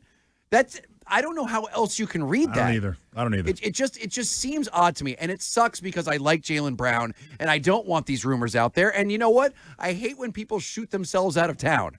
And right now, if he wasn't such a great player, I would think that there was probably a chance he could get traded. But they would be crazy to do anything to get rid of him unless he continues to push this even further to an extent that we don't know about, and that deep in the organization strife that's going on between him and them is a real thing. Well, Windhorst was talking about July, right? That's when they have to decide on the 2-year extension term. Right. So something's going to have to come to a head by July. And that's the thing about losing in the first round. Like these off seasons are suddenly just eons longer. Like it's so long, and now there's not going to be any new materials. So we got it's all going to be this. It's all going to be new Twitch stream. Wait till the White Noise podcast it's comes out. It's all going to be that. We're waiting on that. We were talking about the White Noise podcast and the shooting percentages as they just dipped every time there's a podcast episode. His numbers were down. Is that factual? Yeah, there was like a chart. I saw it online. There was a chart. Every time Derek White put out a podcast, his shooting percentage went down. Is that right? Yes. Yeah, there's a little chart. Well, that's almost like, who is it? James Harden. You ever see the chart that there was a direct proportional equivalent of how he played in a city? He always played worse the higher the rating on Yelp of the strip clubs in town. Of course. Like if the strip clubs had an average of like 5 stars, he Magic was City. awful. And like in cities where there were almost no Orlando. strip clubs, he ended up like killing it. And sure enough, Boston, he always killed it. It's true. He tried to like leave the bubble or something for some sort of extracurricular. That was Lou Williams. That was Lou Williams. He Right. had when H-Town, when I covered him, he loved the strip clubs. H-Town has some diesel ones. They're not like Atlanta or Tampa Bay, but they're pretty good. And he picked up his mail at the strip clubs in H-Town, man. Dude loves the street club. Didn't James Harden just one time like stay in town when the team left? And he did a couple times, I believe, when he was with the Rockets. He would just stay in town when the team went out there and party all night. There were pictures of him on TMZ while the team had taken the team plane back, and he's like, I'll meet up with you later. Mm-hmm. Oh, James Harden, to be him for a day. Let's go to Derek on line 2. Derek, you got a comment on the whole Jaylen Brown situation. Yeah, I could be way off base here. I don't know. But did he get a $300 million contract? Bet your ass he did. Yep. So, you know what? Stop being a $300 prima donna crybaby and win us some games. You guys had 3 games to do it in. You know? You couldn't do it. You just laid down like dogs. I mean, I don't know why he's doing it on social media.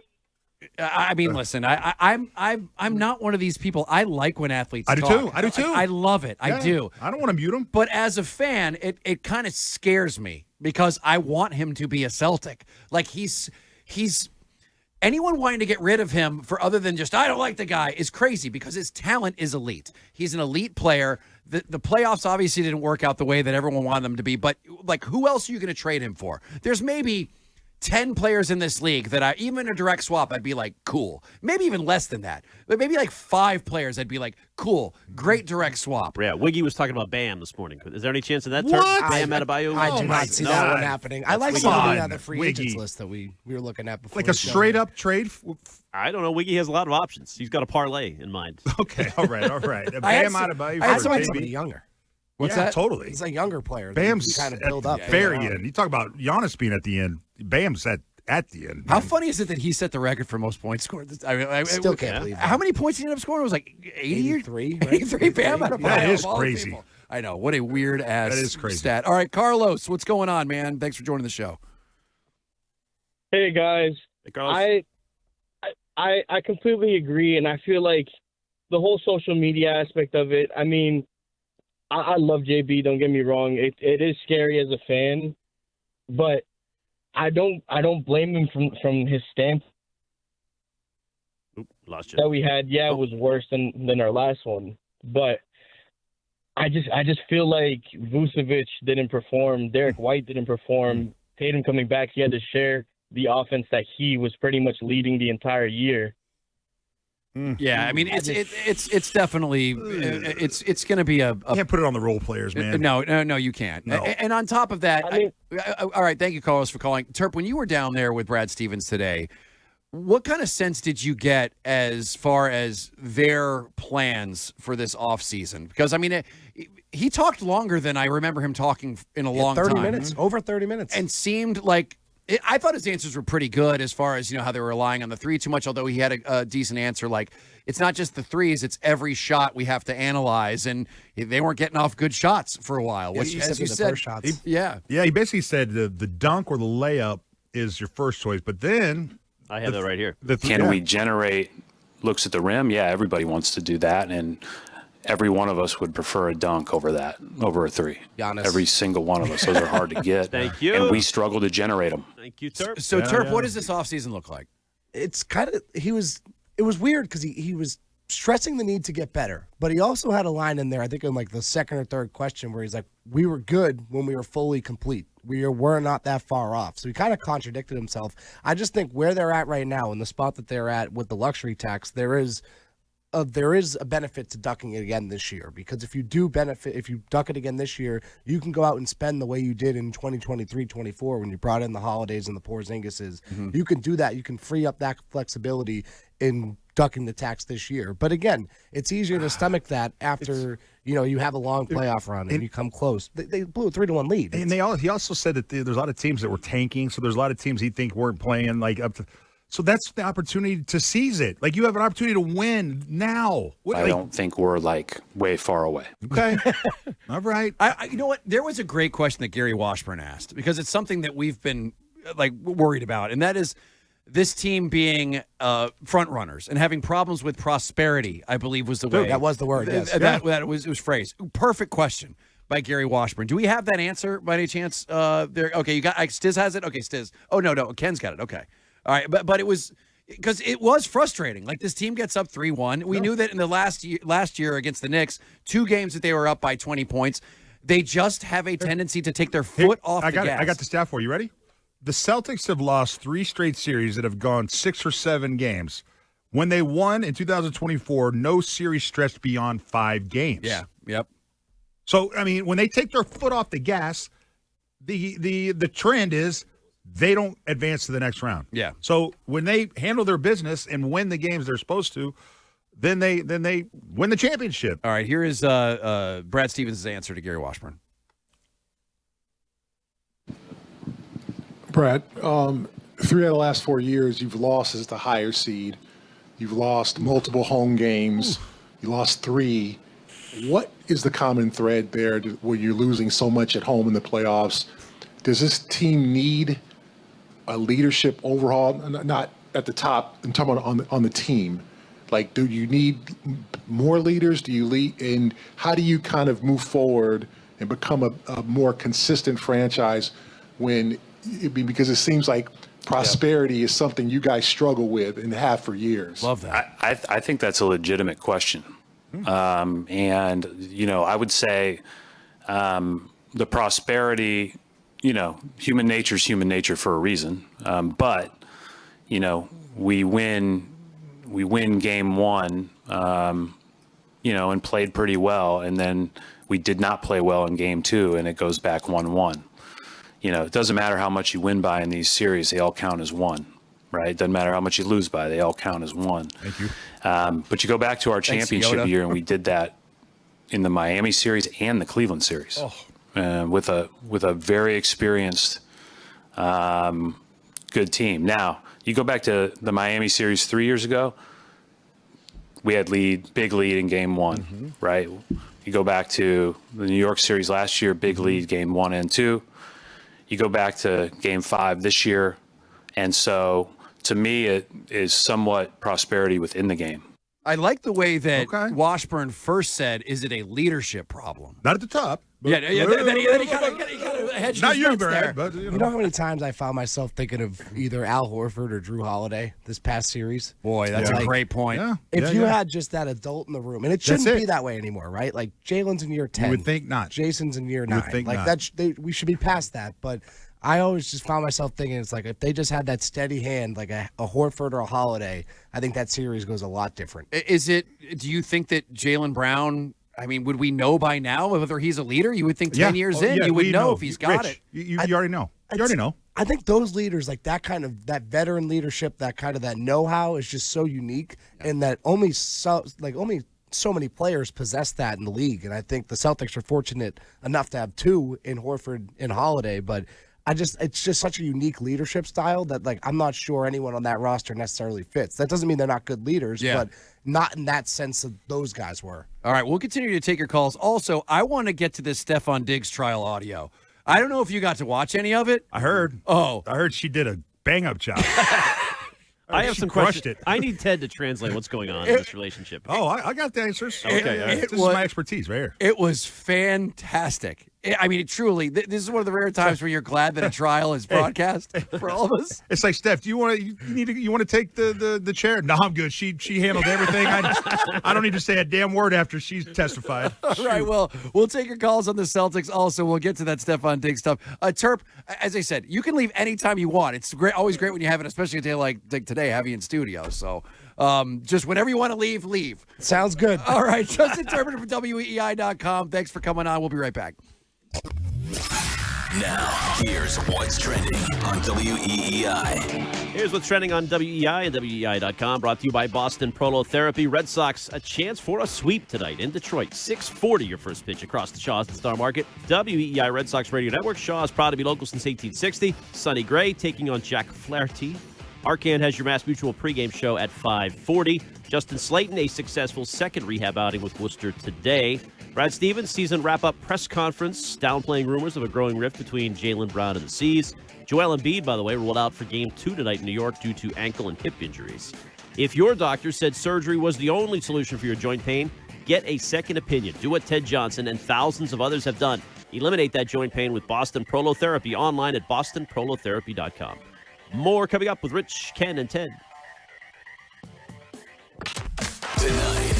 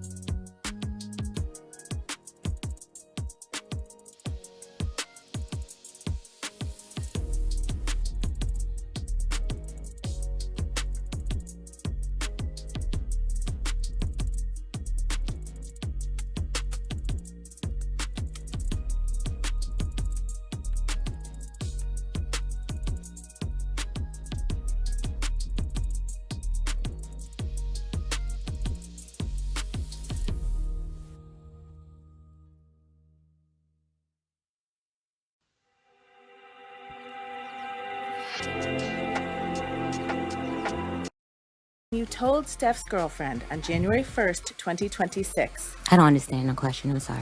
I haven't finished my question. All right. It is Rich Ken and Ted Johnson, who's won a Super Bowl 3 times. I want to make sure every time I mention that because I would want someone to do that to me if I had those credentials. Makes me feel even more inadequate, though, every time you do it. I know. Damn. Yeah, I mean, as you should. You should feel superior if you have won 3 Super Bowls. True. That's true. One Super Bowl, that's a light snack. 3 Super Bowls, obviously, that's when you can peacock. How many people are you thinking? Do you know how many people have won 3 Super Bowls? I don't. It's probably.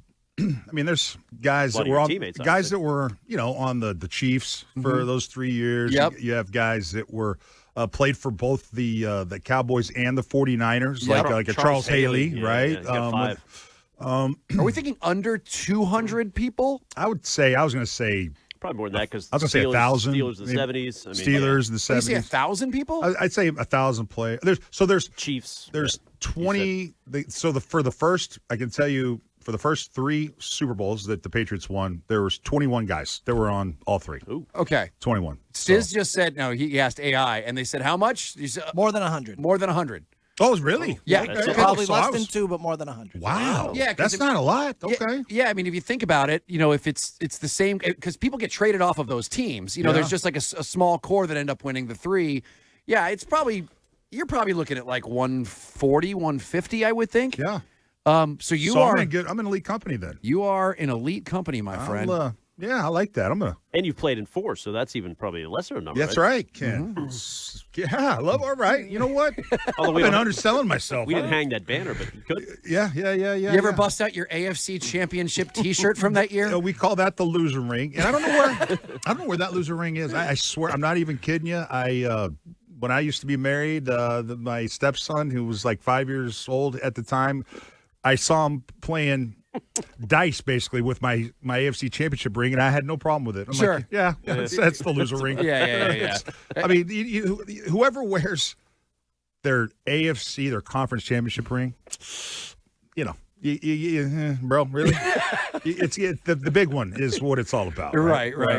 That's and it's funny. Even just as a fan, I always laugh when someone buys like an AFC Champions T-shirt, because here's how it's going to work: is that in 2 weeks, either they've won the Super Bowl, and who cares that they were AFC champions, or it's the T-shirt of a loser, a team that lost the Super Bowl, and it will just remind you that your team lost. So I always laugh when someone because everyone's buying T-shirts after that happens, and you're like, AFC champion, who wants to wear that?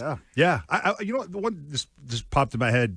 The Patriots used to hold the banner of the undefeated season until I think they took a lot of crap for that. Which they should have. They should have. When you win as much as we have here, why would you hang that up? But it's a reminder of probably the most painful sports loss that I have ever been a part of. It's got to be worse than 03 Red Sox. Oh, I wasn't a part of that. Yeah. I moved here a little bit after that, but so that didn't mean much to me. But that perfect season. Geez, man. Yeah, and you know what? Even if I was here, I would still think that the perfect season's the worst. Stiz, you believe that 100%. That is the most crushing one. Even Brady says that's the most crushing for him. And also Stiz, I mean, the Giants were the 6th seed. They were like, they barely got in. They barely got into the playoffs. Stupid helmet catch. I mean, just the whole thing. I know, man. Golly. It sucked. So true. My son was born that day, and my friends were joking that when he came out of the birth canal, they shaved his head and it had the score on it. He was the demon that hath brought some sort of curse to this city. All right, so what you just heard at the beginning of the break, this is all from the Stephon Diggs trial. Now, I don't want to sit here and say that I know 100% how the entire trial went. I don't. I watched segments of it, okay? But the one thing we do know is that yesterday Stephon Diggs was found not guilty on Tuesday of assaulting his private chef in what was a pay dispute. So he pled not guilty in February, and the trial only lasted 2 days. Here's the strange thing about this. You listen to this audio, and it is clear, by the way, everything's been written up about this. It sure does not seem like she was prepared at all to take the stand. She got on the stand, and you know what, Stiz? Can you play a little bit of that first clip you just played? Because this is the first clip that I saw, and just not knowing anything about what's going on, Does this sound to you like someone who is ready to testify under oath? When you told Steph's girlfriend on January 1st, 2026. I don't understand the question. I'm sorry. So I don't haven't wanna finished answer my it. question. When you told Steph's girlfriend on January 1st, 2026, in a written text message, I didn't say that. You were referring to the statements that were reported in the press that you gave to the Dedham Police Department, correct? I don't understand your question. Did you or did you not write those words? I don't understand your question without further explaining. You can't testify under oath to this jury what you meant by the words you wrote to Steph's girlfriend on January 1st, 2026? I'm sorry, I don't understand your question without further explaining. Who is her lawyer? Seriously, horrible lawyer. Who would put her up on the stand? I have no idea. So, well, she's suing for $5 million. You She's got it. then you have to. Okay, I don't know. There's no other witnesses. There's none. That's the problem. It was her word against his. So what ended up happening is there was a money dispute as well, where he fired her from being the personal chef, but I guess he continued to pay her throughout the season that she wasn't working. He was like, you know what, I'm just done with this. I'm going to pay you anyway. But she wanted $5 million. She's extorting him, basically. I mean, listen, as I said, I don't know all of the details as far as whether or not she's being extorted or, I mean, listen, you hear about this happen all the time. I don't know if this was the case where somebody gets close to an athlete and tries to take advantage of the situation. Yeah. Once again, I am not claiming anything about this woman. I don't know whether that's what she's doing, but all I know is that Stephon Diggs is found not guilty of any of this stuff. And there was a moment in the court case that was just fantastic, where she had to read the texts that were between Stephon Diggs and her. Let's take a listen to this. Would you mind reading the text messages from page 114 to 117? And I'm ruining that bitch life. I won't be paying you. And do you mind just saying who's saying what? Okay, I said the first. I and ruining that bitch life is what I said. Mr. Diggs said, I won't be paying you. I look like paying you and paying another chef. Is you high, bitch? Who the give you money for your business? Who the gotta give you money for your business? I don't gotta do a thing. And you can get whoever you want. You got my address. Tell them to come take the money then. You talking about? Wow. I said, show me I'm will do. That series of text messages that you just read, that was in response to you saying after you were fired by Mr. Diggs, you will be paying me out for the season and the money you said you would give me for my business. Wasted my time being here because you got a circus going on, right? Yes. He nonetheless continued to pay you $2,000 a week for the rest of the New England Patriots football season while you were not working for him, right? That's not how it goes. Yes or no question, ma'am? I don't know how to answer that question. Sorry. And before you said that, what Mr. Diggs said to you that you were responding to was, I'ma leave you be. Thank you for cooking for me for this season. I appreciate you. Oh my gosh. Hate it even got to this. That's what you were responding to when you told him he would be paying you out for the season. And you were really hoping that Mr. Diggs would give you some money so you could open your own restaurant, weren't you? That was our agreement. That was what you wanted him to give you, right? That was an agreement. Ma'am, is this a contract suit? I like this lawyer. You could not have bungled this anymore. And once again, I don't know what happened. I don't know what the truth is. I don't know one way or the other. All I know is that this is the most ill-prepared witness I have ever heard. She just got destroyed. On the stand. Absolutely destroyed. Yes, Diz. Well, did you guys see, even in the closing arguments, the prosecutor gets up there and he has this look of defeat on his face and he goes, was our witness good? No, she wasn't good. It was so funny. Yeah, I'll find the sound. But they deliberated for 90 minutes. Done. Like they knew. Like that's 90 pretty minutes. much. They waited to get the Chinese food delivered to the jury room. Right. They ate it, and then they're like, "Okay, we all agree, right?" And they just walked right out. Seriously, how do you deliberate that right there? It's just the worst, least credible witness I think I've ever heard. Not to mention a horrible chef. She was, according to the chief of staff of Diggs, it was like dried up hot dogs she was feeding them and all kinds of like. All right, so I don't know if this is the case, and I'm not. This has nothing to do with her, but Ted, how many times, being somebody who is a famous athlete and being around famous athletes, how many times have you seen somebody who on the peripheral became friends with another fellow athlete and just immediately tried to find a way to get money from them. Yeah, I mean, it probably happens all the time. I mean, babysitters, nannies, guys. But most guys, believe it or not, they have people.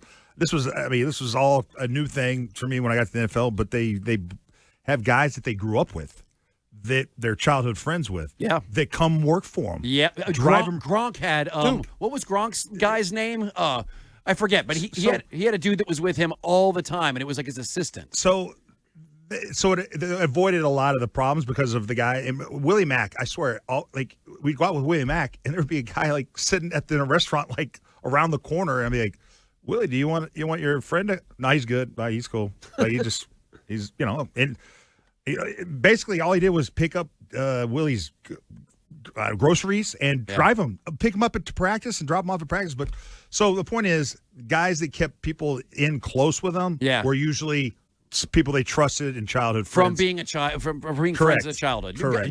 Did you have a chef? I you know what? At the end of my career, I had a chef, but not. I would have food dropped off because I was single. I couldn't cook, and so I got a company, that would make pre-made meals, drop them off on a Monday, and so I had meals all week, and that was how I did it. But not the same living. No, I didn't have somebody that showed up at my house and made meals for me at my house. Yeah. But this is big money, though. And I'll be honest, if I made as much as Steph Diggs did, and I've made as much as Steph Diggs did, your body is your commodity. I would have a personal chef. $2,000 a week. That's what they said. I would pay it. $2,000 a week. I would pay it. $8,000 a month. You would pay. Absolutely. For hot dogs? If I made $25 million a year, and my job was to be in the best physical shape I could be in, I wouldn't even blink at it. I would. Wow. Yeah, here. Well, here. sure. Yeah, I mean, I guess you make that much. All right, Stiz, you got that clip of the defense, I believe, at the end. Oh no, the prosecutor. Let's take a listen. So, deep breath. Was Miss Adams a perfect witness? No. Oh my gosh, that's tremendous. What a closing argument. Oh man, I wish I would. You know what? I'm going to go back and watch this entire thing now, because as I said, I jumped in the middle of it. I saw some of this, and I'm like, oh my god, she is so screwed. And I don't know if you guys caught, like Ken, I think this is what you were referencing when he said hot dogs, but apparently, other people that lived and worked for Stephon Diggs, they talking about what this chef would make for him. Right. And she called it dried up hot dogs. They'd be dried up hot dogs on the counter. Oh, that's just awesome. There was one point where I did the attorney said, are you aware that somebody representing you asked for $5 million to drop this case? And she goes, I don't understand your question. Oh, my She kept saying that over and over again. Oh, my God.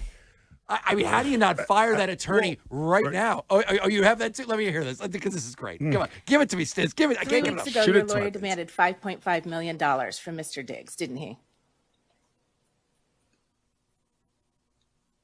Mr. Diggs offered me $100,000 to recant my statement. That is a yes. That is the Your Honor, only. May we be heard at sidebar, please?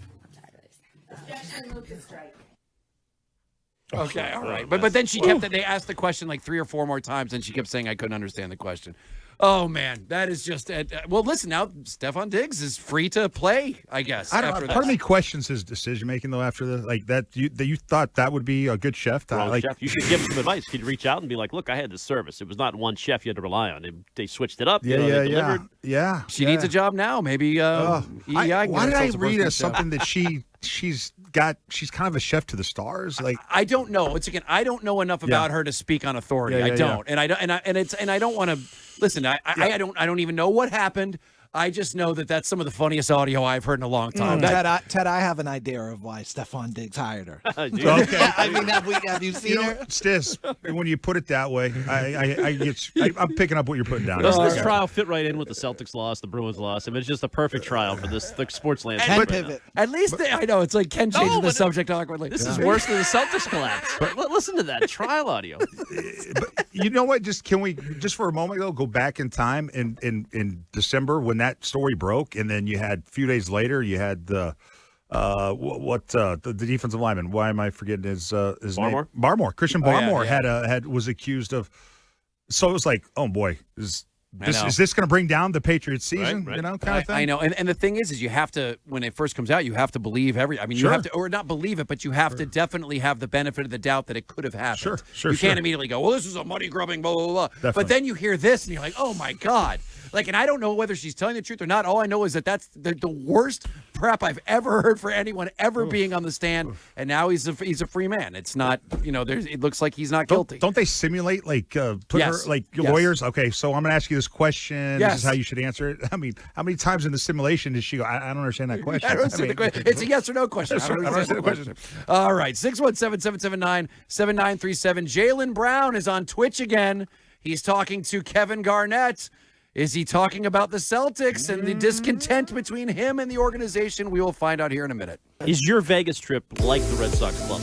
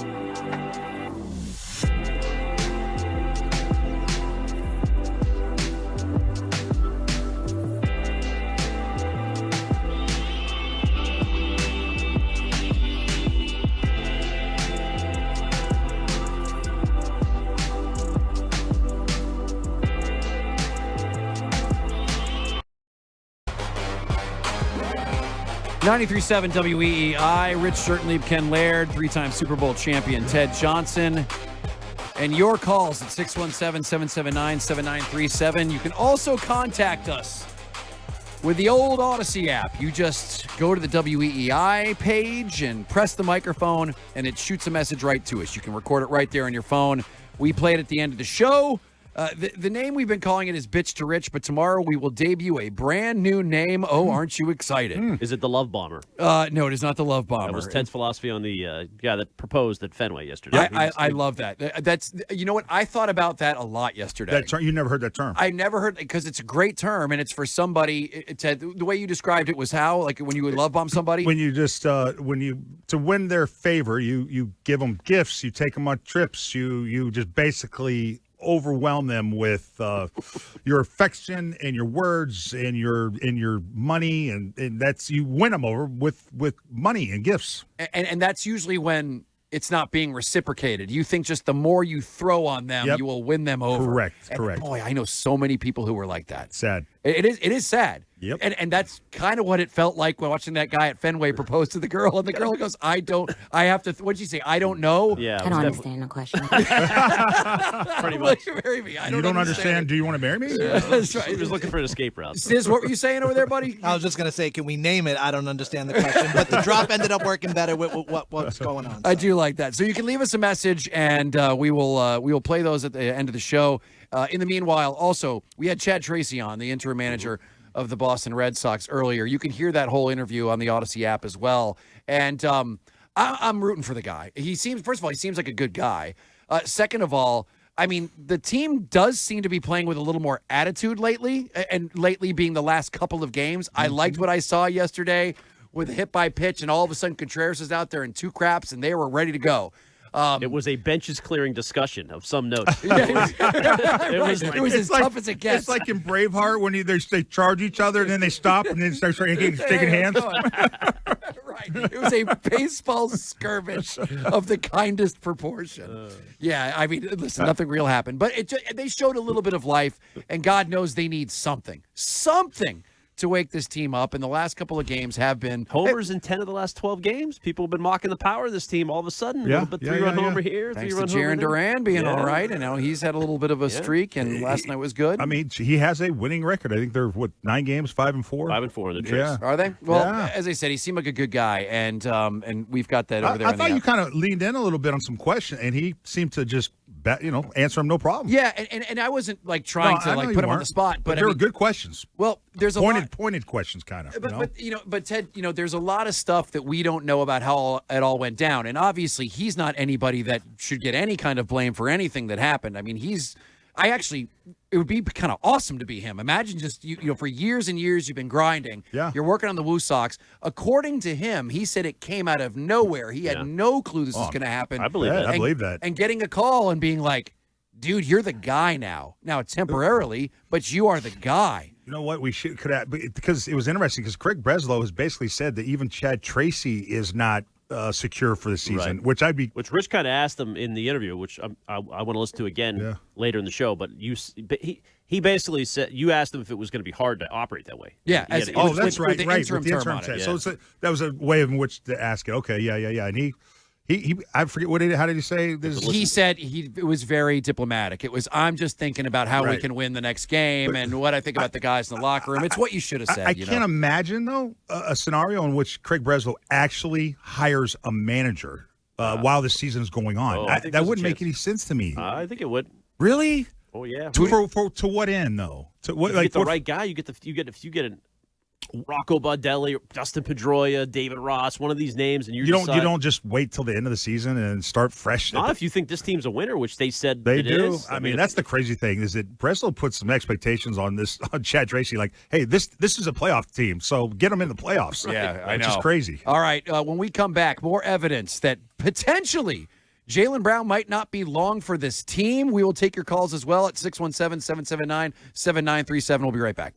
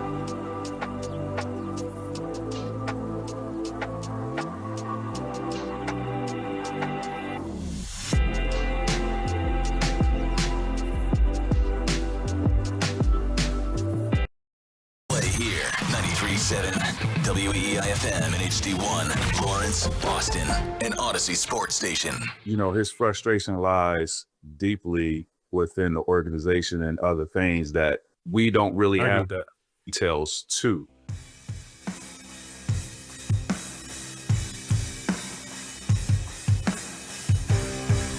This is Rich and Ken with Ted Johnson on WEEI.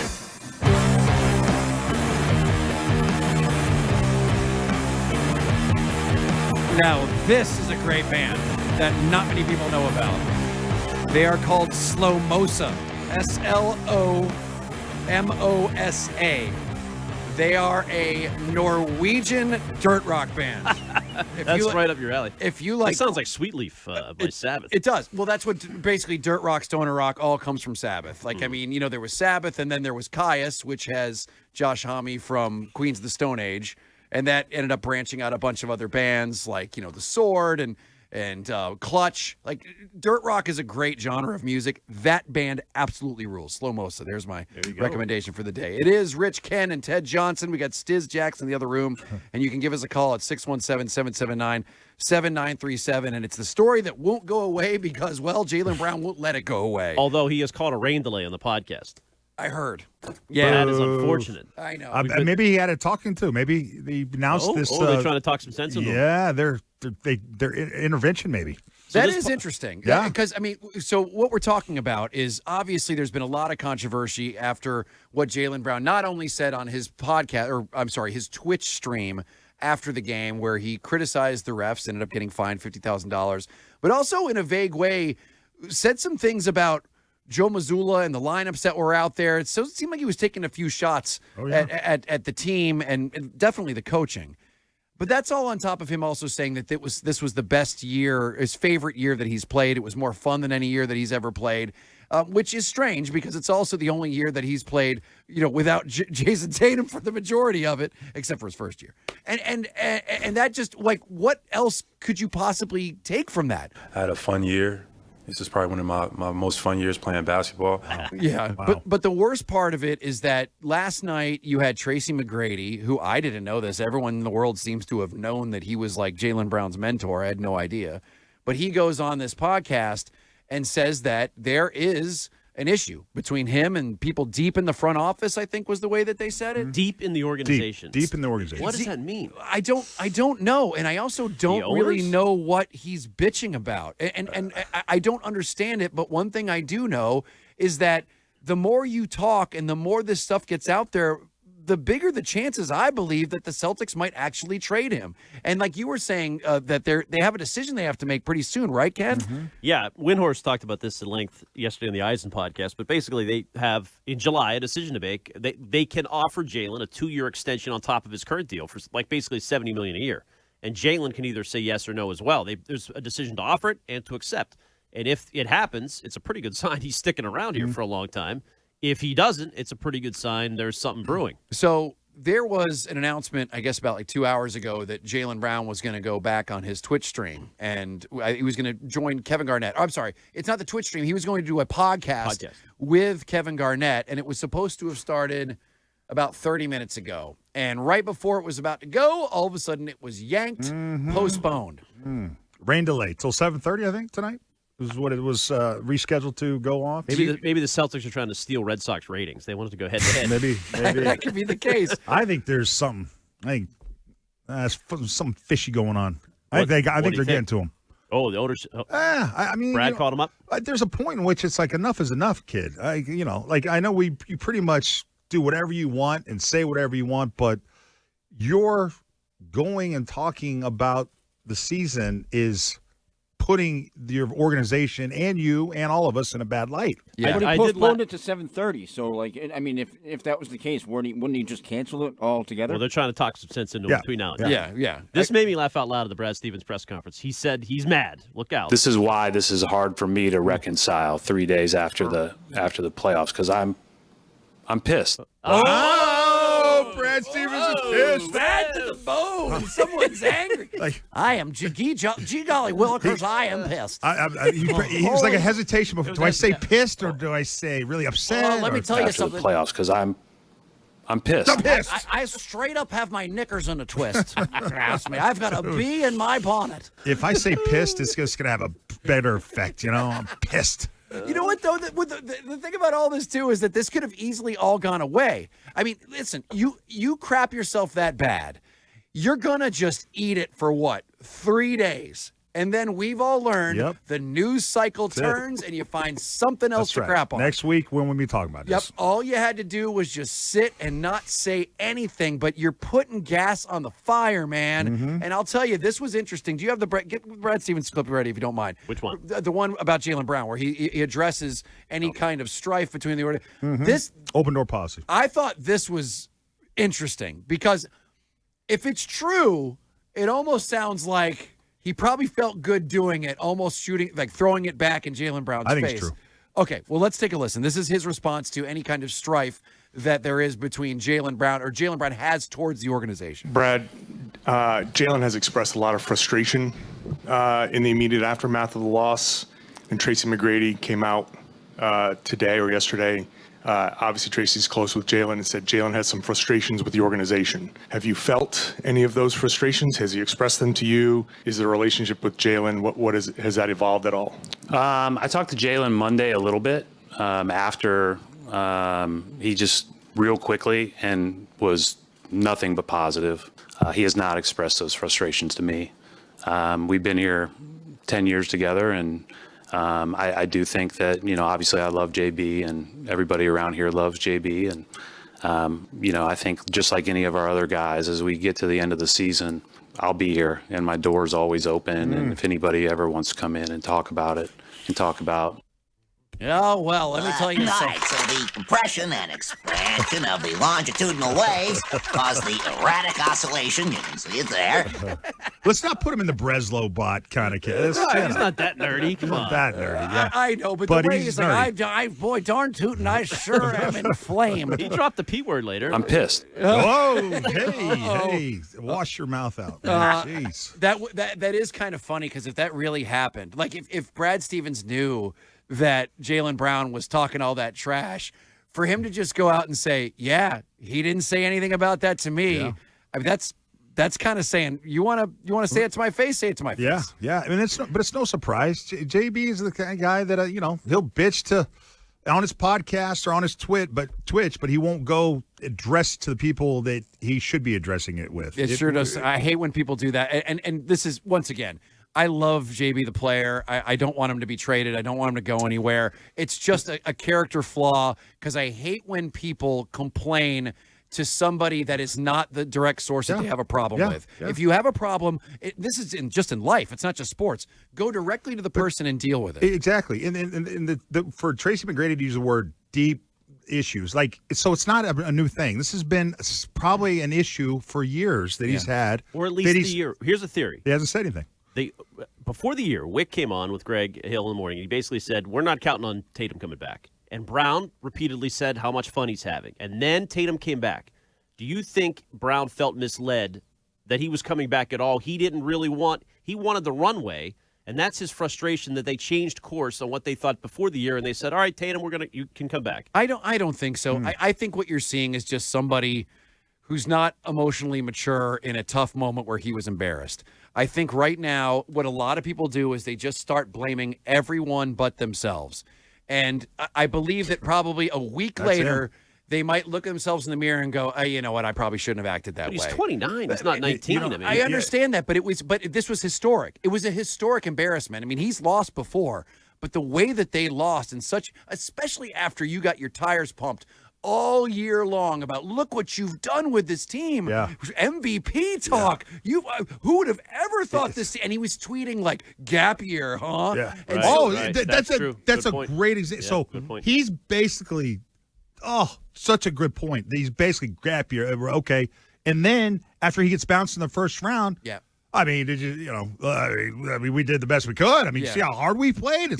He had game 5 and 7 on his fingertips in this fourth quarter of game 5. And in game 7, how many shots did he have at the end there with a chance? He and Pritchard had great looks. They were behind by 1 point with 3 minutes and 49 seconds, and they missed 7 3-pointers. And he missed a bunch of them. So, yeah, I mean, it's not all on him, obviously, but he probably feeling it like, oh, man, I had a chance.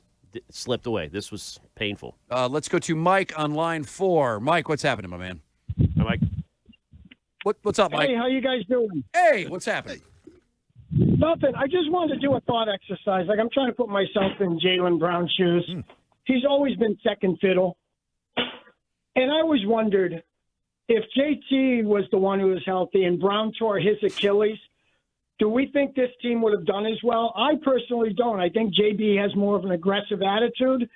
And I could picture him looking at this and JT comes back, and now all of a sudden it's not my team with 3 weeks left. And he's just brought us like he did. I could see him being a little butthurt over that. Well, Mike, that's a great call. But the one thing I'll say to that is, do I believe that they would do as well? Listen, it was a miracle that they did as well as they did with one of them. So I don't know. I would hope that they would. I think Jason Tatum's a better player than Jaylen Brown. But the one thing I am confident with is that you would not have heard Jason Tatum saying, this was my favorite year. Now, that I can tell you. Just by their personalities, there's no possible way Jason Tatum, as smooth as he is and his word choice and as measured as he is, would ever say, hey, this year that Jaylen Brown was out for almost the entire season was my favorite year we ever played. I 1,000% I'm confident Whose in that. status is taking a bigger hit? JB, JT, Missoula, or even Brad Stevens? Jason Tatum's status has not been hurt at all. Oh, I disagree. He didn't play Game 7. A lot of people blame a little smidgy. Ted called him softish. Softish. I just said soft as. Yeah, I thought you were going to say soft as. No, I'm just soft, a little softish. Yeah. So it has, I think, taken a little bit of a hit. But to me, it's, boy, I almost think JB and Missoula almost equally have kind of really hurt themselves. Amen. in their reputations. Yeah, but Missoula's coming back. Didn't you get that takeaway from the practice? He's coming back. That's a no-brainer.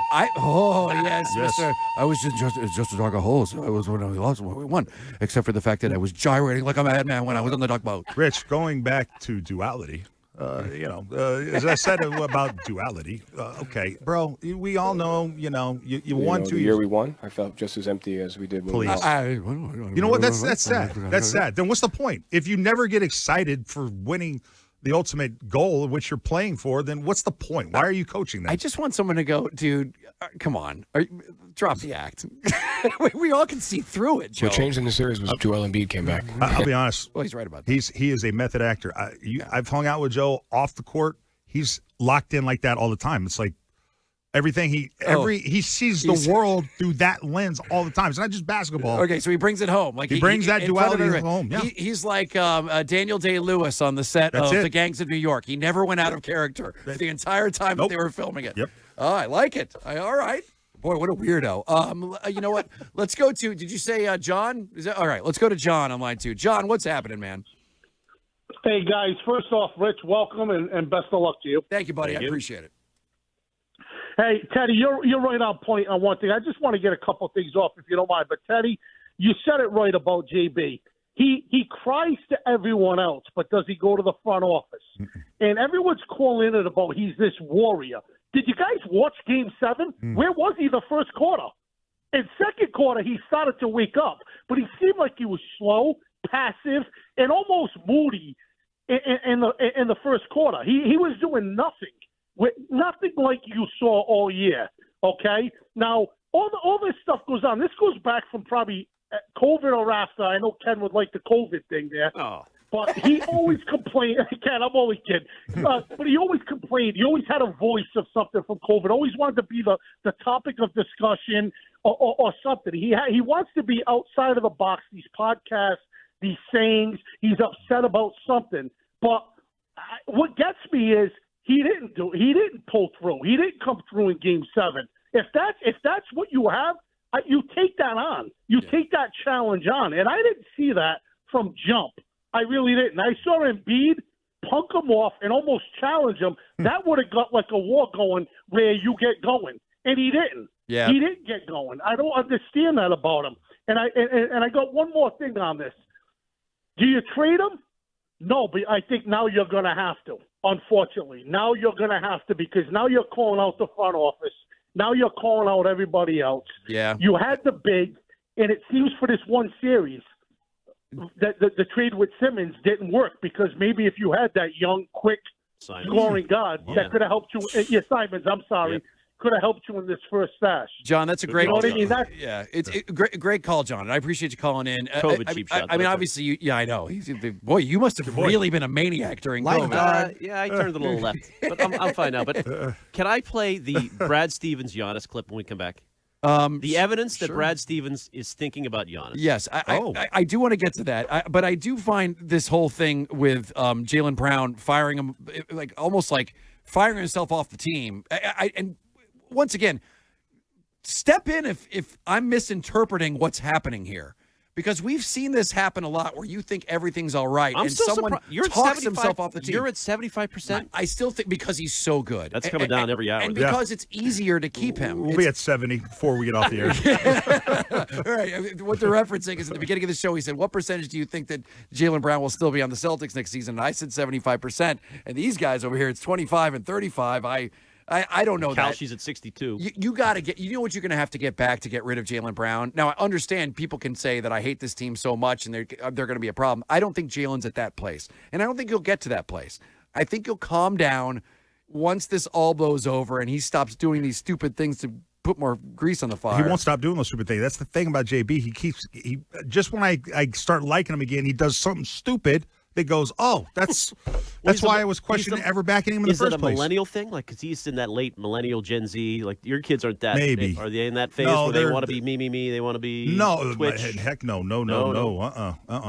But yeah, he can win you over and then just say something down the road where you just go, why did I back him in the first place? That's what I keep getting with JB, man. I keep falling for it. What is this clip, Stiz? This is Bill Simmons with Nick Wright talking about about the Twitch. I want to hear this. Yeah. Okay, because let's let this roll if you don't mind, Stiz. I didn't really fully think until that Twitch stream that this is kind of what Jaylen wants. So that I want them to stay together, but maybe this is just how the league goes. The fact that he is that smart and yet thought it would go over well to be like, yeah, I know I've won a championship here and been to 6 conference finals, but the year where my running mate was out with the torn Achilles and we flamed out a 3-1 lead in round 1, best year ever. Even if you feel that way, that ain't going to go over well. And then the decision to do it and to do it with those 3 dudes just standing, like, none of it made any sense. And so I'm like, I know he's a smart, thoughtful guy, yet he's doing this, which is but you have to flip that around. So why is he doing it? Correct. And he is a smart guy. And Correct. I think that's my takeaway after that was he's probably okay with moving on. And you forgot to mention with that thing about the best year of his career. This is my dad. I was talking about, my dad was like, we won the title 2 years ago. We were one of statistically the best teams of all time. We ran through it. He was a huge part of it. He won finals MVP and conference finals MVP. How is that not the most fun year of his career? And Jaylen was saying like, look, everyone counted us out. There was this adversity. They were calling us the gap year Celtics and we banded together. But the way the season ended, there's no way that could be your most fun year. You know what? There's 2 smart guys. Yeah, there's one thing that he said that I didn't even think about, is that the whole "this was the most fun year" is almost a message out to other teams who might be considering trading for him. Like, this is a guy who has shown us that he can be the man. Now, on a crappy team. On a crappy team. He's the guy who took this crappy team, and maybe even by saying all this great stuff about the young players and that they were able, because he's been praising them. Yeah. I lifted their game by being the leader of this team. Perfect for Sacramento Kings. Perfect. Sabonis. To basketball Sabonis, Siberia. He wants to be the best player on a crappy team more than he wants to be the second best player on a great team. Dude, this sucks. This really sucks because I love Jaylen Brown as a player. I don't want him to leave because I don't think they're going to get anything as good as him. I really don't. And this truly sucks that now more than ever, honestly more than ever, it does seem like he might be sending out a signal that he wants out. Well, that doesn't mean they don't have to trade him. It's at 60 now. Yeah, that's right. We need to put like the percentage. It's like the Price is Right, except it's the cliffhanger guy going down a hill. This is depressing. It's really depressing.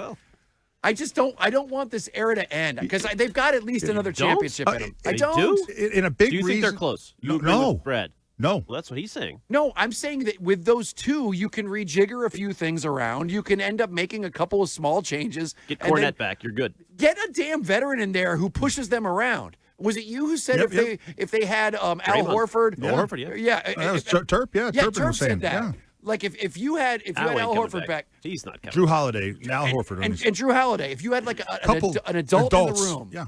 Well, that should have been this year. They blew it then. If they're that guy away, then for ownership reasons, for apron reasons, you blew a title by letting those guys go to get under the tax threshold. I love it. Hammer him, Ken. Well, Hammer him. Hey, Brad did too. I want to play that clip later. By the way, a couple of breaking news items. MLB has suspended not only Framber Valdez, but A.J. Hinch. A.J. Hinch suspended for tonight's really? game and Framber for 6 games. For Well, the throwing AJ's used to incident. being well, I guess they didn't buy his excuse then. No. suspended. No. Yep. All right. The hammer. Well, I guess you will not be hearing from them for a while. All right, 617-779-7937. I finally memorized the number. Nailed it, brother. How about that? I got it. Good boy. You can give us a call. I do want to quickly mention something about the Bruins when we get back. They had a press conference today as well. Also, man, did they get screwed last night. Man, they got really screwed in that draft That lottery. was unbelievable. I know. You just want What a some sort fix. of good news nowadays, and we're just getting our asses kicked left and right here. Now, at least we had that Stephon Diggs audio, which was just fantastic. That's the one. Yeah, good, he's available. That's the one moment of levity was just watching that woman on the stand have no preparation whatsoever. It was just like go up there. I don't even care what you say, and then get called out by your own attorney at the end of it. My guess is the way in which he started his closing arguments, never in the history of being a trial lawyer has ever those words been spoken to start the final argument. I don't understand the question. You didn't understand any of the questions. All right. Well, we'll take your calls next. 617-779-7937. Now, here's what's trending on WEEI. Trending now brought to you by Awaken 180 Weight Loss. Red Sox and Tigers, the final game of the series. 6:40 tonight. First pitch across the Shaw's and Star Market. WEEI Red Sox Radio Network. Shaw is proud to be local since 1860. Sonny Gray is indeed in. Back from his IL stint, he'll be opposed by Jack Flaherty. Arcand has you at 5:40 for the Mass Mutual pregame show. Justin Slayton, a successful second rehab outing with Worcester today. If you missed some of the Chad Tracy visit with us, we'll play that for you back in the 5 o'clock hour. And also, love this little clip. Ted put the screws to the manager and said, "Are you calling the lineups?" The final pen to paper on what we're going to do is my call, and not one time has Brez walked in here and said, "You're going to do this." There we go. So Brez is staying out of it, and the manager's decision counts. And his lineup tonight is Duran, Contreras, Abreu, Story, Yoshida, Rafaela, Meyer, Narvaez, and Durbin. Your starting 9 tonight. Awaken 180 Weight Loss sponsoring this trending. And if your doctor, or pardon me, if a unique opportunity for you, the chance to drop 40 pounds by the 4th with Awaken 180. Fast results, sustainable results, medication-free, free support for life. 40 by the 4th, it's your year. Awaken180weightloss.com. And that's what's trending now.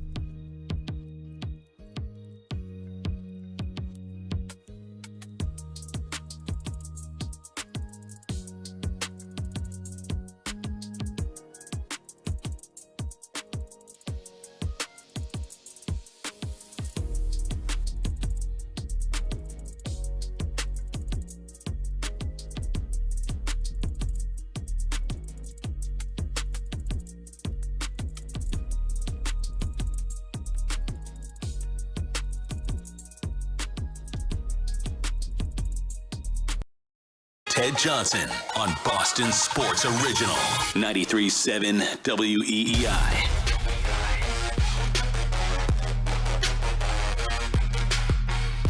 All right. The twists and turns this show has taken. It's funny. It's like sometimes we think we're going one way, and then during the commercial break, we go, you know what? Something pops up, and you just run with it. I remember, when I did mornings, the joke was that news always broke at 10:01. Like, every time we got off the air. The great thing about, an afternoon show is you got just stuff coming in all over the place. News is breaking, and people are making, making headlines. And we're a reflection of Stiz's brain. I mean, it's not real stable in there. So I love the chaos. I ride the chaos. Yeah. Stiz and I think, have the same kind of mentality when you go where the chaos takes you. But we've been talking all day about the Jaylen Brown situation and how he was supposed to do another Twitch stream after all this, or rather a podcast with Kevin Garnett, and that has since been put on hold. They got to him. Do you think that's what it was? I do. I just can't. Yeah, I don't know. I wouldn't doubt it. Has there ever been anything like this before with Jaylen Brown? Jaylen Brown has said things that we've questioned in the past, but never got the attention this is getting. This is. Brad is pissed, man. I mean, for him to say the word pissed, he's got to be pissed. It is a unique thing. This started with Antonio Brown, right? With the live stream stuff going live in the locker room. Yeah. But that era of athlete is fully engaged. Mm-hmm. And I think most organizations want their guys to talk more and are open with it, good with it. But now when you have Chris Mannix coming on with us yesterday, Rich, and saying, I know they don't like it, what he's done here, not only just talking, but lashing out at officials and flopping. It's what he's saying, not just that he's saying it. Mm-hmm. They've got to be on edge. Well, I think that a lot of these guys do it not only because that's all they've ever known. I mean, you have to think they grew up in the digital age where everybody is an influencer and everybody. So that part of it, you could stand away if you're older than that and just go, how dare you? This is crazy. But that's just all they've ever known. The other part of it is a lot of these athletes will turn these things into a legitimate broadcasting career afterwards. Sure. And so this is them trying to show the decision makers, like the people at NBC, ESPN, that, hey, I'm pretty damn good at this. And you know what? I think, isn't that kind of how Shannon Sharp ended up becoming a big thing? Because he had stuff on the internet, and Shannon Sharp's always been good. I remember we had him on the show a couple times. Yeah, Shannon's great. He's awesome, and he would bust the balls of Patriots fans. It was hysterical. It was like, you ever see that the newer Rambo movie where Rambo is on the top of a hill with a machine gun, the best. And they're just running up to him? That's one of my favorite Rambos. Oh, really? The last one? Which one? It's just Rambo. I think it's just called Rambo. It's the one. It's not the one where he's in the country. It's the one where they go over to what's the messed up country over in Cambodia. Around there. It's the one where he was fat and out of shape, Burma? and basically all the action. Burma. And all the action came to him because he was too fat to do anything. I remember because at the end of the movie, he's just like, just give me a big gun. Last Blood, Rambo, Last Blood. No. That one was awful. No. I know the one you're talking about. Yeah, Burma. But there's a scene where he's standing on the top of a hill. These do-gooders he has to go save the do-gooders that think they're going to save the world over there in Burma. Right. With their medicine and stuff. 1,000 bad guys are running up a hill towards this guy with a giant gun, and he's just mowing them all down. But the arrow, he's got the bow and arrow too that he uses too, which is badass. I mean, why use a gun when you can use a bow and arrow? I've never been more disappointed. Well, no, there's been 2 movies I've been extremely disappointed that I showed my kids thinking it was going to be the greatest moment of their lives.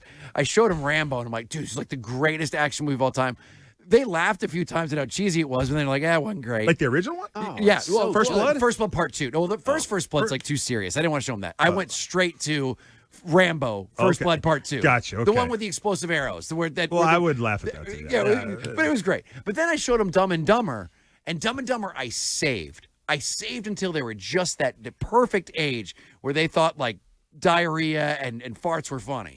They were 10 and 12, I think. I'm like, here we go. And I sat him down, and I put my arms across like this. Proud moment, yeah. And it was over, and I was like, what'd you think? And he's like, They didn't get it. Wow. Crushed me. Well, I think there's a little more nuance to it than maybe not. Maybe not. Dumb and Dumber. It's too high. It's too highbrow. Is what you're saying? Maybe there's more nuance. I don't know. Maybe I'm the dumber one. I don't know. Well, the one thing they did was Zoolander does stand up. Zoolander they loved. Yeah. And Zoolander's fantastic. All right. I don't even know where I was going. Movies are with like books, but with pictures. Thank you, Ted.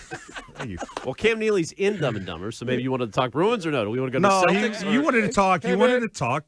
Diana Rossini, Mail, Daily Mail. Oh, sure. Yeah, let's get into that. Let's get into that because that she might be gearing up for some to tell her story. Okay, so that's the newest report. Is that Diana Rossini is allegedly considering a I don't want to say a tell-all, but speaking for the first time to a mass audience. So the speculation is that it's going to be something like Good Morning America.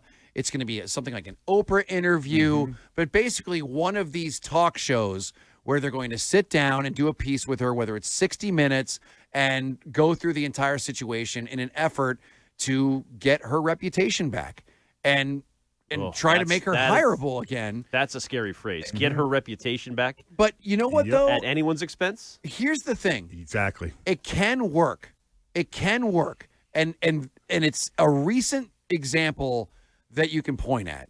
Was there anybody more embarrassed as far as some sort of scandal over the past couple of years more than that couple that was at the Coldplay show that ended up going on the Jumbotron right here in Foxborough? And what's wild is that, like, you know, I actually threw a couple of people, not direct, but like I know some people who kind of know the family. Dude, it killed them. Like everyone involved, it like killed the the husband and the kids. It's an awful story. Yeah. It's an embarrassing, awful it's story, tough. and because it was everywhere. I mean, it was absolutely everywhere. But after about, I think it was maybe about 5 or 6 months after it all happened, the woman who was a part of that, Kristen Cabot. yes, apparently had sat down and met with some PR people, and they did an article, an interview for the first time with the New York Times. And what they tried to do, obviously the plan is to try to get her reputation back. And I read the article, and I got to be honest, they had a pretty good plan. They did a pretty good job, because what the main gist of it was that this wasn't just a, hey, I'm going to go cheat. This was, we were already separated, and we hadn't really told anybody about it.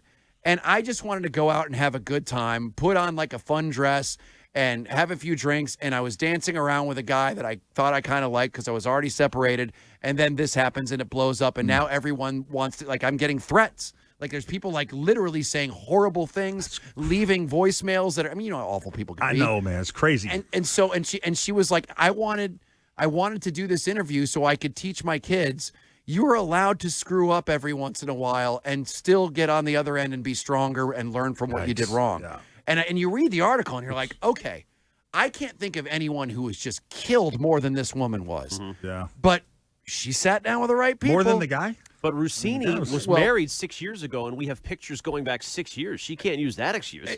See, I think that what she could do is she could almost use the same method. And maybe, just maybe, she's been doing some research. How do you get out of this? How do you save your reputation? ChatGPT. Yeah, I'm not sure. I would like to read her. I'd like to read her list on the left side of the screen. But that is so true. But what she may come out and say is, I was already separated from my husband, and you'd look at it so different if that were the case. You would. But when? But like right after they got married? If it's true, I know it's been 6 years. To me, if it's true, she would already said it. Like. No. I think she's been very, believe it or not, the one thing she's done right is just stay away from it. Look what Jaylen Brown's doing. Like, Jaylen Brown, controversy, anytime you speak, no matter what you say, it puts gas on the fire. That's fair. She has been a ghost. No one knows where she is, except for apparently she's not saving people from car accidents. That was smacked down pretty quick. Yeah. But I think she's been very wise by staying out of the spotlight, and that also makes her story, when she wants to come out, more valuable. And I think there's a lot of organizations who are licking their chops to the point where they might even have to agree to a few things for her to choose who she wants to speak with. Here's certain questions I don't want asked. If you want my interview and you're going to get high ratings, I want this person to interview me. I want this to be fair. Or it's her own podcast. You know, maybe she does, maybe she doesn't want to give the story to somebody. She wants to use it somehow to maximize her new, let me ask you this. New profession, new thing. Would the NFL and their TV partners be held accountable for putting her on the air? Like, would they be Would they step in and say, hey, "You're not doing this on this station"? No, or that absolutely. station? You don't think the NFL? Oh, the NFL I would. think so. Because I think that she is not going to come out and say anything bad about Vrabel or the NFL. It's going to be about, here's the accountability I'm going to take. And I love what this woman said from the Coldplay thing. Listen, whether you believe it or not, what she said was, I just want my kids to know that you can come out and make a horrible, embarrassing mistake and come out on the other end stronger and learn your lesson from your mistakes.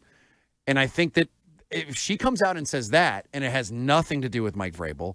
Now, obviously, if you're Vrabel, you just want everyone to keep their mouth shut. But she's going to have to say something sometime if she wants to get employed Yeah, again. she wants to get employed. Yeah. So I don't think that is the worst way for her to come out and say something. Now, if she indeed still wants to stay with her husband and they weren't really separated, she doesn't say they were separated, that makes things a little bit tougher. Mm-hmm.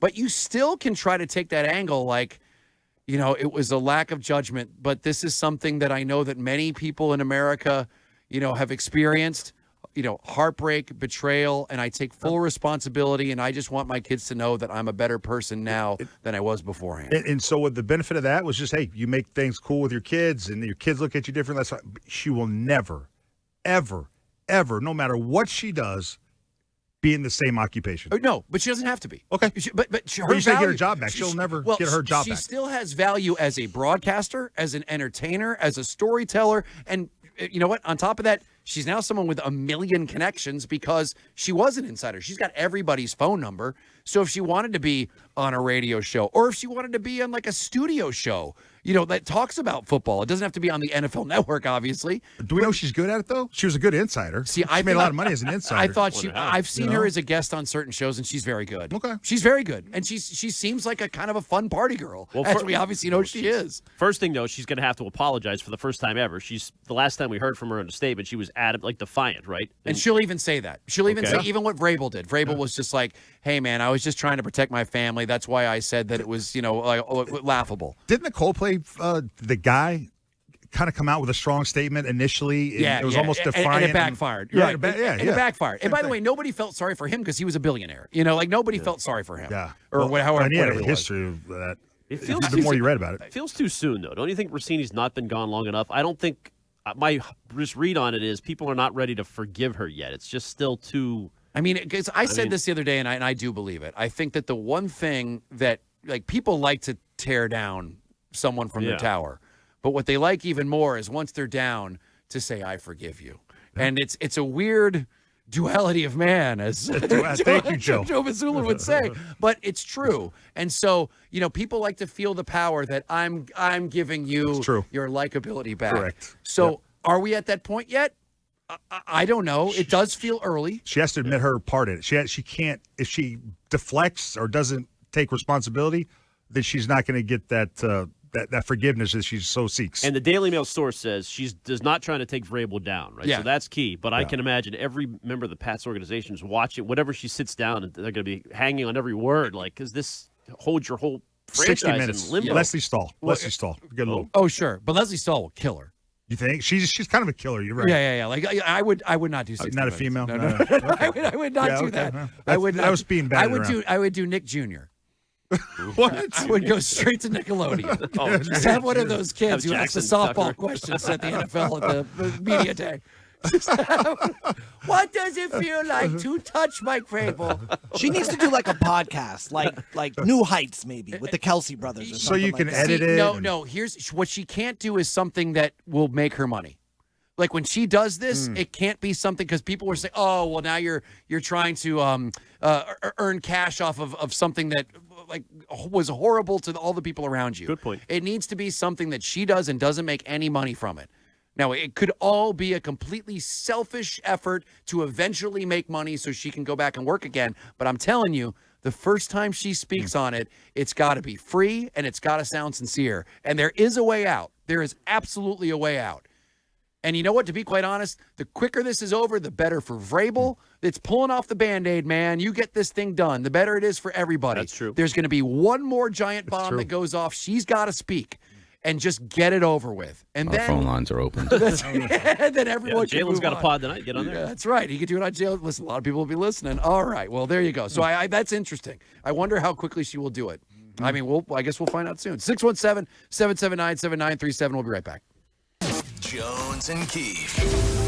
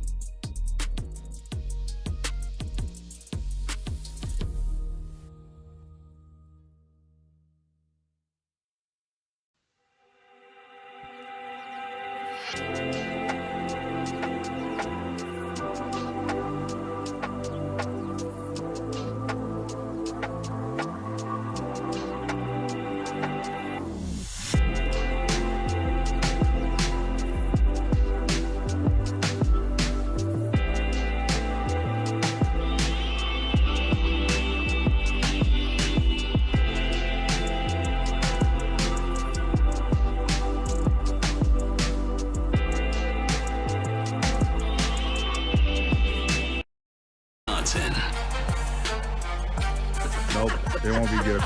It will be good. All right. Man, I love off mic with Ted. The off mic stuff is. It's awesome. I'm one of the things I never even dreamed of. Why? Okay. I'll just. Well, this I'm isn't trying it, to learn. I'm trying to learn music, and you reference music genres that I've never heard of, right? So Yeah. I go type. What is dirt rock? Yeah. Dirt, also known as soil, is a mixture of organic matter, minerals, and other particles. I was like, no, that's not what Dirt rock. dirt yes. rock and roll. So I still don't know what dirt rock is, but I'm sure I'll learn when we work longer together. Dirt rock is also kind of otherwise known as stoner rock. It's bands that basically have like a low sound. Like, you know, a lot of times back in the day, they would put a blanket over the speakers and it would just kind of sound more muffled. Bands like Caius, bands like The Clutch, bands like Fu Manchu. Trust also me. known as Southern Metal. It's not always Southern because you know, like a lot of it comes from the desert. Like Caius was, you know, they're Palm Springs. But I mean, I do like Clutch. Are they stoner rock that you have our show open? They are classified. Basically, it's like if you're like a modern day Black Sabbath, like sludgy and just kind of easy to play but loud. Metalish. No, it's just I mean, I guess it's metalish. It's like that Slomosa stuff we played earlier. That's what it is. Can I ask a dumb question? Sure. Are any of these bands that you're mentioning, do they ever have songs that are played on the dial? Queens of the Stone Age. Queens of the Stone Age is the biggest of that whole genre. And the matter of fact, you could say that Josh Homme, the leader of Queens of the Stone Age, is one of the people responsible for that whole genre. You know, because basically Caius are known as the forefathers of that type of music, even though they all sound like Black Sabbath. So I guess you could kind of point to those guys. But yeah, you know what? If you're looking for a recommendation, I can give you one. Like I'll you know what? It's Caius. Caius. I'm good. Caius, Welcome to Sky Valley is one of my all-time favorite albums. I think you would like that. All right, real quick, I want to play this clip before we end up going to the break. This is Brian Windhorst. This Jaylen Brown thing continues to keep going. And as I said, a week ago, I would have thought there was a 100% chance that he was on the Celtics next season. I'm down to 75, and maybe it's lowering a little bit as the show goes on. Brian Windhorst, the very good-looking gentleman, was on Get Up on ESPN and had this to say. This is extraordinarily simple. Of course it makes sense for Milwaukee. You've got it exactly right, Greeny. Of course Milwaukee would see some of the stuff that Jaylen Brown is saying and watch everything, and they would get ready to call Boston. And from Boston's standpoint, this is very simple. In July, Jaylen Brown has the opportunity to sign a contract extension with the Celtics. If he is happy with the Celtics, it's a huge one. It can be $70 million a year. He's just coming off his best season. You're going to offer it. If he's happy with the Celtics, sign. See you in September. If he's not happy with the Celtics and he's like, listen, I'm not sure I want to be here, trade. I would hate it if they traded for Giannis and got rid of Jaylen Brown. Giannis is old. You say hate it? You really like? Yeah. Because I think that what you're doing is you're bringing in a guy. That's exciting. Because if you bring in Giannis, don't back down, Ken. Don't back down. That is. Yeah, he's your guy, right? You got owned by Embiid. You just got embarrassed. And now, can I play my clip? Yeah, Here's sure. Brad. Okay. This is short. It's not that painful. Here's Brad for why they need Giannis. Okay, today, Brad Stevens. One of the things that we've got to figure out is how to have more of an impact at the rim, and I think we do need to add to our team to do that. You know, at the end of that game, you know, Embiid is standing at the rim on all those possessions. They had JB guarding Embiid for half of the series. He's calling out JB. I'm telling you. Right to his face. You might as well just say, Brad, next time, JB. we need to get rid of you so we can get a guy in like him. We need rim help. How long are you going to have to commit to Giannis to get him here? Our guy, Mannix yesterday said 5 years, $300 million. Exactly. He's 5 got years, 2 years in him left. Exactly. Ted, exactly. Now, the first year he comes here, that could be fun because it could be a renewed energy You're right. with Giannis. It'd be different. And you know what? Giannis, with a little bit of Brad Stevens and Jason Tatum, probably could be a good thing. Mm-hmm. Maybe he can come here and things might, his attitude might change, seeing that he's with an organization that is all about winning, that with a fan base that expects you to win every year.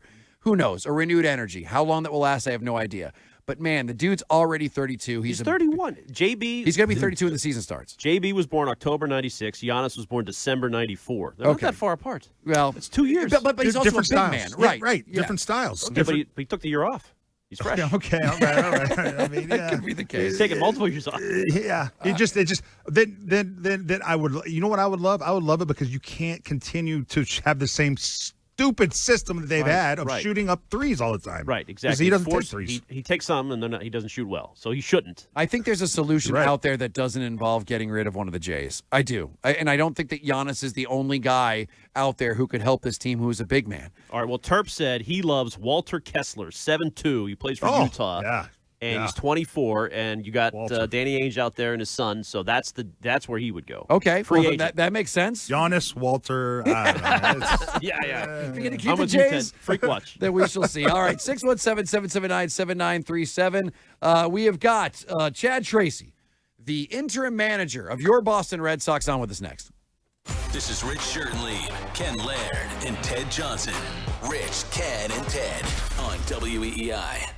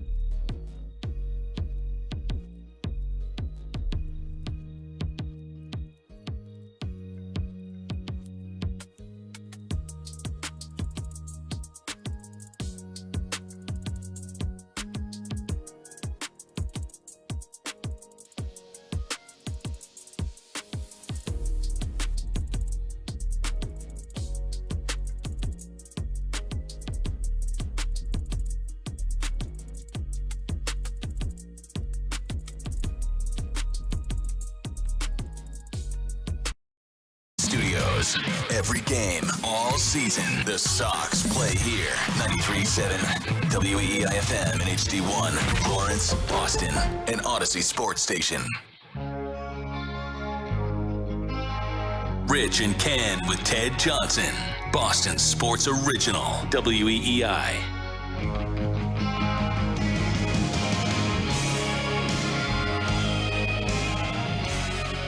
It is 93.7 WEEI. Rich Schertenlieb, Ken Laird, three-time Super Bowl champion Ted Johnson, and this is great. It's our first time talking to the interim manager of the Boston Red Sox, Chad Tracy. Hey, Chad, thanks for coming on with us.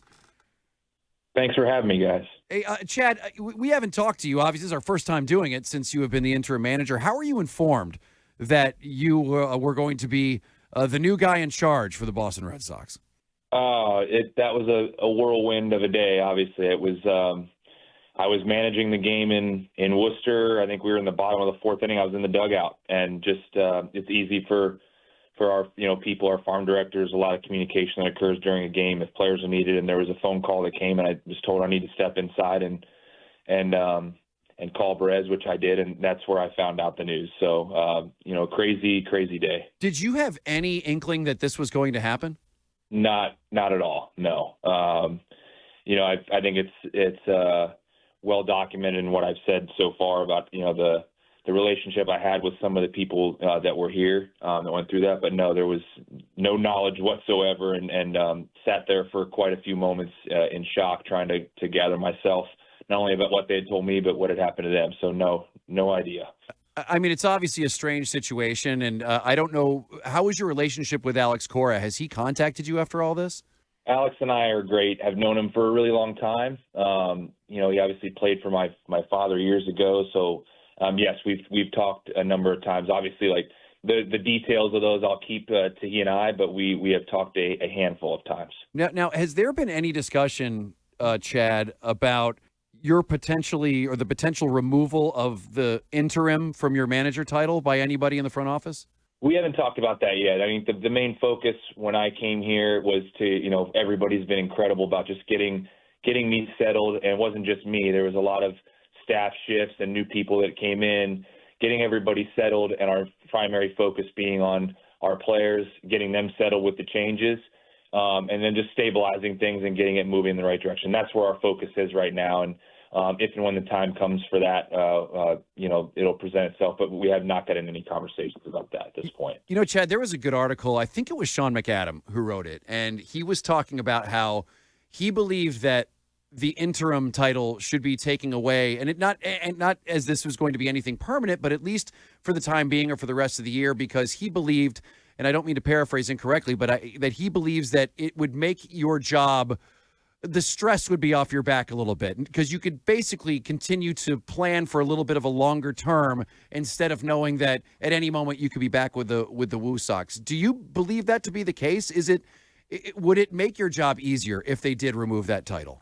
I think this will sound like a cliche answer, but I have not thought about it. I know what the task is that was asked of me, and for me it is 150% about our players and just doing what I was asked to do and come in here. And I know these players. I've had most of them have come through Worcester.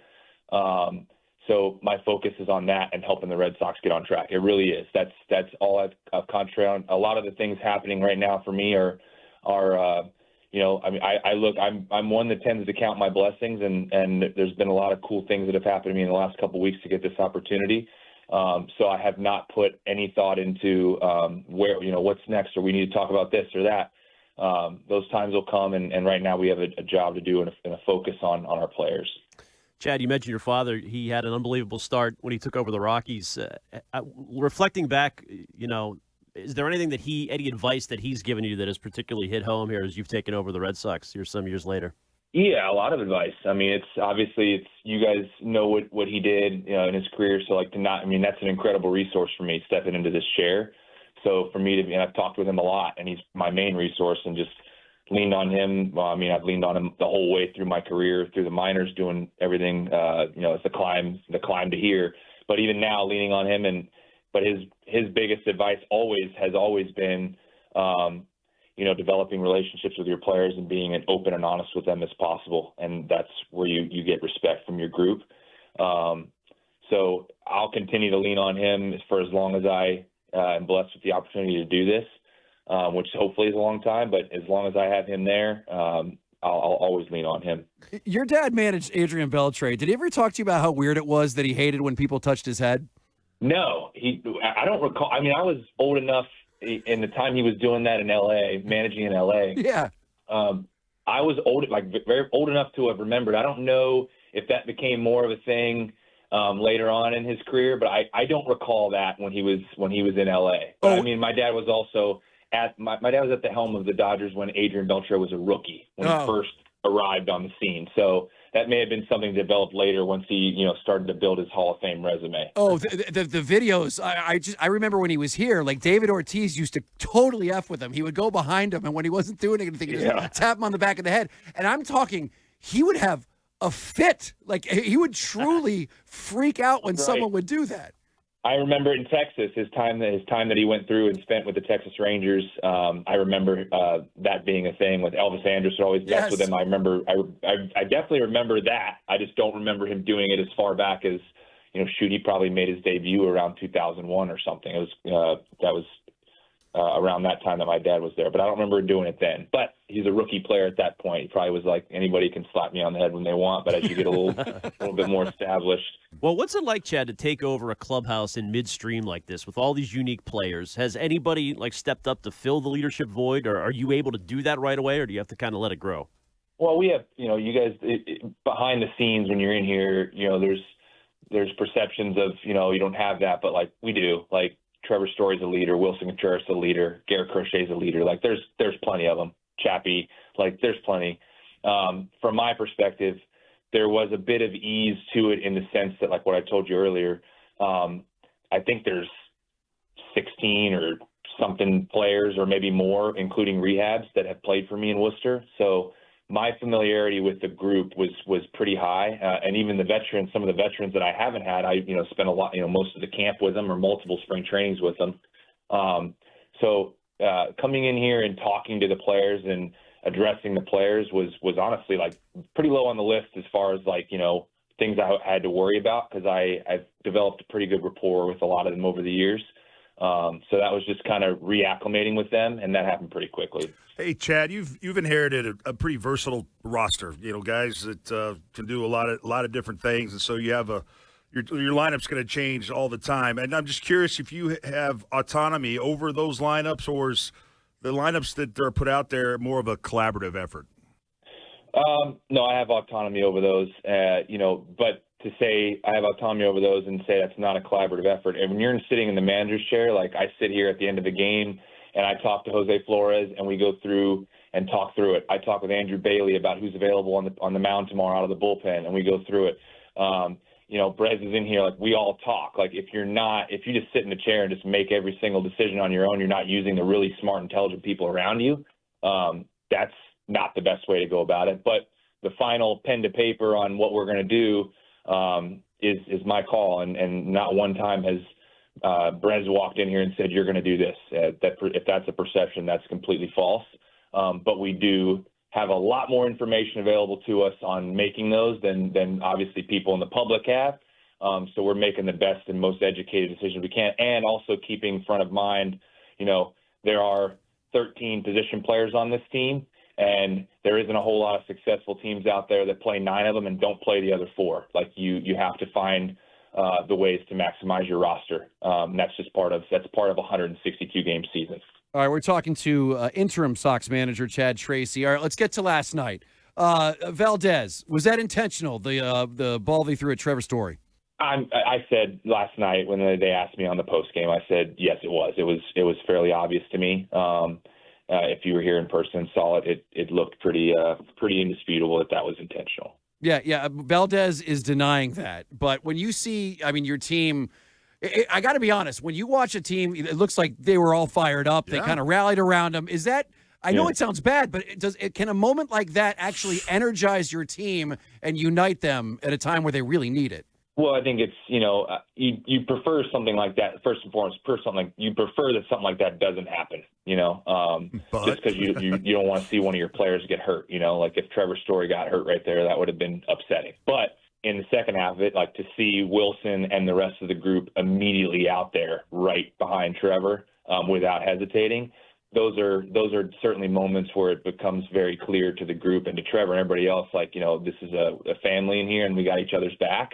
And they didn't like that very much. So, and they shouldn't. So they responded accordingly. I'm liking Contreras more and more as the days go on. He's got a little bit of an attitude, doesn't he?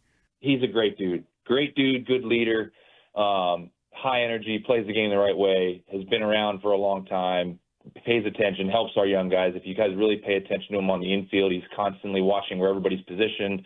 He'll whistle reminders like, hey, watch the bunt. He's just very in tune to what's going on. So no beef between him and Marcelo? Not even close. Not even close, no. Was that a case of people twisting words, or what happened there? Because that was I think it was probably more of a case of one person asking one question at one locker and then another asking a different question at a different locker, and then taking those two things and putting them together and acting like one was in response to the other.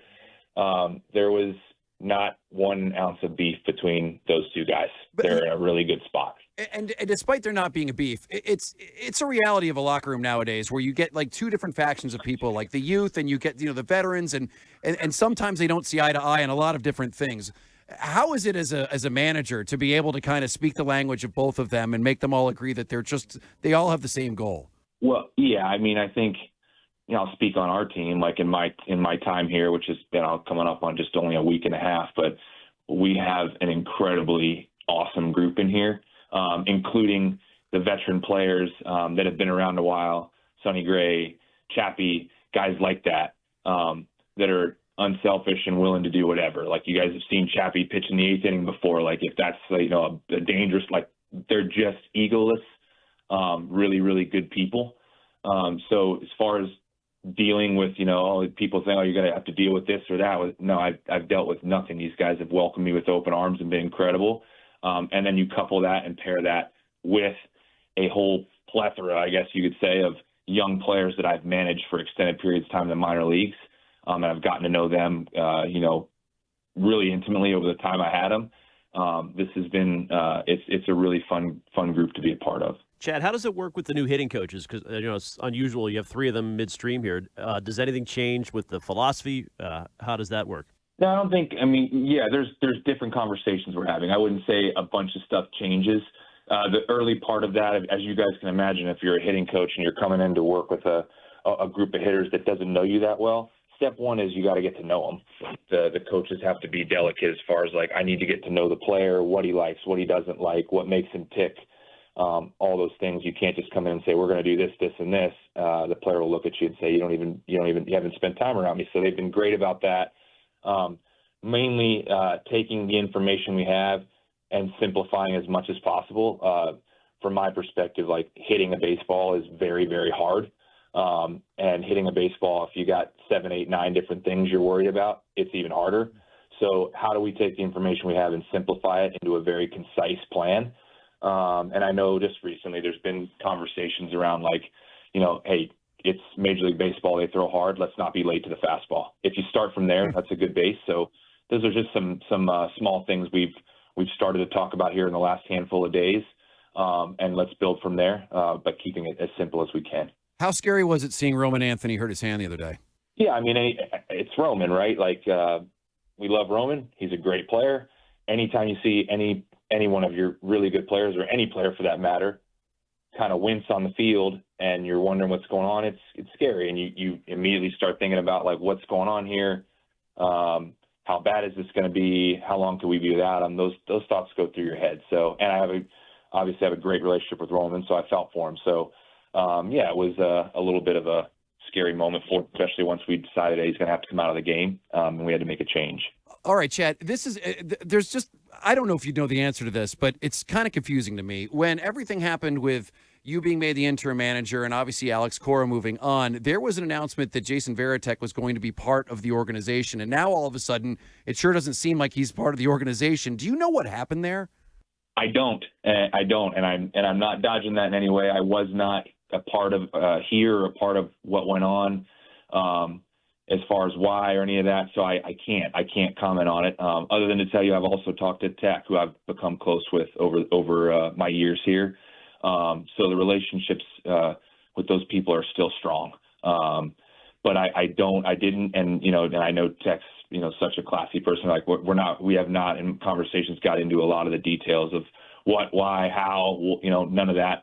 And that's obviously I was very shielded from that because I was sitting in the dugout in Worcester when all that occurred. So I did not got into details on that. Well, Chad, good luck. I know that this has got to be a kind of a cool thing. I mean, this is something you didn't expect at the beginning of the season, and now, you're sitting here managing the Boston Red Sox. You're at Fenway Park. I mean, that part of it, has that hit you yet that, I'm actually doing this right now, and who knows how long it's going to be, but right now you are the manager of this team. Yeah, it took a few days, till I finally settled, and then you kind of realize the magnitude of it. But it's not lost on me. You guys, I don't know if my whole history. I've spent, including my playing career, I've spent 22 years in the minor leagues between playing and coaching, the different roles I've filled. So this was my first call after 22 years of grinding it out down there. So after a few days, you kind of sat there and think about that. And yeah, the moment hits you pretty hard that, everything you've worked for in the least expected moment came true. So I've definitely taken the time since then to kind of revel in it, but quickly snap yourself out of it and realize it's not about you. It's about our guys and our players and getting the team on track and staying focused on that. Well, I like the fact that the team's showing a little bit of attitude over the last couple of games. This has been this shows you care. Fun. Yep, it shows you're invested. Yeah, I do. It does feel a little bit different, and I do like what we're seeing. And obviously, I'm rooting for the Red Sox, not just because I'm a fan of the team, but because when they do well, the station does well.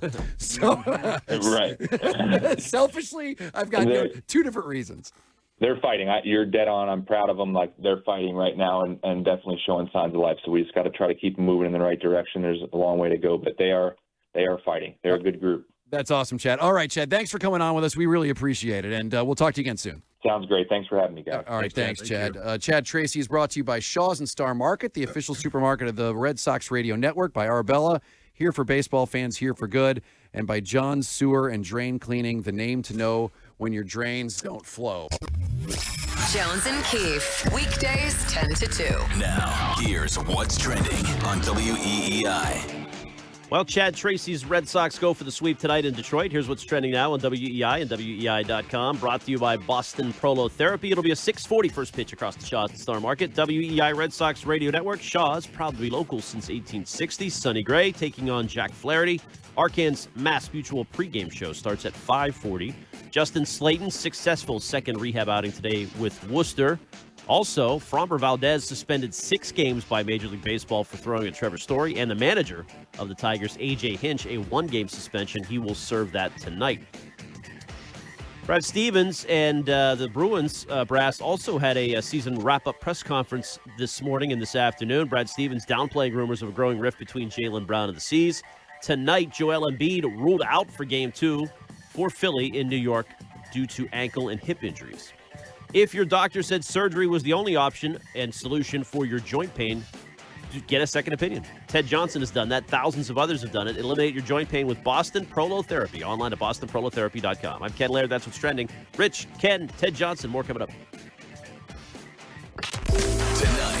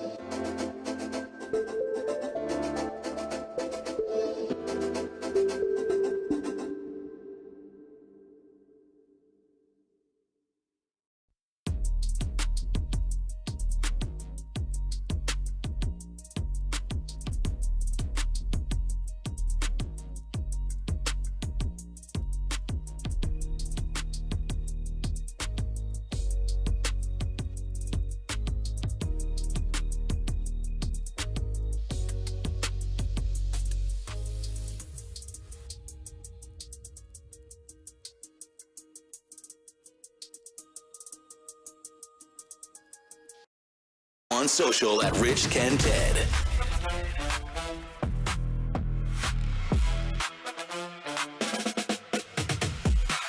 .93.7 WEEI. Yeah, Chad Tracy's a guy I'm going to root for.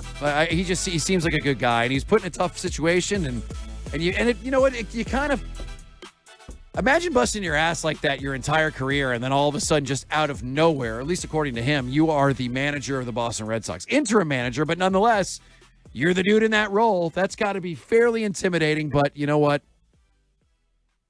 I just want a good interview every week. Well, no. There was I used to interview Brad Stevens every week, and it would just be like watching paint dry. Like Brad Stevens is a great is a great general manager and was a very good coach.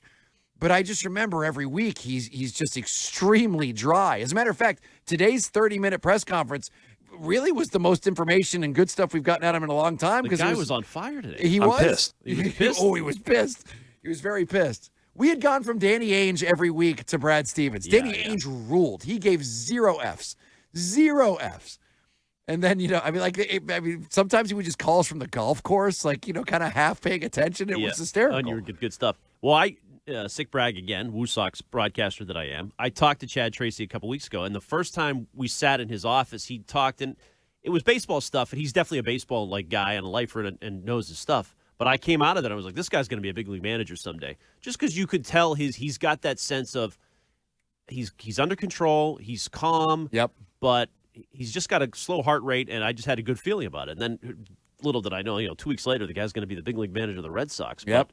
But I'm looking forward to talking to him every week, although I am intrigued by Rocco Baldelli, and I do think there's a chance, Ted doesn't think so, that they would make the change if things aren't going great. And Mid-season? Mid-season, and hey, they think this team can compete. They put money into it. People knock that, but they gave Suarez $130 million, so they want to make the playoffs.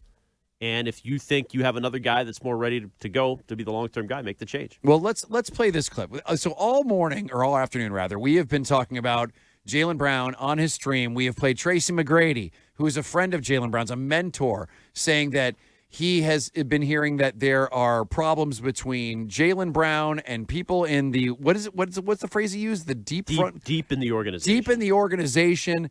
And then there's the Twitch streaming that he did where he was complaining about, it sounded like he was complaining about Joe Mazzulla and his lineups. And, for him to say that this is the most fun season he's ever played, and, when it happens to be the one season that Jason Tatum wasn't there, it's all really weird. And I started the show by saying, last week I thought there was a 100% chance that Jaylen Brown was going to be on the Celtics, and now I'm down to 75%. And it keeps going as the show, keeps going down as the show goes on, the more information I'm hearing. And now there's this. Nick Wright, who, admittedly is a blank stirrer. Mm-hmm. He is. But we've already heard Windhorst saying something about it, and Windhorst is an insider. So he's not like a muckraker. He's somebody who reports the things that he is hearing from the inside.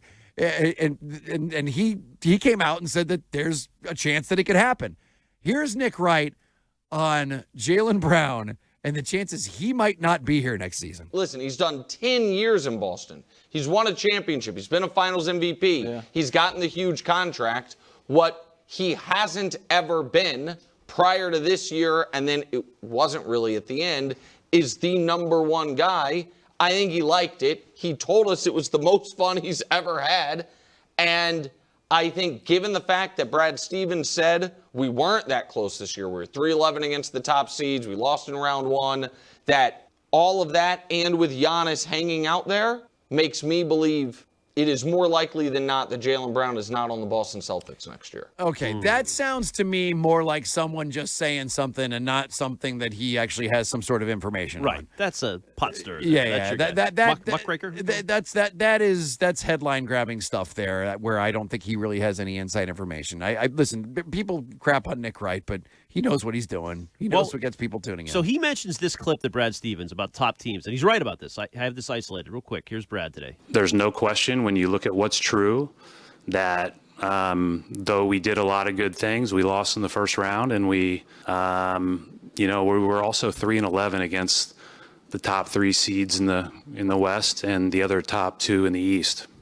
And so we've got to get better. So that's on one hand, but then he goes on to say this. I don't think we're way far away. So how do you what's the reality there? We have this horrible record against good teams. However, we're not that far away. Because if you think you're not that far away, you're not getting rid of Jaylen Brown. It is interesting because, I mean, I listened to the entire press conference and I didn't fall asleep. It was one of the first times that Brad Stevens has spoken that long where it wasn't. You hate Brad Stevens more than any other local. You don't have to be entertaining to be very good at your job. You know, Brad Stevens, his job isn't to be entertaining. Type. Yeah. Well, I mean, listen, I think kind of like me. I think one's a little better at their job than the other one, Breslow type. I don't think so. I mean, Brad Stevens has a little bit of success. Crochet. Sure. But I did like some of the things he was saying because I think he's genuinely, as he said, pissed.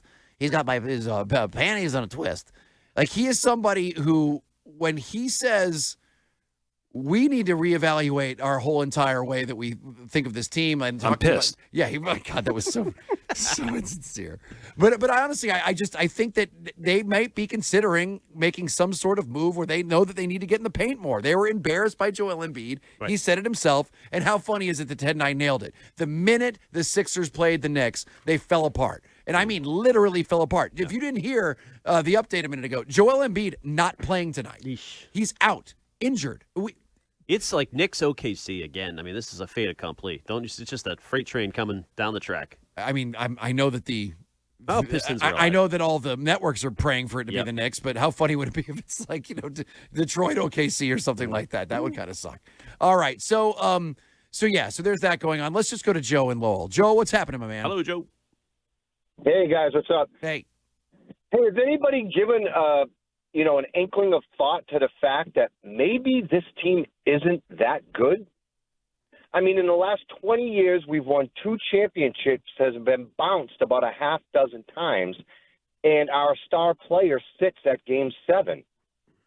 You could be right, Joe. We've gone through the Kyrie fiasco. We've gone through so many iterations of this team that I think what's happening is that people are just holding on to the lore of the Celtics, and this team isn't just that good. And Joe, thanks for the call. But we're just a couple years out from them winning a championship. And it's our only title of the decade. It's our only title for the city in 8 years. Jeez, you are greedy as hell. I mean, it's tough to win a years. championship in this league. But I have a point about this. People are going to overvalue that title because it's been so long since the other teams have won. I know the Pats just made a Super Bowl, but it's like you have a little extra affinity now for Jalen and Jason. Some Celtics fans do, that they're not going to want to rip that apart and admit what the caller is saying, that we got to look hard in the mirror and say, this is not good enough as presently constructed. Sure. I don't care whether they're good enough or not. All I know is that you do not lose being up 3-1 like that. You do not do that. Like, teams do not do that. That was historic. Right. So are they not as good as we all thought they were? Maybe. Are they good enough to beat the 76ers? Yes. They should have beaten them. Without a question, they should have beaten them. But they got embarrassed. They had no answers. And Brad blamed 2 things. First, he blamed Game 5, that they let the Sixers hit too many threes in the third quarter. They had a 13-point lead, and that got them back at it, and they should have put them away. But he was talking about their, leadership, basically, right? That clip, that back and forth with Washburn, where he's saying, do you have a problem of when you're successful not being able to handle it well? But then I thought this was interesting, that he kind of blamed ownership. Do you think this is Brad blaming owners on what happened this year? Hey, the best team that we can. Hey. That's also sustainable over a long period. The one thing, as frustrating as last summer was for all of us, right, is because we were in it with regard to those aprons and in the CBA, and we needed to give ourselves more flexibility to create a longer window. Again, if you would have asked me last summer, the end result of that probably was going to hurt us this year. How that would be, again, I didn't know, and I certainly, again, wasn't going to put a ceiling on our team regardless. But, it probably did. I'm sorry, I stopped listening right after he said, hey. Can you I think it was actually A, the best team. It was the best team. It sounds like hey. Oh, I thought he was just saying that to like Gary Washburn. It's a weird hey, thanks. I'm pissed. Hey. Oh, I didn't know. You like LeBron better than Brad at this point. Listen, I'm sorry. I'm loopy. But Brad's blaming the owners. You know what? I don't He's care. blaming the owners. Stop. I don't care about Brad Stevens anymore. I want to hear the Stephon Diggs woman again. Oh, God. I don't understand the question. Can you get it ready? I want to leave the show. I want to end the show listening to the woman for the Stephon Diggs. If you've not heard this, this is the most ill-prepared woman for the stand I've ever heard my entire life. So the Stephon Diggs was found not guilty yesterday, and as I said, I don't know what really happened. I don't know whether or not things didn't come out the way that actually happened. All I know is that the woman who went on the stand was so ill prepared. I've never heard anyone this poorly prepared for a trial. It was highly entertaining. Give me the good one where she's reading the text. Would you mind reading the text messages from page 114 to 117? And I'm ruining that bitch life. I won't be paying you. And do you mind just saying who's saying what? Okay, I said the first. I am ruining that bitch life. Is what I said. Mr. Diggs said, I won't be paying you. I look like paying you and paying another chef. Is you high, bitch? Who the give you money for your business? Who the gotta give you money for your business? I don't gotta do a thing. And you can get whoever you want. You got my address. Tell them to come take the money then. You talking about? I said, show me I'm will do. That series of text messages that you just read, that was in response to you saying after you were fired by Mr. Diggs, you will be paying me out for the season and the money you said you would give me for my business. Wasted my time being here because you got a circus going on, right? Yes. He nonetheless continued to pay you $2,000 a week for the rest of the New England Patriots football season while you were not working for him, right? That's not how it goes. Yes or no question, ma'am? I don't know how to answer that question. And before you said that, what Mr. Diggs said to you that you were responding to was, I'ma leave you be. Thank you for cooking for me for this season. I appreciate you. Hate it even got to this. That's what you were responding to when you told him he would be paying you out for the season. And you were really hoping that Mr. Diggs would give you some money so you could open your own restaurant, weren't you? That was our agreement. That was what you wanted him to give you, right? That's an agreement. Ma'am, is this a contract suit? Oh, it's just so great. It's so great. And Stiz, just you got to hit me last time with what her attorney said at the end. Like, I've never heard anything like this before in a court case. Listen to her attorney at the end when he's making his final statement. Oh, hold on, just give me a second to grab it. Well, by the way, Ted said something really interesting about that clip right there, because you know how it's like they're all like, yeah, bitch, and he's like, oh, yeah, and they're all like swearing at each other, and then all of a sudden there's that random text from Stephon Diggs. It's like, I truly appreciate how hard you worked for me as a wonderful chef. I'm sorry things didn't work out. Right. Ted made a great point. He said, you know what that is? That's him knowing that they're going to court. And he got a hold of his lawyer and said, what should I text? Because I know this is going to be read in court somewhere. Oh, yeah, do you have it, Stiz? Okay, this is her attorney. Was Miss Adams a perfect witness? No. Oh, man, my God.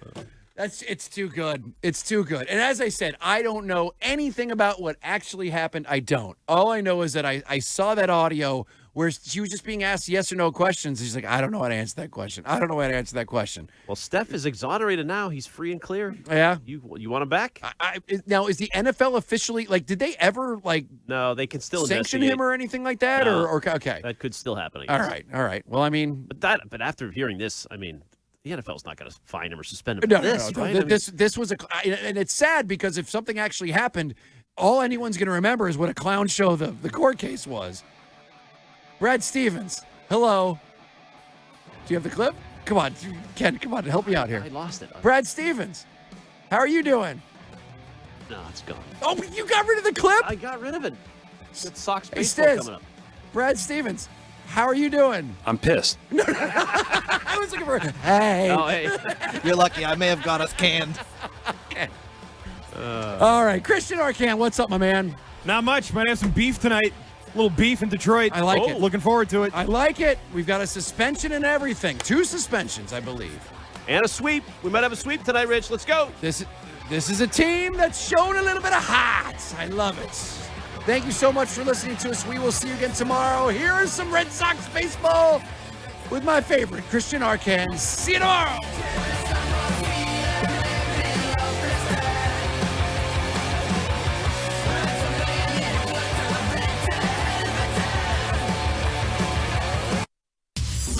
The Greg Hill Show. My husband has celiac disease. Oh, he does. Oh, he can't eat gluten. What does that mean? It's the tragedy of his life. Can gluten